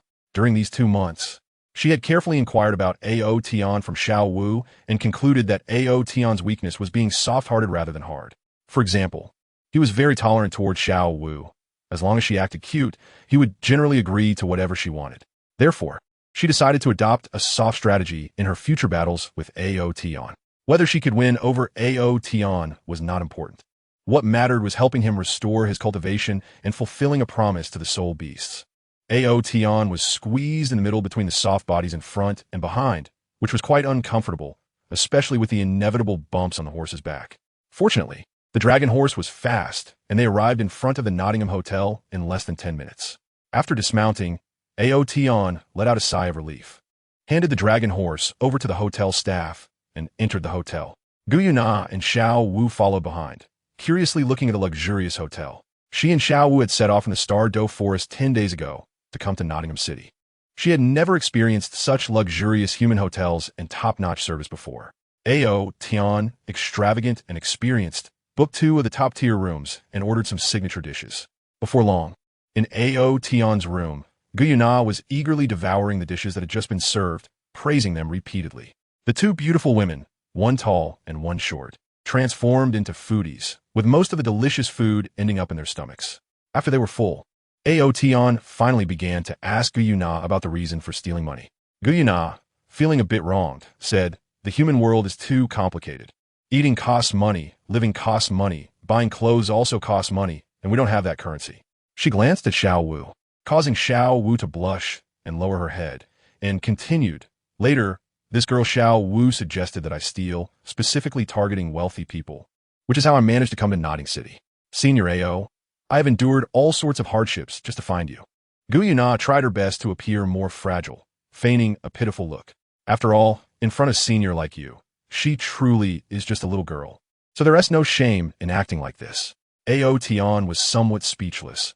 The mighty Dragon King had actually fallen to the point of stealing money to survive. He couldn't help but glance at Xiao Wu, thinking that when this little girl first came to Nottingham City, she must have also come by stealing, right? Gu Na had come to find him with great difficulty, and how could Ao Tian not understand her feelings? After contemplating for a moment, he said, "If you want me to help the soul beasts, that's not impossible. However, you need to give me a little time. I will find a way to solve your soul beast problem." Gu Na joyfully replied, "Senior, are you going to help us deal with humans?" Ao Tian shook his head. "I will use my own method." Chapter 57, Helping Gu Na Heal. "What method?" Gu Na asked. As the leader of the soul beasts, this is a concern she needs to address. Ao Tian shook his head and said, "Let's talk about it later. Telling you now is useless." The reason he decided to help the soul beasts, apart from feeling sorry for them, was mainly that Ao Tian felt he needed to cultivate some obedient, strong individuals. He couldn't stay in the Douluo Continent forever. One day, when he grew tired of life here, he might go to the divine realm or explore the starry sky. Having a group of capable subordinates would make things much easier for him. He believed that the thoughts of soul beasts were far less complicated than those of humans. So cultivating soul beasts would be better. Of course, he wouldn't miss out on talented humans either, like Hulaina. After 100 years, Gu Na fell into contemplation, and after a moment, she nodded. 100 years wasn't long for her. She could wait. "Senior Ao, I have an unwelcome request," Gu Na said. She felt a bit embarrassed, as she had already asked Ao Tian for too much help. "What is it?" "Ao Tian asked, could you help me heal my hidden injuries?" Gu Na asked hopefully. Her hidden injuries were extremely severe, left over from the battle between the Dragon God and those 5 God-level human powerhouses. If she relied on her own recovery, it would take at least 20,000 years to heal. 20,000 years was too long for her to wait. What if Senior Ao couldn't resolve the soul beast issue? If she had to wait another 20,000 years, the soul beasts might really face extinction. Ao Tian said, "Let me take a look at your body." After saying this, he realized that the statement might have some ambiguity, but he didn't mind. He released his spiritual sense and entered Gu Na's body. Being probed into her body by someone else's spiritual sense made Gu Na feel a strange sensation inside. After a moment, Ao Tian withdrew his spiritual sense, and she hurriedly asked, "How is it? Is my condition easy to treat, Senior Ao?" Ao Tian shook his head and said, "It's difficult to treat. You have injured your origin. Unless you use my essence blood to help you improve your bloodline purity, and then take care of it." Essence blood? Gu Na's eyes lit up, as it seemed that even the Dragon God did not receive this treatment. The Dragon God only absorbed the dragon blood emitted by Senior Ao during his cultivation, gaining the bloodline of the dragon race, and then gradually cultivated to become powerful, ultimately becoming a colorful giant dragon. If I absorb Senior Ao's essence blood, Will my future achievements surpass those of the dragon god? Gu Yuna couldn't help but feel a bit excited. Thinking of this, she looked eagerly at Ao Tian and said, Senior Ao, could you grant me some essence blood? Then, without waiting for Ao Tian to respond, she continued, I will never forget your great kindness and virtue, Senior Ao. Ao Tian didn't say much. He pressed his palm against his chest, extracting a drop of blood that radiated immense pressure. With a wave of his left hand, he set up a barrier to prevent anyone from discovering the commotion here. Then he placed a layer of defensive barrier around Xiao Wu's body. Otherwise, this little girl might not withstand the pressure of this drop of blood and would faint. Is this the essence blood of Senior Ao Tian? Gu Yuna's eyes lit up, as this drop of essence blood also made her feel a terrifying pressure. Essence blood is the essence of blood condensed. For Ao Tian, a drop of essence blood is nothing. But for Gu Yuna, it is a tremendous opportunity. This drop of essence blood contains part of the dragon clan's inheritance information, which Gu Yuna would naturally obtain after integrating and absorbing it. Since Gu Yuna was injured, Ao Tian had to seal part of the essence blood's power and said, Open your mouth. Gu Yuna obediently opened her mouth, and Ao Tian flicked his finger, causing the essence blood to fall into Gu Yuna's mouth. You have internal injuries. Refining the essence blood will take some time. After refining is complete, your injuries should be mostly healed. If not, you can ask me for another drop. By the way, the essence blood also contains part of the dragon clan's inheritance. You can ponder it and pass it on to Emperor Tian and the others. Gu Yuna felt deeply moved. Is Senior Ao Tian trying to enhance the strength of their soul beasts? Thinking of this, Gu Yuna said seriously, Senior Ao Tian, I cannot repay your great kindness. If you need anything, I am willing to offer my life.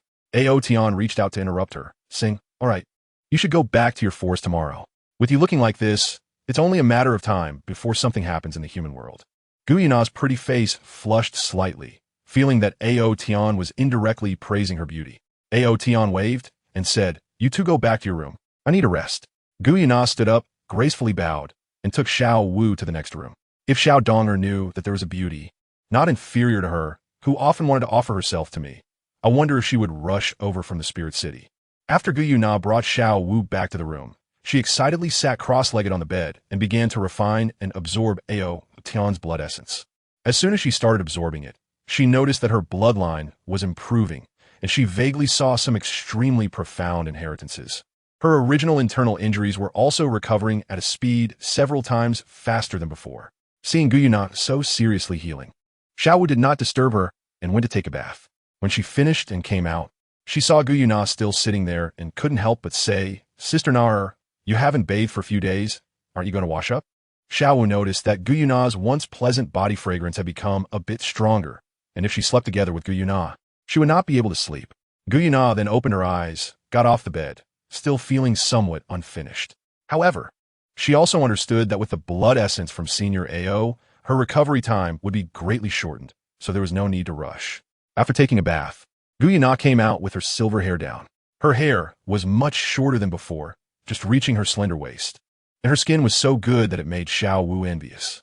Xiao Wu's eyes lit up and said, Sister Nara, I want to sleep holding you tonight. Gu Yuna got onto the bed and gently tapped Xiao Wu's forehead, saying, You little girl, so lecherous at such a young age. Didn't you used to sleep with Senior Ao every night? I didn't. Xiao Wu's face turned red with embarrassment as she burrowed into the blanket. You said that with your own mouth. Gu Yuna giggled and gave Xiao Wu's little bottom a playful slap. Xiao Wu's voice came from inside the blanket. Sister Nara, you're so annoying. If you also want a hug, then I'll let you have it. You said that yourself. In the morning before going out, Xiao Wu took out a piece of paper from her soul guide bracelet and handed it to Gu Yuna, who solemnly folded it and tucked it into her bosom.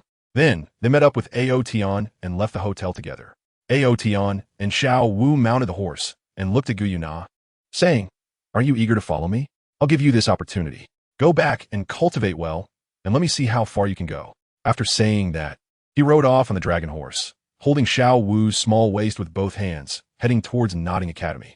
Gu Yuna pouted in place and muttered to herself, Only a fool would go back. Chapter 58. The heartbeat of Tang San. Xiao Wu and Ao Tian entered Nodding Junior Soul Master Academy and went straight back to their dormitory. The opening ceremony would be held tomorrow, so they had the whole day to relax.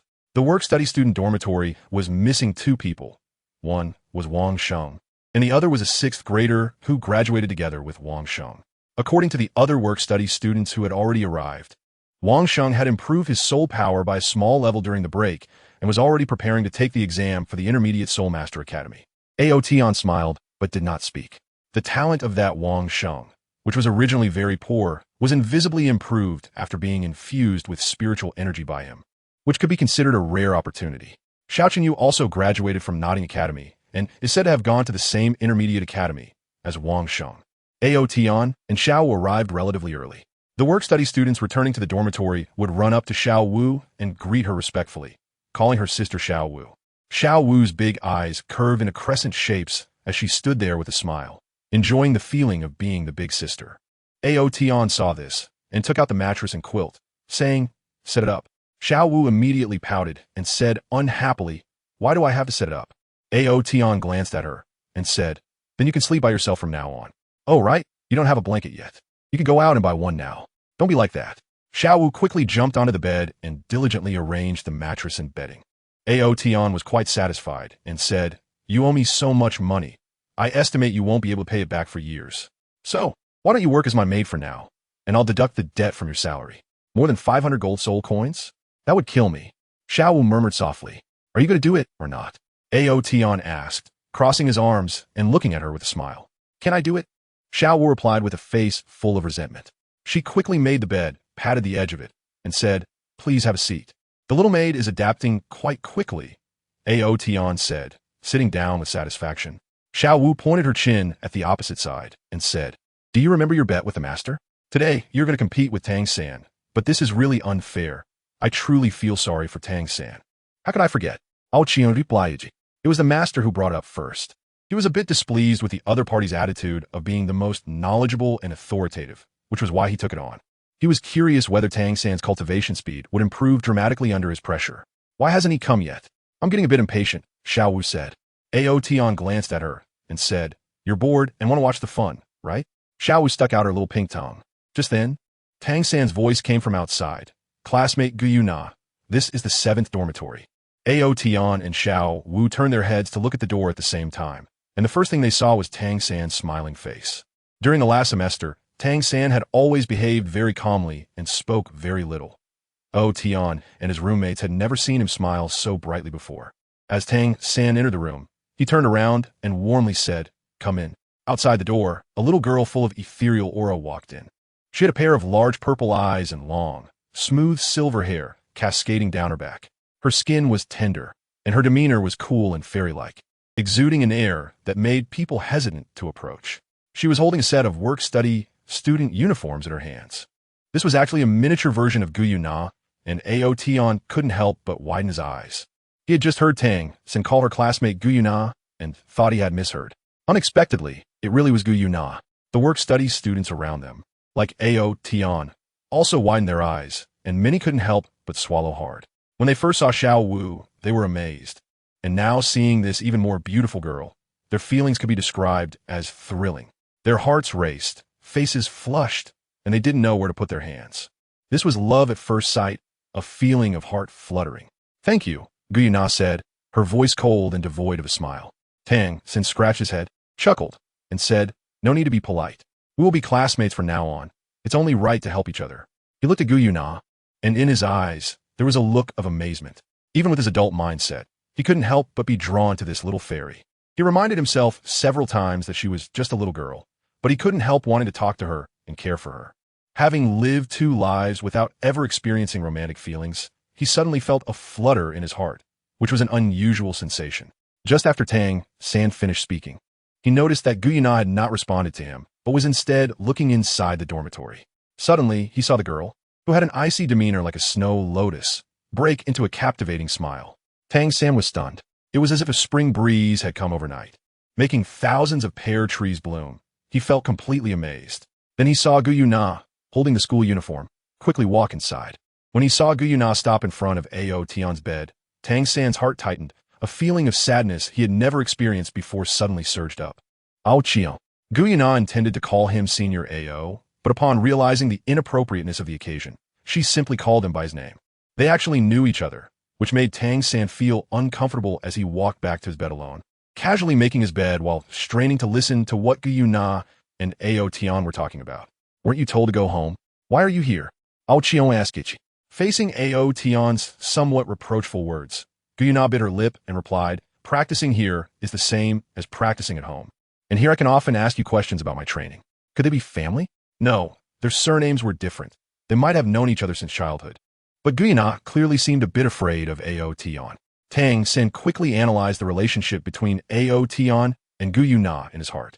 Ao Tian shook his head and said, do whatever you want. Since you're here, find a bed to rest.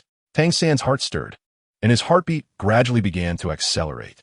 The beds in the dormitory were arranged on both sides. On Ao Tian's side, his and Xiao Wu's beds are together at the very end. On Tang San's side, his bed was the second to last, and there was an empty bed right next to him on his right. Tang San stopped what he was doing, stood up straight, and smiled, saying, classmate Guyuna, there's still space over here. Guyuna turned to take a look, then scanned the other areas, finally landing her gaze on Xiao Wu's bed. She hugged her school uniform, walked over to Xiao Wu's side, placed her uniform at the head of the bed, and smiled. Xiao Wu, we'll sleep together from now on. Tang San's smile froze, and the eyes of the other students around him occasionally fell on him, making him feel incredibly awkward. Guyuna surprisingly did not respond to him, not even glancing his way. For the first time, Tang San felt how uncomfortable it was to be treated like air. He couldn't understand why Guyuna had such a sense of superiority. Was it because of her beauty? Watching Guyuna take off her shoes, climb onto Xiao Wu's bed, and lean between Xiao Wu and Ao Tian, Tang San felt as if his heart had shattered. The other male students in the dormitory also felt their hearts break. Chapter 59. These two women, no hope left looking at Guyuna sitting next to him. Ao Tian frowned and said, aren't there still 3 empty beds over there? Why squeeze in here? Before Guyuna could respond, Xiao Wu spoke first, saying, Sister Na wants to sleep with me. Is that a problem? Are you afraid we'll force ourselves on you? Xiao Wu's bold words immediately left all the boys in the dormitory dumbfounded. Ao Tian pointed to the place where Guyuna was sitting and said, since you two are sleeping in the same bed, she has already crossed the line. Xiao Wu stuck out her tongue at Ao Tian and said, I've never seen such a petty guy. Guyuna shifted a little closer to Xiao Wu and said, Xiao Wu, don't say that about Ao Tian. Tang San, who was sitting opposite, could no longer hold back.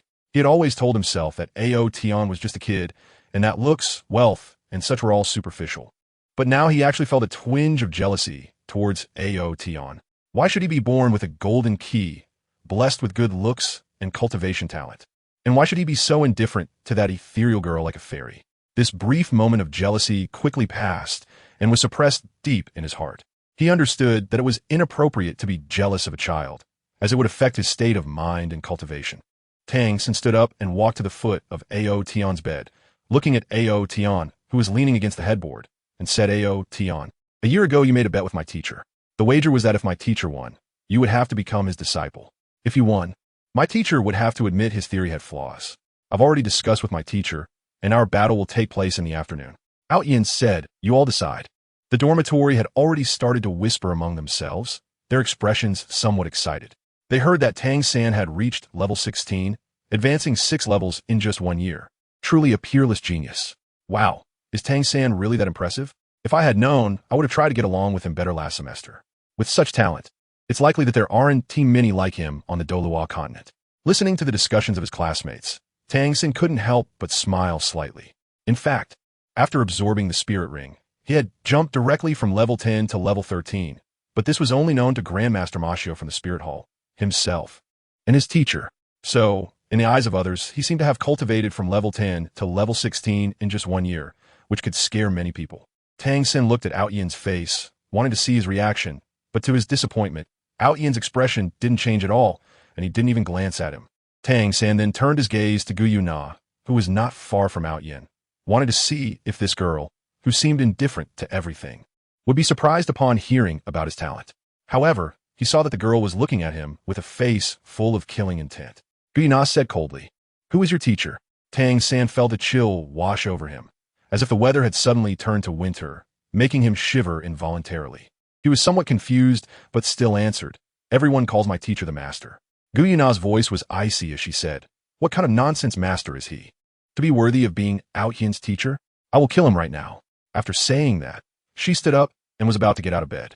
In her view, wanting to take Ao Tian as a disciple was simply insulting him, and she wouldn't allow it. Tang San was immediately baffled. If you say he is unworthy, fine. But why would you want to kill my teacher? Besides, as a little girl, can you really kill a level 29 Great Soul Master? At that moment, he suddenly felt disappointed in Guyuna. The girl was indeed beautiful and had an unmatched aura, but she was arrogant and dismissive. Her personality is quite similar to Ao Tian's, Tang San thought.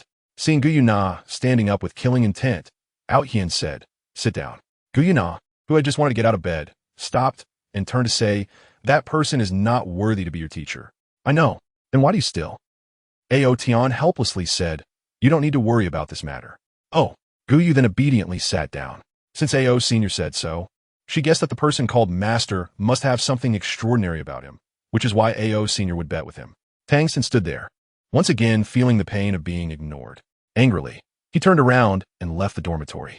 Rather than getting angry with a few kids here, you might as well go to the teacher's place to read a few more books and gain some theoretical knowledge. By the afternoon, he wanted to see what progress Ao Tian had made. Seeing Tang San leave, Ao Tian shook his head and smiled, then looked at Guyuna and said, "How did you meet Tang San?" "Tang San? Which one?" Guyuna looked puzzled. Xiao Wu answered quickly, "It's the one who was just talking." "Didn't he introduce himself when he brought you over?" Guyuna thought for a moment and said, "I think he did, but I didn't remember. He's just a minor character, not worthy of me remembering his name." Ao Tian was somewhat at a loss whether to laugh or cry. The Dragon King spoke so bluntly that it was fortunate Tang San was not present. Otherwise, he would have surely been angered. "Ao Tian Dao. He is indeed just a small character right now, but without me, he will grow into someone even you'll need to fear in the future." Guyuna was taken aback for a moment and said, "Does he have great talent?" Ao Tian nodded and said, "Enough to become an existence like the Shura God." Shura God. Guyuna's pretty face revealed a killing intent. The dragon god was split apart by the Shura God with a single sword strike, leading to a great defeat of the soul beasts. Guyuna suddenly stood up. "Where are you going?" "Ao Tian asked you to kill that Tang San." "No, you can't go," Ao Tian said. "Why?" "Gu Au now Bushelt. Shouldn't such a great threat be eliminated as soon as possible?" "Because I am here." "I understand now." Guyuna sat down, realizing that her concern had led to confusion. With Ao Sr. here, what else is there to worry about? The other boys in the dormitory looked at the startled Guyuna and her wild words, feeling a bit disappointed and wondering if this beautiful girl might have some issues. By the way, Ao Tian suddenly remembered a question and asked, "How did you get into Nodding Academy? It requires a martial soul proof and a work-study quota to enter, right?" Guyuna glanced at the other people in the dormitory, looking a bit guilty, and quietly said, "It was a suggestion from Xiao Wu. She helped me sneak into the martial soul hall and forge a proof." Ao Tian looked at Xiao Wu and said, "Not bad, Xiao Wu. Taking the Dragon King to steal and even doing such things at the Spirit Hall. Your courage is impressive. Is there anything you wouldn't dare to do?" Xiao Wu was about to argue, but upon seeing Ao Tian's gaze, she softened and said, "I know I was wrong. Punish me."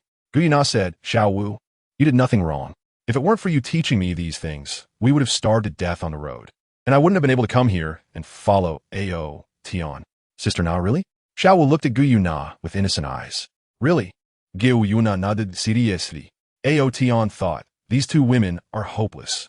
Chapter 60. The Confident Master at Noon. Ao Tian took Xiao Wu and Guyuna to have lunch at the cafeteria. After a short nap in the dormitory, he was awakened by Tang San. "Ao Tian, the teacher is already waiting for us on the back mountain," Tang San said. As he spoke, he couldn't help but glance over at Xiao Wu, only to see her and Guyuna cuddled up together while asleep, one looking cute and charming, the other ethereal and stunning. But they were both under the same blanket with Ao Tian. Guyuna's long silver hair was scattered at the head of the bed, and the sleeping fairy was equally enchanting. Tang San was watching Guyuna when Ao Tian sat up and said, "That's your teacher, not mine." Tang San retracted his gaze, thinking to himself that it might not be the case later, and said, "I'll wait for you on the back mountain." After saying that, he glanced at Guyuna, who had also woken up before leaving the dormitory. Ao Tian got out of bed and put on his shoes quickly, while Guyuna and Xiao Wu also moved swiftly. Guyuna said, "I'll go too, to see what kind of master this is." Xiao Wu replied, "Sister Na, I heard that the master only has the level of a great soul master." Guyuna raised an eyebrow and said, "Is that it? You want to be Ao Tian's teacher?" Ao Tian didn't say a word and put on his shoes before leaving the dormitory. Xiao Wu and Guyuna quickly followed him. The other boys still in the dormitory also trailed behind, wanting to see the excitement. They were extremely envious of Tang San's rise to level 16 within a year, They were also work-study students and wore equally tattered clothing. So why was someone else so exceptional? They wanted to see whether Tang San, this genius, would win or if Ao Tian, the rich young master, would prevail. The only time they had seen a fight between Tang San and Ao Tian was last year when they had just arrived at the 7th dormitory.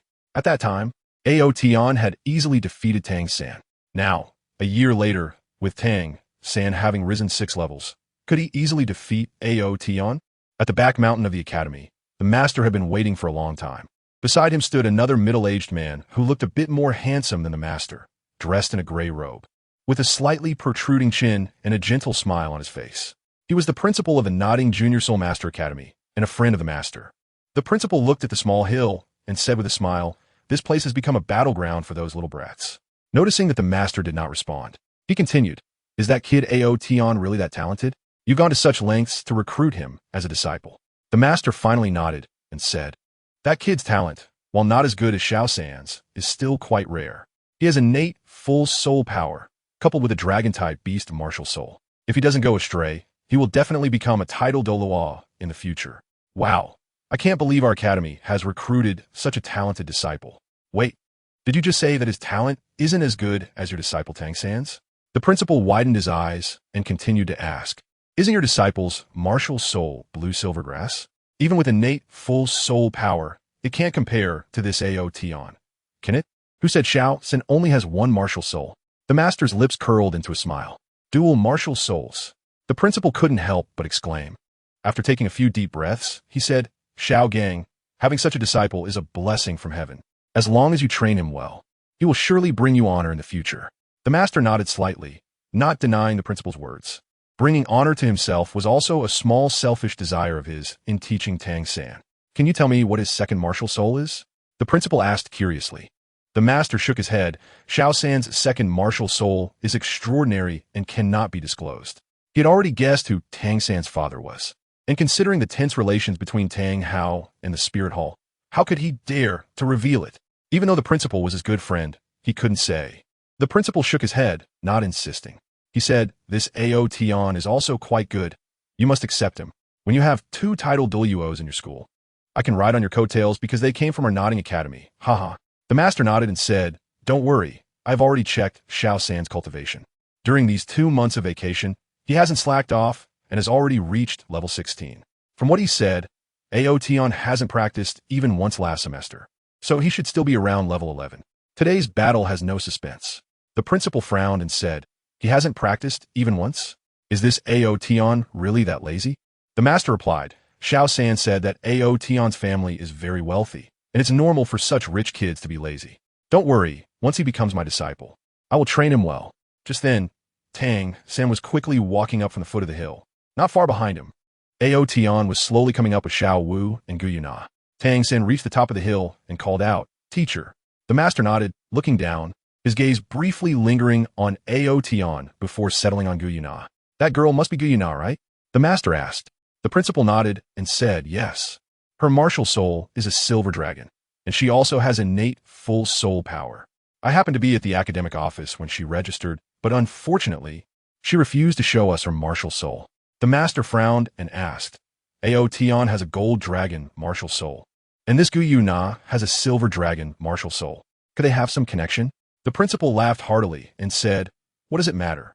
Just accept them both, and then you will have 3 disciples with innate full soul power. This alone makes you unmatched even by the Spirit Hall. It's truly a cause for celebration." The master still frowned and said, "I can't shake the feeling that something is off. 1 gold dragon, 1 silver dragon, and they know each other, both with innate full soul power. Don't you think that's too many coincidences? There's no need to think too much. Once you accept them all as disciples, won't you understand?" the principal said. The master nodded. "That's true." Tang San said, "Teacher, don't worry. Today you will gain 2 more disciples. I will also have 1 junior brother and 1 junior sister," he added in his heart. He raised his hand to touch his belt, feeling the powerful soul power within him, gradually exuding a strong confidence. The last time he lost to Ao Tian was merely because he couldn't employ some of his techniques. With ample preparation, even a powerful opponent could only taste defeat. The Tang Sect feared nothing more than overcoming the weak with strength and the few against the many. Moreover, He didn't believe his current cultivation was weaker than Ao Tian's. Ao Tian walked up to the top of the small hill with an indifferent expression, with Xiao Wu and Gu Yuna standing on either side of him, a step behind, like his two little maids. Behind them followed the other students from the work-study dormitory. Ao Tian, you're here, the master said with a smile. Ao Tian nodded and said, let's begin. Chapter 61, Tang San's defeat. All right. The master slightly nodded and said, according to our original agreement, within 1 year, as long as your cultivation level exceeds Tang San's, or your combat ability surpasses his, you win. If you fail to exceed Tang San in both aspects, then I win. I don't need to repeat the stakes, do I? No, you just need to not make excuses after you lose, Ao Tian replied. Also, Ao Tian added, don't bother me again in the future. The master was somewhat surprised by Ao Tian's strong confidence, but he still said, no problem, I can accept the bet and abide by the outcome. I hope you can do the same. I wouldn't stoop to making excuses with you, Ao Tian said. So you're Ao Tian, huh? Quite the big talker. The dean beside the master said with interest. Ao Tian glanced at the other party, but did not respond. Let's begin, he said. Gu Yuna's gaze fell on the master's face. After a deep look, she retreated to the side with Xiao Wu. The master and the dean also stepped back a bit. The top of the hillside was spacious enough, leaving ample room in the center for Ao Tian and Tang San to battle. She seems to look down on me. I wonder if this battle will change her opinion of me? Tang San subtly glanced at Gu Yuna. Release your martial soul, Ao Tian said. Tang San nodded, raising his left hand. With his soul power surging, a blue-silver grass with purple patterns emerged from his palm, quickly growing and spreading outwards. A yellow soul ring rose from beneath his feet, pulsating around his body. Tang San, martial soul blue-silver grass, level 16 control-type battle soul master. Please advise. Tang San's voice was loud and full of confidence. He looked at Ao Tian and said, Ao Tian, if your level is not higher than mine, then your only chance is to defeat me. What if my level is higher than yours? Does that mean I win directly? Ao Tian asked with a smile. Tang San was momentarily stunned and shook his head, saying, impossible. I have never seen you cultivate. Even if you became a soul master before me, your cultivation cannot be higher than mine now. Tang San had already realized that his Xiantian skill was much more efficient than the meditation methods of this world. Over the past year, he had worked hard to cultivate, while Ao Tian had squandered his time. How could he compare? How could there be anyone in this world whose cultivation would grow without practicing? Nothing is impossible, Ao Tian replied. However, I still want to have a match with you. Don't you want this opportunity as well? If you defeat me, you can clear your past shame and also gain the favor of a beauty. After saying this, Ao Tian glanced at Gu Yuna. How could Ao Tian not understand Tang San's little thoughts about Gu Yuna? Gu Yuna seemed like a young girl, but the aura about her was enough to make one overlook her age. It was not surprising that Tang San was attracted to her. Being exposed in front of so many people by Ao Tian, even with Tang San's calm demeanor, he couldn't help but feel his face flush. Even a master looked at his disciple in surprise, then at the stunningly beautiful girl, secretly nodding and smiling. That girl was indeed remarkable, extraordinarily beautiful, and with great talent. Angered, Tang San's voice turned a bit cold as he said, then release your martial soul and let me see if your strength is as impressive as your mouth. Ao Tian shook his head and said, I didn't use my martial soul when I defeated you the last 2 times, and I won't this time either. Arrogant. Tang San sneered and stopped talking. A dozen thick blue-silver grasses shot towards Ao Tian like venomous mandala snakes. Each vine of these blue-silver grasses was as thick as an arm, and in an instant, they reached Ao Tian, binding him tightly and leaving only his head exposed. It's over, the master said with a faint smile. Something's not right. Why isn't Ao Tian resisting? The dean frowned. The master smiled and said, it's normal. How many 7-year-old children could remain calm when faced with such fierce blue-silver grass that resemble poisonous snakes? The dean nodded slightly. You have insight. The master continued. Under similar cultivation levels, control-type soul masters are the strongest in one-on-one battles. Ao Tian is bound by Xiao San's blue-silver grass, which is also infused with the paralysis toxin of the mandala snake. It's already difficult for Ao Tian to resist now. I've calculated it precisely. With the current toxin and toughness of Xiao San's blue-silver grass, even someone who has just broken through to the Great Soul Master level might not be able to break free from its restraints. Then, congratulations, the dean said with a smile. Just as he finished speaking, Ao Tian's voice rang out. Tang San, is this all the progress you've made in a year? The thorns on your blue-silver grass can't even pierce my skin. The master and the dean then noticed that Tang San's expression was somewhat off. Xiao San, what's going on? The master asked. Tang San did not answer, his face serious as he gradually tightened the blue silver grass. His blue silver grass was extremely tough, and under the terrifying constriction, very few could withstand it, even without the effect of the paralysis toxin. As long as Ao Tian couldn't break free from his blue silver grass, he would still win this match. I won't play with you anymore, Ao Tian said. With a slight tremor of his body, the dozen thick blue silver grasses wrapped around him instantly shattered, with vine fragments and leaves scattering everywhere. How is that possible? The master exclaimed first, his ordinary-looking face showing disbelief as his eyes bulged. That was blue silver grass that even someone who had just broken through to the great soul master level couldn't escape from. How could it have shattered so easily? How did Ao Tian do it? Has his strength already surpassed that of an average soul master? Impossible. The master shook his head vigorously, his heart racing, unable to understand how Ao Tian broke through Tang San's blue silver grass. The dean looked at the master's frantic expression, then at the battlefield, his face filled with confusion, not knowing how to comfort the master. He equally did not understand what was happening. Your blue silver grass is still too weak for me, Ao Tian laughed. Feel free to use any means, otherwise I will end the battle. Tang San's expression was serious as his right hand brushed against his belt, fingers already gripping 4 pebbles. Still using this move? It didn't work on me last time, Ao Tian said. Tang San remained silent, swinging his arm, the 4 pebbles tracing arcs as they attacked Ao Tian from different directions. This was the technique of separating the labor and the swallows from the Tang Sect's hidden weapons, and it was Tang San's favorite technique. The 4 pebbles flew simultaneously but followed different trajectories. This required a profound mastery of hidden weapons to execute, making it difficult to defend against. It was as if 4 people were attacking at the same time. Who could withstand such simultaneous attacks? The 4 pebbles targeted specific acupoints on Ao Tian's body, which would cause an ordinary person to temporarily lose their ability to resist if struck. Just because I couldn't break through your defense last time doesn't mean I can't this time. Tang San's eyes flashed with brilliance. His soul power and physical strength had improved significantly since their last encounter, and the power of the hidden weapons was even stronger. Bang! Bang! Bang! Bang! For crisp sounds rang out as the pebbles seemed to strike a harder object, shattering upon the rebound from Ao Tian's body. Tang San's expression changed slightly as he flipped his palm, revealing 4 steel needles about 5 inches long. The needles were thin at the front and thicker at the back, with very sharp tips, specifically designed to break defenses among the Tang Sect's hidden weapons. Bone-piercing needles.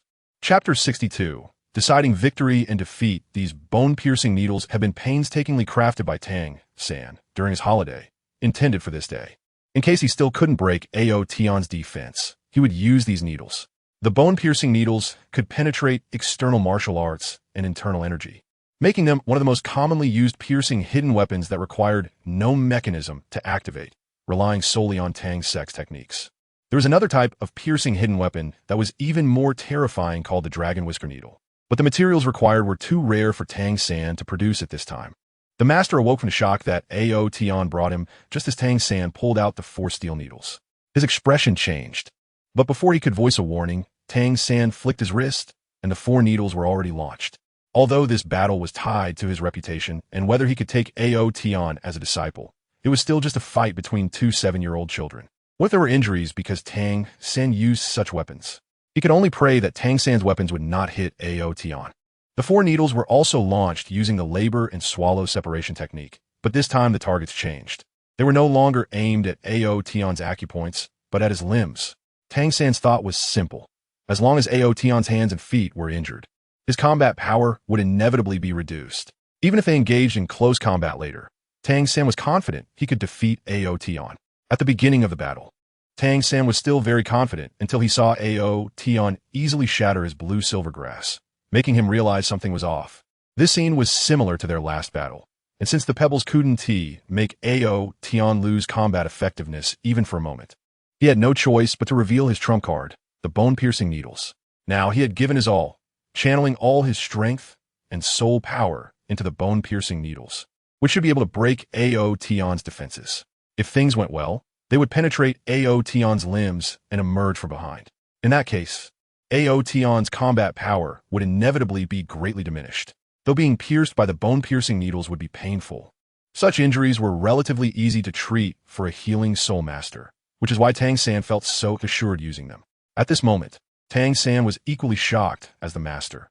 How could Ao Tian, who clearly hadn't practiced, still have such strong defenses? Just as Tang San hoped, the 4 bone-piercing needles finally struck Ao Tian. Ao Tian did not dodge. 2 of the bone-piercing needles were aimed at his thigh, and the other 2 at his arm. Clang, clang, clang, clang. The sound of metal clashing echoed as the 4 bone-piercing needles fell to the ground, their thin front sections all bent. How is this possible? Tang San shouted in his heart, unable to believe that even the bone-piercing needles could not break through Ao Tian's defenses. How strong is Ao Tian's defense? Tang San was somewhat stunned. This was already his strongest move. After all, he excelled in hidden weapons, not in close combat. Generally speaking, those with strong physical defenses also possess terrifying strength. Tang San couldn't imagine the level of Ao Tian's power. If Ao Tian got close, the outcome would surely be the same as last time, Tang San thought sadly. But he quickly snapped back to reality as he noticed Ao Tian charging at him with incredible speed. Tang San, if you have no other means, then today's battle should come to an end, Ao Tian said. Tang San's expression changed slightly, and the blue-silver grass surged out again, wrapping around Ao Tian's legs to hinder his advance. Meanwhile, he used Ghost Shadow Perplexing Track to quickly create distance. These little grasses are useless against me, Ao Tian laughed, easily tearing apart the blue-silver grass wrapped around his feet, and the subsequent waves of blue-silver grass couldn't wrap around his body again. How is this possible? How can this be? Master murmured in shock, stunned by Ao Tian's performance. Defense, power, speed, all so strong. He quickly calculated in his mind that to so easily shatter and break Tang San's blue-silver grass, one would need at least the power of a high-level Great Soul Master. But Ao Tian was clearly only 7 years old. How could he possibly be a Great Soul Master close to level 30? Moreover, Ao Tian had never practiced before, which left Master puzzled and increasingly confused. Tang San was using Ghost Shadow Perplexing Track, and his purple extreme magic eyes were already activated. Under the observation of the purple extreme magic eyes, Ao Tian's speed seemed to slow down a bit, and every movement was clearly captured by Tang San. He tried his best to dodge, avoiding getting close to Ao Tian, as he was truly afraid of Ao Tian's terrifying close combatability. Recalling the last battle scene, once Ao Tian got close, he could only endure the beatings. He still didn't want to believe that Ao Tian's cultivation had surpassed his own, wanted to rely on his own level 16 soul power to wear Ao Tian down. As long as Ao Tian's stamina began to decline, it would be a good opportunity for Tang San to counterattack. But he still underestimated Ao Tian's speed. Although his cultivation had reached level 16 and his speed was faster than before due to soul power enhancement, it was still no match for Ao Tian. Ao Tian only used a tiny bit of his power, but the impact was already fierce and the speed was incredible. No matter how exquisite Tang San's footwork was, it seemed extremely clumsy in Ao Tian's eyes, and within a few breaths, he was already close to Tang San. The close-quarters combat finally began, and Tang San utilized some of the fighting techniques he had learned, including his most proficient skill, the controlling crane catching dragon. However, when facing Ao Tian, his controlling crane catching dragon completely lost its effect. This technique was merely a method of manipulating objects from a distance. How could it truly control a real dragon? The sound of muffled groans kept escaping Tang San's lips, the result of being hit, and his face felt fiery hot with extreme humiliation. Being beaten so thoroughly by Ao Tian in front of his teacher, so many classmates, and that girl was hard for him to accept. To be repeatedly defeated by a 7-year-old child was unbearable. Even with Tang San's adult soul, he was nearly driven mad. The Ghost Shadow Misty Steps was the most suitable movement technique for close combat, but at this moment, it was completely ineffective. No matter how exquisite Tang San's footwork was, he could not evade Ao Tian's fist that seemed to have eyes. A few minutes later, Ao Tian stopped. Tang San, battling with me comes at a cost. If you want to challenge me again in the future, you need to think carefully, Ao Tian said. Tang San sat on the ground, panting heavily, his face covered in bruises, and his soul power completely exhausted. His face was flushed, filled with frustration, being defeated multiple times by a child who could not feel humiliated. It would be hard for anyone to endure. Sigh, Xiao Gang, we misjudged him, the dean said. Master reacted quickly and hurried over to help Tang San up. Asking with concern, Xiao San, are you all right? Tang San shook his head and replied, it's just some superficial injuries. Ao Tian held back. Although he said this, he felt very uncomfortable inside. As the saying goes, don't hit someone in the face, yet Ao Tian's blows were almost all directed at his face. Master feared that Tang San might become discouraged because of this battle, so he quickly comforted him. One defeat is nothing. You still have a lot of room for improvement and other trump cards. As long as you continue to work hard, surpassing Ao Tian in the future is not impossible. Tang San nodded, quickly suppressing the negative emotions in his heart. He would not be easily defeated by this setback. He still had even more terrifying Tang Sect hidden weapons. The Rainstorm Pear Blossom Needle, the Yen Wang Post, the Peacock Feather, and the Buddha's Wrathtang Lotus. He believed that as long as he could create these hidden weapons, defeating Ao Tian would not be difficult. Furthermore, he had another martial soul, which even his teacher said was very powerful. Ao Tian smiled at the master and said, Master, the outcome is already decided. Let's accept the result. Chapter 63. The distraught master. The master's expression changed rapidly, and countless complex emotions finally turned into a long sigh. This little genius before him had no connection of master and disciple with him. What a pity. He only hoped that this little genius would not be held back by others in the future. However, he thought for a moment that wanting to help Ao Tian did not necessarily mean he had to take Ao Tian as a disciple. He could offer some advice at the right time to prevent Ao Tian from taking some detours. Although there was no formal master-disciple relationship, there was still a practical one. And this could also be seen as a long-term investment, which didn't seem bad at all. Thinking this way, he felt enlightened and no longer felt so regretful. As for admitting that his theory had flaws, it was not difficult for him. He opened his mouth and said, you Xiao Jiang, accept defeat and admit that my theory has flaws. In the future, I will not bring up the matter of taking Ao Tian as a disciple.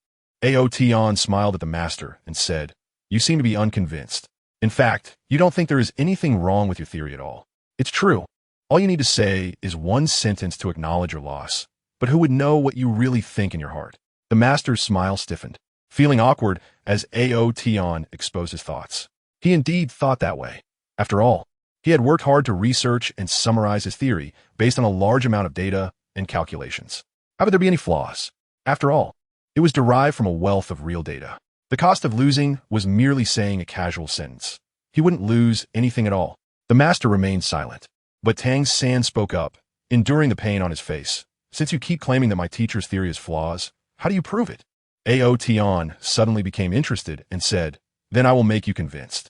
He looked at the master and asked, is it possible to reach the great soul master level at the age of 7, according to your theory?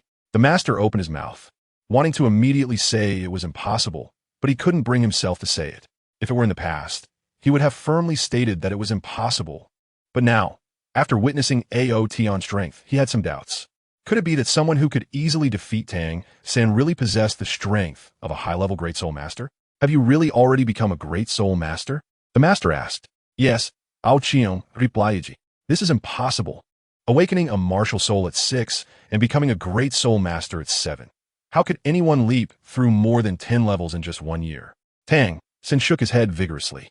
Ao Tian ignored Tang San and continued to ask, then tell me, in your theory, what is the maximum age a soul master can absorb for their first soul ring? This time, the master answered without any hesitation, for 123 years. How did you come up with this number? Ao Tian asked. The master replied, every year on the continent, countless soul masters register and authenticate their soul rings at the spirit hall after obtaining them. I worked at the spirit hall for several years and reviewed thousands of cases. Among these cases, even the most gifted soul masters have only absorbed soul rings of 423 years. Even if this data is not the most accurate, it is definitely very close to the limit. That's just because you haven't encountered anyone more talented than those soul masters in your research. In front of true geniuses, your theories would be shattered in an instant, Ao Tian said. He couldn't help but think of the first genius of the spirit hall, Qianren, whose soul power reached level 20 at the time of her soul awakening, and her first soul ring far exceeded 423 years. And then there was Tang San, who in the original storyline repeatedly broke limits to absorb soul rings. If it weren't for Tang San's good luck, being forced to attempt to absorb soul rings beyond the master's theory, his achievements probably wouldn't be so high. According to the master's theory for absorbing soul rings, one could at most become a genius among most soul masters, which wouldn't be considered extraordinary. The master shook his head and said, "The theories derived from big data cannot be wrong." Ao Tian shook his head and smiled, saying, "Then let me show you my soul rings." As he spoke, 2 purple soul rings rose from beneath his feet, and the master, who had just been so certain of his theoretical correctness, instantly became dumbfounded. "How is that possible?" he exclaimed, stumbling slightly and almost falling, his face showing a look of disbelief. Tang San hurriedly supported his teacher, exclaiming in shock, "This is impossible. I've seen your first soul ring before. It was clearly yellow. How could it have turned purple now?" "There is nothing impossible about it," Ao Tian said. He looked at the master and asked, "Master, do you know the secret of soul ring upgrades?" The master shook his head in confusion and said, "I don't know." But soon, he became excited and said, "Ao Tian, can you tell me the secret? I'll do anything you want." The master had devoted his life to the study of martial souls. Although there was some desire to prove himself, he genuinely enjoyed the research. Now that he was suddenly exposed to a field he had never understood before, how could he not be excited? Ao Tian shook his head and said, "Sorry, I can't tell you this secret. In fact, it's not really a secret. As long as a soul master has sufficient talent and comes into contact with the divine heritage of this world, there will naturally be opportunities to extend the age of their soul rings." He revealed 2 purple soul rings, simply to avoid the master later using his theories to concern himself. Ao Tian looked at Guyuna and Xiao Wu, saying, "Let's go. We need to think about what to eat for dinner." After saying that, he took the lead down the hillside. Guyuna and Xiao Wu hurriedly followed. "Great. I want to eat steamed carrots, boiled carrots, and stir-fried carrots for dinner." Xiao Wu cheered as she followed Ao Tian. "Xiao Wu, are carrots really that delicious?" Guyuna asked, puzzled. "It's just that I like them." At the top of the mountain, Yu Xiaojiang looked disheartened, his face filled with bitterness. "I'm really ridiculous. They possess knowledge that I don't even know, and I still foolishly hope to take him as my disciple. I'm afraid in their eyes. I've always just been a joke." The master self-deprecated, feeling like a joke. The dean walked over and comforted him, saying, "Xiao Gang, don't be discouraged. Even if the whole world looks down on you, you must not look down on yourself." Tang San also advised, "Yes, teacher, I believe your theory is sound. Ao Tian must have used some unconventional methods to extend the soul ring's age. I only trust the results I've cultivated step by step." In fact, the blow that the master received from this battle was even greater than what Tang San felt. Tang San only felt embarrassed, while the master was struck by Ao Tian's theoretical challenge. A 7-year-old soul master with 2 purple soul rings. These were situations that were impossible according to the master's theory. However, he had witnessed it with his own eyes today. He couldn't help but doubt whether there were major errors in his theory. Suddenly, he looked up and said, "Since Ao Tian knows such astonishing cultivation secrets, his background must be extraordinary. Xiao San, help me find out what family Ao Tian comes from." Chapter 64, Come Into My Embrace. Tang San nodded, "Teacher, I will find a way to inquire." He was also very curious about what kind of power Ao Tian came from, given his strong talent and incredible wealth. The dean said, "Isn't there his home address on the Wuhuan proof? We just need to check the records to understand." Unfortunately, he had originally wanted to take Guyu Na as a disciple, but now it seemed hopeless. The master self-deprecated, someone with that kind of talent.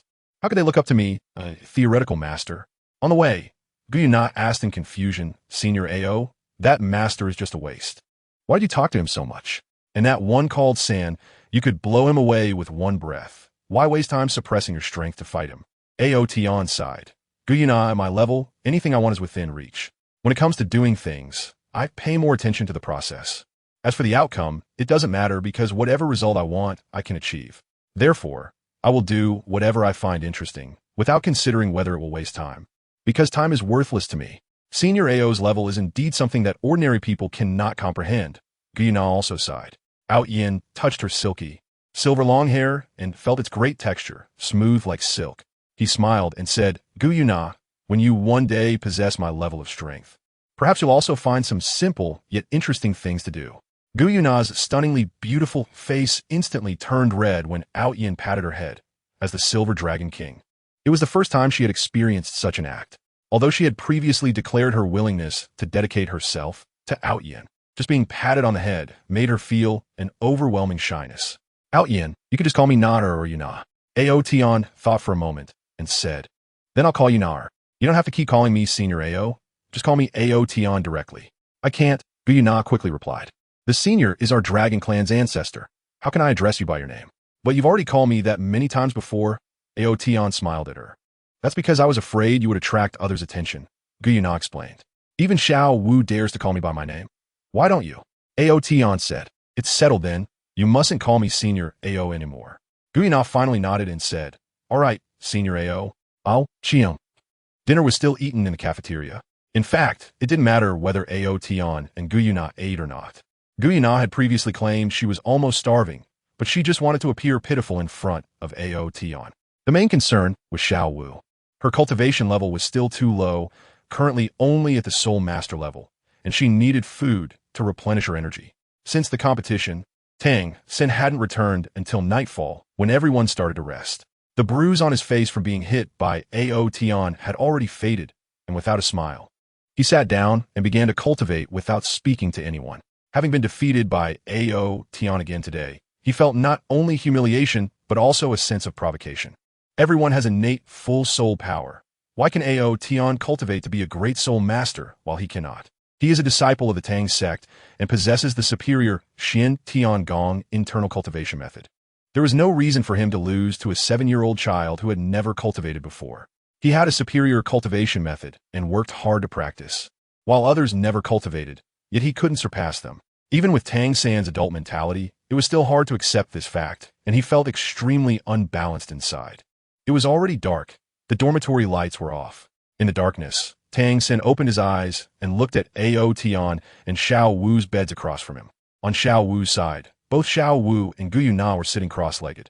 Xiao Wu was cultivating her soul power, while Guyuna was refining and absorbing the blood essence Ao Tian had given her. She discovered that the closer she was to Ao Tian, the faster the refining speed, which delighted her and made her secretly think that coming to Nodding Academy was the right choice. Ao Tian had already lain down and closed his eyes to rest. Seeing this scene, Tang San's sense of imbalance erupted again, making it difficult for him to enter a state of cultivation. After trying several times and still being unable to cultivate normally, he simply lay down and decided not to cultivate anymore. In order to defeat Ao Tian, he had spent almost every night practicing for over a year, with very little sleep. After deciding not to cultivate tonight, he surprisingly fell asleep quickly. Ao Tian, in a daze, felt a soft and warm body in his arms.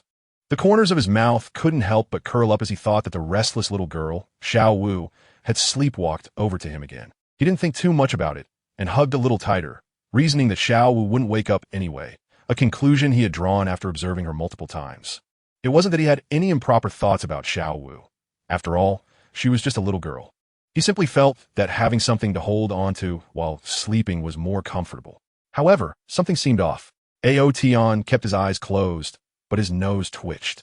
This fragrance was clearly not that of Xiao Wu, and the texture felt smoother than hers. Ao Tian suddenly opened his eyes, waking up. He looked down into his arms. The darkness couldn't block his vision.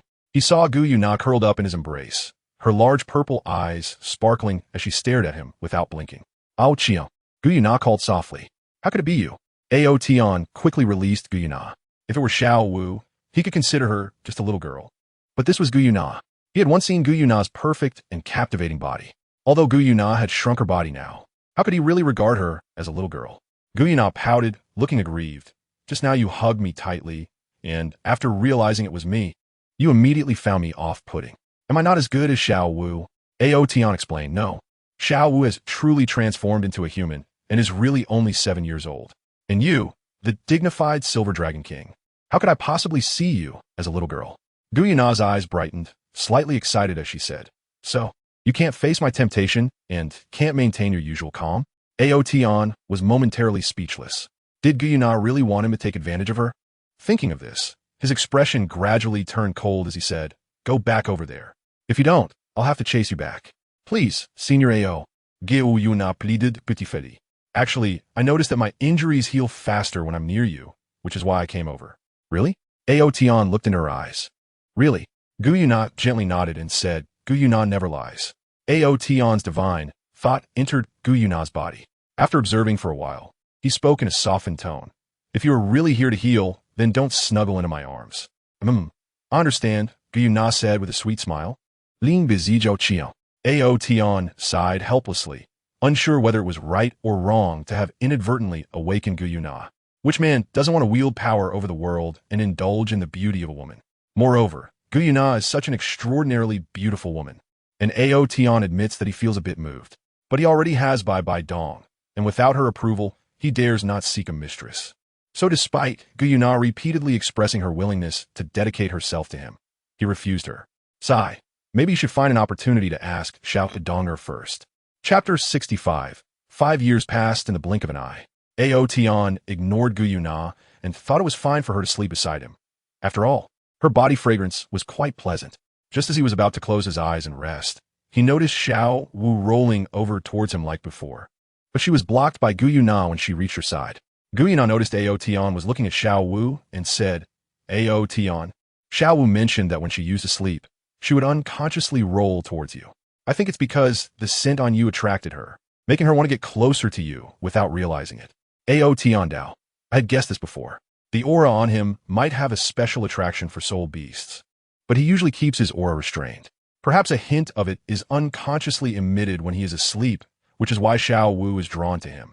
Gu Na suddenly said, Ao Tian, when you are asleep, you are really attractive. I just want to eat you up. If you don't sleep soon, I'm going to throw you back. Ao Tian closed his eyes and said. Gu Na hurriedly closed her eyes, but after a moment, she quietly opened them again, staring at Ao Tian for a while before peacefully closing them. It really feels reassuring to sleep next to Senior Ao, she thought. In the morning, when everyone discovered that Gu Na and Xiao Wu had both run over to Ao Tian's side, and Gu Na was even lying shoulder to shoulder with Ao Tian, their hearts all shattered. Tang San had the most beautiful sleep in a year, and when he woke up, he felt refreshed and full of energy. But when he saw Ao Tian and Gu Na on the opposite bed, his face almost turned black. From today on, I will train even harder. I don't believe you can always be stronger than me without training. Tang San thought to himself. When Ao Tian woke up, he found that Gu Na and Xiao Wu were still deep in sleep.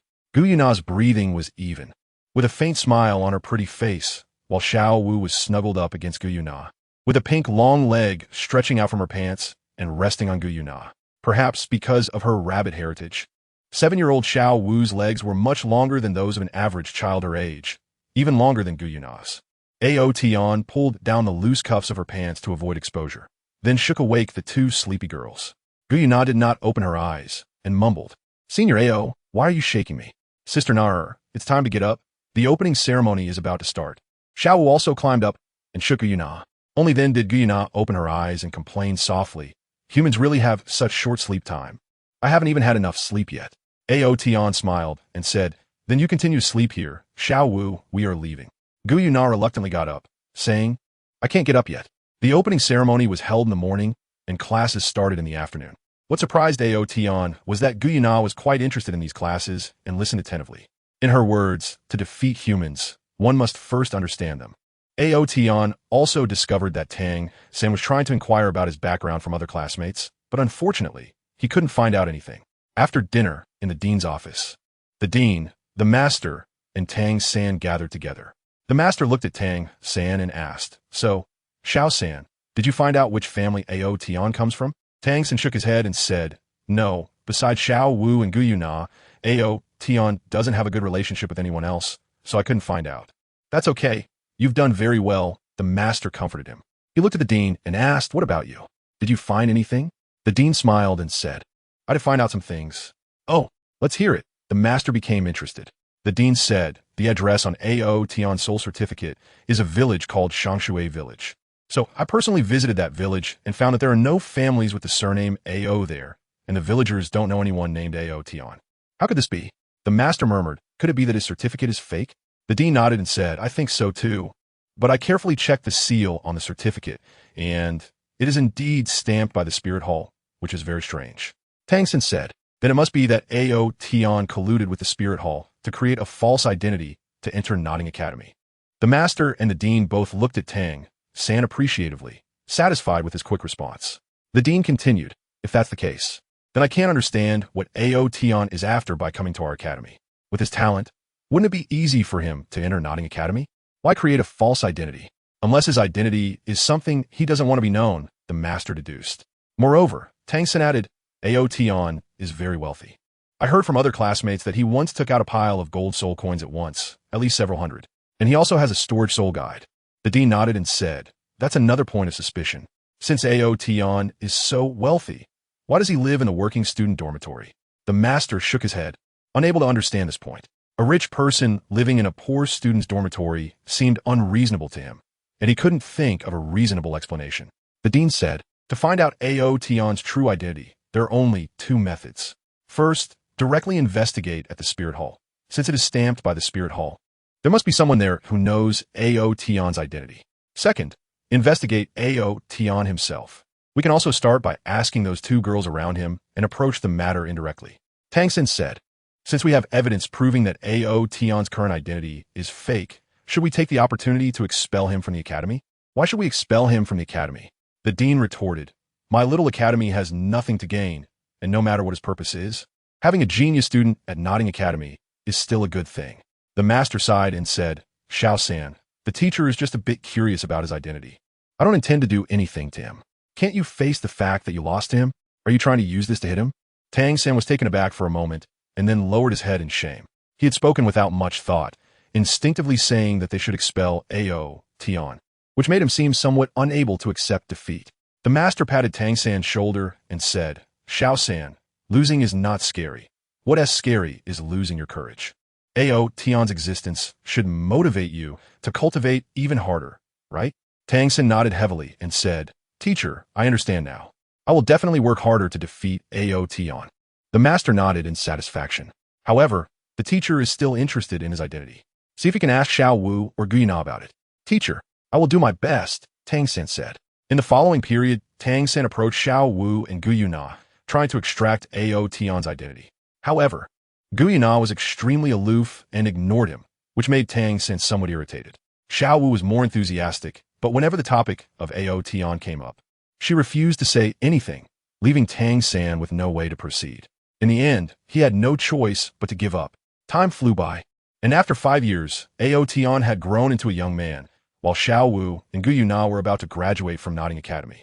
Chapter 66. The master's good intentions. After finishing the last class in the afternoon, the 6th grade students graduated. Notting Junior Soul Master Academy was just a small academy and did not have the strict rule of not graduating unless reaching a certain level. Students could graduate after studying for 6 years, regardless of whether they had become soul masters or not.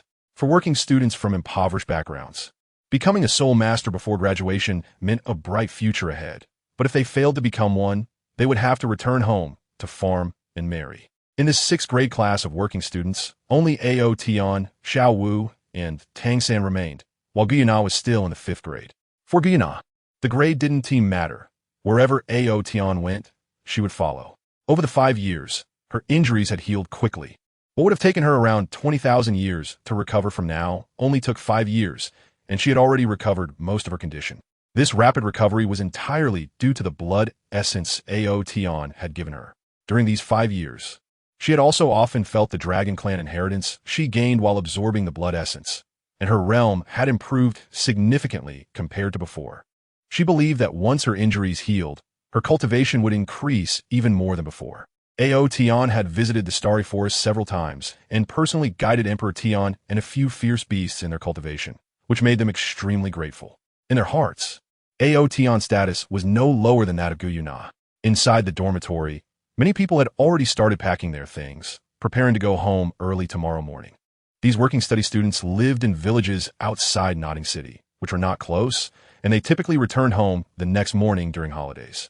Ao Tian was not in a hurry either, planning to return to Soul Master City tomorrow, and probably wouldn't come back to this small place again. As Tang San was packing his clothes and putting them into his belt, he would occasionally glance over at Ao Tian, his expression somewhat conflicted. Especially when his gaze fell on Guyana. It would make his heart race every time. 5 years had passed, and Guyana had grown a bit taller, now around 175 meters. Her striking silver hair was very eye-catching, and her face, untouched by the world's dust, always stirred a sense of awe in people's hearts. Ao Tian's height is about 175 meters. Although he has not fully recovered to his real height, it won't be long before he does. Standing next to Guyana, they look like a pair of celestial lovers, making many people envious. Even Tang San couldn't help but feel jealous. Over the past 5 years, as he got to know Guyana better, he became more infatuated with her. He also realized that this beautiful girl was not just looks. Her strength was also impressive. Once, Tang San proposed a spar with Gu Yuna, and she agreed. As a result, Tang San was beaten to a pulp, even worse than when he was defeated by Ao Tian. He was dejected for several days afterward. After all, being defeated by Ao Tian was one thing, but being easily overwhelmed by a girl one grade below him was hard for him to accept with his adult mindset. It was only after some guidance from his master that he managed to come to terms with it. He had previously thought that Gu Yuna was worthless aside from her appearance, but after that incident, he was completely captivated by her. Every time he went home, Tang San would carefully craft some exquisite hidden weapons to give to Gu Yuna, but sadly, she always looked down on him. Over the years, he would observe Ao Tian and Gu Yuna at night, noticing that although they lay together, nothing had ever happened between them, which is why he didn't give up hope. Thinking about leaving Nodding Academy and parting ways with Gu Yuna made Tang San feel a bit sad. All these years, he still didn't know where Gu Yuna lived. Aside from her name, he had no other information about her. Hesitating in his heart and weighing the task his master had given him, he finally mustered the courage to approach Ao Tian. Ao Tian, Gu Yuna, Tang San called out. What's up? Ao Tian turned to look at Tang San. At this time, Tang San's height was only about 170 meters, a bit shorter than both Ao Tian and Gu Yuna, and even Xiao was slightly taller than him. Tang San organized his thoughts and said, Ao Tian, you and Xiao Wu are planning to go to the Intermediate Soul Master Academy after graduation, right? Why do you ask? Ao Tian replied. He had already guessed Tang San's intention. Tang San continued, there are many Intermediate Soul Master Academies on Douluo Continent, and choosing one that suits you is very important as it relates to your future development. My master recommended a very good academy. In terms of teaching quality, it is not inferior to some advanced academies. They follow an elite route with very few students, providing tailored education for each student, ensuring everyone receives the best guidance. So, you want me and Xiao Wu to go to this academy as well? Ao Tian asked. Tang San nodded, saying, that's right. This is actually my master's suggestion. He thinks that both you and Xiao Wu have good talent and can meet the admission standards of that academy, which is why he asked me to let you know. Ao Tian, my master has always been friendly towards you, and he doesn't want your talent to go to waste. What academy is it? Ao Tian asked. Shrek Academy, also known as the Monster Academy. My master said that in terms of strength, this academy is not weaker than some advanced academies. I will be applying to Shrek Academy in 2 months. If you and Xiao were interested, you should go. The address is in Soto City, south of the Barak Kingdom. Tang San's heart was actually conflicted. Over the years, he had challenged Ao Tian several times, each time suffering a crushing defeat. Under Ao Tian's immense pressure, his cultivation had made rapid progress, and he had already reached level 30, but he had not yet obtained a spirit ring. The master felt it was difficult to find a suitable third spirit ring for Tang San. So he wanted Tang San to go to Shrek and have the teachers there assist him. According to the master's theory, Tang San knew that after breaking through, his strength would surely see a leap in growth, and it wouldn't be difficult for him to level up several times. He might even surpass Ao Tian in one go. This trip to Shrek Academy was a great opportunity for Tang San to surpass Ao Tian. If he went and Ao Tian didn't, it would increase his chances of defeating Ao Tian in the future. However, the master had asked him to share the information about Shrek with Ao Tian, which was what troubled Tang San. But after he spoke out, his inner conflict dissipated, and he realized he should not engage in such deceitful behavior. Ao Tian smiled and said, I understand. He indeed guessed correctly. Tang San was really here to invite him to Shrek Academy. So, are you going? Tang San asked. I'll think about it, Ao Tian replied. Tang San's expression was resolute as he said, Ao Tian, I will continue to challenge you in the future. I actually hope you go to Shrek Academy too, as it will give me the pressure to push forward and allow me to cultivate faster. Ao Tian laughed and said, even if you cultivate faster, you still can't defeat me. Tang San smiled and didn't say much. He had grown accustomed to Ao Tian's absolute confidence. He looked at Gu Yuna beside Ao Tian and said, Gu Yuna, I will be at Shrek Academy in the future. Trust me, that academy is definitely worth attending. I hope that after you graduate next year, you can go there to study too. Chapter 67. Taking Gu Yuna back to Seoul City, Gu Yuna glanced at Tang San and coldly replied, sorry, I'm not interested in that Shrek Academy. Wherever Ao Tian goes, I will go. Tang San felt a pang in his heart. The goddess he liked preferred someone else, and that someone didn't seem to reciprocate her feelings. He couldn't help but recall the encouragement from his master, silently boosting his own morale. The master had once told Tang San that he also liked the goddess back in the day. Although he had poor cultivation talent, a useless martial soul, and an ordinary appearance, he managed to win her over with his talent. Therefore, the master encouraged Tang San to never give up easily. Once you give up, there will be no opportunity left.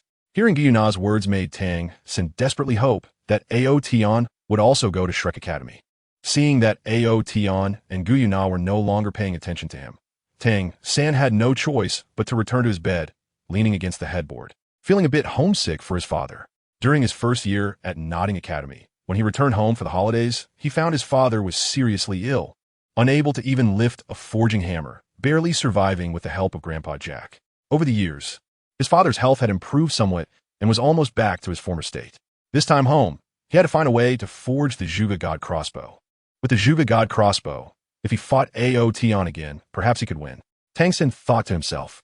However, the lethality of a Zhuge God crossbow was too terrifying. He didn't want to use it in a sparring match unless absolutely necessary. Ao Tian, do we really have to go to that Shrek Academy? Xiao Wu asked curiously. Now, 12 years old, Xiao Wu still wore her usual outfit. Her long black hair styled into a long scorpion braid that fell to her thighs. Her originally flat figure had begun to develop, creating a noticeable curve in her school uniform, and beneath her slender waist were two exceptionally eye-catching long legs. Her legs were proportionally longer than average, but instead of looking awkward, they added a unique charm to her. Her big eyes were still so watery. Her slightly round face, combined with her delicate features, made her look incredibly cute and lovable, evoking a strong sense of affection at first glance. Then do you want to go? Ao Tian quoted it. Xiao Wu stuck out her small pink tongue and said, whatever, I'll go wherever you go. Staying by your side is the safest. She vowed that the human world was so dangerous that she absolutely couldn't leave Ao Tian's side. Then that's settled. You can worry about whether I'm going or not. Ao Tian Laogit. He continued, I've invited you several times to my house to play. Are you still not going this time? Xiao Wu looked at Guyuna. With Ao Tian and Guyuna around, she had always been rather indecisive regarding whether to go to Seoul City or not. She had consistently agreed with Guyuna. Guyuna didn't like humans, especially cities like Seoul City filled with dragon.The. She disliked it very much. Therefore, despite Ao Tian's multiple invitations, she had not agreed. Those dragon.The had hands stained with the blood of soul beasts, and even 100,000-year soul beasts had perished at their hands. Although Ao Tian had promised to resolve the issues between soul beasts and humans, as long as that problem remained unsolved, Guyuna's hatred for humans would not waver. However, recalling that Ao Tian had invited her several times, she felt it would not be good to refuse again. So, she nodded slightly and said, then I'll go take a look. If it were just her alone, she would not go to such a dangerous place, especially since her injuries had not fully healed. But with Ao Tian accompanying her, she had no worries. Then I'll go too, Xiao Wu said. Ao Tian smiled and said, good, then let's set off early tomorrow morning. After 5 years of getting along, how could he have no feelings for Guyuna at all? But without Bibi Dong's consent, he had maintained a strict attitude towards Guyuna for the past 5 years and had not engaged in any subtle flirtation. If he stole her heart and Bibi Dong disagreed, it would be a tragedy. His repeated invitations for Guyuna to go to Spirit City were to let Bibi Dong get to know her. If Bibi Dong thought it was acceptable, then he would formally express his feelings to Guyuna. Guyuna responded. Her heart was also filled with anticipation. She had heard Ao Tian mention Bibi Dong several times, and now she finally had the chance to meet her. She really wanted to see what kind of outstanding woman could make Ao Tian so devoted, and whether she was truly better than herself. Upon hearing Ao Tian invite Guyuna and Xiao Wu to his home, Tang San secretly perked up his ears, but unfortunately, Ao Tian did not reveal more information. Tang San was still curious about Ao Tian's background. The more abnormal Ao Tian was, the more curious he became about what kind of family he came from. Hearing Guyuna agree to go to Ao Tian's house, Tang San's mood instantly soured. He leaned against his bed, his expression not looking good, frequently glancing at Guyuna, hoping she would notice his melancholy. He was sad for her and hoped she would see it. Secretly liking someone but being inadvertently hurt by them, hiding alone in a corner and grieving, hoping that the girl would notice his sadness and be touched. Who could understand such feelings? However, Tang San was destined to suffer in vain, as Guyuna never looked at him once. That night, Tang San spent in depression, and as dawn broke, he left Nodding Academy and returned to Holy Soul Village. The other work-study students were also eager to leave. After staying one more night at the academy, they were all eager to return home. Ao Tian was not in a hurry. After the two girls finished washing up, they went to a restaurant outside and had a hearty breakfast together. Only then did he summon the dragon horse, equip it with a luxurious carriage, and leisurely head towards the direction of Soulmaster City. The three of them sat comfortably inside the carriage. Guyana looked at the dragon horse, pulling the carriage in front, and was very curious. She asked Ao Tian, I heard that the dragon horse evolved into a soul beast 5 years ago when you first accompanied Xiao Wu to the Stardo Forest. I'm really curious. What level of strength has it reached now? Ao Tian smiled and remained silent, but Lama spoke up on its own, sister. The master said, I now possess the strength of a 100,000-year soul beast. It was the voice of a young girl, sounding very crisp and giving a feeling of purity. So soon? Gu Aue Na was astonished. In just 5 years, an ordinary horse had evolved into a 100,000-year soul beast. This speed was terrifying. As Ao Tian's mount, he naturally wouldn't be stingy and would occasionally grant Lama some opportunities. If he hadn't intentionally suppressed it, Lama's strength would be even greater. After the shock, Guyana thought for a moment that this was Ao Tian's doing, and she found it somewhat easier to accept. I'm very curious. What did you put it? Guyana asked. This is not the first time Guyana has seen Ao Tian's methods, and she has always wanted to know more. Chapter 68. The World Created by Ao Tian. Do you want to take a look? Ao Tian asked. Guyana nodded. Her beautiful big eyes fixed on Ao Tian. She now also has a storage soul guide, which she bought with money borrowed from Ao Tian at Xiao Wu's suggestion. However, her soul guide is like Xiao Wu's and cannot store living things. I want to see too. Xiao Wu eagerly raised her hand. She has always been curious about Ao Tian's storage space. At first, she thought it was a soul guide, but later she didn't find any soul guides on Ao Tian. So she believed that Ao Tian's storage item must be very interesting. Then I'll take you to see it. Ao Tian said. Where to? Isn't it with you? Guyana asked in confusion. As soon as she finished speaking, she felt a blur in front of her eyes and found herself floating in the air at an altitude of 10,000 meters. Next to her floated Ao Tian and Xiao Wu. As the Silver Dragon King, floating at such a height was not new to Guyana. She noticed that an external force was supporting her, guessing that Ao Tian was helping her. Xiao Wu, however, was not so calm. When she was a 10,000-year soul beast, she could only barely float. She had never experienced such an exciting situation, although there was a force supporting her. The feeling of not being able to touch solid ground made her legs weak. She screamed and tightly hugged Ao Tian. Her rosy face turned pale, and she clung to Ao Tian with all her strength, making him feel a bit uncomfortable. Nah, I'm leaving Xiao Wu to you, Ao Tian said helplessly. Guyana did not respond.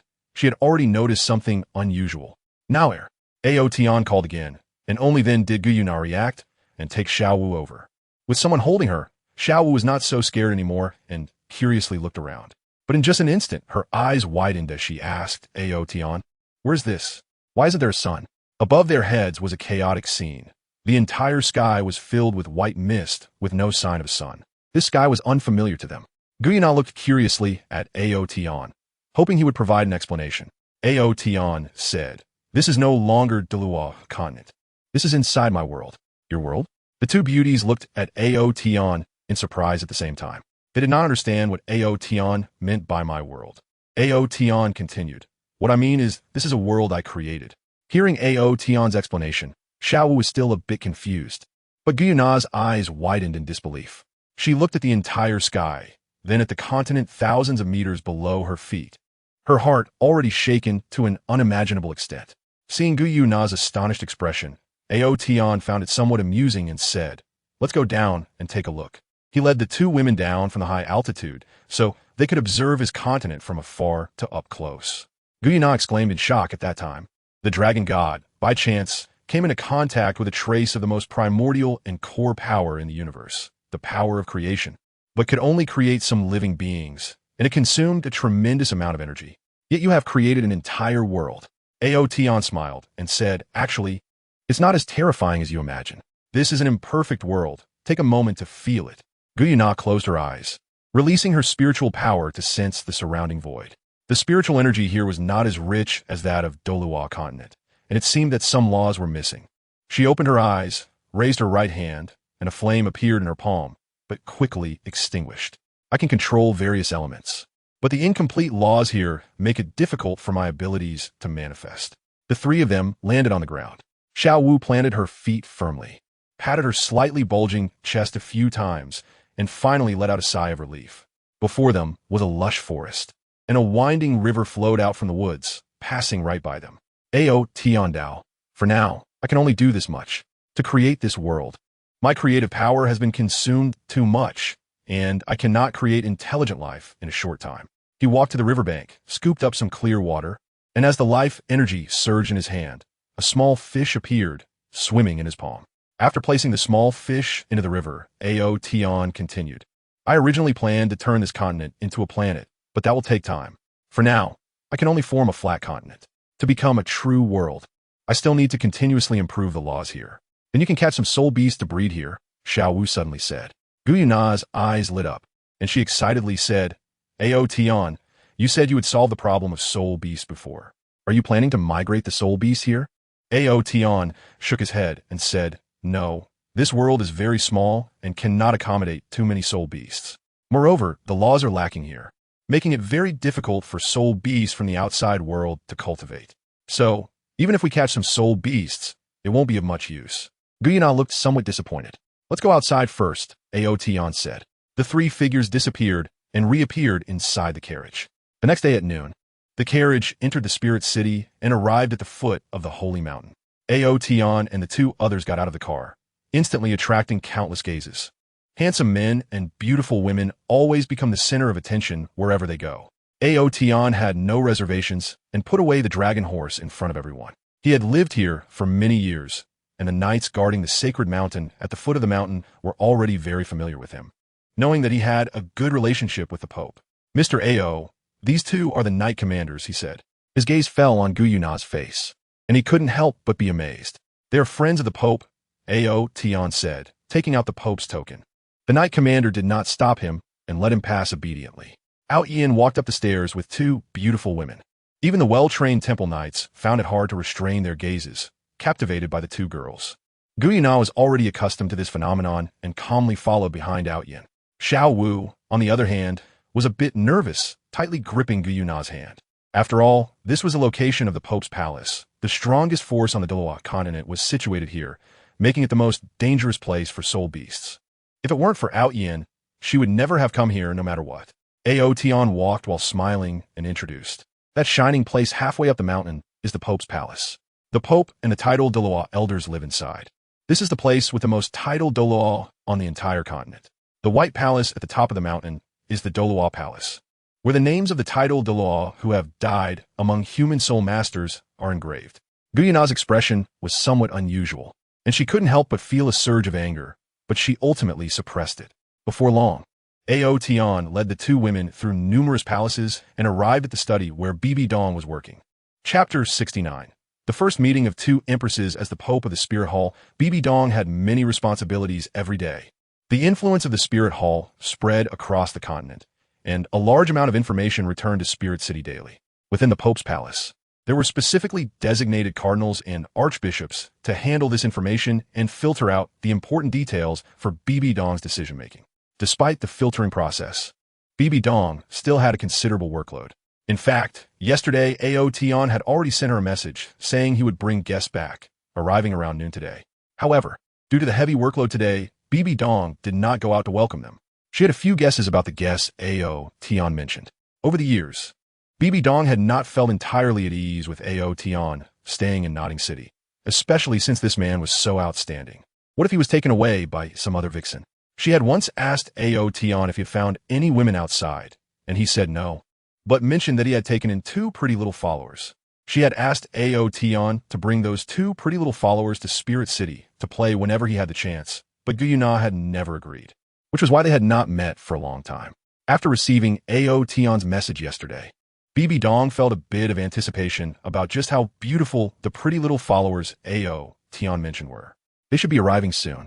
Bibi Dong lifted her head from the pile of documents, brushed her hair back from her forehead, and wondered whether she should go to the entrance of the Pope's palace to welcome them. Just then, she heard footsteps and Ao Tian's voice. Bibi Dong immediately stood up, adjusted her clothes, and prepared to greet the guests. Right ahead is the Pope's study, and the Pope is inside, Ao Tian said with a smile. Xiao Wu tightly grasped Gu Yuna's hand, feeling a bit nervous. A maid stood at the entrance of the study, and upon seeing Ao Tian approach, she respectfully bowed. Ao Tian nodded slightly, and led Gu Yuna and Xiao Wu into the study. You're back. Bibi Dong so gently. as she spoke.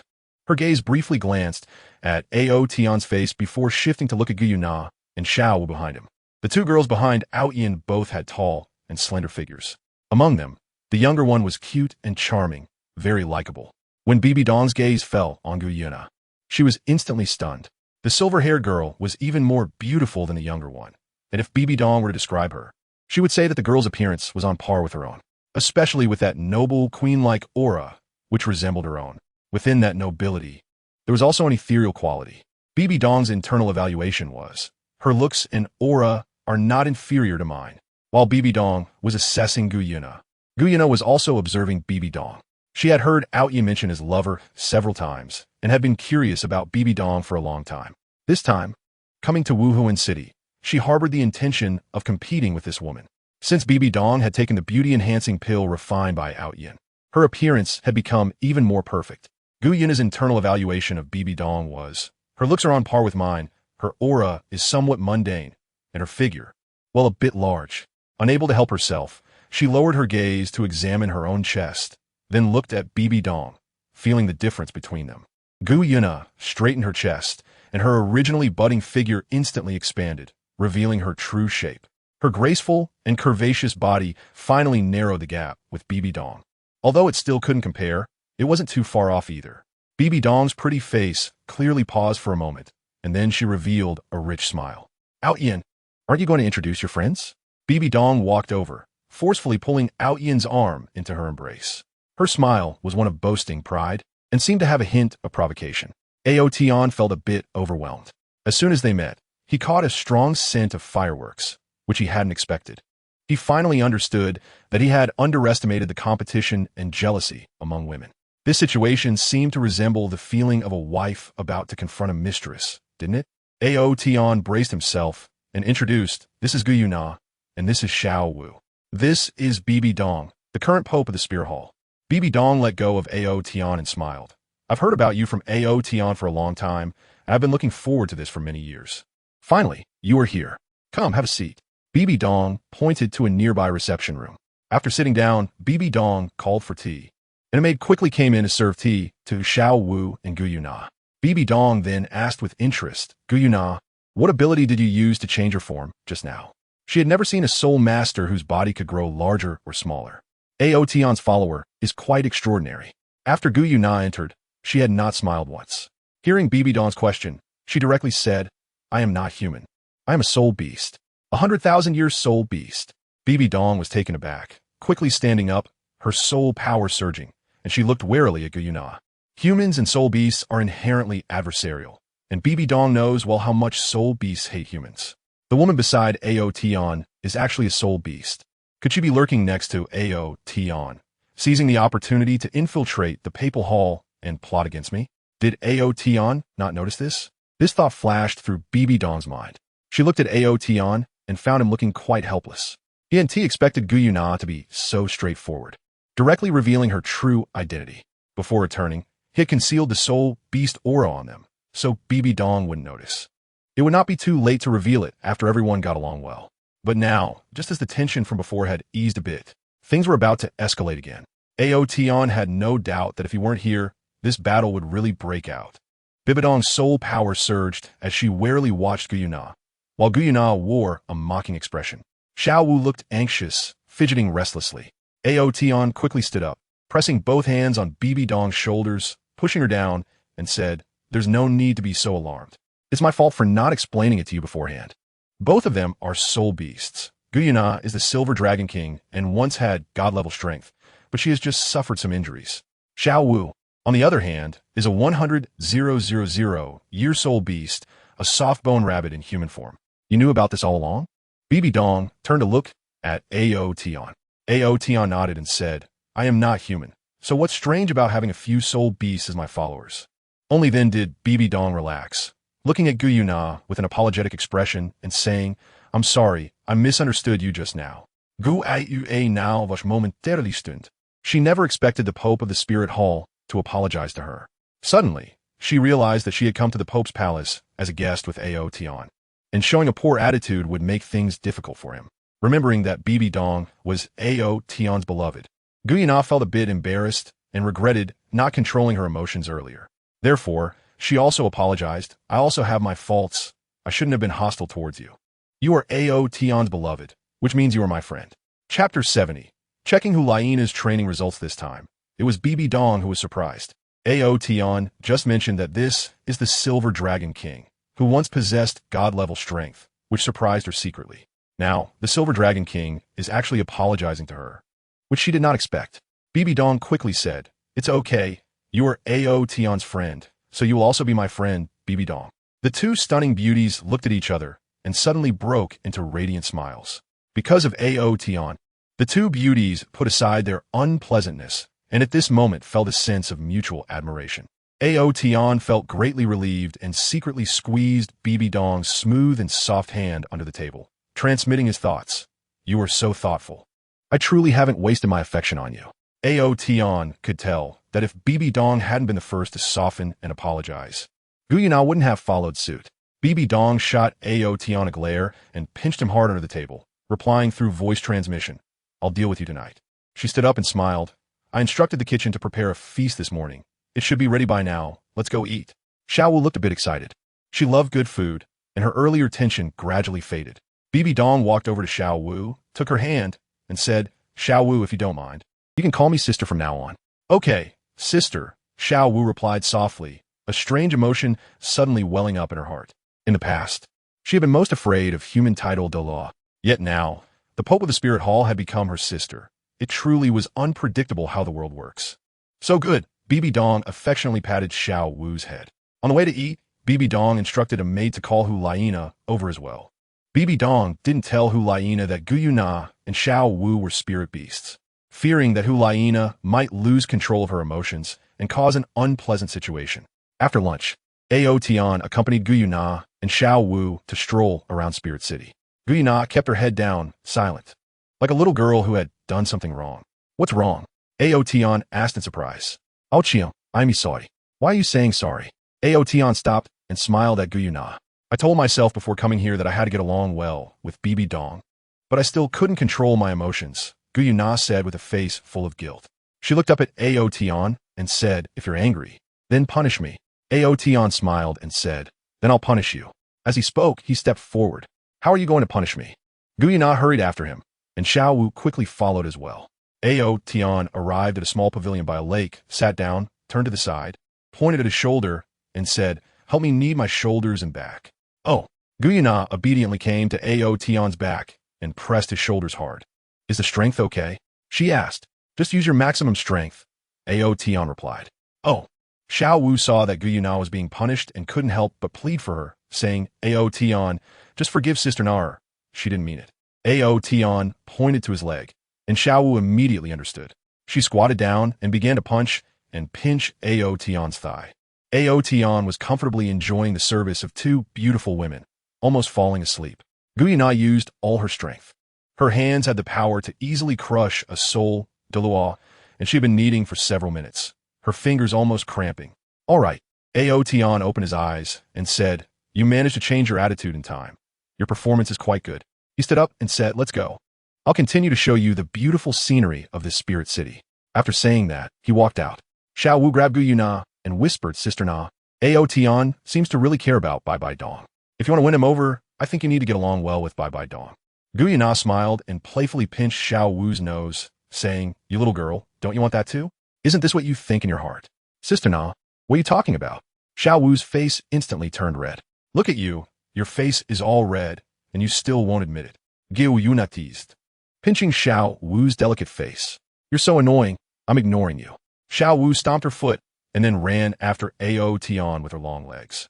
Still shy, Gu Yuna chuckled lightly and chased after her. Dinner was still in the Pope's hall with Bibi Dong. After dinner, Bibi Dong said, "Ao Tian, you haven't been back for a while. Check on Hulaina's training results." Hulaina immediately stood up, her pretty face slightly flushed, and said, "Mr. Ao, all right, Ao Tian agreed." Bibi Dong said, "Gu Yuna, Xiao Wu, let me show you around the Pope's hall." Gu Yuna's expression shifted slightly as she discreetly glanced at Ao Tian and said, "Okay." The Pope's hall was very spacious, with various pavilions, bridges, flowing water, and beautiful scenery. Ao Tian was somewhat pleased to see Bibi Dong taking Xiao Nana and the other girl for a walk, hoping that they could get along well, and perhaps even develop a friendship.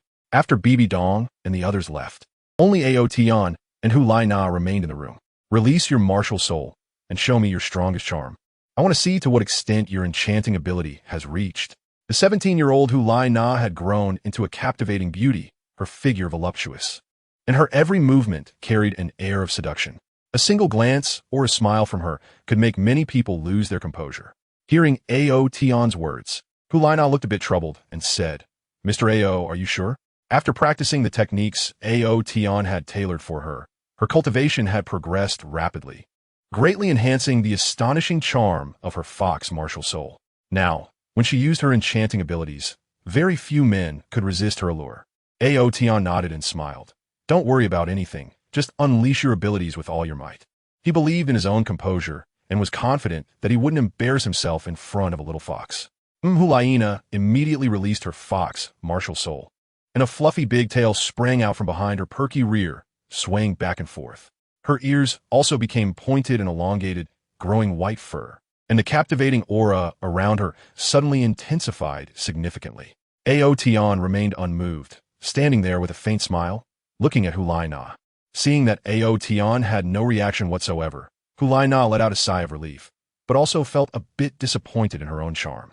"Mister, oh, pay attention, I'm coming," Xiao Nana reminded him. "Come on." At this moment, Xiao Nana had already reached the Soul King realm, and the 5 soul rings on her body lit up simultaneously. A layer of red light surged from her body, filling the entire room in the blink of an eye. The whole space turned pink, enveloped in an ambiguous atmosphere, with an air that could stir people's desires. Xiao Nana's figure gradually approached Ao Tian, her clothes partially revealing, her delicate face blushing. "Mr. Ao, am I beautiful?" Her voice was like a celestial melody, enchanting and striking at the heart. As she drew closer, her clothes gradually slipped away, revealing her tender neck and exquisite collarbone. Chapter 71 Gu Ypsilonas Directness. Xiao Nana's eyes were hazy, her face flushed, as if she were intoxicated. Her alluring body was displayed before Ao Tian, and she stepped closer with each stride. Ao Tian smiled as he watched this scene. The enchanting figure before him was indeed captivating, and combined with the alluring aura emitted by Xiao Nana and her teasing movements, it could definitely make most men's blood race and their beastly instincts surge. But Ao Tian knew that all of this was an illusion, a mirage created by Xiao Nana. The one approaching him was not the real Xiao Nana. Breaking, Ao Tian let out a soft breath, and as he stood before her, the illusion of Xiao Nana, whose jade arms were about to wrap around his body, suddenly shattered.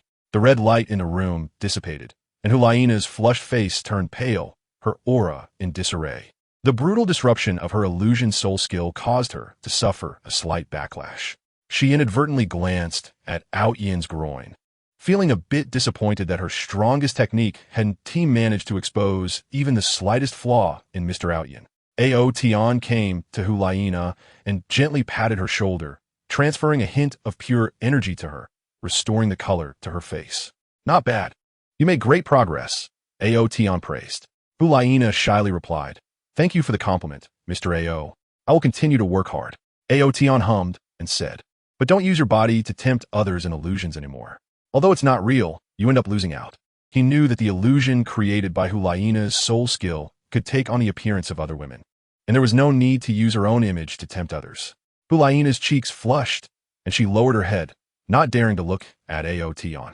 In a voice as soft as a mosquito's buzz, she said, "Actually, I rarely use my own image when dealing with others. Even when I do, I won't let them see the key parts. Today, facing Mr. Ao, I was afraid you wouldn't be satisfied with my progress. So I used my strongest charm to let you see." "All right, stop talking," Ao Tian said, thinking to himself that the Xiao Nana in the book didn't seem this shy. He gently stroked Xiao Nana's soft hair and said kindly, "You're considered half my disciple. Using your own illusion to tempt me will always make me feel a bit awkward. Don't do that next time, okay?" Upon hearing Ao Tian say this, Xiao Nana felt her whole body become hot, but she also felt inexplicably a bit lost. "Mister, I understand," she replied. You can go back now." After Xiao Nana left, Ao Tian laid back in his chair. "They won't start fighting, will they?" Ao Tian fought. He wanted to use his divine sense to spy on what the two women were doing, but after thinking about it, he gave up, He felt he should trust the two women, and that was also a form of self-confidence. Even if they really did fight, he could reach the battlefield in an instant. Gu Yuna's current strength should be stronger than Bibi Dong's, but the gap wasn't too large. With that thought, Ao Tian lay back in peace. By the lotus pond, Gu Yuna and the other two stopped. Xiao Wu, you go for a walk elsewhere first. I want to have a private chat with Bibi Dong, Gu Yuna said. Oh, Xiao Wu replied. Gu Yuna and Bibi Dong walked toward the small pavilion in the center of the lotus pond. Xiao Wu's big eyes were full of curiosity, and her ears twitched as she wanted to eavesdrop on what Gu Yuna and Bibi Dong would say. The two of them didn't speak as they entered the pavilion. Gu Yuna glanced at Xiao Wu and casually set up a barrier to isolate the sound. How annoying. Xiao Wu stomped her foot, feeling helpless as she squatted by the lotus pond, playing with the beautiful lotus flowers. Bibi Dong's powerful mental strength sensed the barrier set by Gu Yuna, and she was somewhat amazed. Even with her current strength, she couldn't casually create a sound-isolating barrier like Gu Yuna. Gu Yuna, why did you call me out? Bibi Dong asked. Earlier during dinner, Gu Yuna had sent a message to Bibi Dong, which was why Bibi Dong found an excuse to bring Gu Yuna out. Bibi Dong was curious about what Gu Yuna couldn't say in front of Ao Tian. At the same time, she felt a bit wary, worried that Gu Yuna might actually want to harm her. After all, knowing someone's face doesn't mean knowing their heart, and moreover, she was a soul beast. Although she and Gu Yuna had some mutual understanding, they had only known each other for half a day. Gu Yuna looked at Bibi Dong, her eyes revealing appreciation, and said, Bibi Dong, you are quite remarkable and very bold. Knowing there is a possibility of being attacked by me, you still dared to come out with me. Bibi Dong smiled and said, I trust you. You are proud like me, and when facing a worthy opponent, you wouldn't use such despicable means. At the same time, I also trust Ao Tian and believe in his judgment. Gu Yuna suddenly sighed and said, You are really fortunate. Bibi Dong's heart stirred, and she looked thoughtfully at Gu Yuna, asking, Why do you say that? Gu Yuna revealed a radiant smile, and the vibrant lotus flowers in the pond seemed to dim in comparison as she said, Because I also like Ao Tian very much. As expected, Bibi Dong thought to herself, chuckling lightly, and said, Ao Tian is excellent. It's normal for you to like him. Does he know? Gu Yuna replied, He knows. But he has never accepted me. I think it's because of you that he refuses me. Bibi Dong's gaze turned cold, and she stared at Gu Yuna, asking, Are you trying to make me leave Ao Tian by saying these things today? If that's the case, then there's no need for us to continue this conversation. Gu Yuna shook her head and said, No, I don't mean to make you leave Ao Tian. Bibi Dong frowned and asked, Then what is your purpose in telling me this? Gu Yuna said, I like Ao Tian and don't mind him having other women. I'm being honest with you today because I hope you can accept me and let me become another woman of Ao Tian. Bibi Dong was taken aback, and after a long while, she asked in surprise, With your status and pride, how could you be willing to share a husband with other women? Gu Yuna replied, Our world as soul beasts isn't as complicated as yours. It's quite normal for a powerful man to have multiple wives, right? Moreover, he is so outstanding. I think it's hard for any woman to ignore his charm. Bibi Dong glanced at Xiao Wu, who was playing with the lotus flowers by the shore, and said, So that means you're not the only one who likes him, right? There's also her. Gu Yuna nodded and said, Yes, Xiao Wu also likes him. So, are you willing to accept me? And Xiao Wu? She asked. Bibi Dong coldly laughed and said, I have known Ao Tian for over 20 years. He is mine, and I will never share him with another woman. After saying that, she left Gu Yuna and walked out of the pavilion directly. What if he likes me too? Since you love him so much, don't you care about his feelings? Gu Yuna shouted from behind. Bibi Dong paused for a moment, but said nothing and continued to walk away from there. Xiao Wu stood up, looking a bit confused as she watched Gu Yuna approach, and asked, Sister Nara, did you two argue? Gu Yuna nodded and sighed. Xiao Wu anxiously said, Didn't I tell you to get along with her? You've only known each other for such a short time, and you already argued. I couldn't hold it in. Gu Yuna said. Xiao Wu didn't know what to say. She pulled Gu Yuna to run back, saying, Let's hurry back. It would be bad if she complains to Ao Tian. Chapter 72. Make yourself completely belong to him, I really don't know how to say this to you. Xiao Wu said as she dragged Gu Yuna back quickly while scolding her. You still haven't let go of your queenly burden. You should know that, Bibi Dong. As the Pope of the Spirit Hall, has a status similar to yours, and such a woman is equally proud. Just think about it. If suddenly a woman wanted to share your man, would you be willing? Gu Yuna thought for a moment and said, If that woman is excellent enough, and if Ao Tian liked her too, then I would be willing. Xiao Wu, she continued to explain, she's not like you. As far as I know, Humans are selfish and prefer their men to be devoted to them, especially a queen. She would definitely want Ao Tian to love her alone. So what do we do now? Gu Na asked. Xiao Wu replied, I don't know either. Originally, I wanted to wait until your relationship with Bibi Dong improved a bit, and it would be best if you became good sisters. Then when you spoke, the chances of success might be higher. But you were so direct, saying on the first day of knowing each other that you wanted to share someone else's man. It's strange if she doesn't refuse. At this moment, Xiao Wu seemed to transform into an emotional expert, analyzing Gu Na's mistakes with eloquence. As they hurriedly chased after her, Bibi Dong had just entered the living room when they followed closely behind. Ao Tian, lying on the chair, opened his eyes and noticed that Bibi Dong's expression was somewhat unusual, while Xiao Wu looked a bit nervous and Gu Na appeared at a loss. What's wrong with you? You're not really going to fight, are you? Ao Tian stood up. Bibi Dong smiled brightly and shook her head, saying no. How can we fight? Ao Tian was a bit suspicious and asked, Really? Really? Bibi Dong replied. Ao Tian looked at Xiao Wu again and said, Xiao Wu, you are usually the most obedient. You speak. Xiao Wu hurriedly replied, Really? We didn't fight at all. We get along very well. Ao Tian's gaze swept across the faces of the three women, and he felt very suspicious, certain that something had happened that he didn't know about. He thought to himself that he would ask Donger about it later when they went to bed, and if she didn't tell him, he would have to resort to some disciplinary measures. Ao Tian called the maid in and asked, Is the guest room ready? Mr. Ao, it has been prepared, she replied. Good. Then take the guest to rest, he said. All right. The maid politely said, Ladies, please follow me. Gu Na glanced at Ao Tian and Bibi Dong before following the maid out with Xiao Wu. I should go take a look after all. I'm also the host, Ao Tian said. Go ahead. I'll wait for you in a room, Bibi Dong replied. Ao Tian went out and caught up with Gu Na and Xiao Wu. The guest room was actually not far from where Bibi Dong was staying. The maid had already cleaned the room and added brand new bedding. Ao Tian waved away the maid and asked, Did anything really happen just now? Xiao Wu shook her head, and Gu Na followed suit. Really not, Xiao Wu said. She felt that if Ao Tian knew that Gu Na had only been here for half a day and already asked Bibi Dong for a man, he might be greatly disappointed in Gu Na. No, Gu Na completely followed Xiao Wu's lead. All right then, Ao Tian said, rest early. Tomorrow I will take you to other places for fun. There are many enjoyable and delicious spots in Soul Master City. I'm really looking forward to it, Xiao Wu said. Ao Tian didn't say anything more, left their room, and walked back. He decided that he must find out what had just happened. Xiao Wu and Gu Na were hiding something from him, and Bibi Dong surely wouldn't be hiding anything either. When he returned to Bibi Dong's boudoir, he could hear the sound of water splashing from the bathroom. Bibi Dong was taking a shower. Listening to the sound of the water, Ao Tian felt as if a little cat was scratching at his heart, and a fire began to slowly burn within him.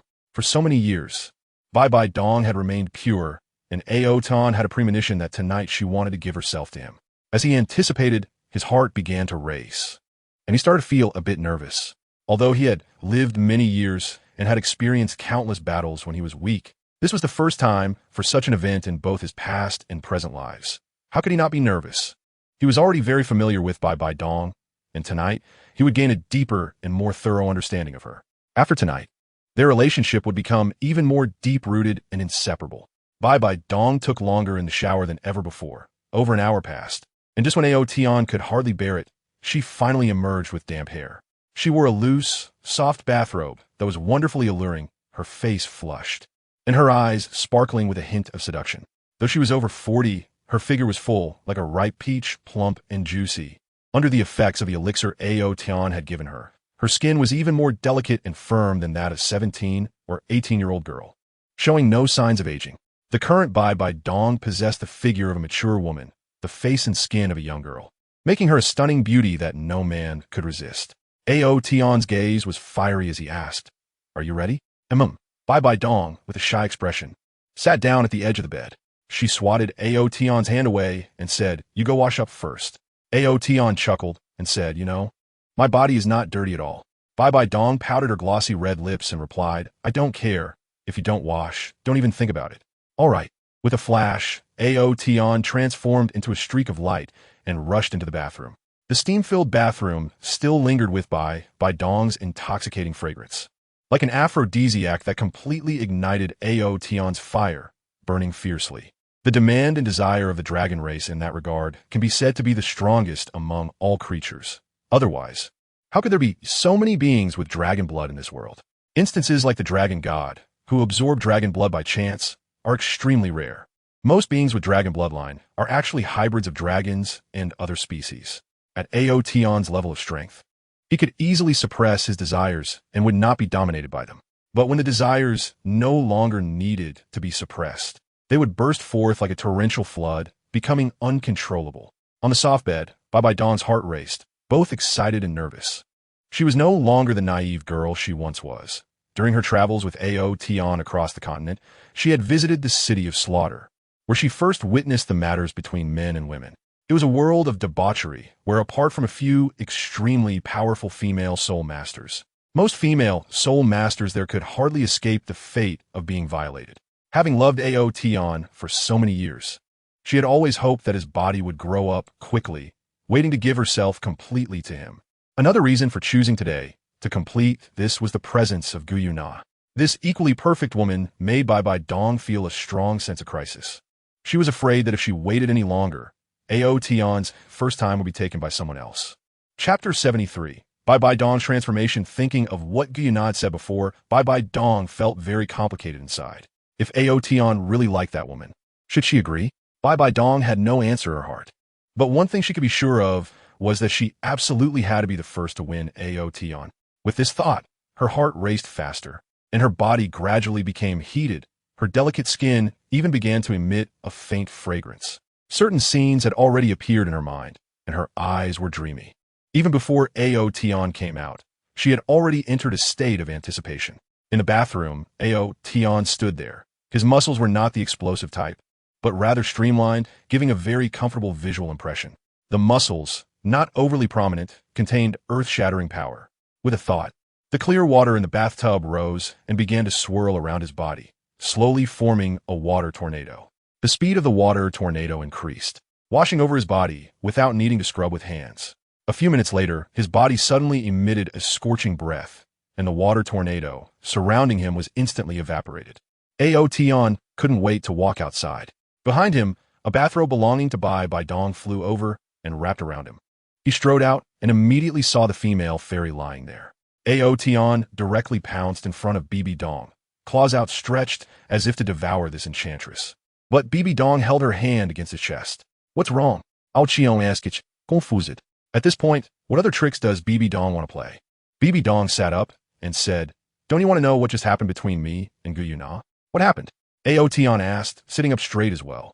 "She told me she likes you and wants me to share you with her," Bibi Dong said, looking seriously at Ao Tian. Ao Tian was taken aback. He didn't expect Gu Yuna to be so direct, openly expressing her thoughts to Bibi Dong. How long had they known each other? Bibi Dong looked at the silent Ao Tian and asked, "Don't you have anything you want to say to me?" Ao Tian replied, "Well, to be honest, I was hoping that you two could become good friends. So, I can become her friend first, and then let me accept her?" Ao Tian could only nod. He didn't want to lie to Bibi Dong. "I understand," Bibi Dong said. "You really have fallen for another woman." The desire within Ao Tian gradually extinguished, and he said, "She likes me, and that's something I cannot stop. But I have not made any promises to her, because I want to respect her choice." Bibi Dong felt a bit moved and asked, "Then what if I don't agree? Will you drive her away?" Ao Tian shook his head and said, "No, because I have already promised to let her follow me. If you don't agree, then there will be no result with her staying by my side.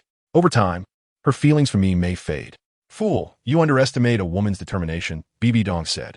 Ao Tian felt helpless, wondering what other options he had. He had promised to help the Soul Beast clan, and he couldn't possibly avoid seeing Gu Yuna forever. Could he? With Bibi Dong's question, Ao Tian lost all interest. Stood up and said, "I'm going outside for some fresh air." Bibi Dong grabbed Ao Tian's wrist, pulling him back with her fingers clawed out like lightning. "Do you still want to leave after getting on my bed?" Bibi Dong's voice was filled with temptation. "Ao Tian, ease." In the room of Gu Yuna and Xiao Wu, Xiao Wu was hugging a soft pillow and had fallen asleep. Gu Yuna quietly got up and sat in front of the desk for a long time. A look of struggle flashed across her delicate face, but eventually, it became resolute. She then took out paper and a pen and began to write. "Ao Tian, when you read this letter, I will have already left. You may have heard from Bibi Dong about what I said to her tonight. I made her feel uncomfortable, and for that, I am very sorry. Since she cannot accept me, it no longer makes sense for me to stay here. It will only cause discomfort for everyone. Therefore, I choose to leave. I will return to the Star-Do forest to train diligently and will not let you down. I leave Xiao Wu in your care. Please take her to enjoy herself in Spirit City." After finishing, Guyu Na sighed softly, glanced at the sleeping Xiao Wu, and then quietly left. Once outside, she looked towards Bibi Dong's residence. Her ears twitched as if she heard some sound. After pausing for a moment, she set off towards the entrance of the Pope's palace, her lonely figure gradually disappearing into the night. After an unknown amount of time, Bibi Dong weakly said, "Let me rest for a moment." Ao Tian gently held her in his arms, the life energy in his hand gathering and flowing into Bibi Dong's body, alleviating her fatigue. "Ao Tian, I made up my mind," Bibi Dong said. Her entire face was flushed, as if she were drunk. "What you made up your mind about?" Ao Tian asked Ichi, his expression dazed, seemingly still immersed in a certain state. "I am willing to accept Guyu Na, and even that Xiao Wu," Bibi Dong said. Ao Tian suddenly woke up, looking at the fairy in his arms in surprise, and said, "Say that again." Bibi Dong smiled and replied impatiently, "I said I am willing to accept Guyu Na and Xiao Wu." Ao Tian was stunned. He didn't expect that after sleeping, Bibi Dong would agree to this matter. Not only did she agree, but there was also an additional Xiao Wu. He had always been very fond of this girl, and he couldn't quite explain whether his feelings for Xiao Wu were those of a brotherly love or another kind of love. Ao Tian tightened his embrace around Bibi Dong, lowered his head, and planted a kiss on her forehead, which was glistening with fragrant sweat, saying with concern, "Why did you suddenly say that?" "Because you like her and you consider my feelings, so I also don't want to let you down. Moreover, they are all very outstanding and deserve you. And one more thing, you are too strong." Bibi Dong suddenly became shy. "What does being strong have to do with me?" Ao Tian asked it. "Who's-lit?" Bibi Dong shot him a fierce glance and pushed him away forcefully, saying, "I'm very tired now. You should go look for her." Ao Tian then realized what Bibi Dong meant by strong. He immediately wore a proud smile and said, "Don't you like it?" Bibi Dong replied, "I do like it, but your dragon is just too powerful." Ao Tian Dao, "It's already very late. I'll tell her this good news tomorrow. You should rest for a while. Do you think I'm also a dragon?" Bibi Dong shot a glare at Ao Tian in annoyance. Ao Tian smiled and said, "Can you feel it? Is your physical strength recovering a lot?" Bibi Dong carefully sensed her body, which had just felt weak and powerless, and surprisingly found that it had recovered a lot. "Then let me rest for a moment longer," she said softly. Just then, Xiao Wu, who was in deep sleep, instinctively rolled over while hugging her pillow, and with a bang, she fell to the ground. Chapter 74. Guyu Na's wish fulfilled. Ouch. Xiao Wu cried out in pain, covering her forehead as she stood up. She had bumped her head and instantly woke up, feeling completely alert, realizing that she had rolled onto the floor. "Where is Sister Na?" she wondered. If she had been blocking my way outside, I wouldn't have rolled onto the ground. She scanned the room, but did not see Guyu Na's figure. "What's this?" She suddenly caught sight of a piece of paper on the table, quickly walked over, and picked it up to read. After finishing, Xiao Wu was left in shock. "No, I have to hurry and tell Ao Tian." Xiao Wu took the letter and rushed towards Bibi Dong's residence. When she was taking a walk after dinner and passed by Bibi Dong's place, Bibi Dong had mentioned it, so Xiao Wu still remembered how to get there. The guest rooms were in the same palace as Bibi Dong's residence, and the guard were stationed outside the palace, with no one inside to guard it. Xiao Wu had no obstacles along the way and arrived outside Bibi Dong's door. The maid living in the side room hadn't slept well tonight. Over the past few hours, she had almost been tormented by the Pope's alluring voice. Even now, the noise from the Pope's bedroom had stopped for more than 10 minutes, yet she still felt flushed, weak, and her clothes were a bit disheveled. Suddenly, she saw Xiao Wu's figure hurriedly passing by outside the window. She was startled and wanted to rush out to stop her. But as soon as she got out of bed, her legs felt weak, and she almost collapsed onto the floor. Xiao Wu's anxious voice rang out. "Ao Tian, it's bad. Sister Na left in the middle of the night, and I'm afraid she might be in danger." She knocked twice on Bibi Dong's door and then pushed it hard. The unlocked door swung open with a single push. Ao Tian moved quickly, stretching out his hand to pull the quilt over, covering both himself and Bibi Dong's bodies. However, that brief moment of exposure was still seen by Xiao Wu. Xiao Wu was stunned. Her pretty face suddenly flushed red, and she turned and ran outside. She had seen many soul beasts do such things, but it was the first time she had seen a human man's body. Her heart was racing, her cheeks were burning, and her mind was filled with Ao Tian's strong physique. Her legs felt weak, and she barely managed to stand by holding onto the column in the corridor. Ao Tian waved his hand and closed the door. Bibi Dong glared at Ao Tian and forcefully spun her hand around his waist several times. Ao Tian was at a loss whether to laugh or cry. He had certainly heard Xiao Wu's footsteps, but he didn't expect her to push the door so eagerly. Nor did he expect the door to be unlocked. Thus, the earlier scene unfolded. Bibi Dong gave Ao Tian a nudge and said, "Xiao Wu just mentioned that Gu Yuna has left. You should go out and ask what's going on." Ao Tian got out of bed, and with a thought. A piece of clothing was already draped over him. Outside the door, the maid stood beside Xiao Wu, looking anxious as she waited. Ao Tian came out and casually closed the door. "Mr. Ao, I'm sorry." The maid knelt down with a thud. Ao Tian waved his hand and said, "It's none of your business. Step back." The maid quickly expressed her gratitude and withdrew. What happened? Ao Tian looked at Xiao Wu. Xiao Wu's face was flushed and adorable. She didn't dare to meet Ao Tian's eyes and handed over the letter left by Gu Yuna, saying, "You can read it yourself." Ao Tian took it over and quickly scanned it. He suddenly felt a bit uncomfortable. Sister Na's injury hasn't healed yet, and she is so beautiful.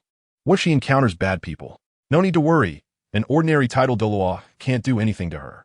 Ao Tian's divine sense spread out and quickly found Gu Yuna, who was rushing through the night. The spirit city was not far from the Stardo forest. Under normal circumstances, a horse could reach in a day. In just a few hours, Gu Yuna had already covered half the distance and estimated that she could enter the Stardo forest by dawn. Gu Yuna ran freely across the dark land, and the feeling of freedom gradually dispelled the sadness in her heart. If it weren't for some concerns, she would have transformed back into her silver dragon form and soared through the skies. Suddenly, she stopped because Ao Tian's voice echoed in her mind. "Why didn't you say a word before leaving?" For a moment, various grievances surged in Gu Yuna's heart, and she replied, saying that would only make Bibi Dong unhappy. "She isn't unhappy, and didn't you say you wanted her to be your woman?" She disagreed. "Really?" Gu Yuna's eyes lit up, shining with purple light in the darkness. The next moment, Ao Tian's figure appeared beside Gu Yuna, his voice ringing in her ear. "Why would I lie to you?" "That's great." Gu Yuna smiled brightly and suddenly pounced onto Ao Tian, hanging onto him.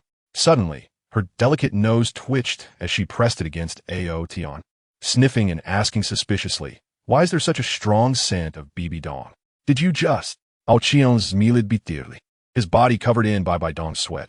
"How could the smell not be strong?" "I'll take you back," he said. "Back to Spirit City?" Gu Yuna asked. Gu Yuna shook her head and said, "Forget it. I ran away in the middle of the night. How can I go back now?" "Are you worried about Dong laughing at you?" "Even if she doesn't laugh at me, I still feel embarrassed to go back with you." "Forget it. I'll just go back to the Stardo forest. If I miss you one day, I'll come out again."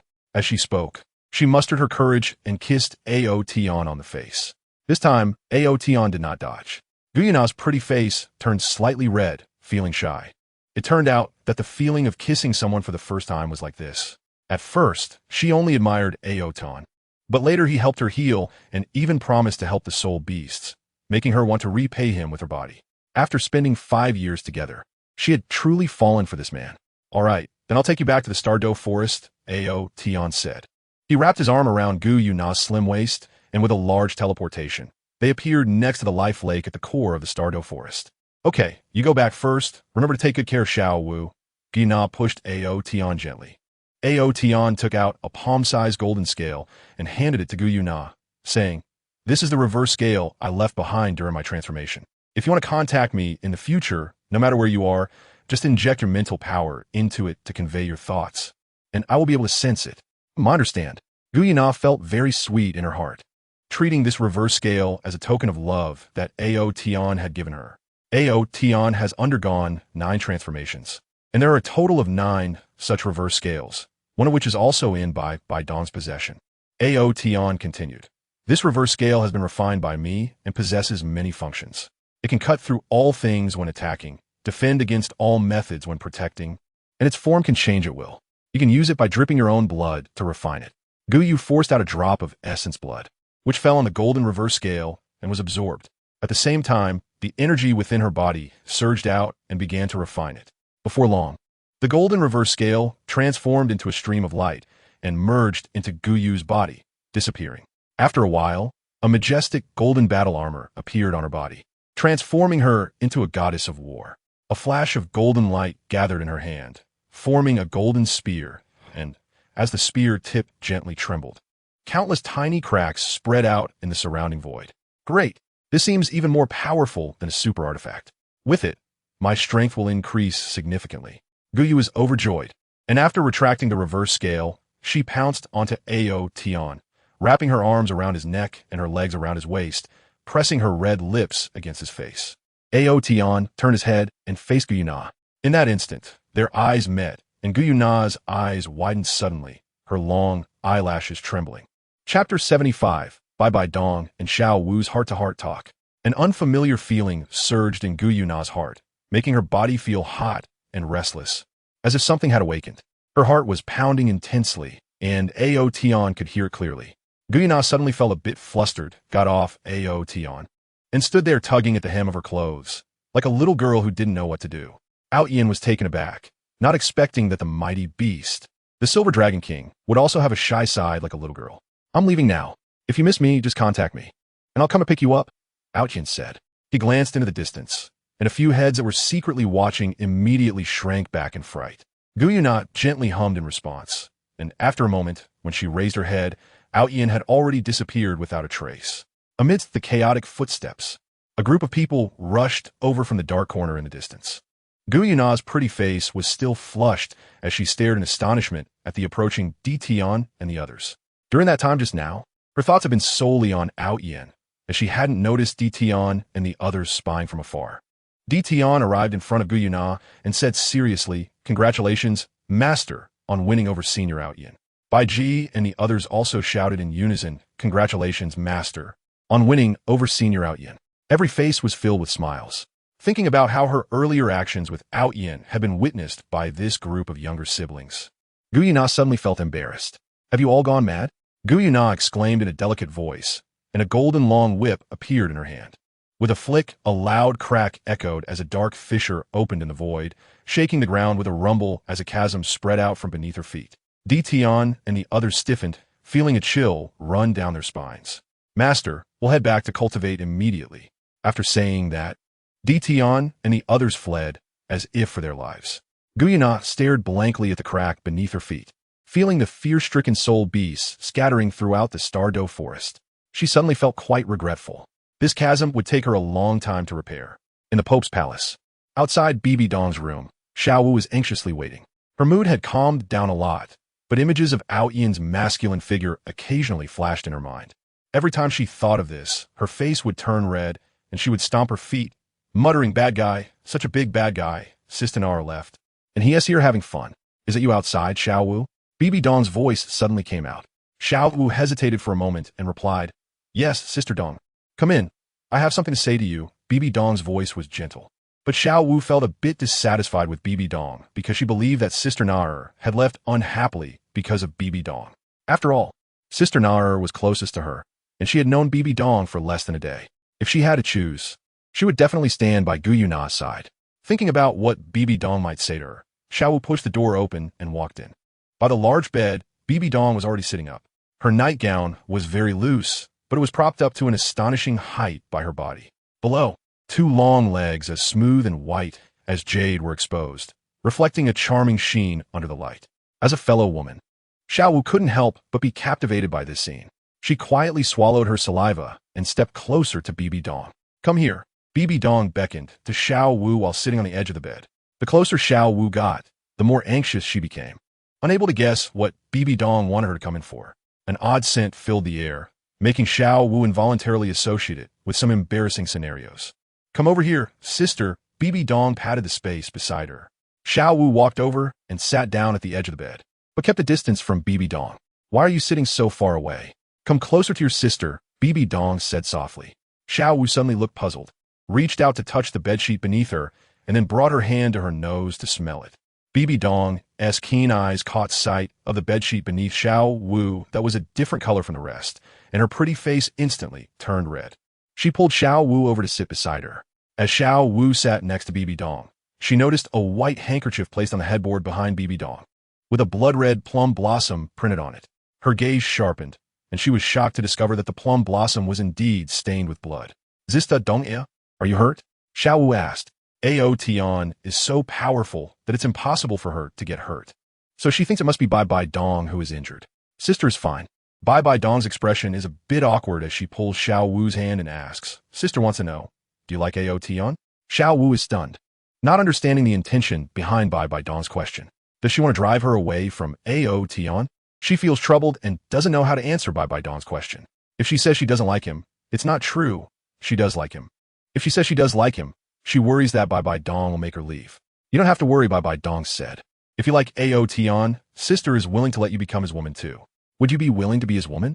Xiao Wu suddenly feels a huge surprise in her heart, but is too shy to voice it. Bibi Dong strokes Xiao Wu's soft hair and says, "Sister understands." Xiao Wu lowers her head, her chin almost touching her chest. Bibi Dong accepts Xiao Wu because she noticed today that Ao Tian is very fond of Xiao Wu. And Guyuna also said that both she and Xiao Wu like Ao Tian. Since she has already accepted Guyuna, having one more Xiao Wu is not a big deal. Xiao Wu's innocent and pure appearance reminds Bibi Dong of her youthful days, which is why she likes Xiao Wu very much. Sister Donna, you are so nice, not having any prejudice against me because of my spirit beast identity. Xiao Wu said gratefully. Silly girl, how could I have any prejudice against you? From now on, you will be my sister, Bibi Dong said, hugging Xiao Wu. Xiao Wu responded and then couldn't help but curiously ask, Sister Dong, were you just with Ao Tian doing that? You at such a young age. I didn't expect you to know quite a bit. Bibi Dong laughed, playfully rubbing Xiao Wu's nose. I'm not small anymore, although I'm only 12 in human years. I've lived many years, Xiao Wu said. Bibi Dong replied, you're still young in human years. Wait a few more years before doing that with him. Xiao Wu answered, her face flushed. Suddenly, she thought of something and asked, what about Sister Na? Of course, she will be with us too, Bibi Dong laughed. That's great. Xiao Wu felt like she was about to be overwhelmed by happiness. What are you two talking about? Ao Tian walked in and asked with a smile. Nothing. Xiao Wu immediately stood up, her heart racing uncontrollably. Just now, Bibi Dong said she would let Ao Tian accept her, and now that she sees Ao Tian back, how can she not be nervous? Xiao Wu secretly glanced at Ao Tian and said, then I'll go back to my room first, not to disturb you. After saying that, she ran towards the door. Sister Na has safely returned to the Douluo forest, Ao Tian called out. I know, Xiao Wu replied without looking back. Ao Tian came to the door, closed it, locked it, and then returned to the bedside, embracing Bibi Dong. He asked, what are you talking about with her just now? Chapter 76, Boundary Improvement. I told her that she can be your woman in the future. My goodness. Ao Tian touched Bibi Dong's forehead and said, she's only 12 years old. You told her this? She's still a bit confused about feelings. What if she meets someone she likes more in the future? Bibi Dong rolled her eyes at Ao Tian and said, do you really think that being by your side, she would look at other men? Besides, would you want her to fall in love with someone else? Ao Tian suddenly felt a bit embarrassed. He thought about it and realized that he really wasn't too willing for Xiao Wu to like other men. When he first met Xiao Wu, he definitely wouldn't have thought this way, but now he found that his thoughts had changed. Look at you, men are really no good. Eating from a bowl while looking at the pot, Bibi Dong said irritably. Hee, isn't it because you allowed it? Ao Tian said shamelessly, his large hands starting to become restless. Bibi Dong let out a soft snort, swatting Ao Tian's hands away, and said, we haven't finished discussing important matters yet. You've rested well, what else could there be? Ao Tian asked it. Bibi Dong glanced at him sideways and said, what about Guyuna? Don't you plan to tell me about her? Ao Tian handed the letter left by Guyuna to Bibi Dong and said, you can read it yourself. I just caught up with her, and she is too shy to come back here for now. I sent her back to the Douluo forest. After reading the letter, Bibi Dong smiled and asked, didn't you have anything happen with her? With such a short time, what could happen? Ao Tian took back the letter and urged, it's getting late, we should get down to business. Wait, I have something important to tell you, Bibi Dong said. What is it? Guyuna and Xiao Wu are one the Silver Dragon King, and the other 100,000-year soul beast. Given the opposing relationship between humans and soul beasts, they will definitely not sit idly by when we hunt soul beasts in the future, right? Bibi Dong said with concern. There's no need to worry. We just won't hunt 100,000-year soul beasts anymore. Killing some lower-level soul beasts won't have much impact. Within 100 years, I will resolve the conflict between humans and soul beasts, Ao Tian assured her. How do you plan to resolve it? Bibi Dong asked curiously. It's hard to say right now. We'll see in the future, Ao Tian replied. Then we can't hunt 100,000-year soul beasts anymore. I still have a few soul rings for my second martial soul that I haven't absorbed yet. What should I do? Ao Tian said, this is not a problem. Didn't you absorb the God-given soul ring from the Rakshasa god? What does this have to do with the God-given soul ring? Bibi Dong asked. Ao Tian laughed and said, what they call a divine soul ring is just something they condensed using divine power. If you want it, I can condense it for you too. Really? Bibi Dong's eyes brightened. What would I gain from lying to you? Enough talk. Let's get down to business. But I want to absorb the soul ring now. Don't absorb the soul ring at this late hour. I'll give you something better to absorb. What better thing? Go to hell. Bibi Dong punchid Ao Tian's chest. After a moment, she breathed heavily and said, maybe I shouldn't. There's only 2 hours until dawn. And I have a meeting with the elders and bishops in the morning. From now on, let's change the meeting time to something else. The king won't hold morning court anymore. It wasn't until dawn that Bibi Dong fell into a deep sleep. Although Ao Tian can eliminate her physical fatigue, it is not so easy to relieve her mental exhaustion. Being in a state of tension for a long time is difficult to endure, even for a titled Douluo. However, in the end, Ao Tian provided her with a great supplement, and when she wakes up, she will definitely feel revitalized, and her mental strength will see a significant increase. Ao Tian stepped out, facing the morning sun, stretching his body vigorously. The sound of his joints cracking was like thunder rolling in the sky, but it was contained within him. Although he had been active all night, he felt refreshed and showed no signs of fatigue. Furthermore, he was pleasantly surprised to find that his realm had improved a bit, likely due to becoming a true man, which led to a change in his state of mind and, subsequently, an elevation in his realm.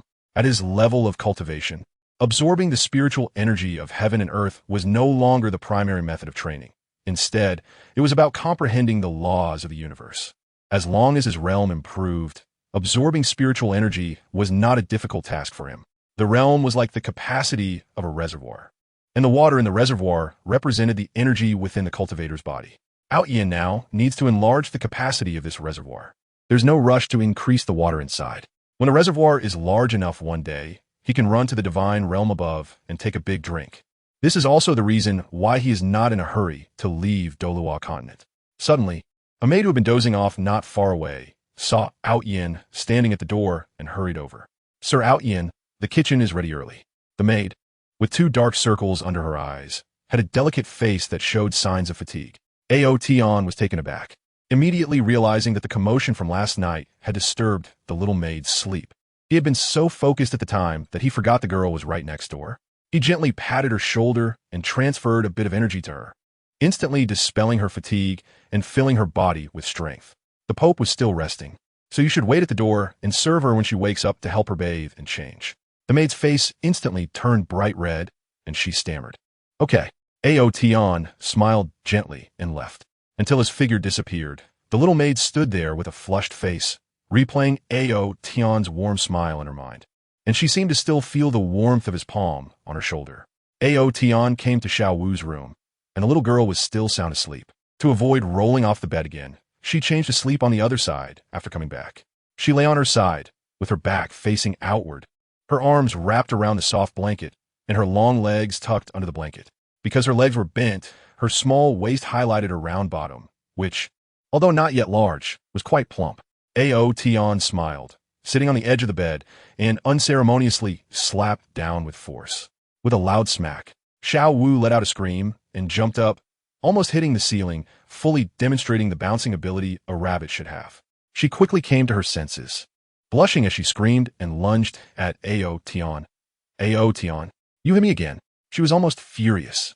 Ao Tian always slapped her on the butt when she was asleep, making it impossible for her to sleep in. This was not the first time. As she charged at him with claws bared, a carrot suddenly appeared in Ao Tian's hand. Xiao Wu abruptly stopped, gulping down saliva, her expression showing some struggle. After a moment, she declared firmly, I will no longer be tempted by you. I'd rather die than submit. With that, she lunged at Ao Tian again, opening her mouth to bite him. She knew she couldn't defeat Ao Tian, so she could only vent her frustrations in this way. Ao Tian said, I have instructed the kitchen to prepare your favorite carrot breakfast. If you don't go wash up soon, your breakfast will get cold. Xiao Wu gritted her teeth in pain, covering her mouth, and glared at Ao Tian, saying, Why didn't you say it earlier? Before her words even finished, she had already rushed into the nearby washroom. Chapter 77. Qian Rinchue's Little Thoughts. Ao Tian took Xiao Wu to have fun in the Spirit City for a few days. During these days, Bibi Dong changed the meeting time to the afternoon, and she almost always got up only after the sun was high in the sky. Already stunningly beautiful, her complexion became even more radiant, and she was even more captivating. Every frown and smile, every gesture and movement was filled with endless charm. Ao Tian has been trapped in a gentle nest these past few nights, unable to extricate himself. Fortunately, he is a dragon, with an incredibly strong physique and self-generating essence that flows endlessly. One day, in the early morning, at the Heaven-Do Palace, in the Crown Prince's bedroom, Crown Prince Xue Qinghe had just returned from the imperial study of the Snow Knight Emperor. After the morning court session, the Crown Prince went to the study to listen to the old Emperor's teachings and learn about governance. Upon returning to his bedroom, the Crown Prince immediately instructed all the guards and maidservants that he would be in seclusion for a day and would see no one.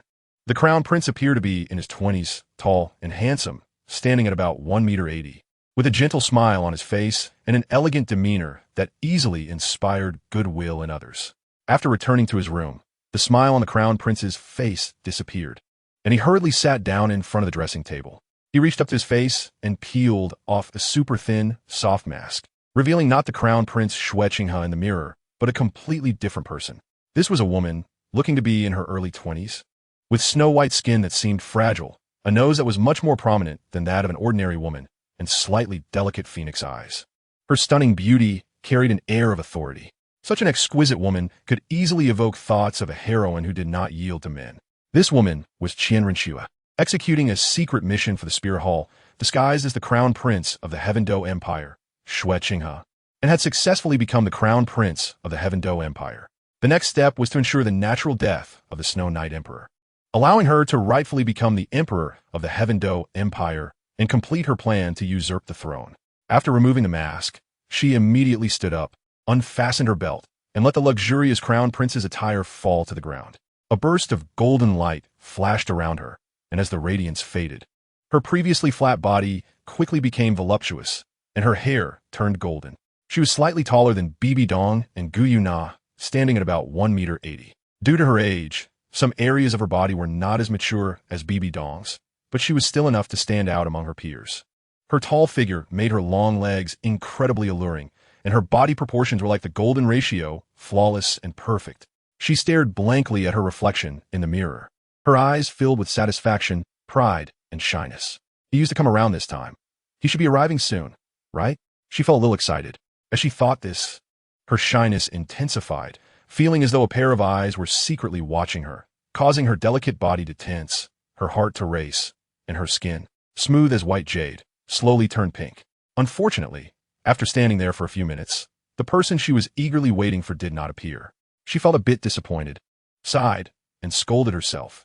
Qianrenxue, how can you have such shameless thoughts? He is your sister's man, your brother-in-law. Yes, he is my brother-in-law.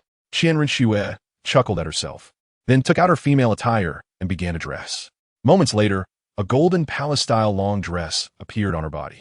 The dress was one piece, perfectly accentuating her slender figure, with a style that was both ancient and elegant.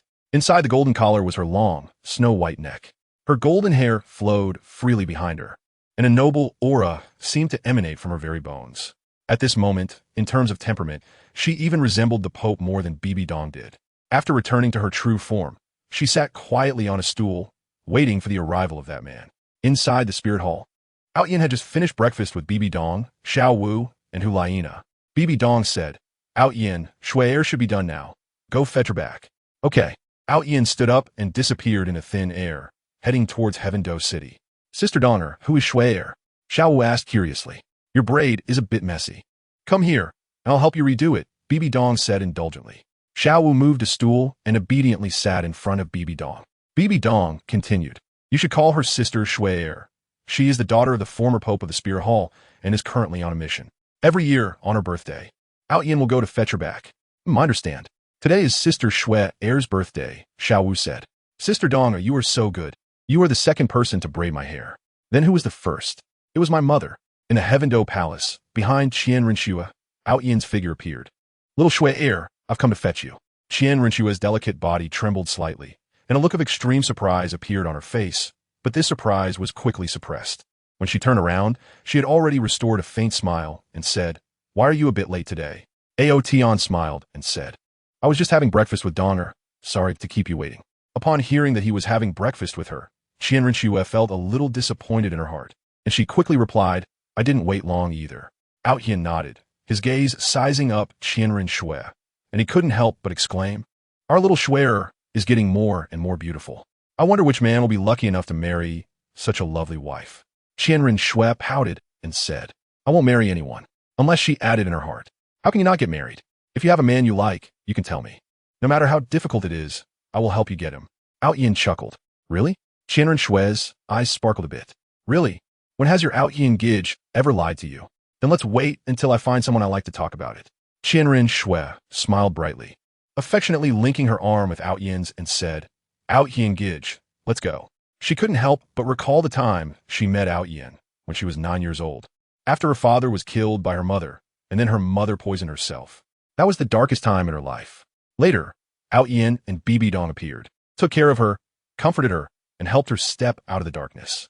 After spending a few years with Ao Tian, her initial admiration turned into a young girl's innocent affection. Later on, when she came to the Tiando Empire to carry out a mission, the time she spent with Ao Tian decreased, but the fondness in her heart deepened like fine wine, becoming richer and more intense. Longing became a kind of illness for her. Throughout the year, only the few times spent with Ao Tian were her happiest moments. But this man belonged to Dong, so she could only bury this love deep in her heart. Perhaps she really would be lonely for a lifetime. When Ao Tian appeared with Qianren in front of Bibi Dong and the others, Bibi Dong immediately stood up happily. "Shuer, you're back." Qianren smiled and said, "Sister Donger, I'm back."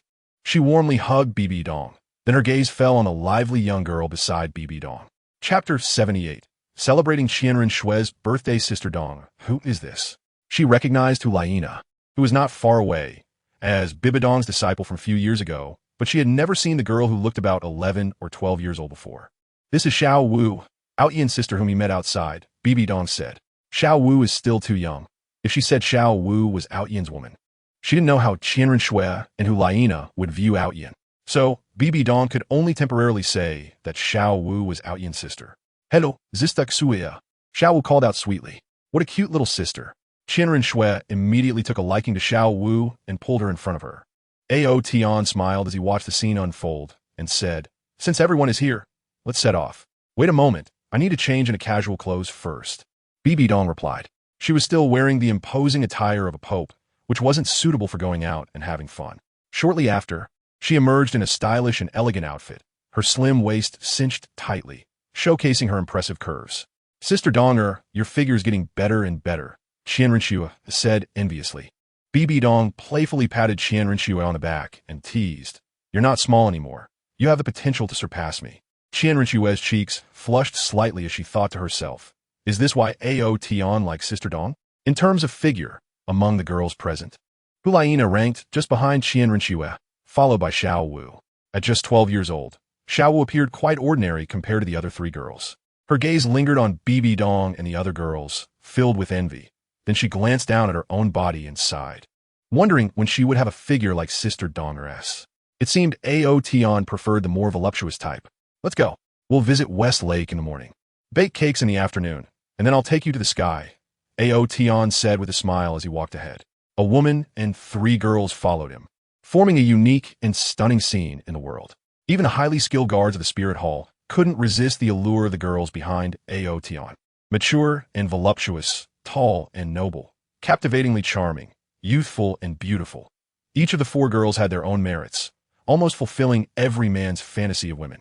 The inexperienced young knights immediately turned red and lowered their heads in shame, while the older ones also couldn't bear the pressure of such beauty, stealing a glance before daring not to look up again, fearing they would display a disrespectful demeanor towards the Pope. The captain of the knights had a dark expression and shouted loudly, "Clear the way ahead." Ao Tian and a few others got into the carriage and headed west towards the Spirit City, where there was a beautiful lake perfect for boating and playing. Qianren wrapped her arms around Xiao Wu's slim waist, letting Xiao Wu sit on her lap, and asked, "Xiao Wu, where is your home?" Xiao Wu glanced at Bibi Dong, and seeing her slightly nod, she replied, "Sister Shuer, I live in the Stardo Forest." "In the Stardo Forest?" Qianren was taken aback for a moment, then quickly reacted, unable to hide her shock. "You're a soul beast?" Xiao Wu blinked her large, expressive eyes and nodded twice.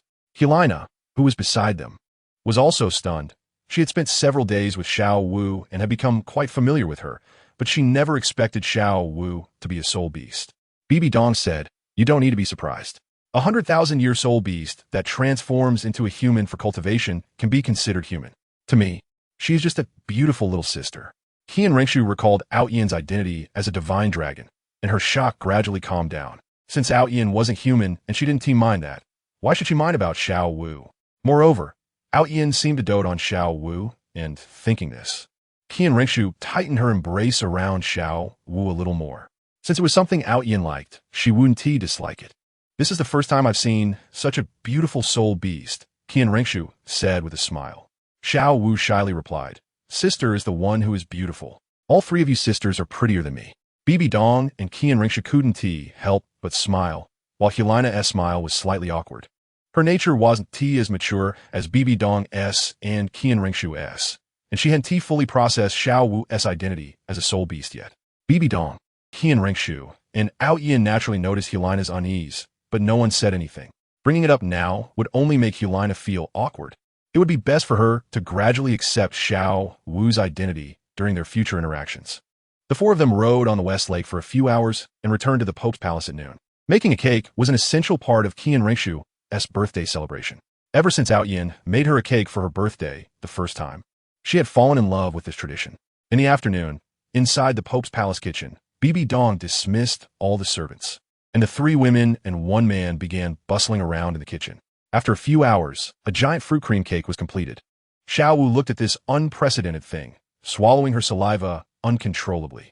In Qian Ringshu's room, led by Ao Tian, the group sang a birthday song for Qian Ringshu, who felt a surge of emotion in her heart.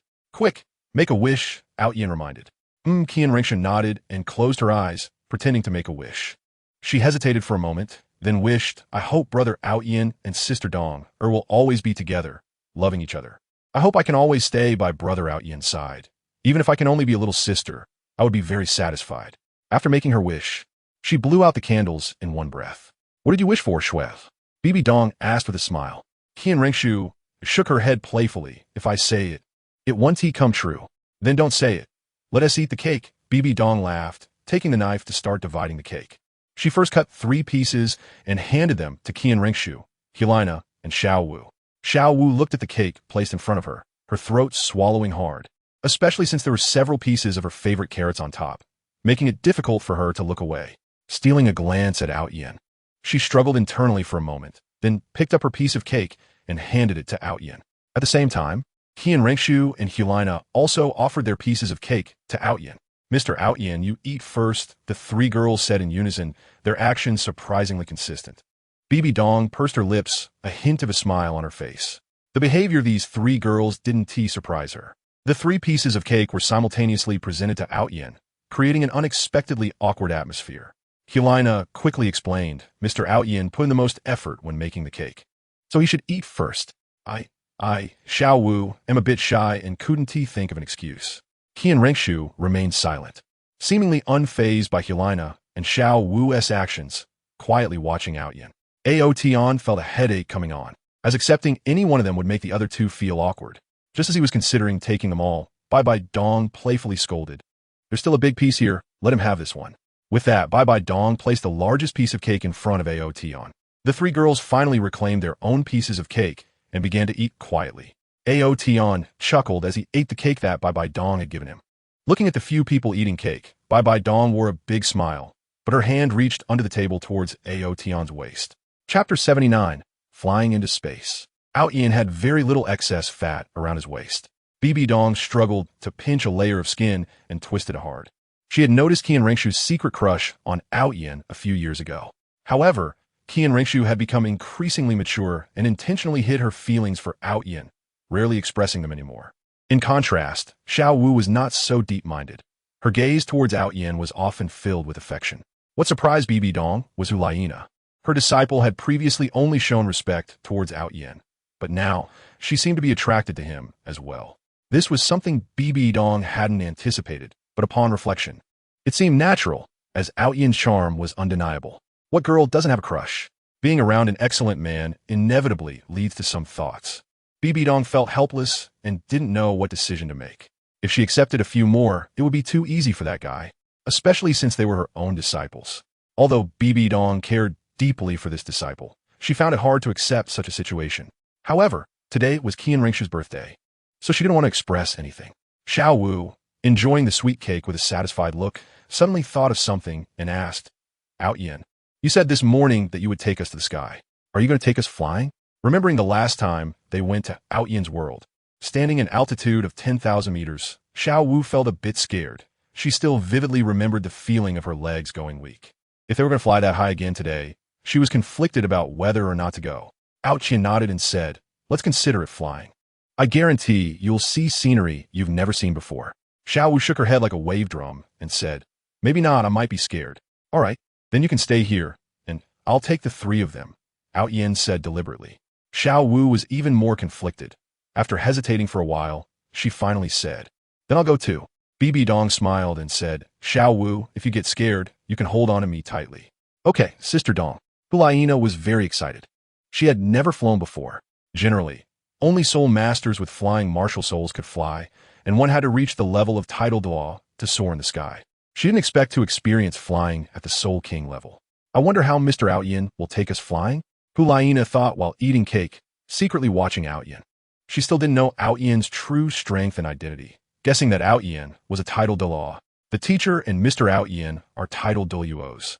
And Sister Shuer, as angel martial soul, can also fly, but only Xiao Wu and I can't fly. Could it be that Mr. Ao Tian will take me? Hulaina thought eagerly. She also knew that Ao Tian was Bibi Dong's man, and it was wrong for her to have such thoughts, but she couldn't help it. She suspected that she might have developed feelings for Mr. Ao Tian, knowing full well that she shouldn't have such taboo thoughts. Yet some things were beyond her control. After finishing the cake, Ao Tian stood up and said, let's go. I'll take you to see the true appearance of Douluo Star. Douluo Star? Isn't it Douluo Continent? Qian Ringshu asked curiously. It was the first time she had heard the term Douluo Star. Ao Tian shook his head and smiled. Actually, this world is round. Douluo Continent is located on a giant sphere, and this sphere has more than just the Douluo Continent. How is that possible? Qian Ringshu, Hulaina, and Xiao Wu clearly did not believe Ao Tian's words.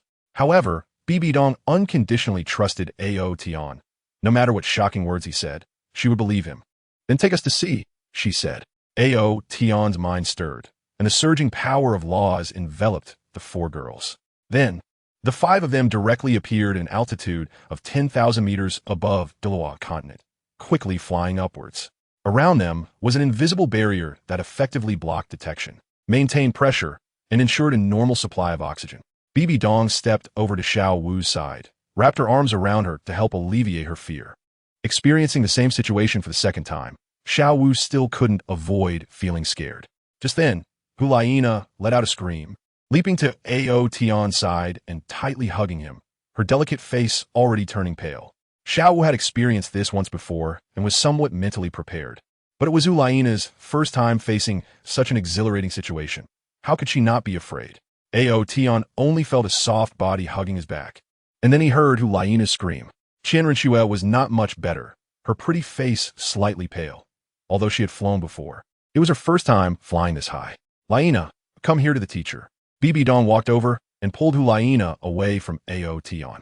She wrapped her left arm around Xiao Wu and her right arm around Hulaina, glaring at Ao Tian, and said, look at you, you've scared her.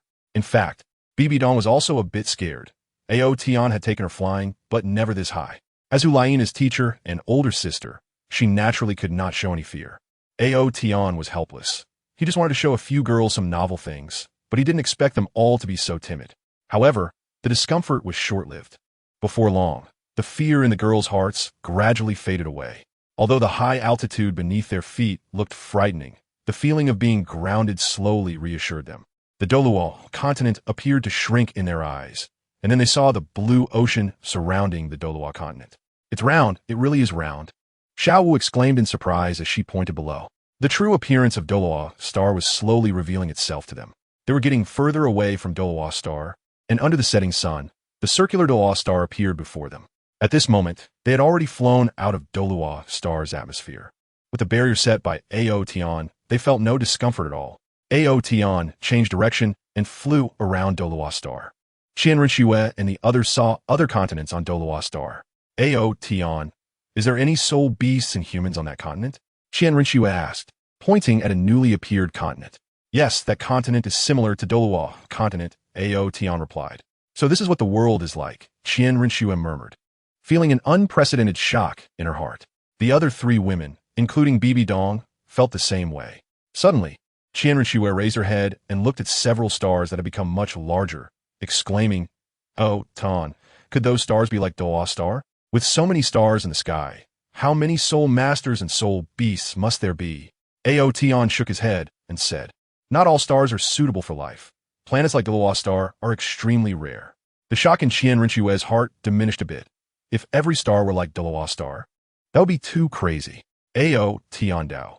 The universe is infinite, giving birth to countless galaxies, each containing a multitude of stars. When the opportunity arises in the future, I will take you all to wander the starry sky and explore the universe. Qian Rinxue's heart was filled with longing and anticipation. At that moment, she suddenly felt that conquering the Heaven-Do Empire didn't seem so important anymore. After witnessing the vastness of the ocean, would one still care about a small pond? However, after some thought, she decided to complete the mission regarding the Heaven-Do Empire. Years of effort should not go to waste. In a late night, in Bibi Dong's room, Bibi Dong lazily lay on Ao Tian's chest and asked, "What do you plan to do about Shuer and Lena?" "What do you mean by that?" Ao Tian asked.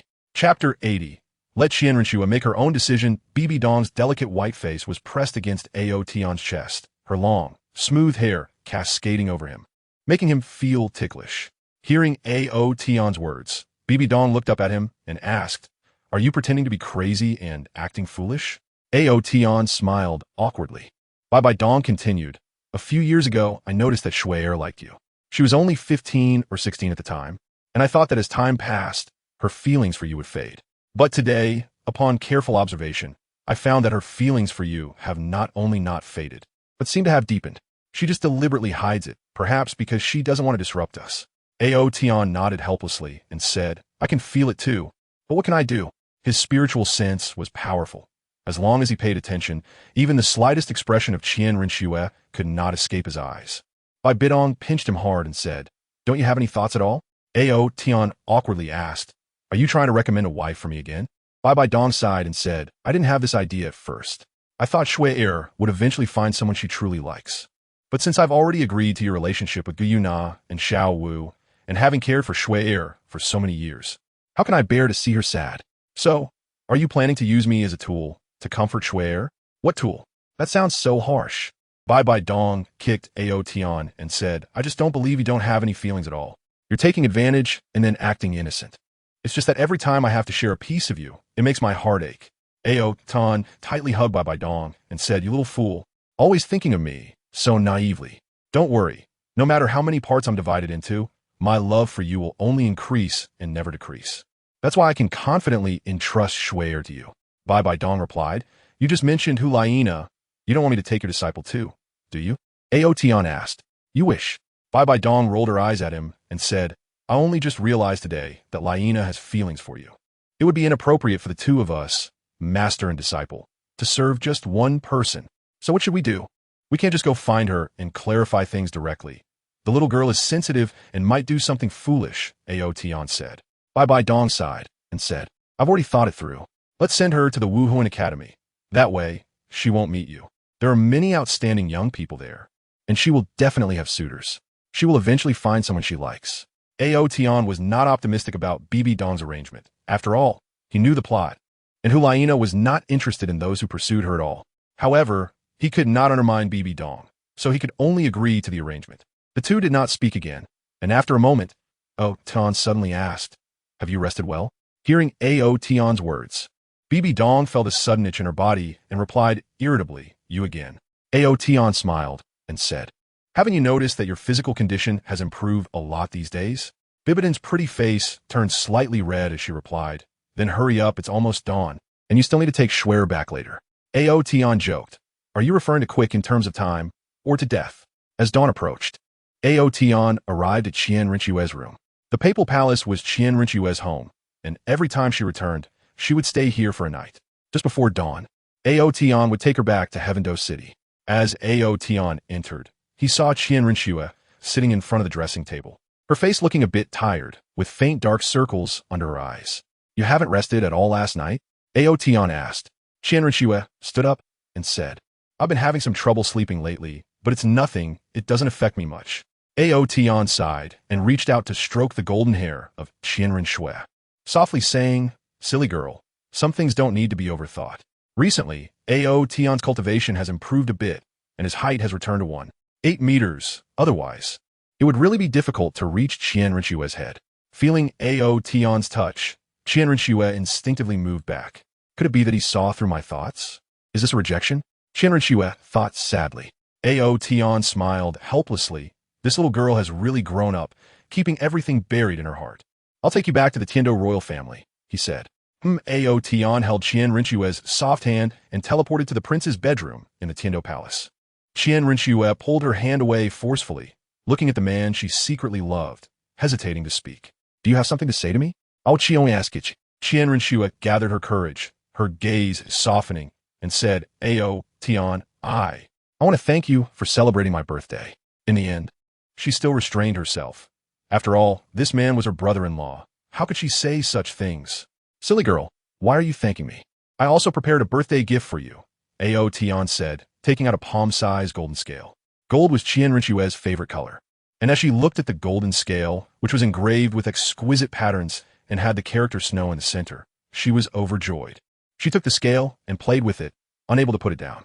Ao Tian explained the use of the dragon scales with a smile, making Qianrenxue even more delighted, especially the defensive capabilities of the dragon scales.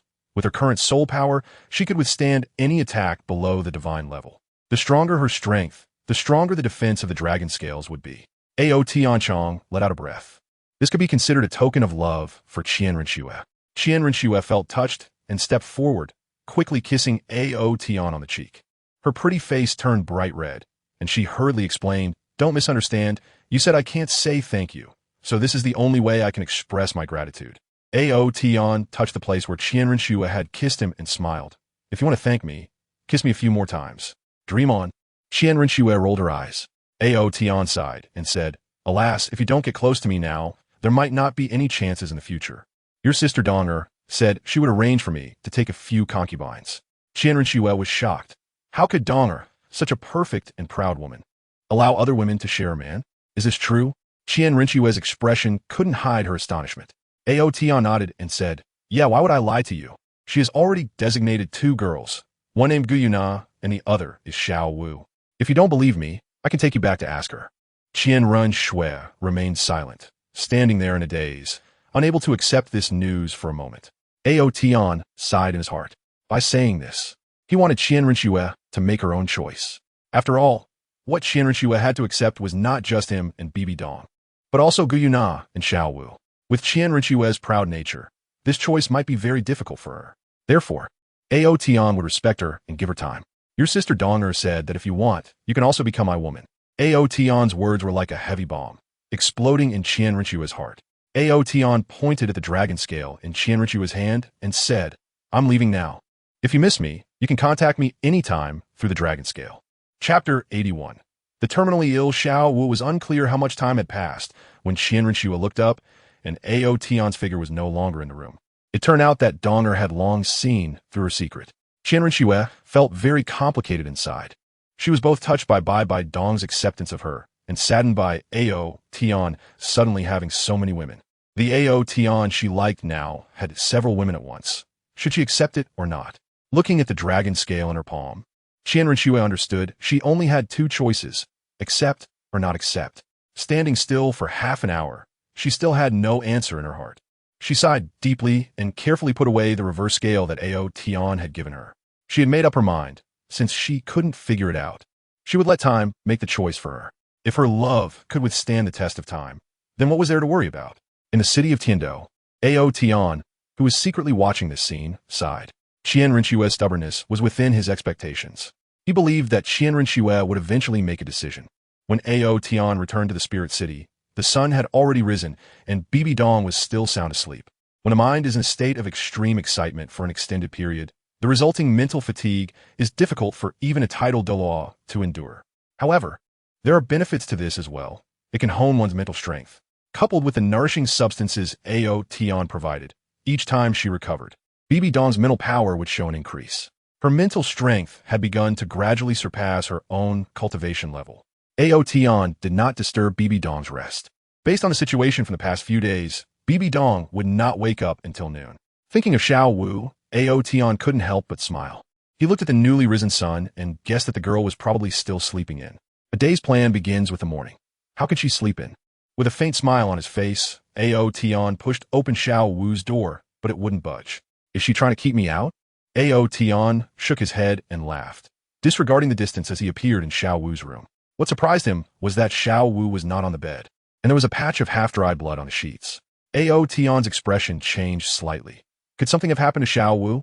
But soon, he was stunned because he saw Xiao Wu's pants and underwear draped over a chair not far away, both stained with bright red. This girl has grown up. Ao Tian was at a loss for whether to laugh or cry, almost thinking that something had happened to Xiao Wu. Suddenly, the sound of running water came from the bathroom, and Ao Tian no longer felt anxious, sitting down beside Xiao Wu's bed. About half an hour later, the water stopped, and Xiao Wu came out freely. She looked pale, with a hint of fear and discomfort in her expression. Ao Tian was suddenly stunned there, and Xiao Wu also saw Ao Tian not far away. Their eyes met, and it felt as if time had stopped. Ao Tian's heart skipped a beat. He hadn't paid much attention to Xiao Wu's figure before, but he was surprised to find it quite impressive now. Those perfectly fitting long legs made Ao Tian unable to help but think of a type of clothing that girls in his past life liked, which could be called a nerd killer.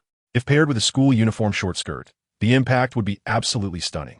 Unfortunately, the civilization of the Douluo Continent leaned towards the ancient, and ordinary women wouldn't wear such revealing outfits as ultra-short skirts. Looking at Xiao Wu in front of him, Ao Tian didn't have any inappropriate thoughts, as he still considered her a bit young.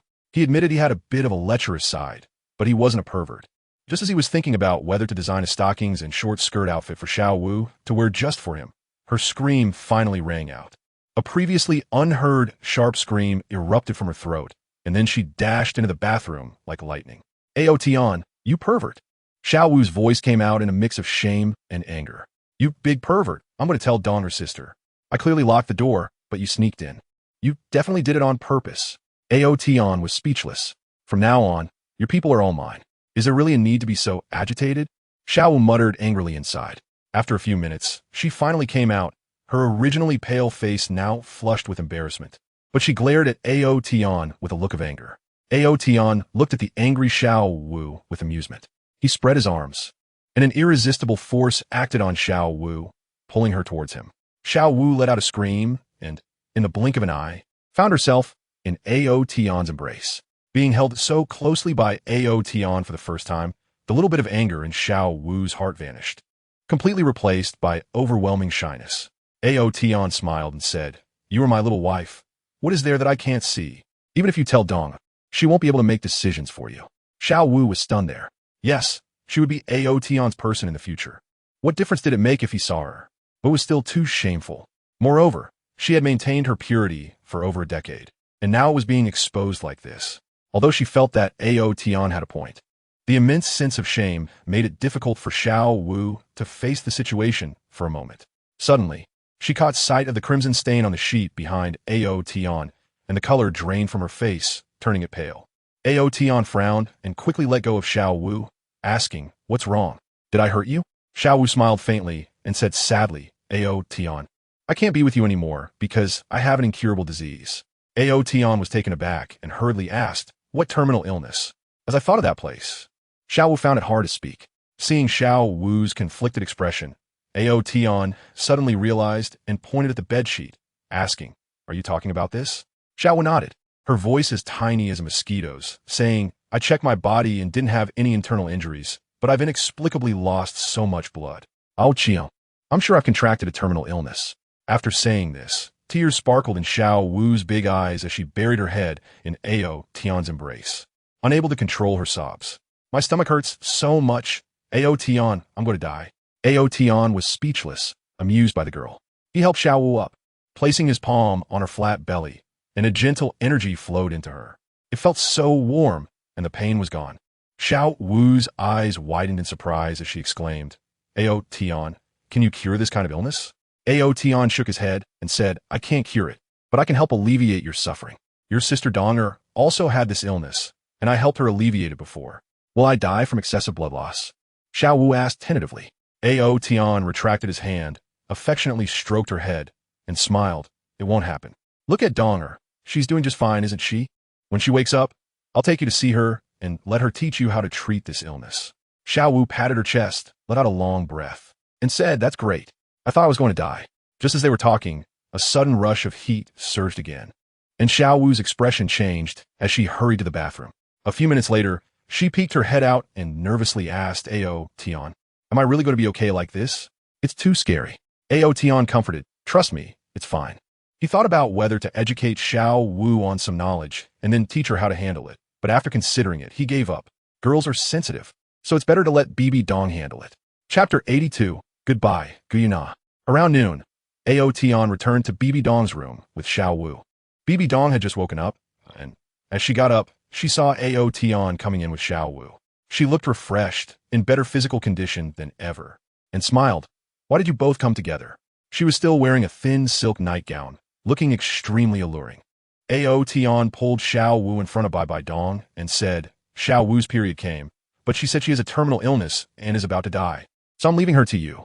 Bibi Dong was taken aback for a moment. Then her smile grew even more pronounced as she patted Xiao Wu's head and said, Our Xiao was grown up. Xiao Wu looked confused and said, I don't have my period. Bibi Dong chuckled and gave Ao Tian a flirtatious glance. She remembered the first time she heard the term period and the little story behind it, and she laughed for a long time. She pushed Ao Tian out, saying, Go do what you need to do. I've got Xiao Wu. Ao Tian shook his head and smiled, finally resolving the matter. He suddenly thought of Guyana and mused. Xiao Wu is already transformed into a human, so it's not surprising that she has her period. Guyana, like me, still belongs to the beast category. I wonder if she also experiences this strange thing? Upon thinking of this, he realized he missed Guyana a bit. It had been a few days since Guyana returned to the Do forest. He wondered if she missed him too. Really? Didn't he tell her that she could contact him using the reverse scale? It had been so long, and he hadn't heard from her.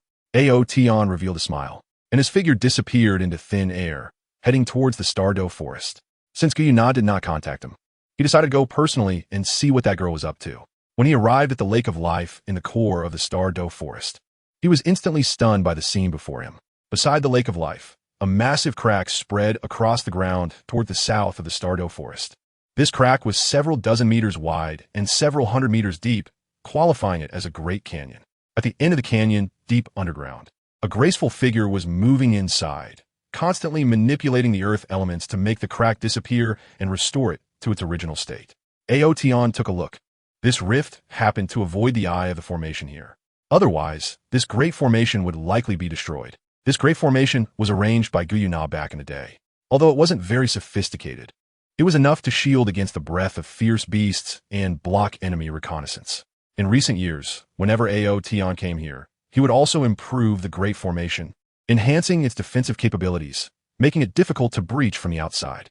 However, the rift beneath his feet seemed to be spreading out from within the Great Formation. At this moment, Tian and the others were all diligently cultivating in their own caves, while only Guyana was tirelessly repairing the earth. Ao Tian's figure flashed and appeared beside Guyana, startling her as she was focused on manipulating the earth element. Guyana glared at Ao Tian and said irritably, Do you want to scare me into getting sick? Ao Tian pointed around and asked, How did this happen? Isn't it because of the reverse scale you gave me? Guyana said, her pretty face turning red, feeling a bit embarrassed. What happened? Did you get into a fight with someone? Guyana shook her head and said, I just wanted to scare Tian and the others. But I didn't expect to accidentally create such a huge rift. You haven't been repairing this place for the past few days, have you? Ao Tian asked it. Guyana stopped and helplessly said, Only I can control the earth element, and Tian and the others can't help at all. What can I do? I created it myself, so I have to solve it myself. Ao Tian wrapped his arms around her waist and flew down to the ground, saying, All you need to do is take out the reverse scale and call me over, right? As he spoke, the ground beneath them began to tremble, and a fissure dozens of meters wide slowly closed up. This speed was much faster than Guyuna's gradual repair. Guyuna replied, I can handle what I brought out myself. Another little fool. I'm not a little fool. I'm the Silver Dragon King, Guyuna. Guyuna raised her chin slightly, looking proud and cute. The rumbling noise here attracted the attention of Emperor Tian and the others, who hurriedly ran over and then discovered Ao Tian's presence. Mr. Ao, Emperor Tian stood at the front, leading the others in a respectful bow to Ao Tian. Over the past few years, Ao Tian had become their teacher. Each of these fierce beasts had benefited from him, significantly increasing their strength compared to before. Especially for Emperor Tian, his strength had grown rapidly, and with Ao Tian's help, he had already survived a 900,000-year tribulation, gaining over 900,000 years of cultivation. Not only in terms of cultivation, but his bloodline had also greatly improved, with potential that was many times stronger than before. Ao Tian was also pleasantly surprised by the Hell Demon Dragon King, ZG. Although her cultivation was considered the lowest among the major fierce beasts, her potential was by no means inferior to Emperor Tian's. After receiving Ao Tian's guidance, her strength increased even faster than that of the other fierce beasts. Both of them were considered geniuses among the dragon race and were key targets for Ao Tian's training, as it was easier for him to enhance the strength of his own kin. Besides these two, the Dark Gold Terror Claw Bear exhibited extremely strong combat talent. Although his cultivation was only average among the major fierce beasts, in terms of combat power, only Emperor Tian could suppress him.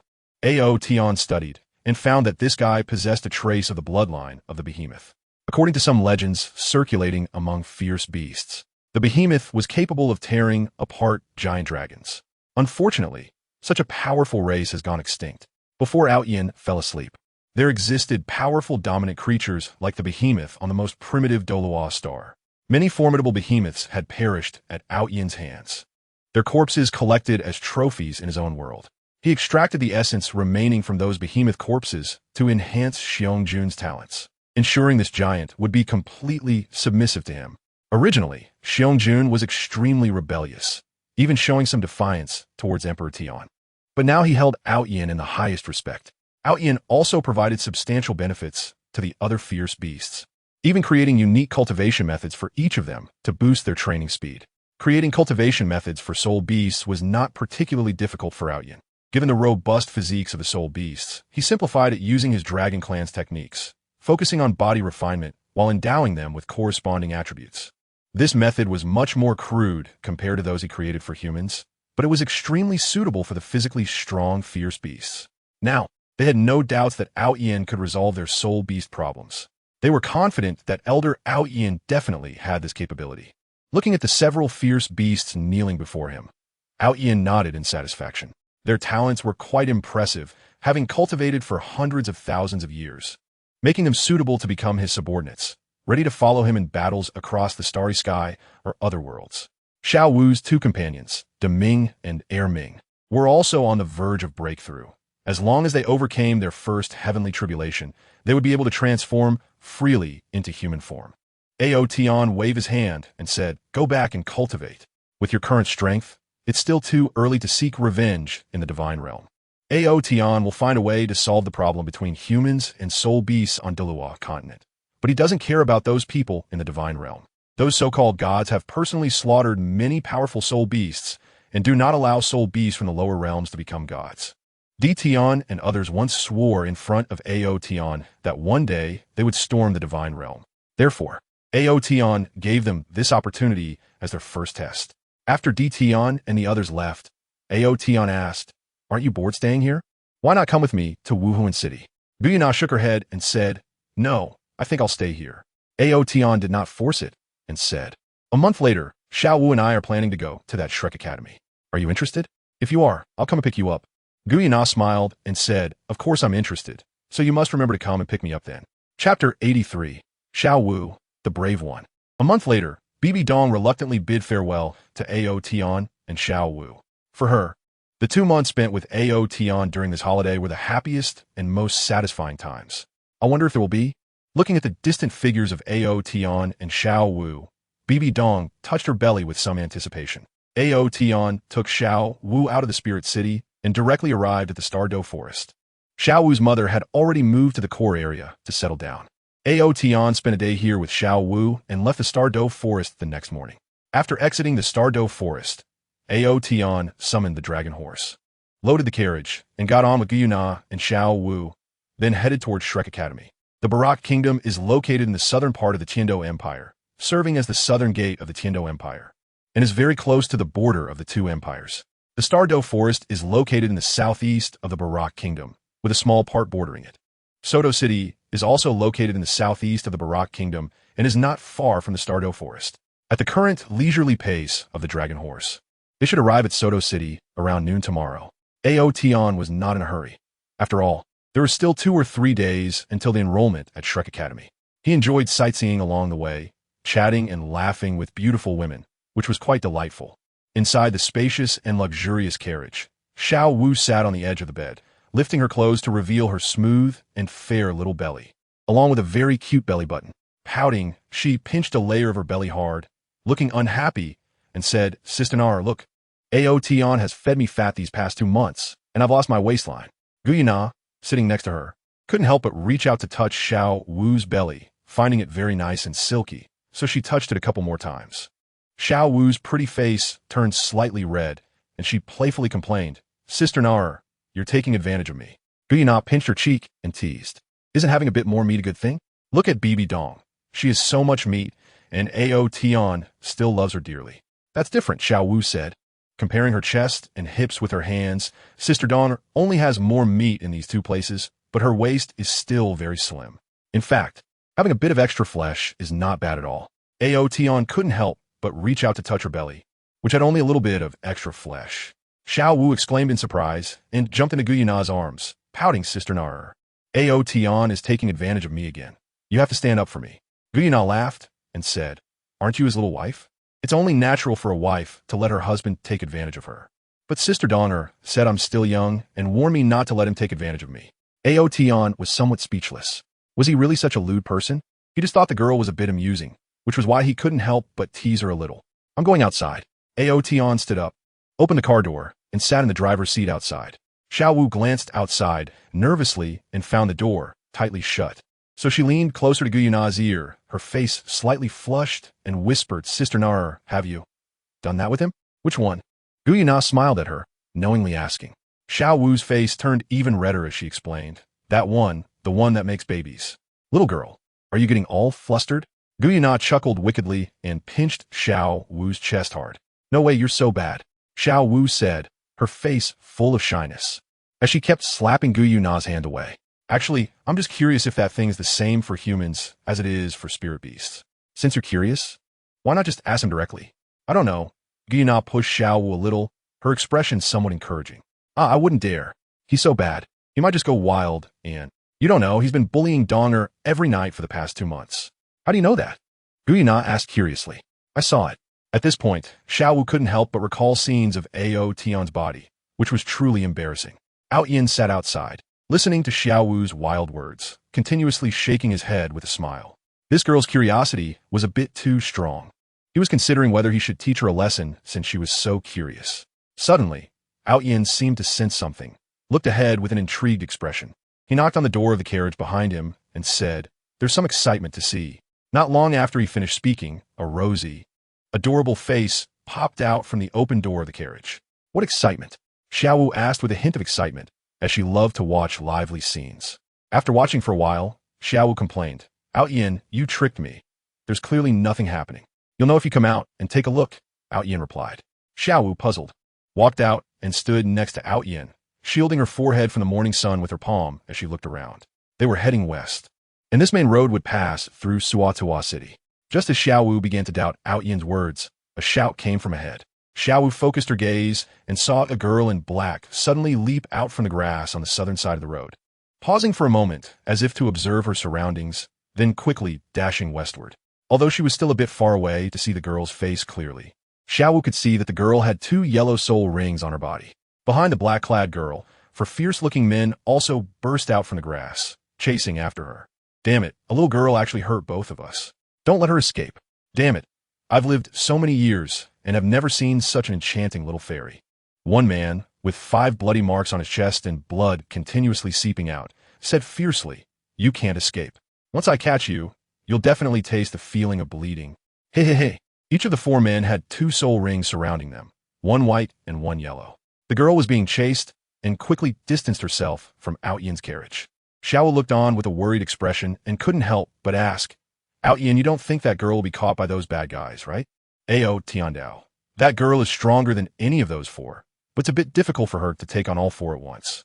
As he was speaking, the girl in black finally got caught up by the four fierce-looking men, and a fierce battle broke out between them.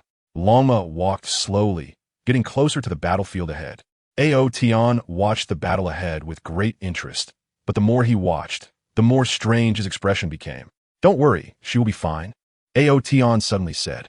However, in Xiao Wu's eyes, the situation of the girl ahead was already precarious. These humans are too wicked. I must go help her.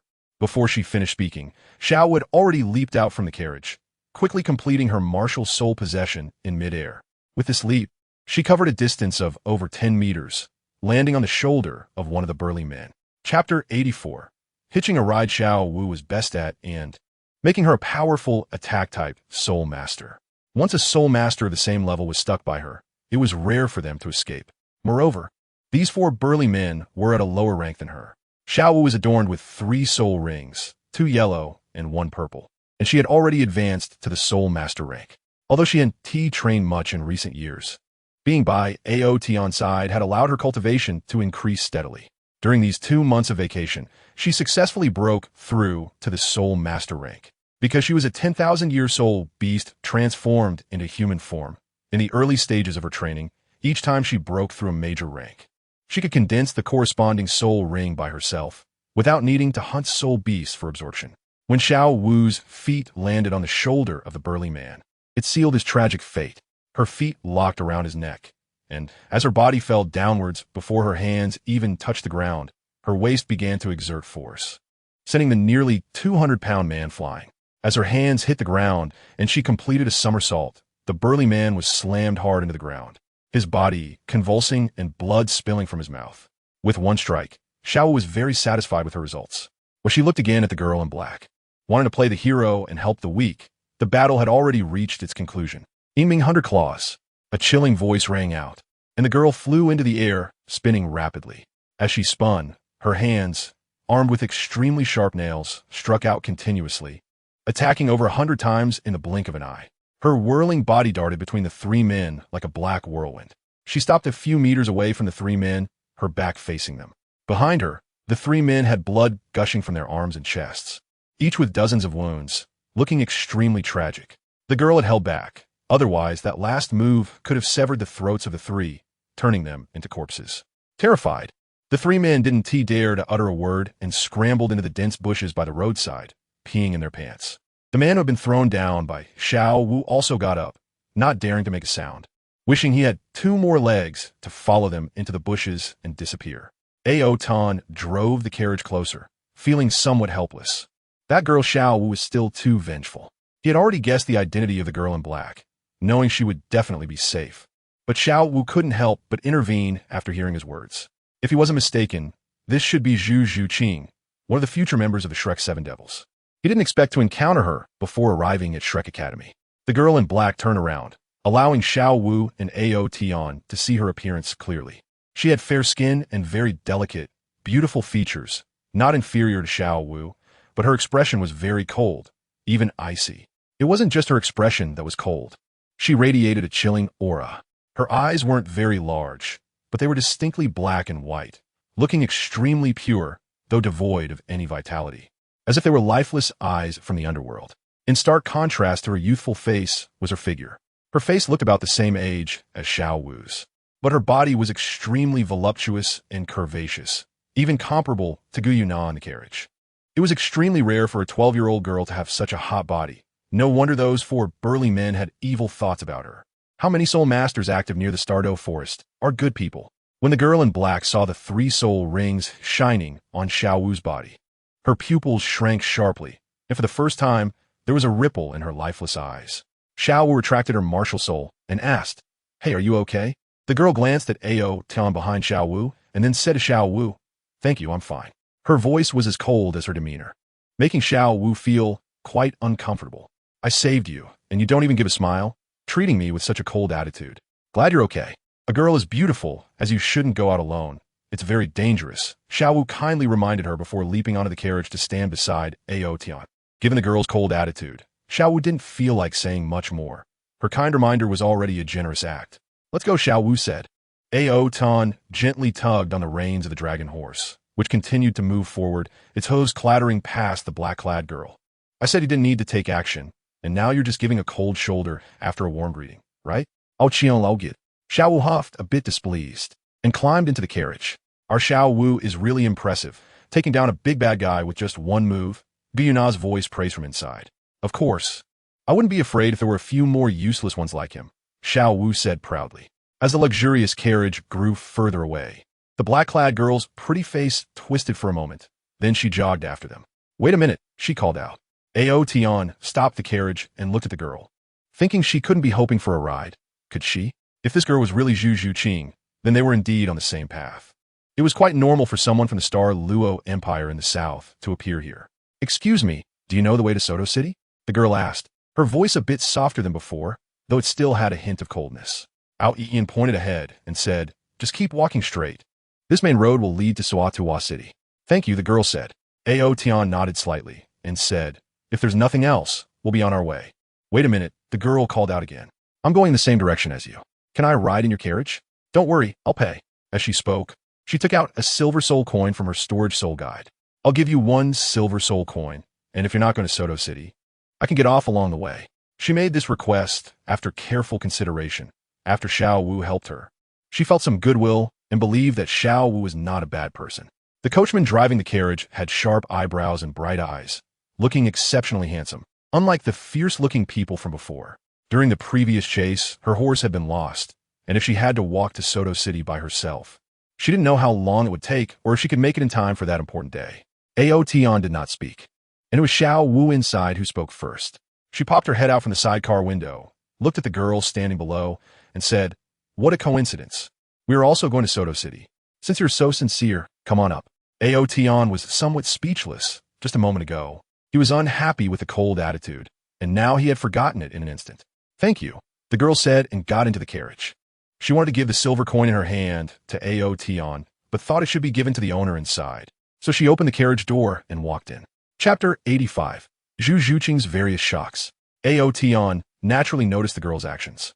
He shook his head and smiled, saying little more.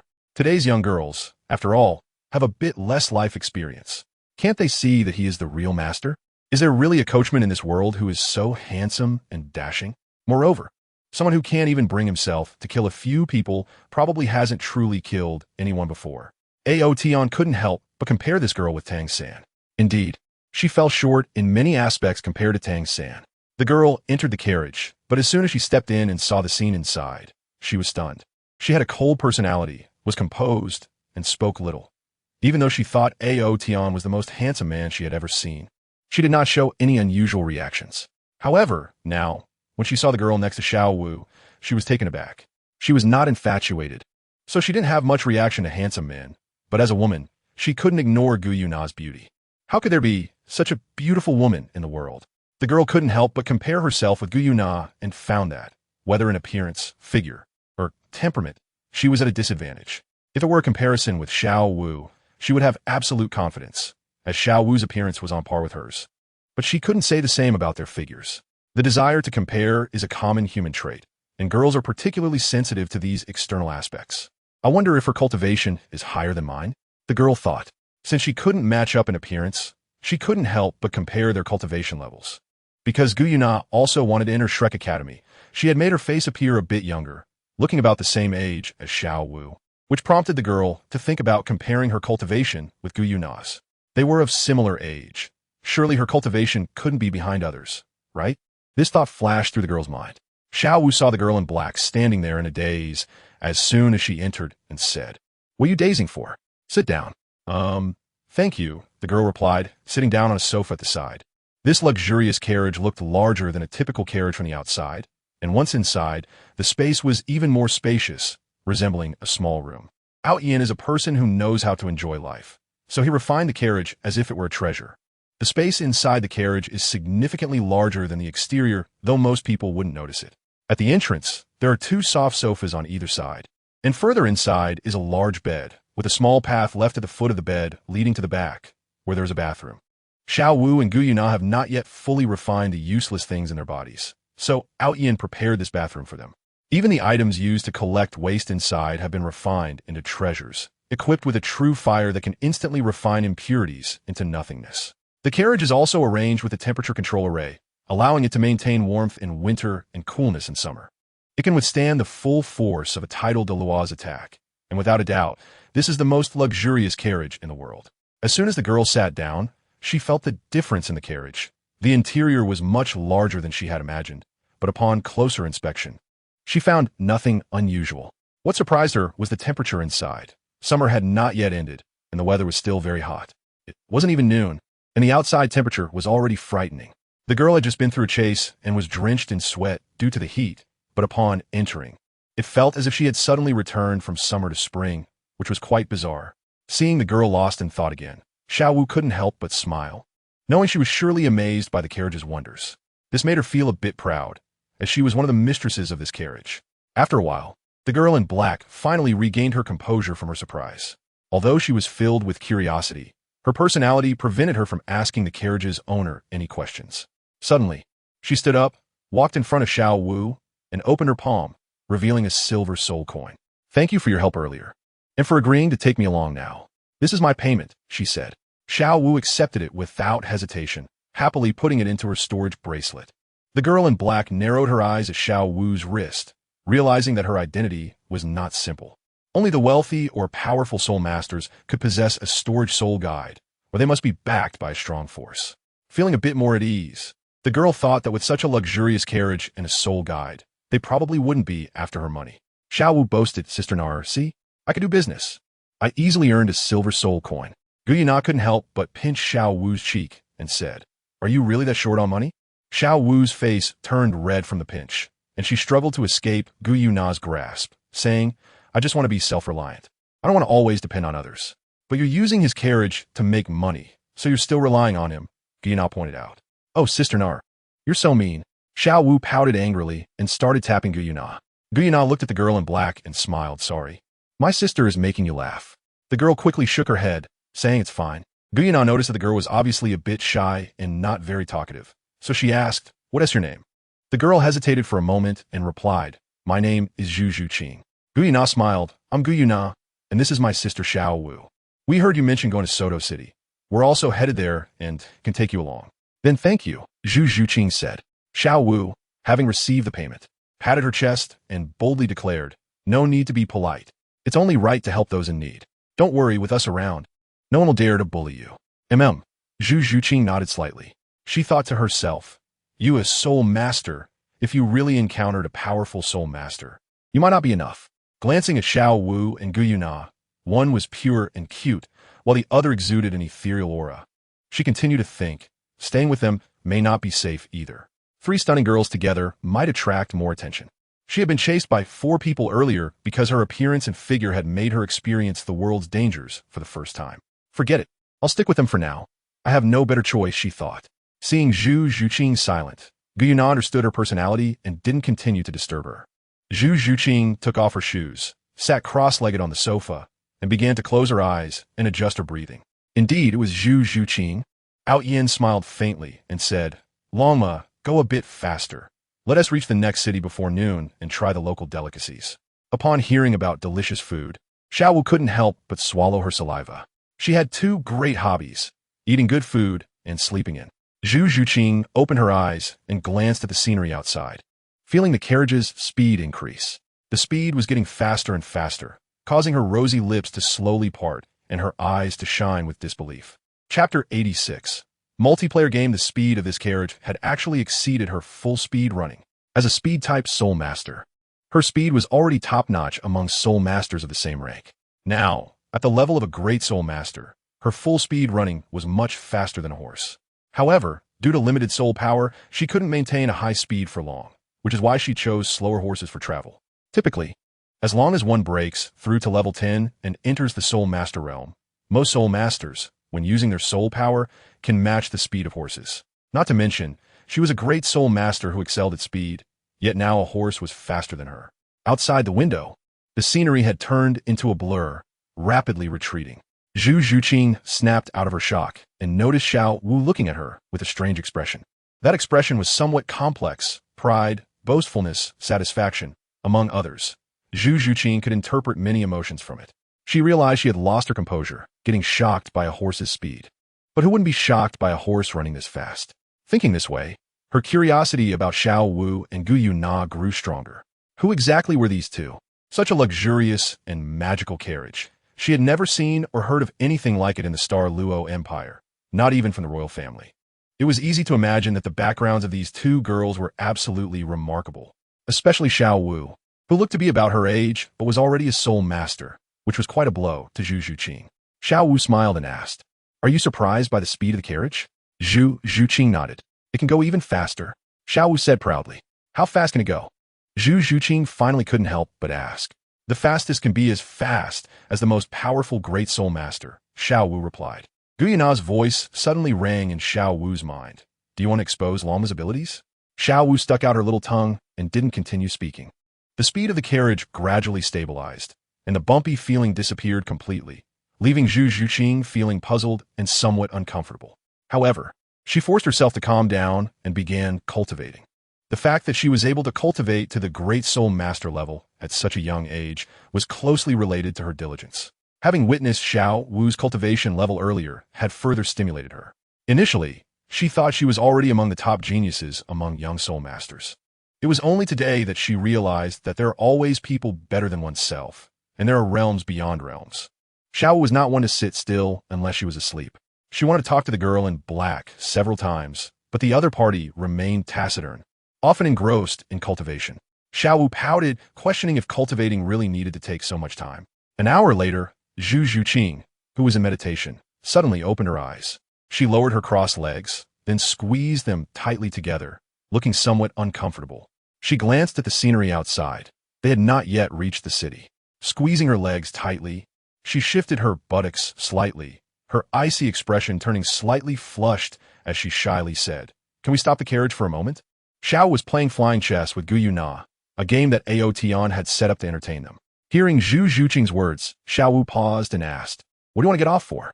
Zhu Zhuqing felt a bit embarrassed and replied, "I want to go down and take care of something." Xiao Wu smiled and said, "No need to get off. There's a bathroom inside." She pointed inside, indicating for Zhu Zhuqing to go in by herself. Zhu Zhuqing's face lit up with joy as she thanked her and quickly walked inside. It was not surprising that some carriages were equipped with toilets for emergencies.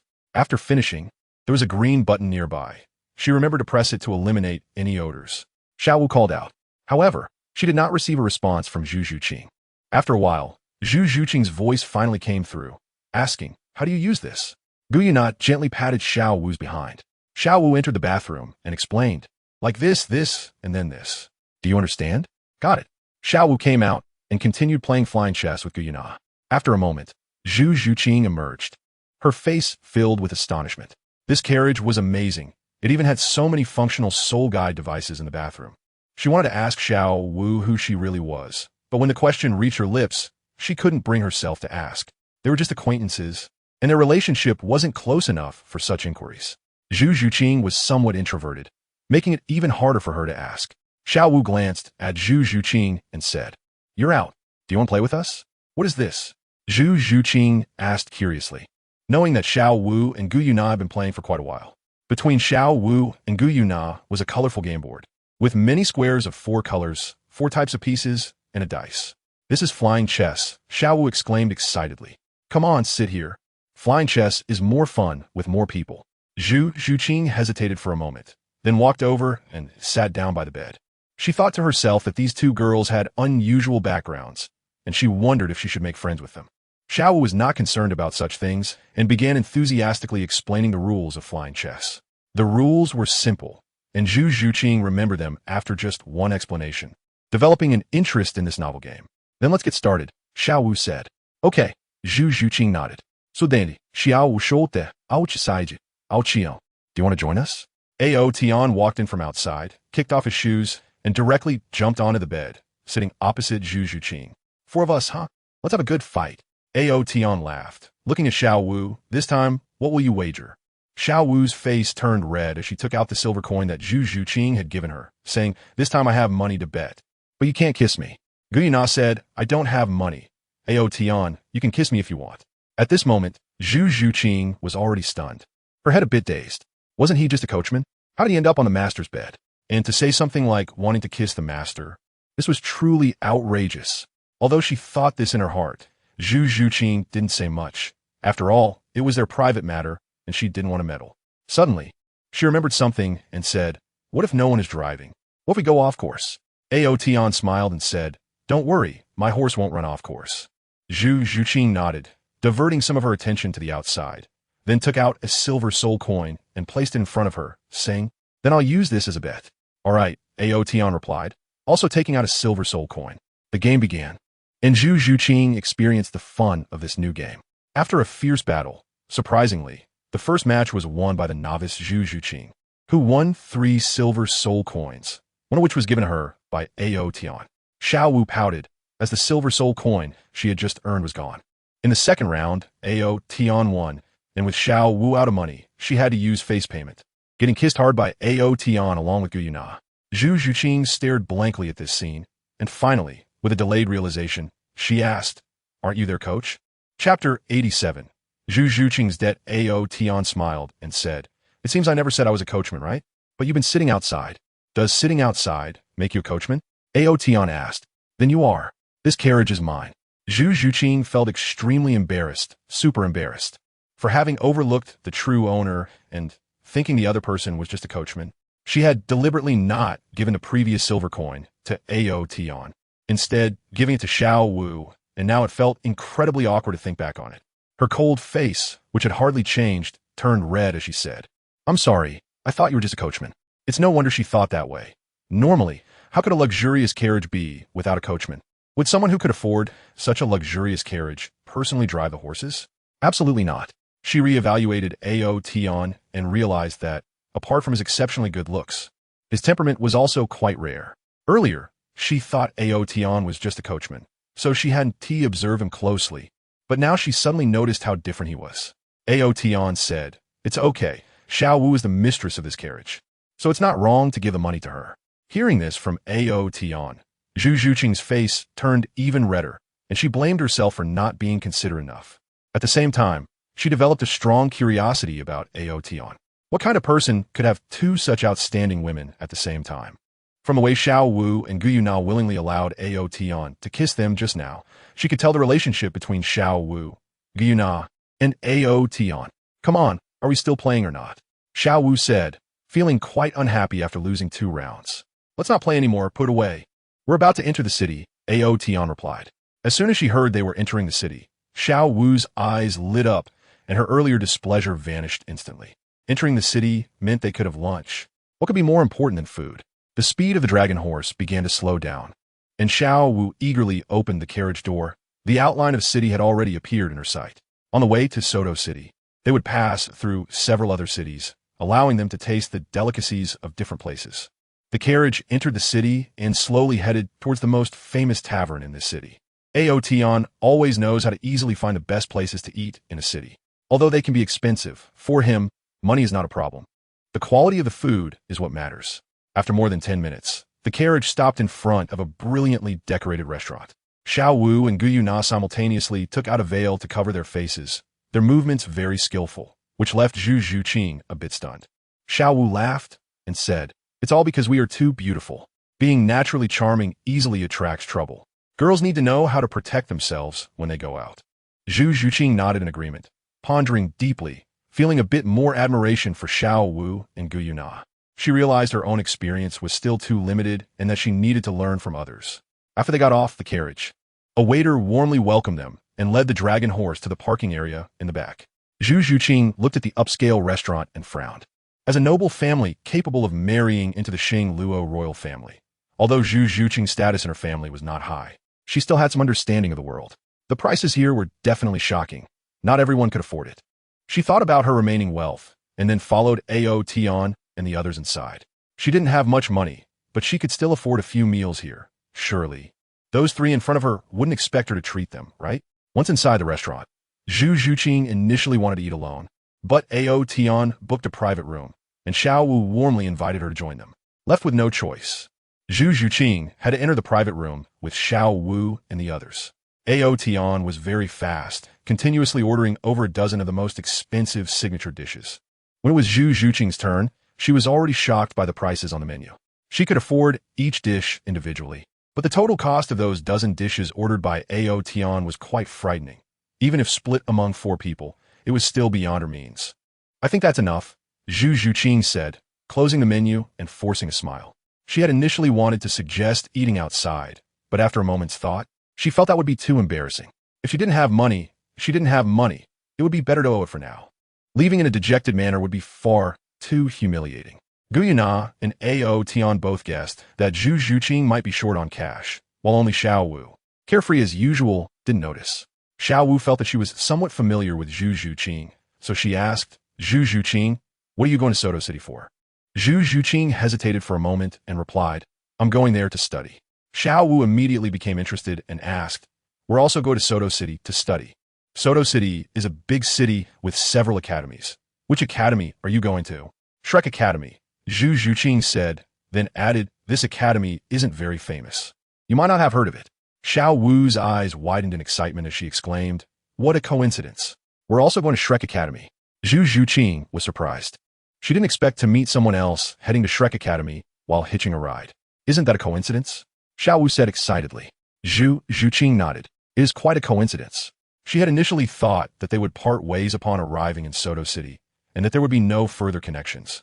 However, upon learning that Xiao Wu and the others shared the same purpose, Zhu Zhuqing's attitude toward them became a bit friendlier. After all, these 3 might be her classmates in the future. I heard that the admission requirements for Shrek Academy are very strict. You can't be over 13 years old, and your soul power must be above level 21. Do you know that? Zhu Zhuqing said. As she spoke, her gaze shifted to Gu Yuna and Ao Tian. She already knew Xiao Wu's soul respect level and that she didn't look over 13, but she still didn't know the strength of Ao Tian and Gu Yuna. Ao Tian smiled and said, I know, entering Shrek Academy is not difficult for us. Zhu Zhuqing nodded. Although she was still curious about Ao Tian and Gu Yuna's strength, she didn't ask further. The food was served quickly, and Xiao Wu exclaimed in delight while eating. While Zhu Zhuqing was a bit reserved, but Ao Tian could still detect the deep desire hidden in her eyes. He recalled that Zhu Zhuqing seemed to have had a hard time in her family, so this meal might be the best she had ever had from childhood to now. After finishing the meal and settling the bill, Ao Tian paid 10 gold soul coins. 10 gold soul coins might take an ordinary family several years of work to save up, yet Ao Tian spent it without even furrowing his brow. Zhu Zhuqing was very curious about what kind of identity Ao Tian had. She thought even her most favored sister, Zhu Zhuyan, would never spend 10 gold soul coins so casually. Ao Tian, Zhu Zhuqing suddenly called out. What is it? Ao Tian turned back. Zhu Zhuqing took out a gold soul coin and said, this meal costs 2.5 gold soul coins per person. I'll give you one first, and I'll pay you back the rest later, okay? Chapter 88, Rose Hotel, Zhu Zhuqing caught in adultery? It has been published, seeking subscription support, and more updates. No. Before Ao Tian could speak, Xiao Wu shouted first. Ao Tian and Gu Yuna looked at Xiao Wu with confusion. Zhu Zhuqing, on the other hand, had a troubled expression and said, but I didn't bring much money this time. Xiao Wu was certainly unwilling. She felt that she originally owed Ao Tian money, and as time went on, she ended up being his little wife. Therefore, she didn't want this girl, who was not worse looking than her, but had a much better figure, to owe Ao Tian money. I don't need you to pay. Let's consider this meal as Ao Tian treating us, Xiao Wu said. Ao Tian smiled and said, not bad. We'll be classmates in the future. So treating you to a meal is nothing. As he spoke, he appreciatively patted Xiao Wu's head, thinking that she was on the same page as him. But he didn't realize Xiao Wu's true thoughts. Zhu Zhuqing shook her head and said, thank you, but I don't like to owe others a favor. Xiao Wu quickly shook her hands and said, it's fine. You don't need to repay any favor. Zhu Zhuqing still shook her head and said, it's settled then. I will definitely repay the money I owe you. Since you want to repay, then go ahead, Ao Tian said, not insisting, as he took the gold soul coin that Zhu Zhuqing handed over. Xiao Wu had no choice but to say, then you need to repay it quickly.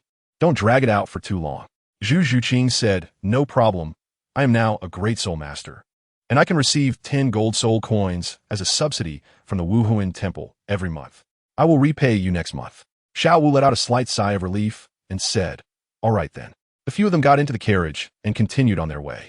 The carriage passed through the bustling city, with Xiao Wu and Zhu Zhuqing leaning against their respective windows, watching the lively scene outside. Ao Tian, stop for a moment.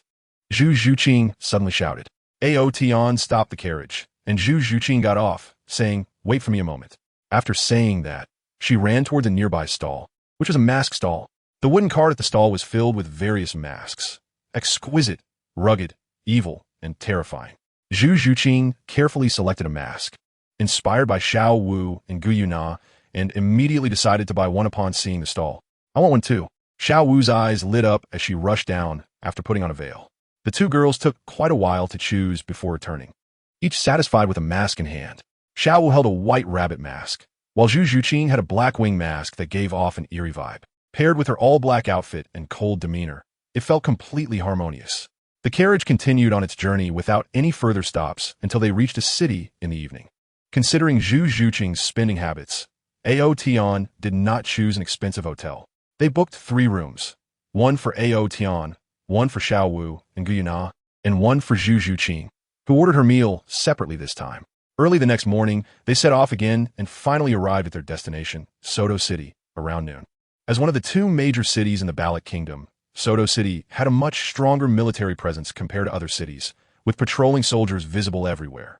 The streets were bustling with people, lined with various shops, making it very prosperous. Ao Tian was sitting in the driver's seat outside when Xiao Wu suddenly poked her head out and said, "Shrek Academy won't start enrolling students until tomorrow. Let's find a hotel to eat and stay for the night, and set off early in the morning." "Okay," Ao Tian replied. Xiao Wu pulled her head back in and asked, "Zhuqing, what about you? Are you coming with us?" After spending a day together, Xiao Wu had become more familiar with Zhu Zhuqing and addressed her directly. Zhu Zhuqing thought for a moment and said, "I'll go with you. It works out that we can go to Shrek Academy together tomorrow." "That's great," Xiao Wu exclaimed. "Let's find a hotel to stay in, then, after dinner, we can explore Soto City. We'll go to Shrek Academy tomorrow." Zhu Zhuqing didn't respond. She had made up her mind to stay in the hotel and focus on her cultivation after they settled in. Although she also wanted to go shopping, she rationally believed that cultivating was more important for her. Others might have the privilege to play and waste time, but she did not have that luxury. If she didn't work hard on her cultivation and lost to her sister in the future, the only thing waiting for her would be a dead end. Therefore, she could only devote herself to cultivation. "Ao Tian, stop, stop!" Xiao Wu suddenly shouted. Ao Tian stopped the carriage, and Xiao Wu had already crawled out, looking at a hotel nearby. The hotel was quite unique, 3 stories tall, not very large in scale, but its entire exterior was rose-colored, resembling a giant rose, giving a refreshing impression. The walls of the hotel were also adorned with 4 gilded characters. Rose Hotel. "This hotel is so interesting, Ao Tian. Let's stay here," Xiao Wu said. Ao Tian thought for a moment as he looked at the hotel. Hearing Xiao Wu's words, he smiled and said, "Sure." He gazed at the hotel with a hint of interest. "I wonder if I will run into Tang San here, and that Dai Mu Bai who is always with the twin sisters," Ao Tian pondered. With that thought, he glanced back at the rear compartment of the car, where Zhu Zhuqing was still sitting. He wondered if anything interesting would happen when she sees her fiancé fooling around with other girls. Ao Tian did not use his divine sense to observe the situation inside. For him, surprises were a source of joy. Knowing everything in advance would make it dull. Ao Tian drove the carriage to the hotel entrance, and several people got off and walked inside. "Don't we need to wear masks?"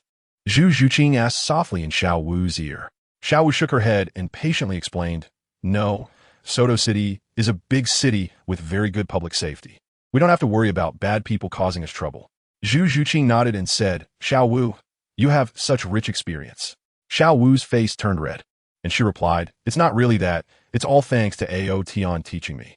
Zhu Zhuqing looked at Ao Tian in front of them, and her curiosity grew stronger. What kind of person could make 2 outstanding girls willingly follow him? The 4 entered the hotel lobby, but found it in chaos. The floor in the center was broken in many places, and many of the surrounding tables and chairs were scattered as if they had just been swept away by a violent wind. In addition, there were many large blue silver grasses left on the ground. In fact, these blue silver grasses didn't look like normal blue silver grasses anymore. But Ao Tian and Xiao Wu recognized them at a glance because they were very familiar with them. These were Tang San's blue silver grasses. "Isn't this Tang San's blue silver grass? Did he come here too? Did he get into a fight with someone?" Xiao Wu exclaimed in surprise. Just then, a middle-aged man hurried over. With an apologetic expression, he said, "Hello, I'm the hotel manager. I'm very sorry, but our hotel is currently fully booked." Xiao Wu felt a bit regretful and asked, "Was there a boy with a blue silver grass martial soul fighting here just now?" The hotel manager nodded and replied, "Yes, that's correct." "Who won?" Xiao Wu asked. "The blue silver grass soul master won," the manager said. Xiao Wu responded with an "oh" and didn't say anything further. Ao Tian. Since there are no rooms left here, let's change to another place. Chapter 89. Dai Mu Bai has taken a liking to Guyu Na. Second update. Please subscribe. Ao Tian guessed that Tang San should be in the hotel above. He had no intention of meeting Tang San and walked out with Xiao Wu, Guyu Na, and Zhu Zhuqing. The four of them got into the carriage and continued on their way. Xiao Wu pouted, looking very unhappy. She really liked that hotel, but didn't get to stay there. Guyu Na comforted her, saying, "Don't be sad. There will definitely be other hotels. It might be a bit difficult," Zhu Zhuqing suddenly said. Guyu Na and Xiao Wu both turned their gazes to Zhu Zhuqing. Zhu Zhuqing explained, "Look outside. There are many young boys and girls. It's the enrollment time for the Soul Master Academy, and there are many primary, intermediate, and advanced academies in Soto City.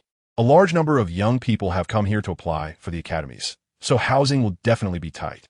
Having lived in a big city like Xingluo City, she had seen this scene before, which allowed her to confidently state her guess. Xiao Wu suddenly became a bit anxious and quickly knocked on the front door of the carriage, saying, "Oh, Tian, hurry up." Ao Tian naturally heard Zhu Zhuqing's analysis and laughed. "Don't worry, you won't have to sleep in the carriage." As the carriage turned the corner, an ivory-white hotel appeared before them. This hotel was significantly larger than the previous Rose Hotel and looked more impressive. Xiao Wu quickly said, "Ao Tian, it's this one. Let's go take a look." "All right." Ao Tian drove the carriage to the hotel entrance and then got off the carriage with Xiao Wu and the three girls. "Are there any rooms available?" he asked a staff member who came to take the horses. "Yes, sir," the staff member replied enthusiastically, but his gaze was shocked as it fell on Guyu Na and the other three girls. He had been a staff member for many years and had never seen such beautiful girls. "Great!" Xiao Wu exclaimed. The four of them walked into the hotel, and another staff member immediately came out to guide them. As soon as they entered the hotel lobby, Ao Tian heard a slightly youthful but very masculine voice. He looked towards the front desk and saw a blonde man embracing two women, presumably checking in.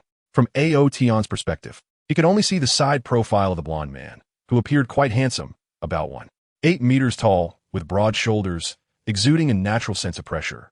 The man had one arm around each of the two flamboyantly dressed girls, who were tall and looked strikingly similar, being a pair of twin sisters, appearing to be around 17 or 18 years old, with a pure yet slightly seductive appearance. Their curvy bodies intentionally brushed against the blonde man, and one of them said coyly, "Mubai, hurry up, I haven't seen you for 2 days, I miss you so much." All right, I'll definitely satisfy you today." The blonde man laughed heartily. Zhu Zhuqing, standing behind Ao Tian, had her eyes wide open in disbelief, her body slightly trembling. As the blonde man was about to turn around, Zhu Zhuqing hurriedly took out the black mask she had bought earlier and put on her face. Ao Tian's face showed a look of great interest. Just when he thought a good show was about to unfold, he realized that Zhu Zhuqing did not choose to explode. "Since you don't want to reveal yourself, I'll help you a bit." Ao Tian's fingers moved slightly, casting an invisible seal on Zhu Zhuqing to completely hide her aura. A soul master constantly emits their own aura, and no matter how much they try to conceal it, other soul masters with stronger mental strength can still sense it, as well as some soul masters with special sensitivity. Zhu Zhuqing and Dai Mubai's martial souls can naturally form a martial soul fusion skill, which creates a special sensitivity that can be detected as long as they are close. Ao Tian had just hidden Zhu Zhuqing's aura, making it impossible for Dai Mubai to sense her. Dai Mubai finally turned around, his handsome face displaying a ruggedness. Although he couldn't compare to Ao Tian, he was still considered a top-notch handsome man, especially with his pair of deep blue eyes that emanated an eerie cold light. Anyone who saw such a uniquely beautiful man would be drawn to him. Dai Mubai appeared somewhat impatient, wrapping his arms around two girls and heading towards the staircase nearby. But he soon noticed that the two girls beside him had stopped, and following their gaze, he immediately spotted Ao Tian and the others. Dai Mubai's gaze was extremely sharp, sweeping over them before locking on Guyu Na. He automatically overlooked Ao Tian, who was even more handsome than him, the pure and adorable Xiao Wu, and the masked Zhu Zhuqing, who had an explosive figure. The girl, standing in the middle, gave him an astonishing feeling. As a prince of the Star Luo Empire, he had seen countless stunning women, but he had never encountered a girl with such unparalleled beauty and unique temperament.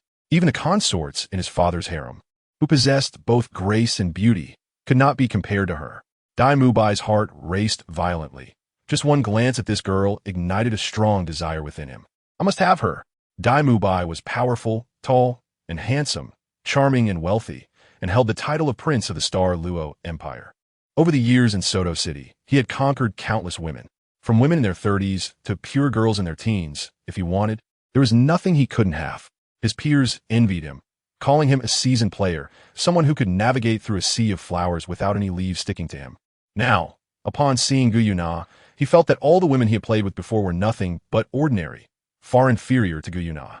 Dai Mubai released the two girls in his arms and walked towards Ao Tian. A brilliant smile appeared on his face as he showcased his most handsome side. He directly bypassed Ao Tian, standing in front of Gu Yuna, smiled, performed a noble gentleman's bow, and gently extended his hand, saying, "Hello, my name is Dai Mubai. May I have the pleasure of getting to know you?" The hotel lobby immediately erupted with a few sharp gasps.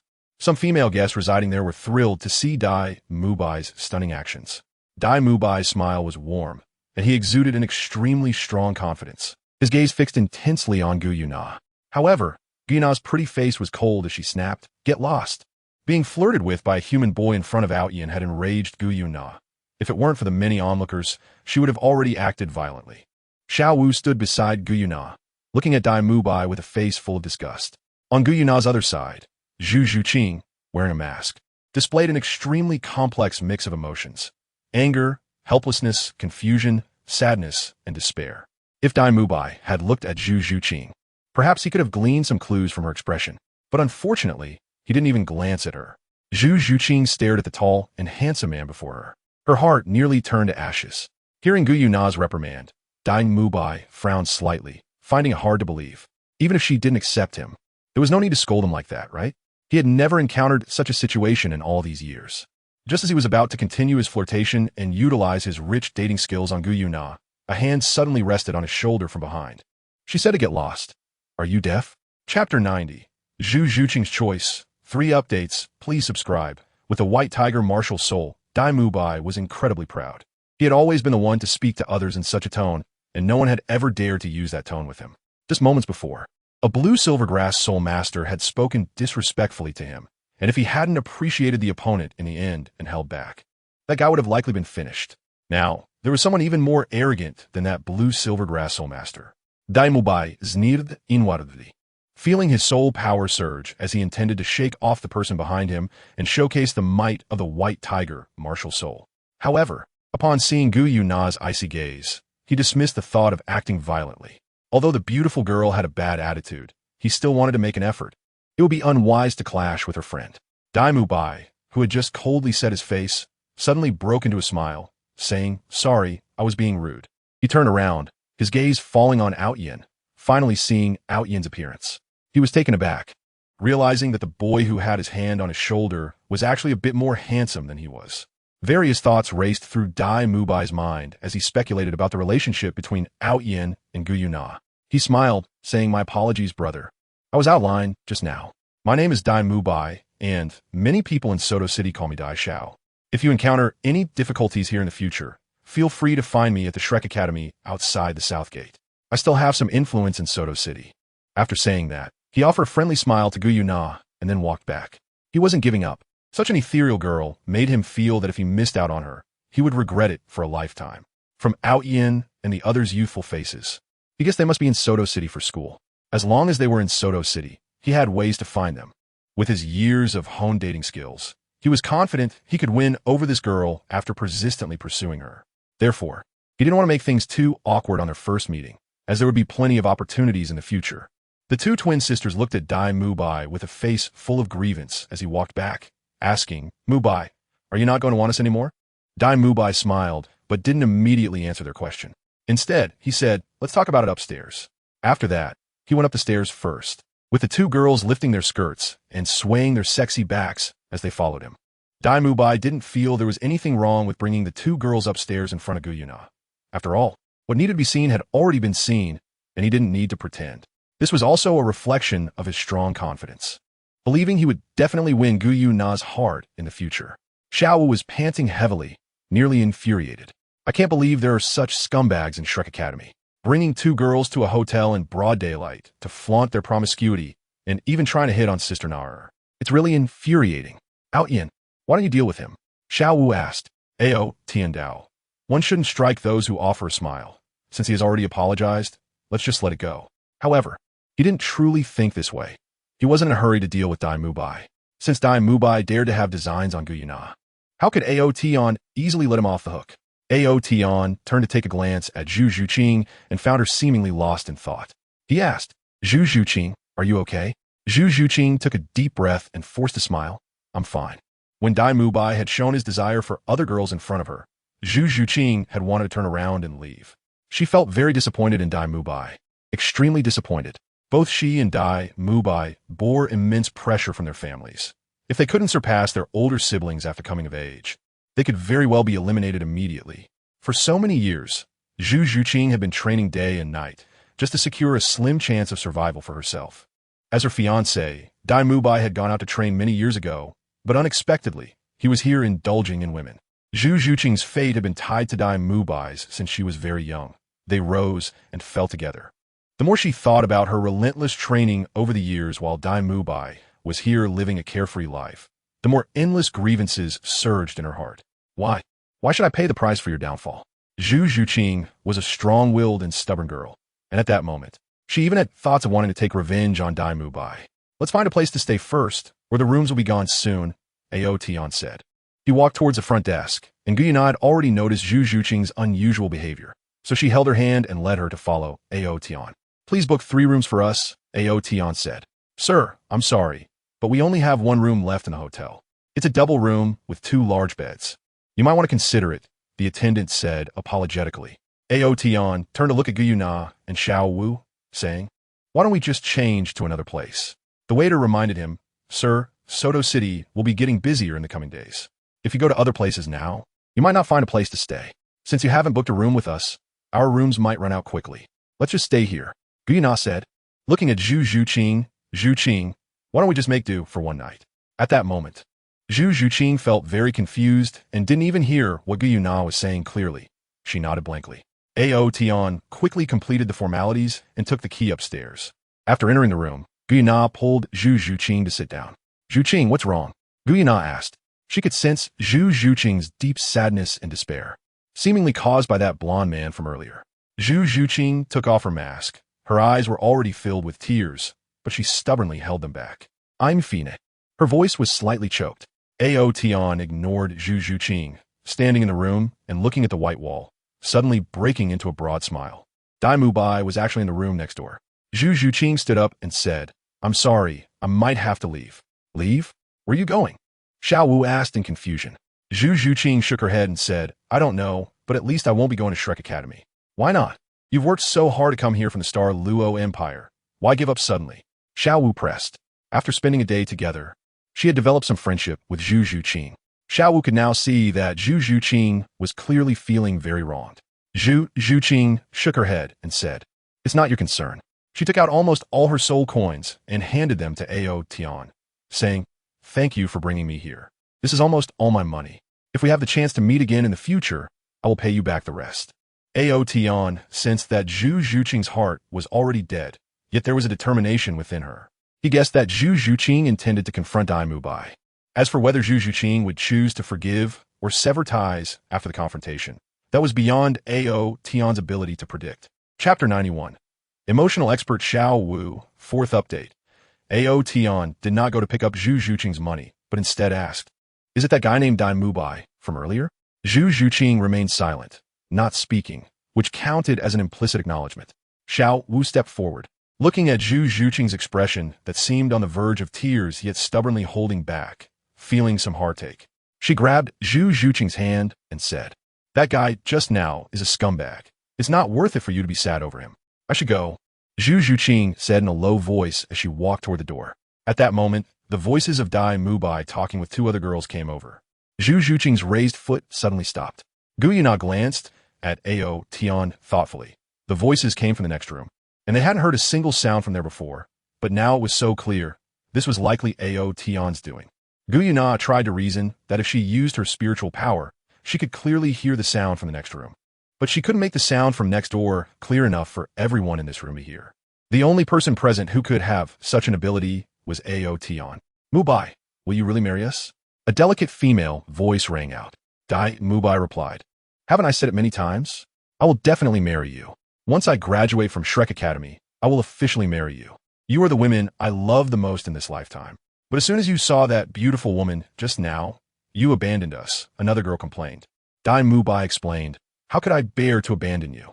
You know I'm the boss among all the students at Shrek Academy. Our principal assigned me a task to try to make connections with outstanding young soul masters in Soto City these days and find a way to invite them to Shrek Academy. I was just chatting with that girl to fulfill our academy's mission. You can go ask at Shrek Academy. All the students can testify for me. Really? I, Mubai. Swear that if there is a single lie, let me be struck by lightning. Mubai, we believe you. Don't make such a toxic vow. Mubai said tenderly. Mubai am guiltless. What does it matter if I make a toxic vow? As long as you believe me, I'm willing to do anything. Mubai, my darling. Didn't you say you missed me a lot before? I miss you all to death. I will stay with you until dark, come on. Disgusting. Immediately after, the enticing voices of the two girls and a rhythmic sound followed. Mubai occasionally burst out with a few vulgar and lewd remarks. Zhu Zhuqing's face first turned red with anger, then became pale with despair. She staggered and almost fell to the ground. Xiao Wu quickly supported her and helped her sit down on the sofa. Zhu Zhuqing could no longer hold back. Tears streamed out like a broken dam, and her eyes quickly turned red. Ao Tian shook his head and sighed, saying, women in love are just foolish, easily deceived by a lie full of flaws. Those two girls would realize the loopholes in Mubai's words if they just thought rationally. Since he is inviting outstanding soul masters to Shrek Academy, how does he know Gu Yuna is outstanding? Is he judging by her appearance? Why did he not approach anyone else besides Gu Yuna? Yet, these two girls easily believe Mubai's sweet talk without even thinking. Or perhaps they have already seen through Mubai's lies. What they care about is not him as a person, but his money. But regardless of which situation it has caused a huge blow to Zhu Zhuqing. Ao Tian felt that if Zhu Zhuqing had any hope for Mubai before, she must be completely desperate now. At this moment, even Xiao Wu, no matter how naive, understood that Zhu Zhuqing and Mubai should be in a romantic relationship, which is why Zhu Zhuqing was so affected by this situation. The woman's sympathy instantly made her decide to help Zhu Zhuqing. While gently patting Zhu Zhuqing's back, she comforted her, saying, there isn't a good man among them. They're all heartless scoundrels. We don't need to be sad over these worthless people. Ao Tian couldn't help but touch his nose, not rebutting Xiao Wu's words. After all, Xiao Wu was currently comforting Zhu Zhuqing. He didn't feel guilty at all about letting Zhu Zhuqing hear the sound from next door. Mubai daring to covet Gu Yuna. Losing Zhu Zhuqing was the most cruel punishment for him. When he eventually learns that the masked girl beside Gu Yuna is Zhu Zhuqing, he would probably regret it deeply.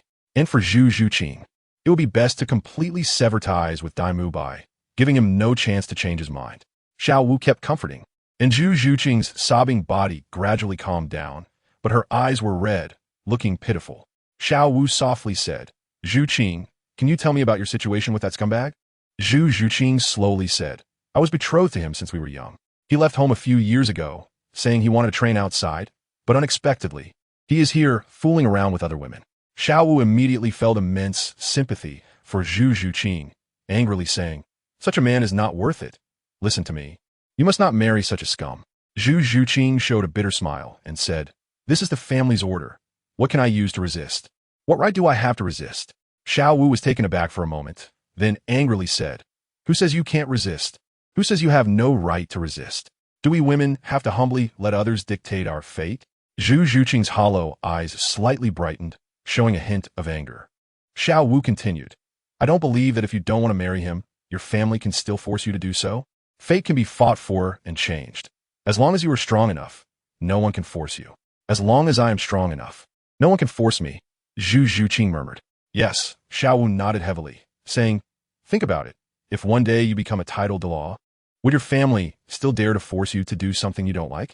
Zhu Zhuqing's eyes brightened, but soon dimmed again, saying, it's not easy to become a title-to-law. I might have to accept the destiny arranged by others before I even become a title-to-law. Don't worry.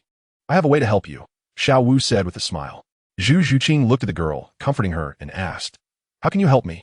Suddenly, 3 spirit rings appeared around Xiao Wu, and she said, "I'm also 12 years old, but I am already a spirit elder. As long as you follow me, I have a way to increase your training speed." Ao Tian was astonished, not expecting Xiao Wu to say such things. How could this girl possibly have the ability to enhance Zhu Zhuqing's cultivation? In the end, she would probably still need his help. As he thought of this, Ao Tian saw Xiao Wu suddenly turn around and playfully wink at him a few times. Chapter 92, The Hairless Rabbit, 5th update. Ao Tian was at a loss whether to laugh or cry. It seemed that Xiao Wu was truly determined to have him help Zhu Zhuqing. After thinking it over, he realized that helping Zhu Zhuqing wasn't out of the question. If he didn't lend a hand, Zhu Zhuqing might feel pressure in the future to compromise and forgive Dai Mubai. Since Dai Mubai had offended Ao Tian, how could Ao Tian allow him to be happy? Moreover, Ao Tian felt a bit of sympathy for Zhu Zhuqing. It was too pitiful for her to witness her fiancé entering a hotel with another girl on her very first day in Suatawa City. Ao Tian gently nodded at Xiao Wu. Xiao Wu turned back with satisfaction and looked at Zhu Zhuqing, saying, "Trust me, your own destiny is in your hands. To hell with arranged marriages." Zhu Zhuqing clenched her fists tightly, her delicate face showing a glimmer of hope as she asked, "Xiao Wu, do you really have a way to speed up my cultivation?" Xiao Wu nodded seriously and said, "Of course. Haven't you seen that I've already become a soul master? In fact, I have a method to enhance the speed of cultivation." Seeing Zhu Zhuqing somewhat moved, Xiao Wu's expression became excited as she continued to encourage. Where there is oppression, there is resistance. To hell with Dai Mubai. A woman's destiny should be in her own hands. Zhu Zhuqing's gaze gradually became resolute, and she slowly nodded with determination, saying, "Xiao Wu, then I will entrust my fate to you." After Xiao Wu's earlier guidance, she also came to understand.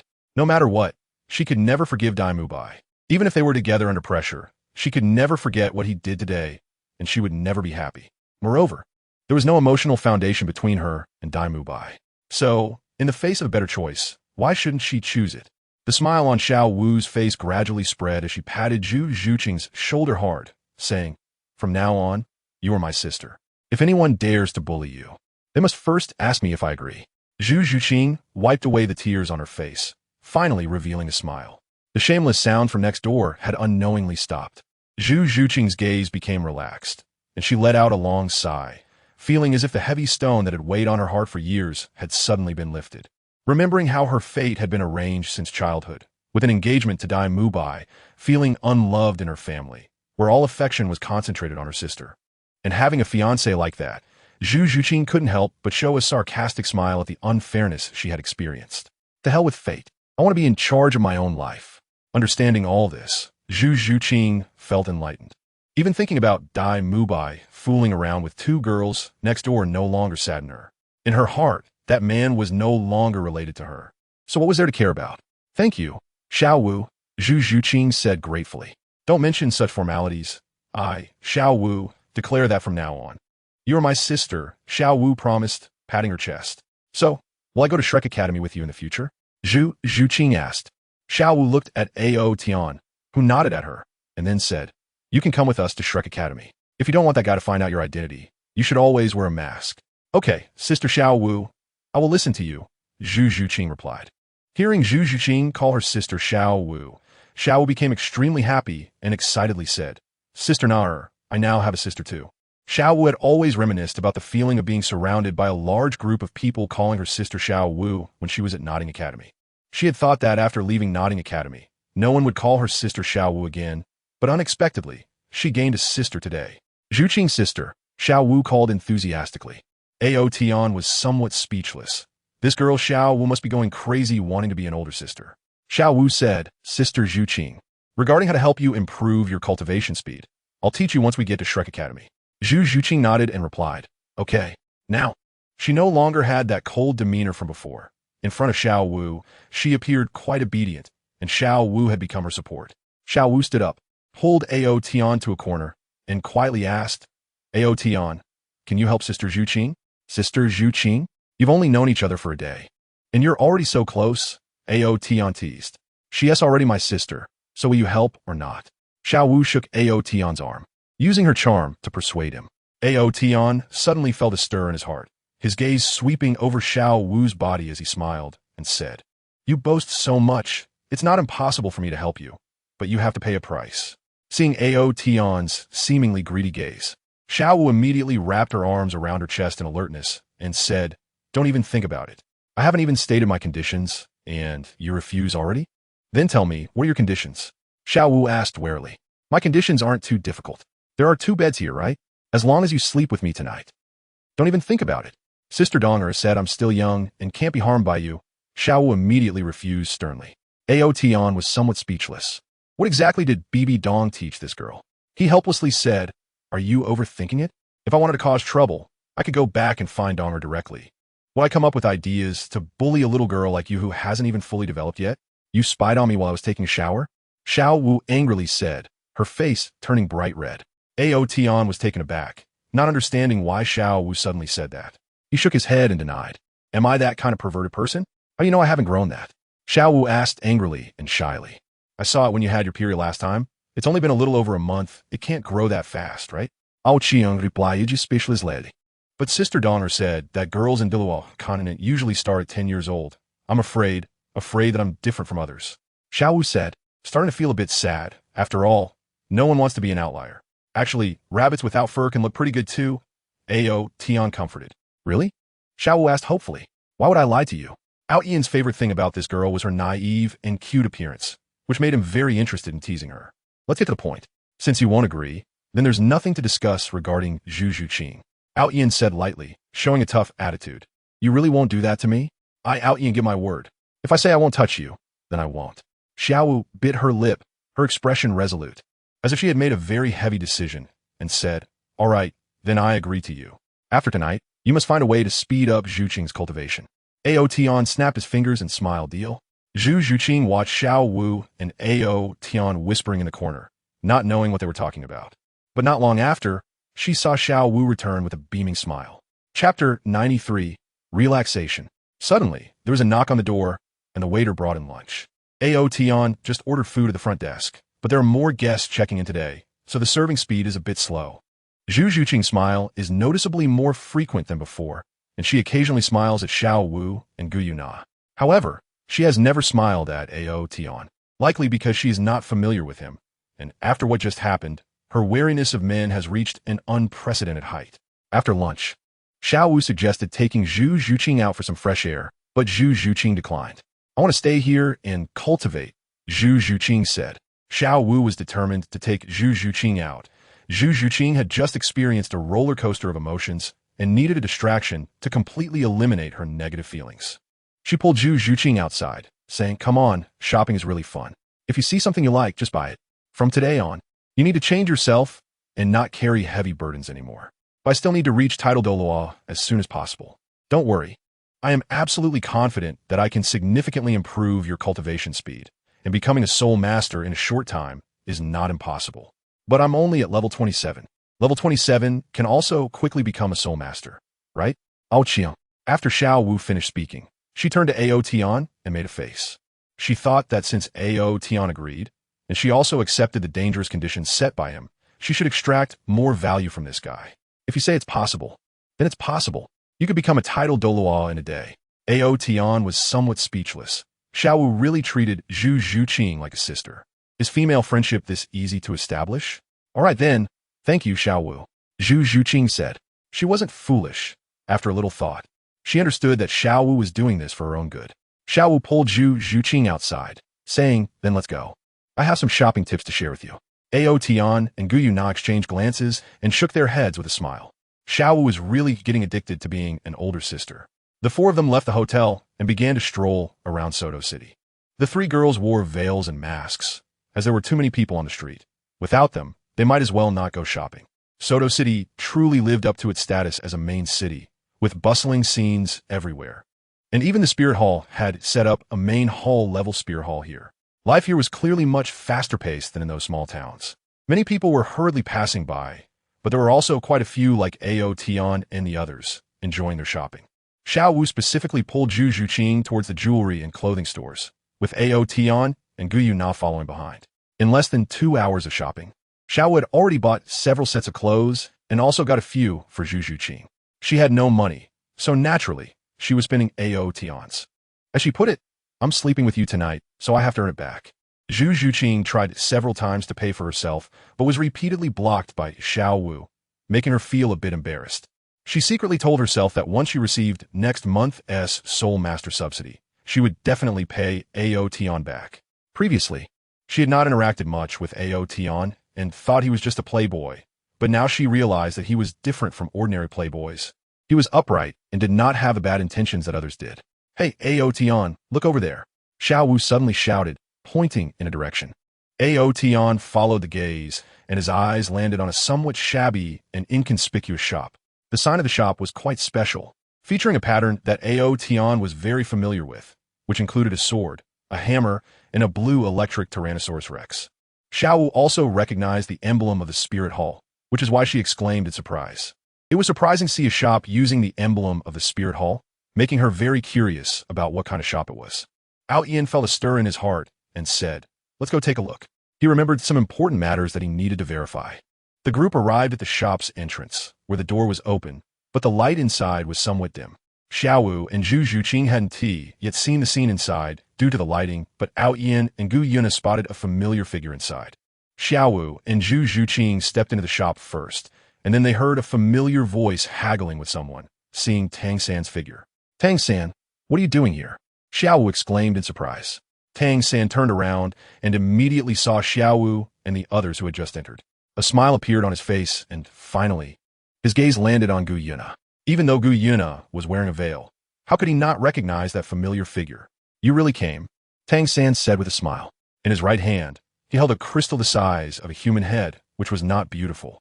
Large, dark yellow impurities were visible inside, making it look like a low-quality crystal. He must have been discussing the price of this item with the shop owner just moments ago. Not far behind Tang San, a middle-aged man who looked to be around 50, with a robust build, was lying on a rickety lounge chair, eyes closed, swaying slightly as the chair creaked. The middle-aged man had a peculiar appearance, with a flat face and a prominent hooked nose. His long face resembled a shoe sole, exuding an air of cunning. He had been leisurely haggling with Tang San with his eyes closed, but when Ao Tian and the others entered, he opened his eyes to take a look. Upon seeing a few young children, he weakly said, "Just take a look." After saying this, he was about to close his eyes again, but soon his gaze froze on Tang San's waist. "Where did you get that belt?" he asked suspiciously. "This was given to me by my teacher." "Do you know it?" Tang San replied, puzzled. The middle-aged man's expression turned strange as he murmured, "You are actually his disciple. Then this broken stone is a gift for you. No charge." "You know my teacher?" Tang San asked. "Why ask so much? Just take it and don't disturb my sleep." The middle-aged man waved his hand and lay back down, his tone somewhat impatient. Tang San said nothing more, silently placing 2 bags of gold soul coins on the nearby table before walking out. "Let's go," Ao Tian said, leading Xiao Wu and the others outside. Tang San turned to look at Ao Tian and the others and said, "I'm glad you can come to Shrek Academy. Have you found a place to stay? If not," Ao Tian raised his hand to interrupt Tang San and said, "No need. We have already checked into a hotel." Tang San looked at Gu Yuna and said, "Since we've met here, shall we meet tomorrow and go to Shrek Academy together?" "No need.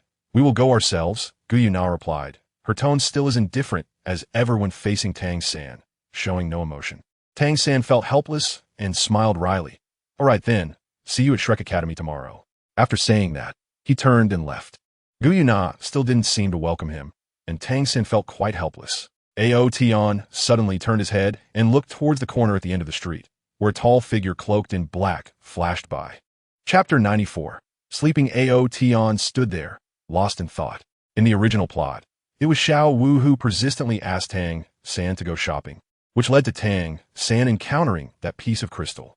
But now, without Xiao Wu, Tang San was still able to come here and take that piece of crystal that could be used to make a dragon whisker needle. This intrigued Ao Tian. Was this merely a coincidence, or was it destined? Could it be that Tang San truly is the child of destiny? But what is destiny? Does such a thing really exist? Even at Ao Tian's current level, he cannot discern this, which is one of the reasons he is interested in staying by Tang San's side. Although he cannot yet determine whether destiny exists, he can vaguely sense the fortune of a person at his current level. Fortune is an enigmatic thing, and one common manifestation of it is luck. Those with good luck tend to have a more intense fortune. The manifestation of fortune is not limited to this. It can present itself in various opportunities. Undoubtedly, Tang San's fortune is much denser than that of an average person. Ao Tian has also observed the fortunes of Xiao Wu, Guyuna, and Bibi Dong. Originally, their fortunes were much lower than Tang San's, but after being in contact with him for a long time, the fortunes around them gradually began to grow stronger. Ao Tian understood that the changes in luck for Xiao Wu and the others were because of him, as he was also a person with great fortune. Otherwise, he wouldn't have crossed over to this place and cultivated to his current level. Ao Tian, what are you daydreaming about? Xiao Wu stood on her tiptoes and tapped Ao Tian on the shoulder. Nothing. Where do you all want to go play? Ao Tian asked with a smile. Xiao Wu pointed at a gigantic building in the distance, excitedly saying, "That building looks very unique. Let's go check it out." It was an oval-shaped structure, towering over 100 meters high, giving off a heavy and oppressive feeling just from its appearance. Xiao Wu had never seen such a building, so she was naturally a bit excited. The group walked in that direction, and Zhu Zhuqing said, "That is the Great Soul Arena." "What is the Great Soul Arena?" Xiao Wu asked curiously. Zhu Zhuqing was a bit surprised that Xiao Wu didn't know, but patiently explained, "The Great Soul Arena is a place for fighting with soul weapons. It's where soul masters battle against each other. Soul masters can register inside for friendly matches, life and death battles, and so on. Only cities at the level of a main city or above have the Great Soul Arena, representing the strength of a city or even a country. Only the two great empires have such arenas. The Spirit Hall does not, so it's normal that Xiao Wu doesn't know about it. Can we go and watch?" Xiao Wu asked eagerly. Of course, the Great Soul Arena sells tickets. As long as you buy a ticket, you can go in to watch the battles. The fights inside are divided into many levels, and the ticket prices vary according to the different levels, Zhu Zhuqing explained. Watching others fight seems really fun. Let's hurry up and go. Xiao Wu excitedly pulled Zhu Zhuqing forward.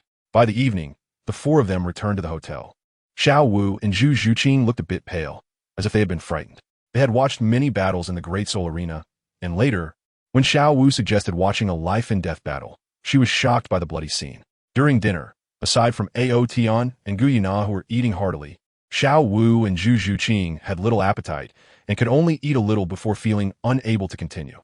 After dinner, suddenly there was a sound of a door opening from the next room, and Dai Mu Bai and the two girls left, chatting and laughing. Xiao Wu couldn't help but glance at Zhu Zhuqing, only to find that Zhu Zhuqing's expression was calm and there was nothing unusual. "I'm going to take a shower," Zhu Zhuqing said as she stood up and walked into the bathroom.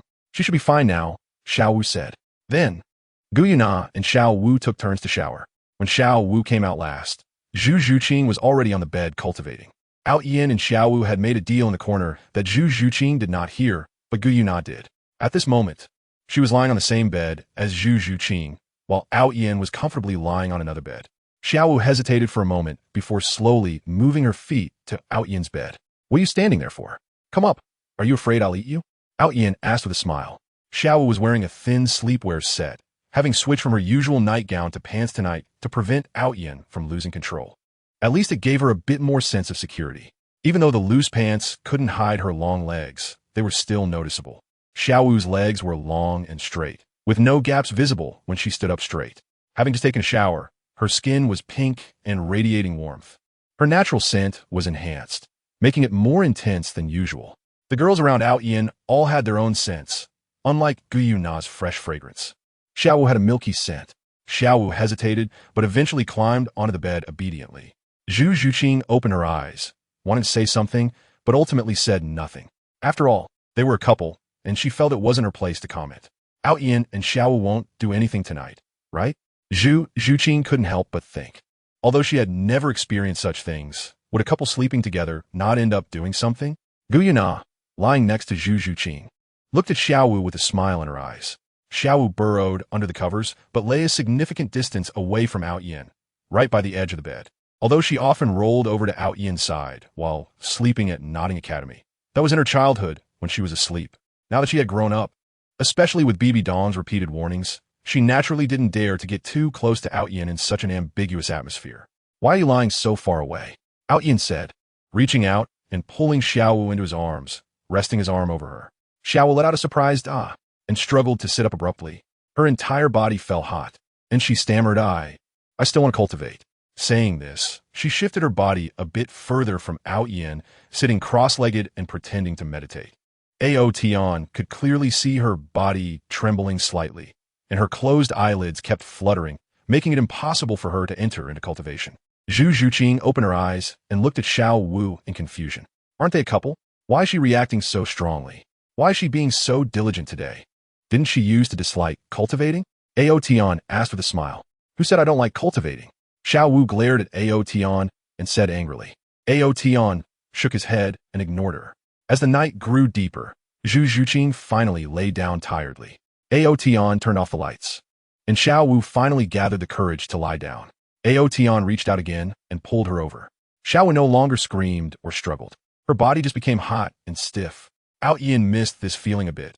He hadn't slept holding Xiao Wu like this for many years. When Xiao Wu was little, she was chubby, so every time she rolled over to Ao Tian's side, he would hold her and sleep. Now, her body had grown, and she no longer had that chubby feel from childhood, but her body had become much more sensual. Ao Tian took a deep breath of the fragrance on Xiao Wu and said, Don't move, don't think too much, go to sleep.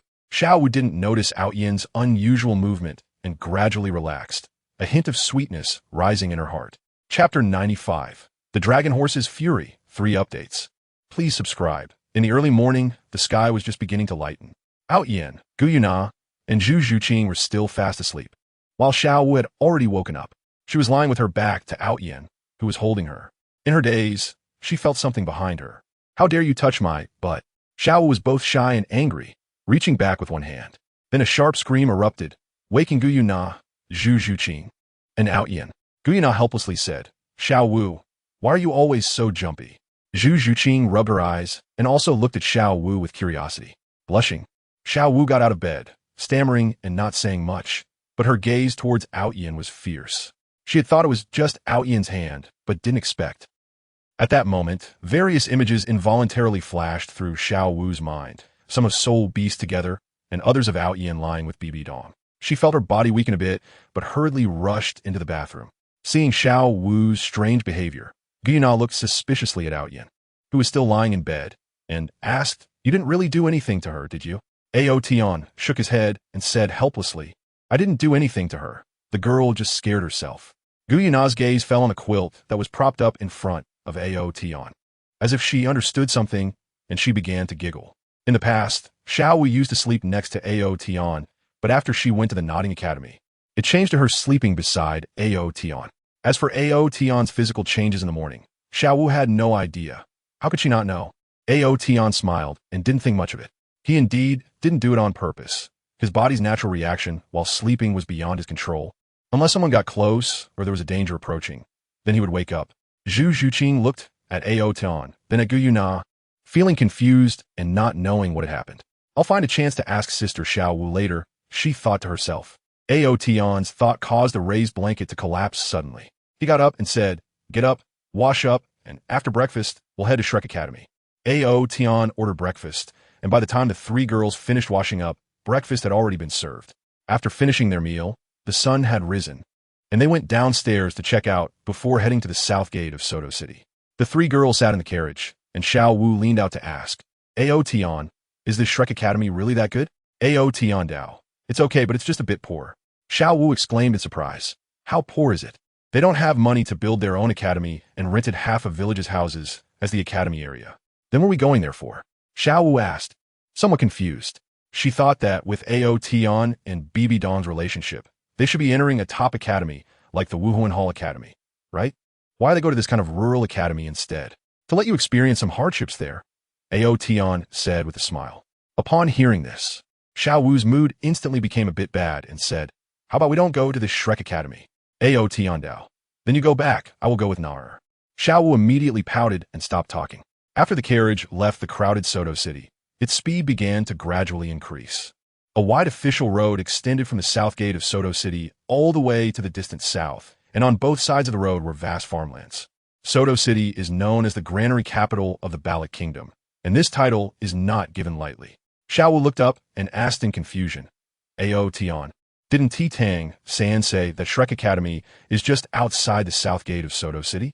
Why can't we see it? She looked around, and all she saw were large fields of farmland, with not a single building in sight. Where could there be a Shrek Academy? Ao Tian laughed and said, Don't worry, we will arrive soon. Zhu Zhuqing took out her mask and put on her face. Xiao Wu asked, Zhuqing, do you not want that guy to know your identity? Zhu Zhuqing nodded and said, When I defeat him one day, I will personally tell him my identity. I really want to see if someone like him will regret it. But if he sees your martial soul, won't he recognize your identity? Xiao Wu said worriedly. Zhu Zhuqing replied, I've already thought of a new identity. The Zhu family is a large family in the Star Luo Empire, with many direct and collateral relatives. He can't possibly know everyone. From now on, I will be called Zhu Qing at Shrek Academy. You can still call me Zhu Qing privately, and in front of others, just call me Xiao Qing. No problem, Xiao Qing. Xiao Qing's sister, Xiao Wu called out a few times. On the official road in the early morning, there weren't many people passing by, and the dragon horse wasn't running very fast. Ao Tian sat in front of the carriage, comfortably squinting his eyes in the morning sun. The dragon horse pulled the luxurious carriage, surpassing a girl riding a black horse. Ao Tian hadn't initially noticed the girl, but after she overtook Longma, she seemed a bit displeased and spurred her horse to catch up. The girl riding the black horse wore a white long dress. Her short hair neatly cut to ear length. Her features were delicate, and her skin was extremely fair, looking as if it could be pinched to produce water. At the moment she surpassed Longma, the girl provocatively glanced at Ao Tian, her expression somewhat triumphant. Ao Tian shook his head and smiled, closing his eyes and ignoring the childish girl. The girl in the white dress was somewhat surprised by Ao Tian's handsome appearance, but upon seeing him smiling and shaking his head as if mocking her, she immediately became angry. Go, the girl shouted, urging her horse to charge in front of the dragon horse. The black horse also seemed quite arrogant, neighing incessantly. This time, the dragon horse was not having it. While its owner could tolerate it, it could not.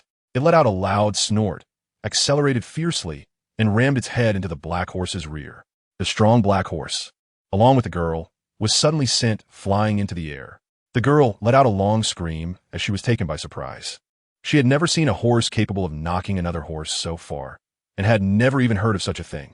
The black horse flew several meters before crashing to the ground, while the girl was thrown to the side of the road, rolling a few times and getting covered in dust.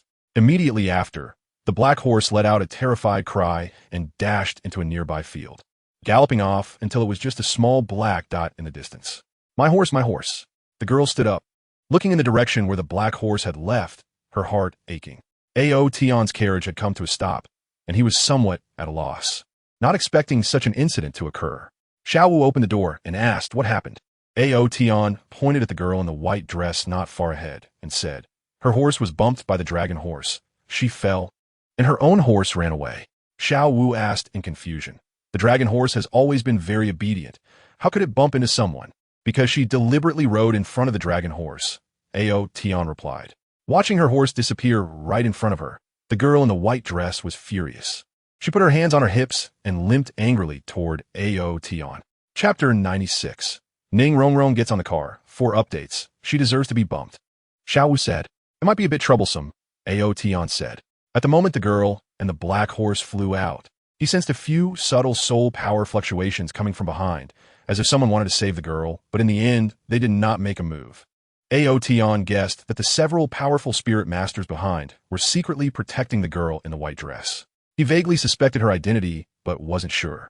It seemed that the girl's ankle was sprained. With every step she took, her delicate face twitched a bit.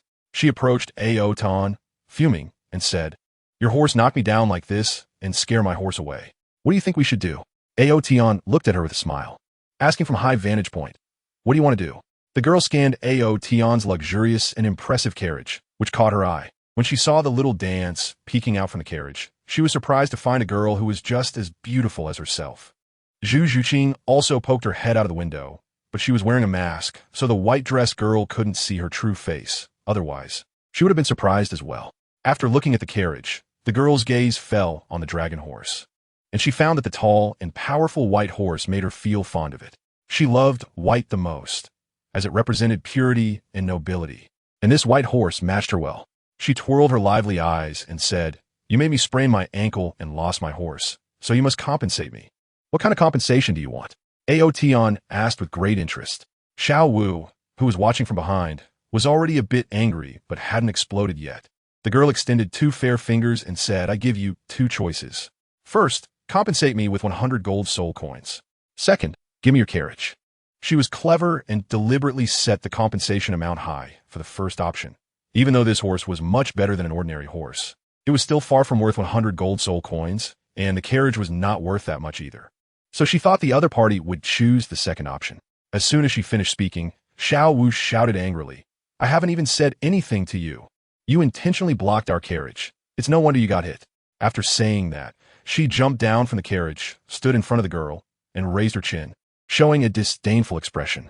The girl was infuriated by Xiao Wu. She had never encountered anyone speaking to her in such a tone her entire life. Who would not show her respect? What do you mean by you?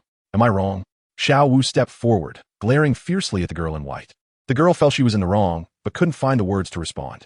She was anxious and angry, suddenly taking out 10 gold soul coins and saying, "Then you can give me the carriage, and these 10 gold soul coins are yours." Xiao Wu scoffed. "You think 10 gold soul coins can buy our horse? Do you take us for beggars? A horse of title Douluo level is not something you can buy for 10 gold soul coins. It's 100 gold soul coins." The girl coldly laughed and took out a bag the size of a fist. She had plenty of money and didn't believe she couldn't buy the carriage unless the other party had more money than her. But was that possible? Xiao Wu shook her head and said, "My carriage is priceless. Even if you offer 10,000 gold soul coins, you won't be able to buy it." Ao Tian shouted, "Xiao Wu, get in the carriage. Don't waste time with her. We need to hurry to Shrek Academy. It won't be good if the enrollment ends." Xiao Wu disdainfully glanced at the girl in the white dress and said, "I won't waste my breath on you." Then she got into the carriage.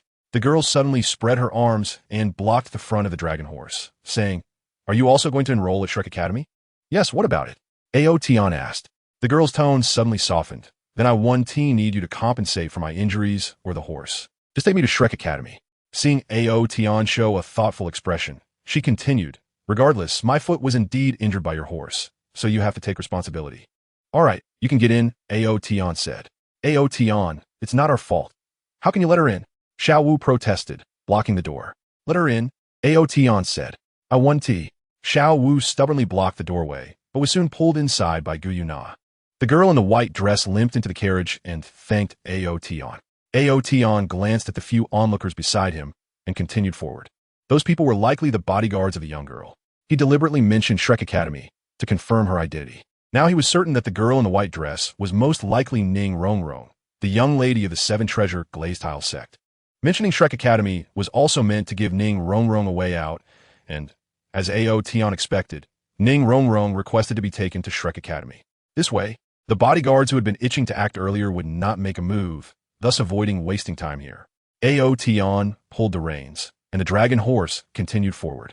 Inside the carriage, Ning Rongrong sat down on one side of the sofa, her pretty face somewhat dazed, shocked by the luxurious interior of the carriage. "Are you okay?" Gu Yuna asked with a smile. Ning Rongrong's gaze fell on Gu Yuna's face, and she was instantly stunned, overwhelmed by Gu Yuna's beauty. Previously, at the Seven Treasure Glazed-Tile School, she was surrounded by various praises, making her believe she was a rare beauty in the world. Thus, she was surprised when she met Xiao Wu, whose looks were not inferior to hers. But now, she doubted if anyone could be as beautiful as Gu Yuna. "Are you okay?" Gu Yuna asked again. "I'm Yufine." Ning Rongrong came back to her senses, feeling a bit embarrassed. She stood up and sincerely said, "I'm sorry. It was my fault for blocking your way with my horse." This time, it was Xiao Wu's turn to be surprised. This girl had been so assertive just now, and now she suddenly turned into a well-behaved girl. "Hello, I'm Ning Rongrong, also going to Shrek Academy to study. We'll be classmates from now on." Ning Rongrong's voice became soft and tender, sounding quite sweet. If Xiao Wu hadn't witnessed Ning Rongrong's earlier domineering demeanor, she would have thought she was a very quiet and gentle girl. Xiao Wu huffed and turned her head away. Zhu Zhuqing quietly looked at Ning Rongrong without speaking. She had also seen Ning Rongrong's other side and did not have a good impression of her. Gu Yuna smiled and said, "I'm Gu Yuna, this is Xiao Wu, and this is Xiao Qing." "Hello." Ning Rongrong bowed deeply and said, "I was just a bit impulsive out of anger earlier, I'm sorry." Gu Yuna replied, "It's okay. We might become classmates in the future and should help each other. Is your foot all right?" Ning Rongrong sat down, stretched out her fair little leg, and pulled down her sock. Her ankle had already become red and swollen. Chapter 97. A Unique Treasure, 5 Updates. Ning Rongrong felt very wronged. As a young lady, she had never been treated like this back in her sect. Now, not only was she covered in dust, but her foot was also injured. If this had happened before, it would have been unimaginable. But now, it was happening to her. Although she felt wronged, she had to endure it to maintain a facade of being a gentle girl. She forced a smile and said, "I'm fine. There should be healing teachers at Shrek Academy. I can let them treat me later." Seeing Ning Rongrong's current behavior, Xiao Wu was puzzled. Could it be that she really just spoke those unreasonable words out of anger? With this thought, Xiao Wu's stern face relaxed a bit. Ning Rongrong observed the interior of the carriage, not hiding her envy, and said, "My family has quite a bit of money, but I've never seen such a luxurious carriage." She was right. The Seven Treasure Glazed Tile School could be considered the richest sect on the Douluo Continent. The Seven Treasure Glazed Tile Pagoda not only had excellent support abilities, but also had treasure appraisal capabilities. Ning Rongrong grew up among treasures, but had never seen such a magical carriage. The more she looked, the more shocked she became, especially by the carriage's air conditioning capabilities, which she found unbelievable. Upon entering this carriage, it felt like stepping from summer into spring. Hearing Ning Rongrong praise the carriage, Xiao Wu finally showed a hint of a smile and said, "At least you know good things. This carriage is truly unique on the Douluo Continent." Seeing Xiao Wu's proud and boastful demeanor made Ning Rongrong feel a bit annoyed. It used to be her who showed off treasures in front of others, not the other way around. She had a natural fondness for treasures, and to explore the secrets of this carriage, she had to suppress her temper. She expressed her amazement and asked Xiao Wu, "Unique? Can you tell me what special features this carriage has?" When she used to show off treasures to others, they would react this way, and Ning Rongrong was very familiar with this kind of response. It seemed completely genuine. Sure. Xiao Wu proudly stood up and began to elaborate on the carriage's space, air conditioning, speed, stability, and even the restroom, speaking nonstop. By the end, Ning Rongrong's eyes were shining brighter and brighter, feeling that this was the most perfect and ideal carriage in her heart. She imagined that if she could own such a carriage, she would make countless people envious when traveling in the future. Unfortunately, after what just happened, she understood that this carriage was not so easily obtainable. This also solidified her intention to get along well with Xiao Wu and the others, for the sake of treasures. It was worth enduring some grievances.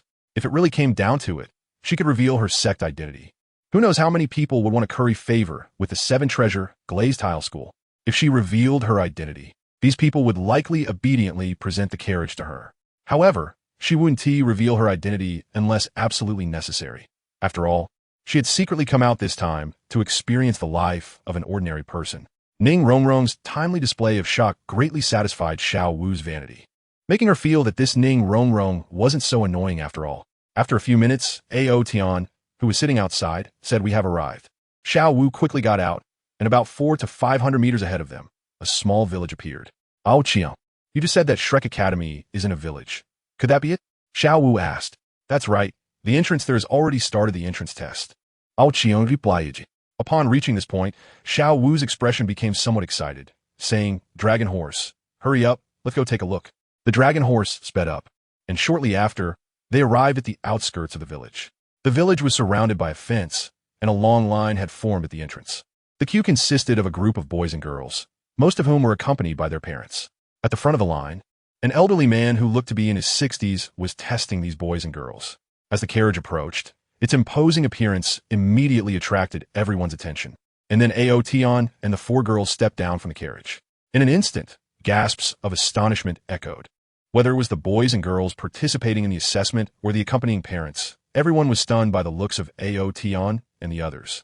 A few stunningly beautiful girls, along with the handsome Ao Tian, created a visual impact that was hard for ordinary people to withstand. With a bang, the teacher conducting the assessment slammed the table and shouted, "Do you want to take the test or not? Anyone who doesn't want to can leave." The few people at the front quickly turned around, but couldn't help but steal glances at Ao Tian and the others. Ao Tian batid Longima, and Longma walked over to a nearby tree, quietly waiting. Ning Rongrong was truly envious of such a obedient horse. Ao Tian looked around and didn't see Tang San or Dai Mubai in the line. "Let's go queue up," he said, leading Guyu Na and the other girls to the end of the line. "Why can't I see Tang San?" Xiao Wu asked. "You should have already entered," Ao Tian replied. The assessment proceeded quickly. The examiner, who was over 60 years old, only tested 2 aspects: age and soul power. The age limit was 13, and the soul power had to be at least level 21. Those who met this requirement could already be considered geniuses. Among the boys and girls in line, quite a few met this condition, while others, with a sense of luck, tried their chances to see if they could be noticed. "That scumbag is out," Xiao Wu suddenly whispered. Ao Tian and the others looked over and found Dai Mubai walking towards them. Dai Mubai's enchanting eyes scanned the girls in the group. pausing briefly on those who were somewhat attractive. When his gaze met that of the girls, many of them shyly lowered their heads. However, when Dai Mubai's eyes fell on the back of the group, he was momentarily stunned, but soon a look of immense surprise filled his eyes.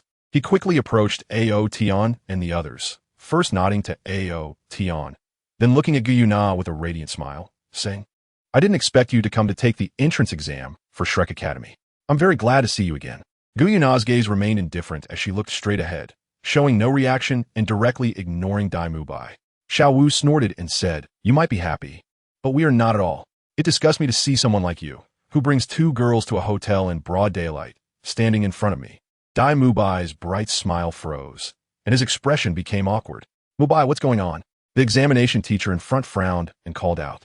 Dai Mubai said to Gu Na, "I'm responsible for assisting with the examination today. I'll head back first. Please wait patiently. It will be your turn soon." Ning Rongrong felt a bit jealous, thinking that her brilliance was overshadowed by Gu Na. She, who should have been the center of attention, had become a mere backdrop. With her looks, her martial soul can't be that strong, right? When it's my turn for the examination, I wonder if they will be shocked when they see my martial soul. With this thought, Ning Rongrong's mood began to brighten. Chapter 98. Shocked Dai Mubai, the examination teacher, who was over 60 years old, would first check the bone age of the examinees to determine their age, making it impossible to cheat. After confirming the age, they would then assess the soul power, which only required a glance at the soul rings on the examinee's body. As long as they had 2 soul rings, both of which were 100 years old, they could pass. Soon it was Ao Tian's turn. Just as he was about to step forward, Ning Rongrong, who was standing behind, suddenly said, "Ao Tian, can I go first?" "Sure." Ao Tian smiled and stepped aside. Ning Rongrong limped to the old man. "Little girl, what happened to your leg?" The old man asked with a kind expression. Ning Rongrong replied, "I accidentally sprained it on the way here." The old man said, "Our academy has healing soul masters. Regardless of whether you pass the exam or not, I will have someone take you for treatment after it's over." "Thank you," Ning Rongrong said. The old man nodded and said, "Stretch out your hand." Ning Rongrong extended her hand, and the old man felt it a few times. "Your age is suitable. Now, release your martial soul and soul rings for me to see." Ning Rongrong slightly turned to the side, opened her palm, and a colorful light burst forth. Eventually, a tower, radiating with a dazzling array of colors. 2 yellow soul rings rose from beneath her feet, swirling around her body. In that moment, her aura transformed dramatically, appearing holy and noble, exuding a sense of treasure. She slightly curled her lips and glanced back, only to find that Ao Tian, Gu Na, and Xiao Wu were all indifferent, while Zhu Zhuqing's expression behind her mask seemed to show some shock. Ning Rongrong felt extremely disappointed. This was not the result she had hoped for. In her expectations, Ao Tian and the others would surely show expressions of shock upon seeing her martial soul. The 7-treasure glazed tile, who in the Soul Master world does not recognize it. However, aside from Zhu Zhuqing, Ao Tian and the other 3 showed no significant change in expression. Xiao was only slightly surprised, saying, "What a beautiful martial soul." She didn't even recognize the 7-treasure glazed tile, let alone Gu Na, who knew even less. Ao Tian, understanding Ning Rongrong's little thoughts, smiled at her. Ning Rongrong could only pout, comforting herself with they just lack experience. When Ning Rongrong released her martial soul, the teacher's expression changed to one of uncertainty, asking, "Little girl, do your family members know you are here?" Ning Rongrong nonchalantly replied, "They know what's wrong with that." "It's nothing," the old man said, though his expression was not very calm. "So did I pass?" "You passed. Stand aside for now.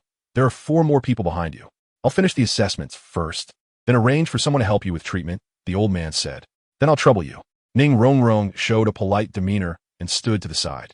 She was eager to see what martial souls Ao Tian and the others had. Ao Tian came forward, stretched out his palm, and the old man pinched it a few times, saying, "The age is suitable. Release your martial soul." Ao Tian's age is definitely questionable, but he can create the illusion that he hasn't exceeded 13 years old. He directly restored his true appearance, with 2 dragon horns about 10 centimeters long growing from his forehead and a golden dragon scale in the center of his forehead. 3 soul rings, 2 yellow and 1 purple, rose from beneath his feet. The old man's eyes widened in shock as he suddenly stood up and exclaimed, "You are a soul elder?" After saying that, he realized his words sounded a bit foolish. What else could 3 soul rings signify other than being a soul elder? The shock Ao Tian gave him was too great. To become a soul elder before reaching 13, what kind of monstrous talent must he have? Ning Rongrong's pretty face was already frozen in disbelief as she stared at the soul rings on Ao Tian. Her mind nearly stopped thinking, just murmuring, how is this possible? How is this possible? Dai Mubai's expression changed. He was first shocked, then became somewhat uncertain. He had previously speculated about the relationship between Ao Tian and Gu Yuna, but regardless of what that relationship was, he didn't care. He believed in his own charm and the strength of the white tiger martial soul. Even if he was slightly less handsome than Ao Tian, the power of the white tiger martial soul should be enough to make up for it. What woman doesn't love a powerful man? But now, his confidence suddenly wavered. A soul elder under 13 who was also more handsome than him. What could he compare? He was now 15 years old and only at level 37. Did I pass? Ao Tian asked. You passed, the old man hurriedly replied, not even asking what martial soul Ao Tian had. Ao Tian stood next to Ning Rongrong, while Xiao Wu approached the old man and extended her delicate little hand. The old man pinched it twice and said, the age is appropriate. Release your martial soul. Watch closely, Xiao Wu proudly said, and her ears elongated, sprouting white fur, while her legs became longer. 3 soul rings, 2 yellow and 1 purple, appeared on her body, and the old man's previously calmed emotions were once again shaken. Another soul master. What on earth is happening today? 2 prodigies have appeared all at once. Grandpa, did I pass? Xiao Wu playfully asked. Ah, passed, the old man quickly replied. Xiao Wu made a cheering gesture toward Gu Yuna behind her and then bounced over to Ao Tian's side. Ning Rongrong was completely stunned, and even Dai Mubai began to doubt whether he was seeing things. Next was Gu Yuna, whose beauty startled even the old man. After pinching her hand twice, her age also passed. She transformed back to her original appearance, with a purple scale appearing on her forehead, and her purple hair grew even longer. Below her feet, 3 soul rings rose up as well, identical to Ao Tian's, merely for show without containing any soul skills, indistinguishable even to a title Douluo. The old man was so shocked that he couldn't speak. Gu Yuna remained silent and directly walked over to Ao Tian's side. With 3 soul masters of similar age standing beside her, Ning Rongrong, who was just proud a moment ago, now wished she could find a crack in the ground to hide. Back in her sect, everyone praised her as a genius, and she believed she was an unparalleled talent.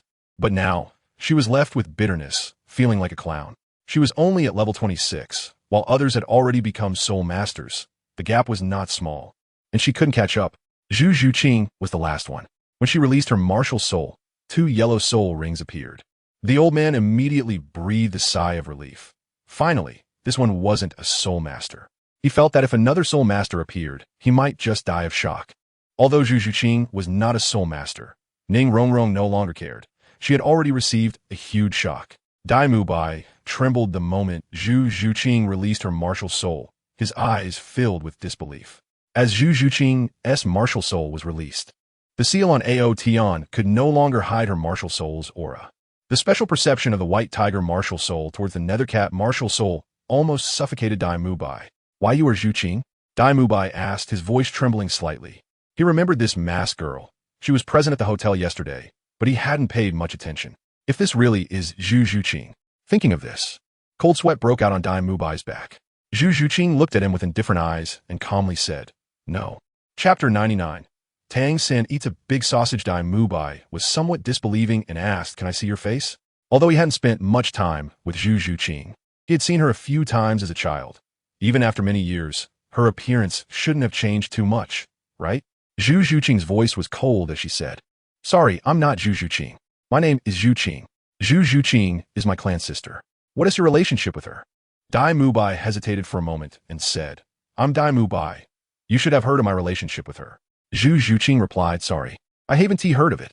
Are you from the Zhu family's collateral line? Dai Mubai probed.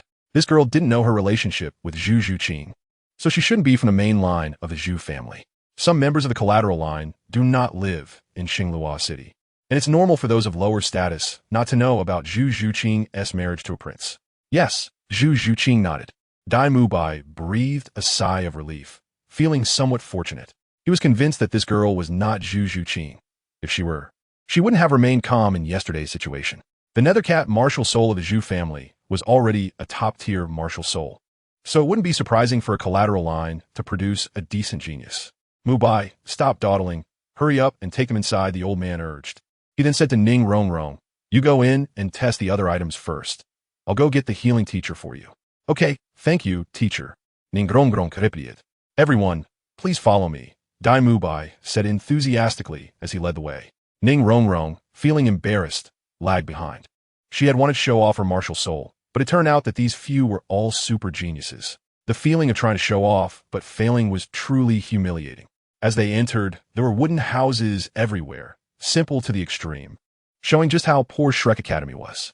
Dai Mubai turned back to Ao Tian and asked, Brother, what should I call you? Ao Tian. Don't call me brother casually, Ao Tian said. Why? Dai Mubai was taken aback. Because you can't handle it, Ao Tian replied indifferently. Dai Mubai was immediately amused, chuckling lightly. He had never seen such an arrogant younger brother, even more arrogant than himself. He initially wanted to chat more with Ao Tian to build a rapport, but now it seemed unnecessary. Thinking about the final assessment being a practical test, and that he would be the examiner, a smile crept onto Dai Mubai's lips. I'll show you who can't handle it later. Talent doesn't equate to strength, Dai Mubai thought, casting a glance at Guyu Na behind him. If I defeat this guy, I wonder what her reaction will be. Originally, Dai Mubai wanted to strike up a conversation with Guyu Na to ask for her name, but now he had to temporarily abandon that idea. After he brutally defeated Ao Tian and established the authority of being the first student of Shrek Academy, then he could speak with weight. The group fell silent as they arrived at an open area. Although the conditions for the first assessment were harsh, many still achieved it and were lined up testing one by one. At the end of the line was Tang San, who was savoring a large sausage. Next to him was a bearded man pushing a cart filled with large and small sausages, emitting an enticing aroma. Selling sausages. Oscar brand sausages, big, long, and delicious. I guarantee you'll want more after eating. The bearded man shouted loudly. Besides Tang San, a few others were enjoying the sausages and praising them as they ate. The bearded man watched as several girls devoured the sausages, his eyes flickering with a hint of wickedness. Dai Mubai felt a surge of anger and shouted, Oscar, who allowed you to sell sausages here? His shout immediately attracted everyone's attention. When they saw the few people behind Dai Mubai, the young boys and girls here were almost collectively petrified. So handsome, so beautiful. Tang San's eyes lit up, a smile spreading across his face. Oscar's narrow, peach blossom eyes were glued to the most beautiful Guyu Na, almost glowing green. He swallowed hard, unable to tear his gaze away.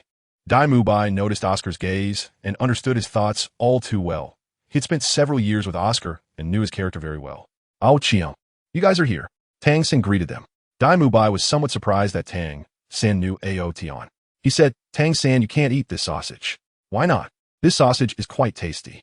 I've tested it, and there's no problem, Tang San replied, taking another big bite and chewing it before swallowing. The sausage tasted delicious, and after eating it, there was a warm feeling in his stomach. He added, Dai Mubai said bluntly, Oscar, make a sausage right here for everyone to see. No, Boss Dai, I've warned you more than once that you can't sell sausages in the academy. Do you want future juniors to look down on you? Oscar smiled awkwardly and pushed his cart, preparing to escape. Dai Mubai firmly grabbed his cart and insisted, make one right now. Ao Tian, who was standing behind, snapped his fingers, and Oscar suddenly perked up, saying, I'll make it. I got a big sausage. He shouted lewdly, and 2 yellow soul rings rose from beneath him, forming a new big sausage in his right hand. The girls who had just been eating and were dripping with grease immediately couldn't handle it and started to vomit. Tang San was chewing on a big sausage, and just as he swallowed, he heard Oscar's incantation. His face instantly turned pale, as if he were constipated, his facial muscles twitching. The chewed sausage still sat in his esophagus, and a wave of nausea rose from his stomach, threatening to expel the sausage. Tang San hurriedly activated his Xiantian skill to suppress the urge to vomit, forcing that mouthful of sausage down. He couldn't throw up. If he did, his image would be ruined. After Oscar finished his incantation, he looked a bit dazed. When he noticed that all the girls were starting to vomit, his scalp tingled, and he pushed his cart away in a panic. Tang San, are you okay? Dai Mubai noticed that Tang San's face looked unpleasant and asked with concern. I'm Fine. That Oscar soul spell is indeed a bit special. Tang San forced a smile and said. His words triggered another wave of vomiting from the girls in front. Dai Mubai patted Tang San's shoulder and said earnestly, it's good if you're fine. In the future, if you can avoid eating his sausages, do so. Meanwhile, Ao Tian and Guyu Na remained unaffected. While Xiao Wu kept spitting, There's not a decent person in this Shrek Academy. Dai Mubai felt a bit embarrassed and said, "Stop lining up. I'll take you directly through this round of tests." Chapter 100. The fourth round of examination. Part 4. Saying this, he walked straight ahead, and Ao Tian and the others followed. "Isn't this a bit inappropriate?" Tang San said. He didn't like taking shortcuts or using connections. "There's nothing wrong with it. You all have that qualification," Dai Mubai replied. When they reached the testing teacher at the front, Dai Mubai directly said, "Teacher, their soul power has all reached level 25 and above, so I'll take them to the fourth round." So there was this rule. Tang San thought to himself. The teacher smiled and said, "It seems we are quite lucky this year, having so many good seedlings. You can take them in first." "Come with me," Dai Mubai said with a smile. Tang San followed Dai Mubai inside, but Ao Tian did not move. When he didn't move, the other girls also didn't move, and Ning Rongrong stayed at the back. Ao Tian knew that it wasn't that simple to get in. Sure enough, someone immediately voiced their dissatisfaction, asking why so many people had to wait in line while Dai Mubai could easily bring others inside.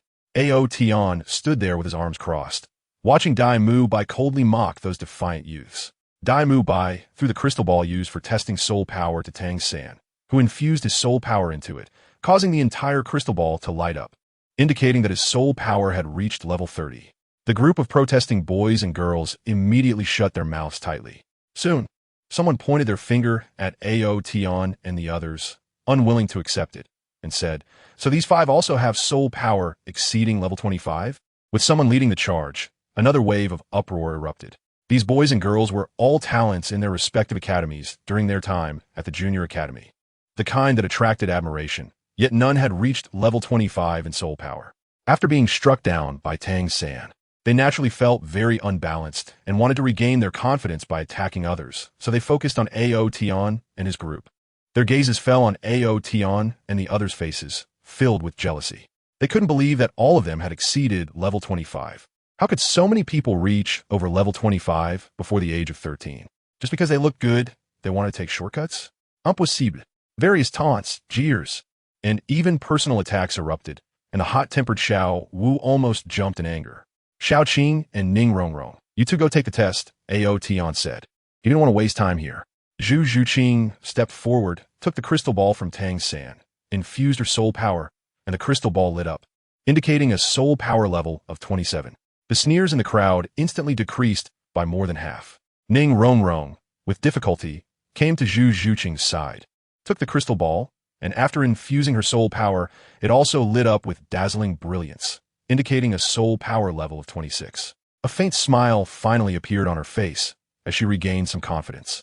The impact from Ao Tian and the others earlier had been too great for her. At this point, those who had been shouting no longer dared to speak, but their eyes were still fixed on Ao Tian, Xiao Wu, and Guyuna. Although they didn't say it, the meaning was clear. There's still 3 left. "Soul rings," Ao Tian said, and 3 soul rings appeared around him. Xiao Wu reacted, snorted, and similarly, 3 soul rings appeared around her, and Guyuna as well. The testing teacher, Tang San, and that group of defiant boys and girls all widened their eyes in shock, doubting whether they were seeing things. Ao Tian retracted his spirit ring and said to Dai Mubai, "Let's go." Dai Mubai looked at those who were silent, as if frozen in fear, and sneered. "You are all worthless, yet you think others are like you. If I were you, I would just go home and daydream, instead of embarrassing yourselves here." After saying that, he took the lead into the building, and Tang San quickly followed. Xiao Wu gave a proud cold snort at those people before walking in with Ao Tian. Suddenly, a commotion broke out, and among that group, several girls collapsed and ran outside, covering their eyes. Dai Mubai's words were too harsh.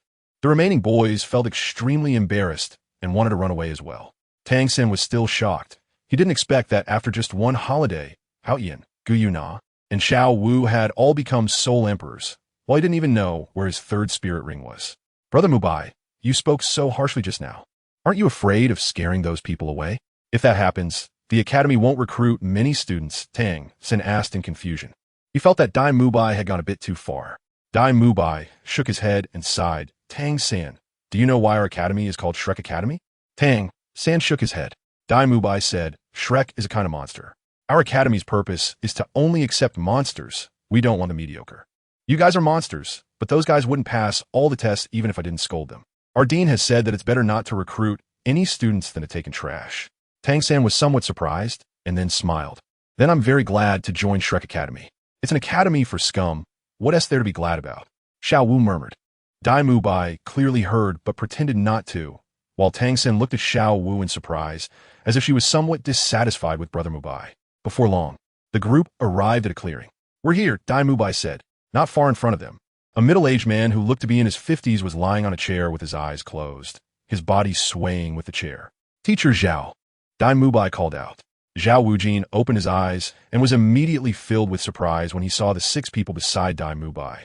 This year's little ones have good talent. 6 of them have made it here.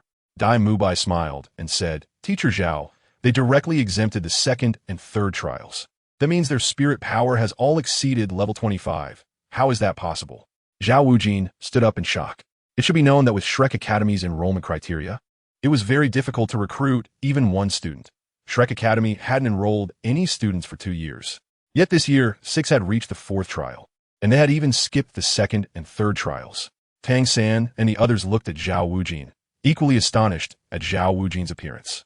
Zhao Wujin had an ordinary appearance, standing less than 7 meters tall, but his build was extremely robust, with bulging muscles that looked like black rocks, almost tearing his clothes apart. Tang San's expression gradually became serious as he felt the pressure radiating from Zhao Wujin. Zhao Wujin's fingers cracked as he grinned. The 4th trial tests your practical combat ability. I'll give you 1 incense stick's time to discuss how to cooperate. After 1 incense stick, I will personally assess you. As long as you can withstand my attacks for 1 incense stick's time, you will pass. Teacher Zhao, this isn't according to the rules. Dai Mubai immediately panicked and called out. If Zhao Wujin were to assess them, how would he get to deal with that arrogant guy? Zhao Wujin waved his hand and said, The dean isn't here. My words are the rules. Do you dare to resist? Dai Mubai looked at Zhao Wujin's threatening gaze and immediately backed down. Being disciplined by Zhao Wujin felt awful. Although he was very unwilling, he had no choice but to let Zhao Wujin take charge. There would be many opportunities to spar with Ao Tian in the future, but if he was disciplined by Zhao Wujin today, he would be humiliated beyond measure. However, thinking about how Gu Yuna, this delicate beauty, might be subjected to Zhao Wujin's torment, made Dai Mubai feel somewhat uncomfortable. Seeing Dai Mubai no longer daring to speak, Zhao Wujin was very satisfied and took out an incense stick, lighting it and placing it on the ground. Little ones, time is running out, Zhao Wujin teased, sitting back down and watching Ao Tian and the others with interest, considering how much strength to use so that he wouldn't hurt these kids. At that moment, the teacher from the 1st trial walked over with another teacher. Little girl, let us help you treat your foot injury. Okay, thank you, Ning Rongrong said. The healing spirit master released their spirit and began to treat Ning Rongrong. Seeing this, Dai Mubai waved his hand and said, Tang San, Ao Tian, come over here. Dai Mubai felt a sense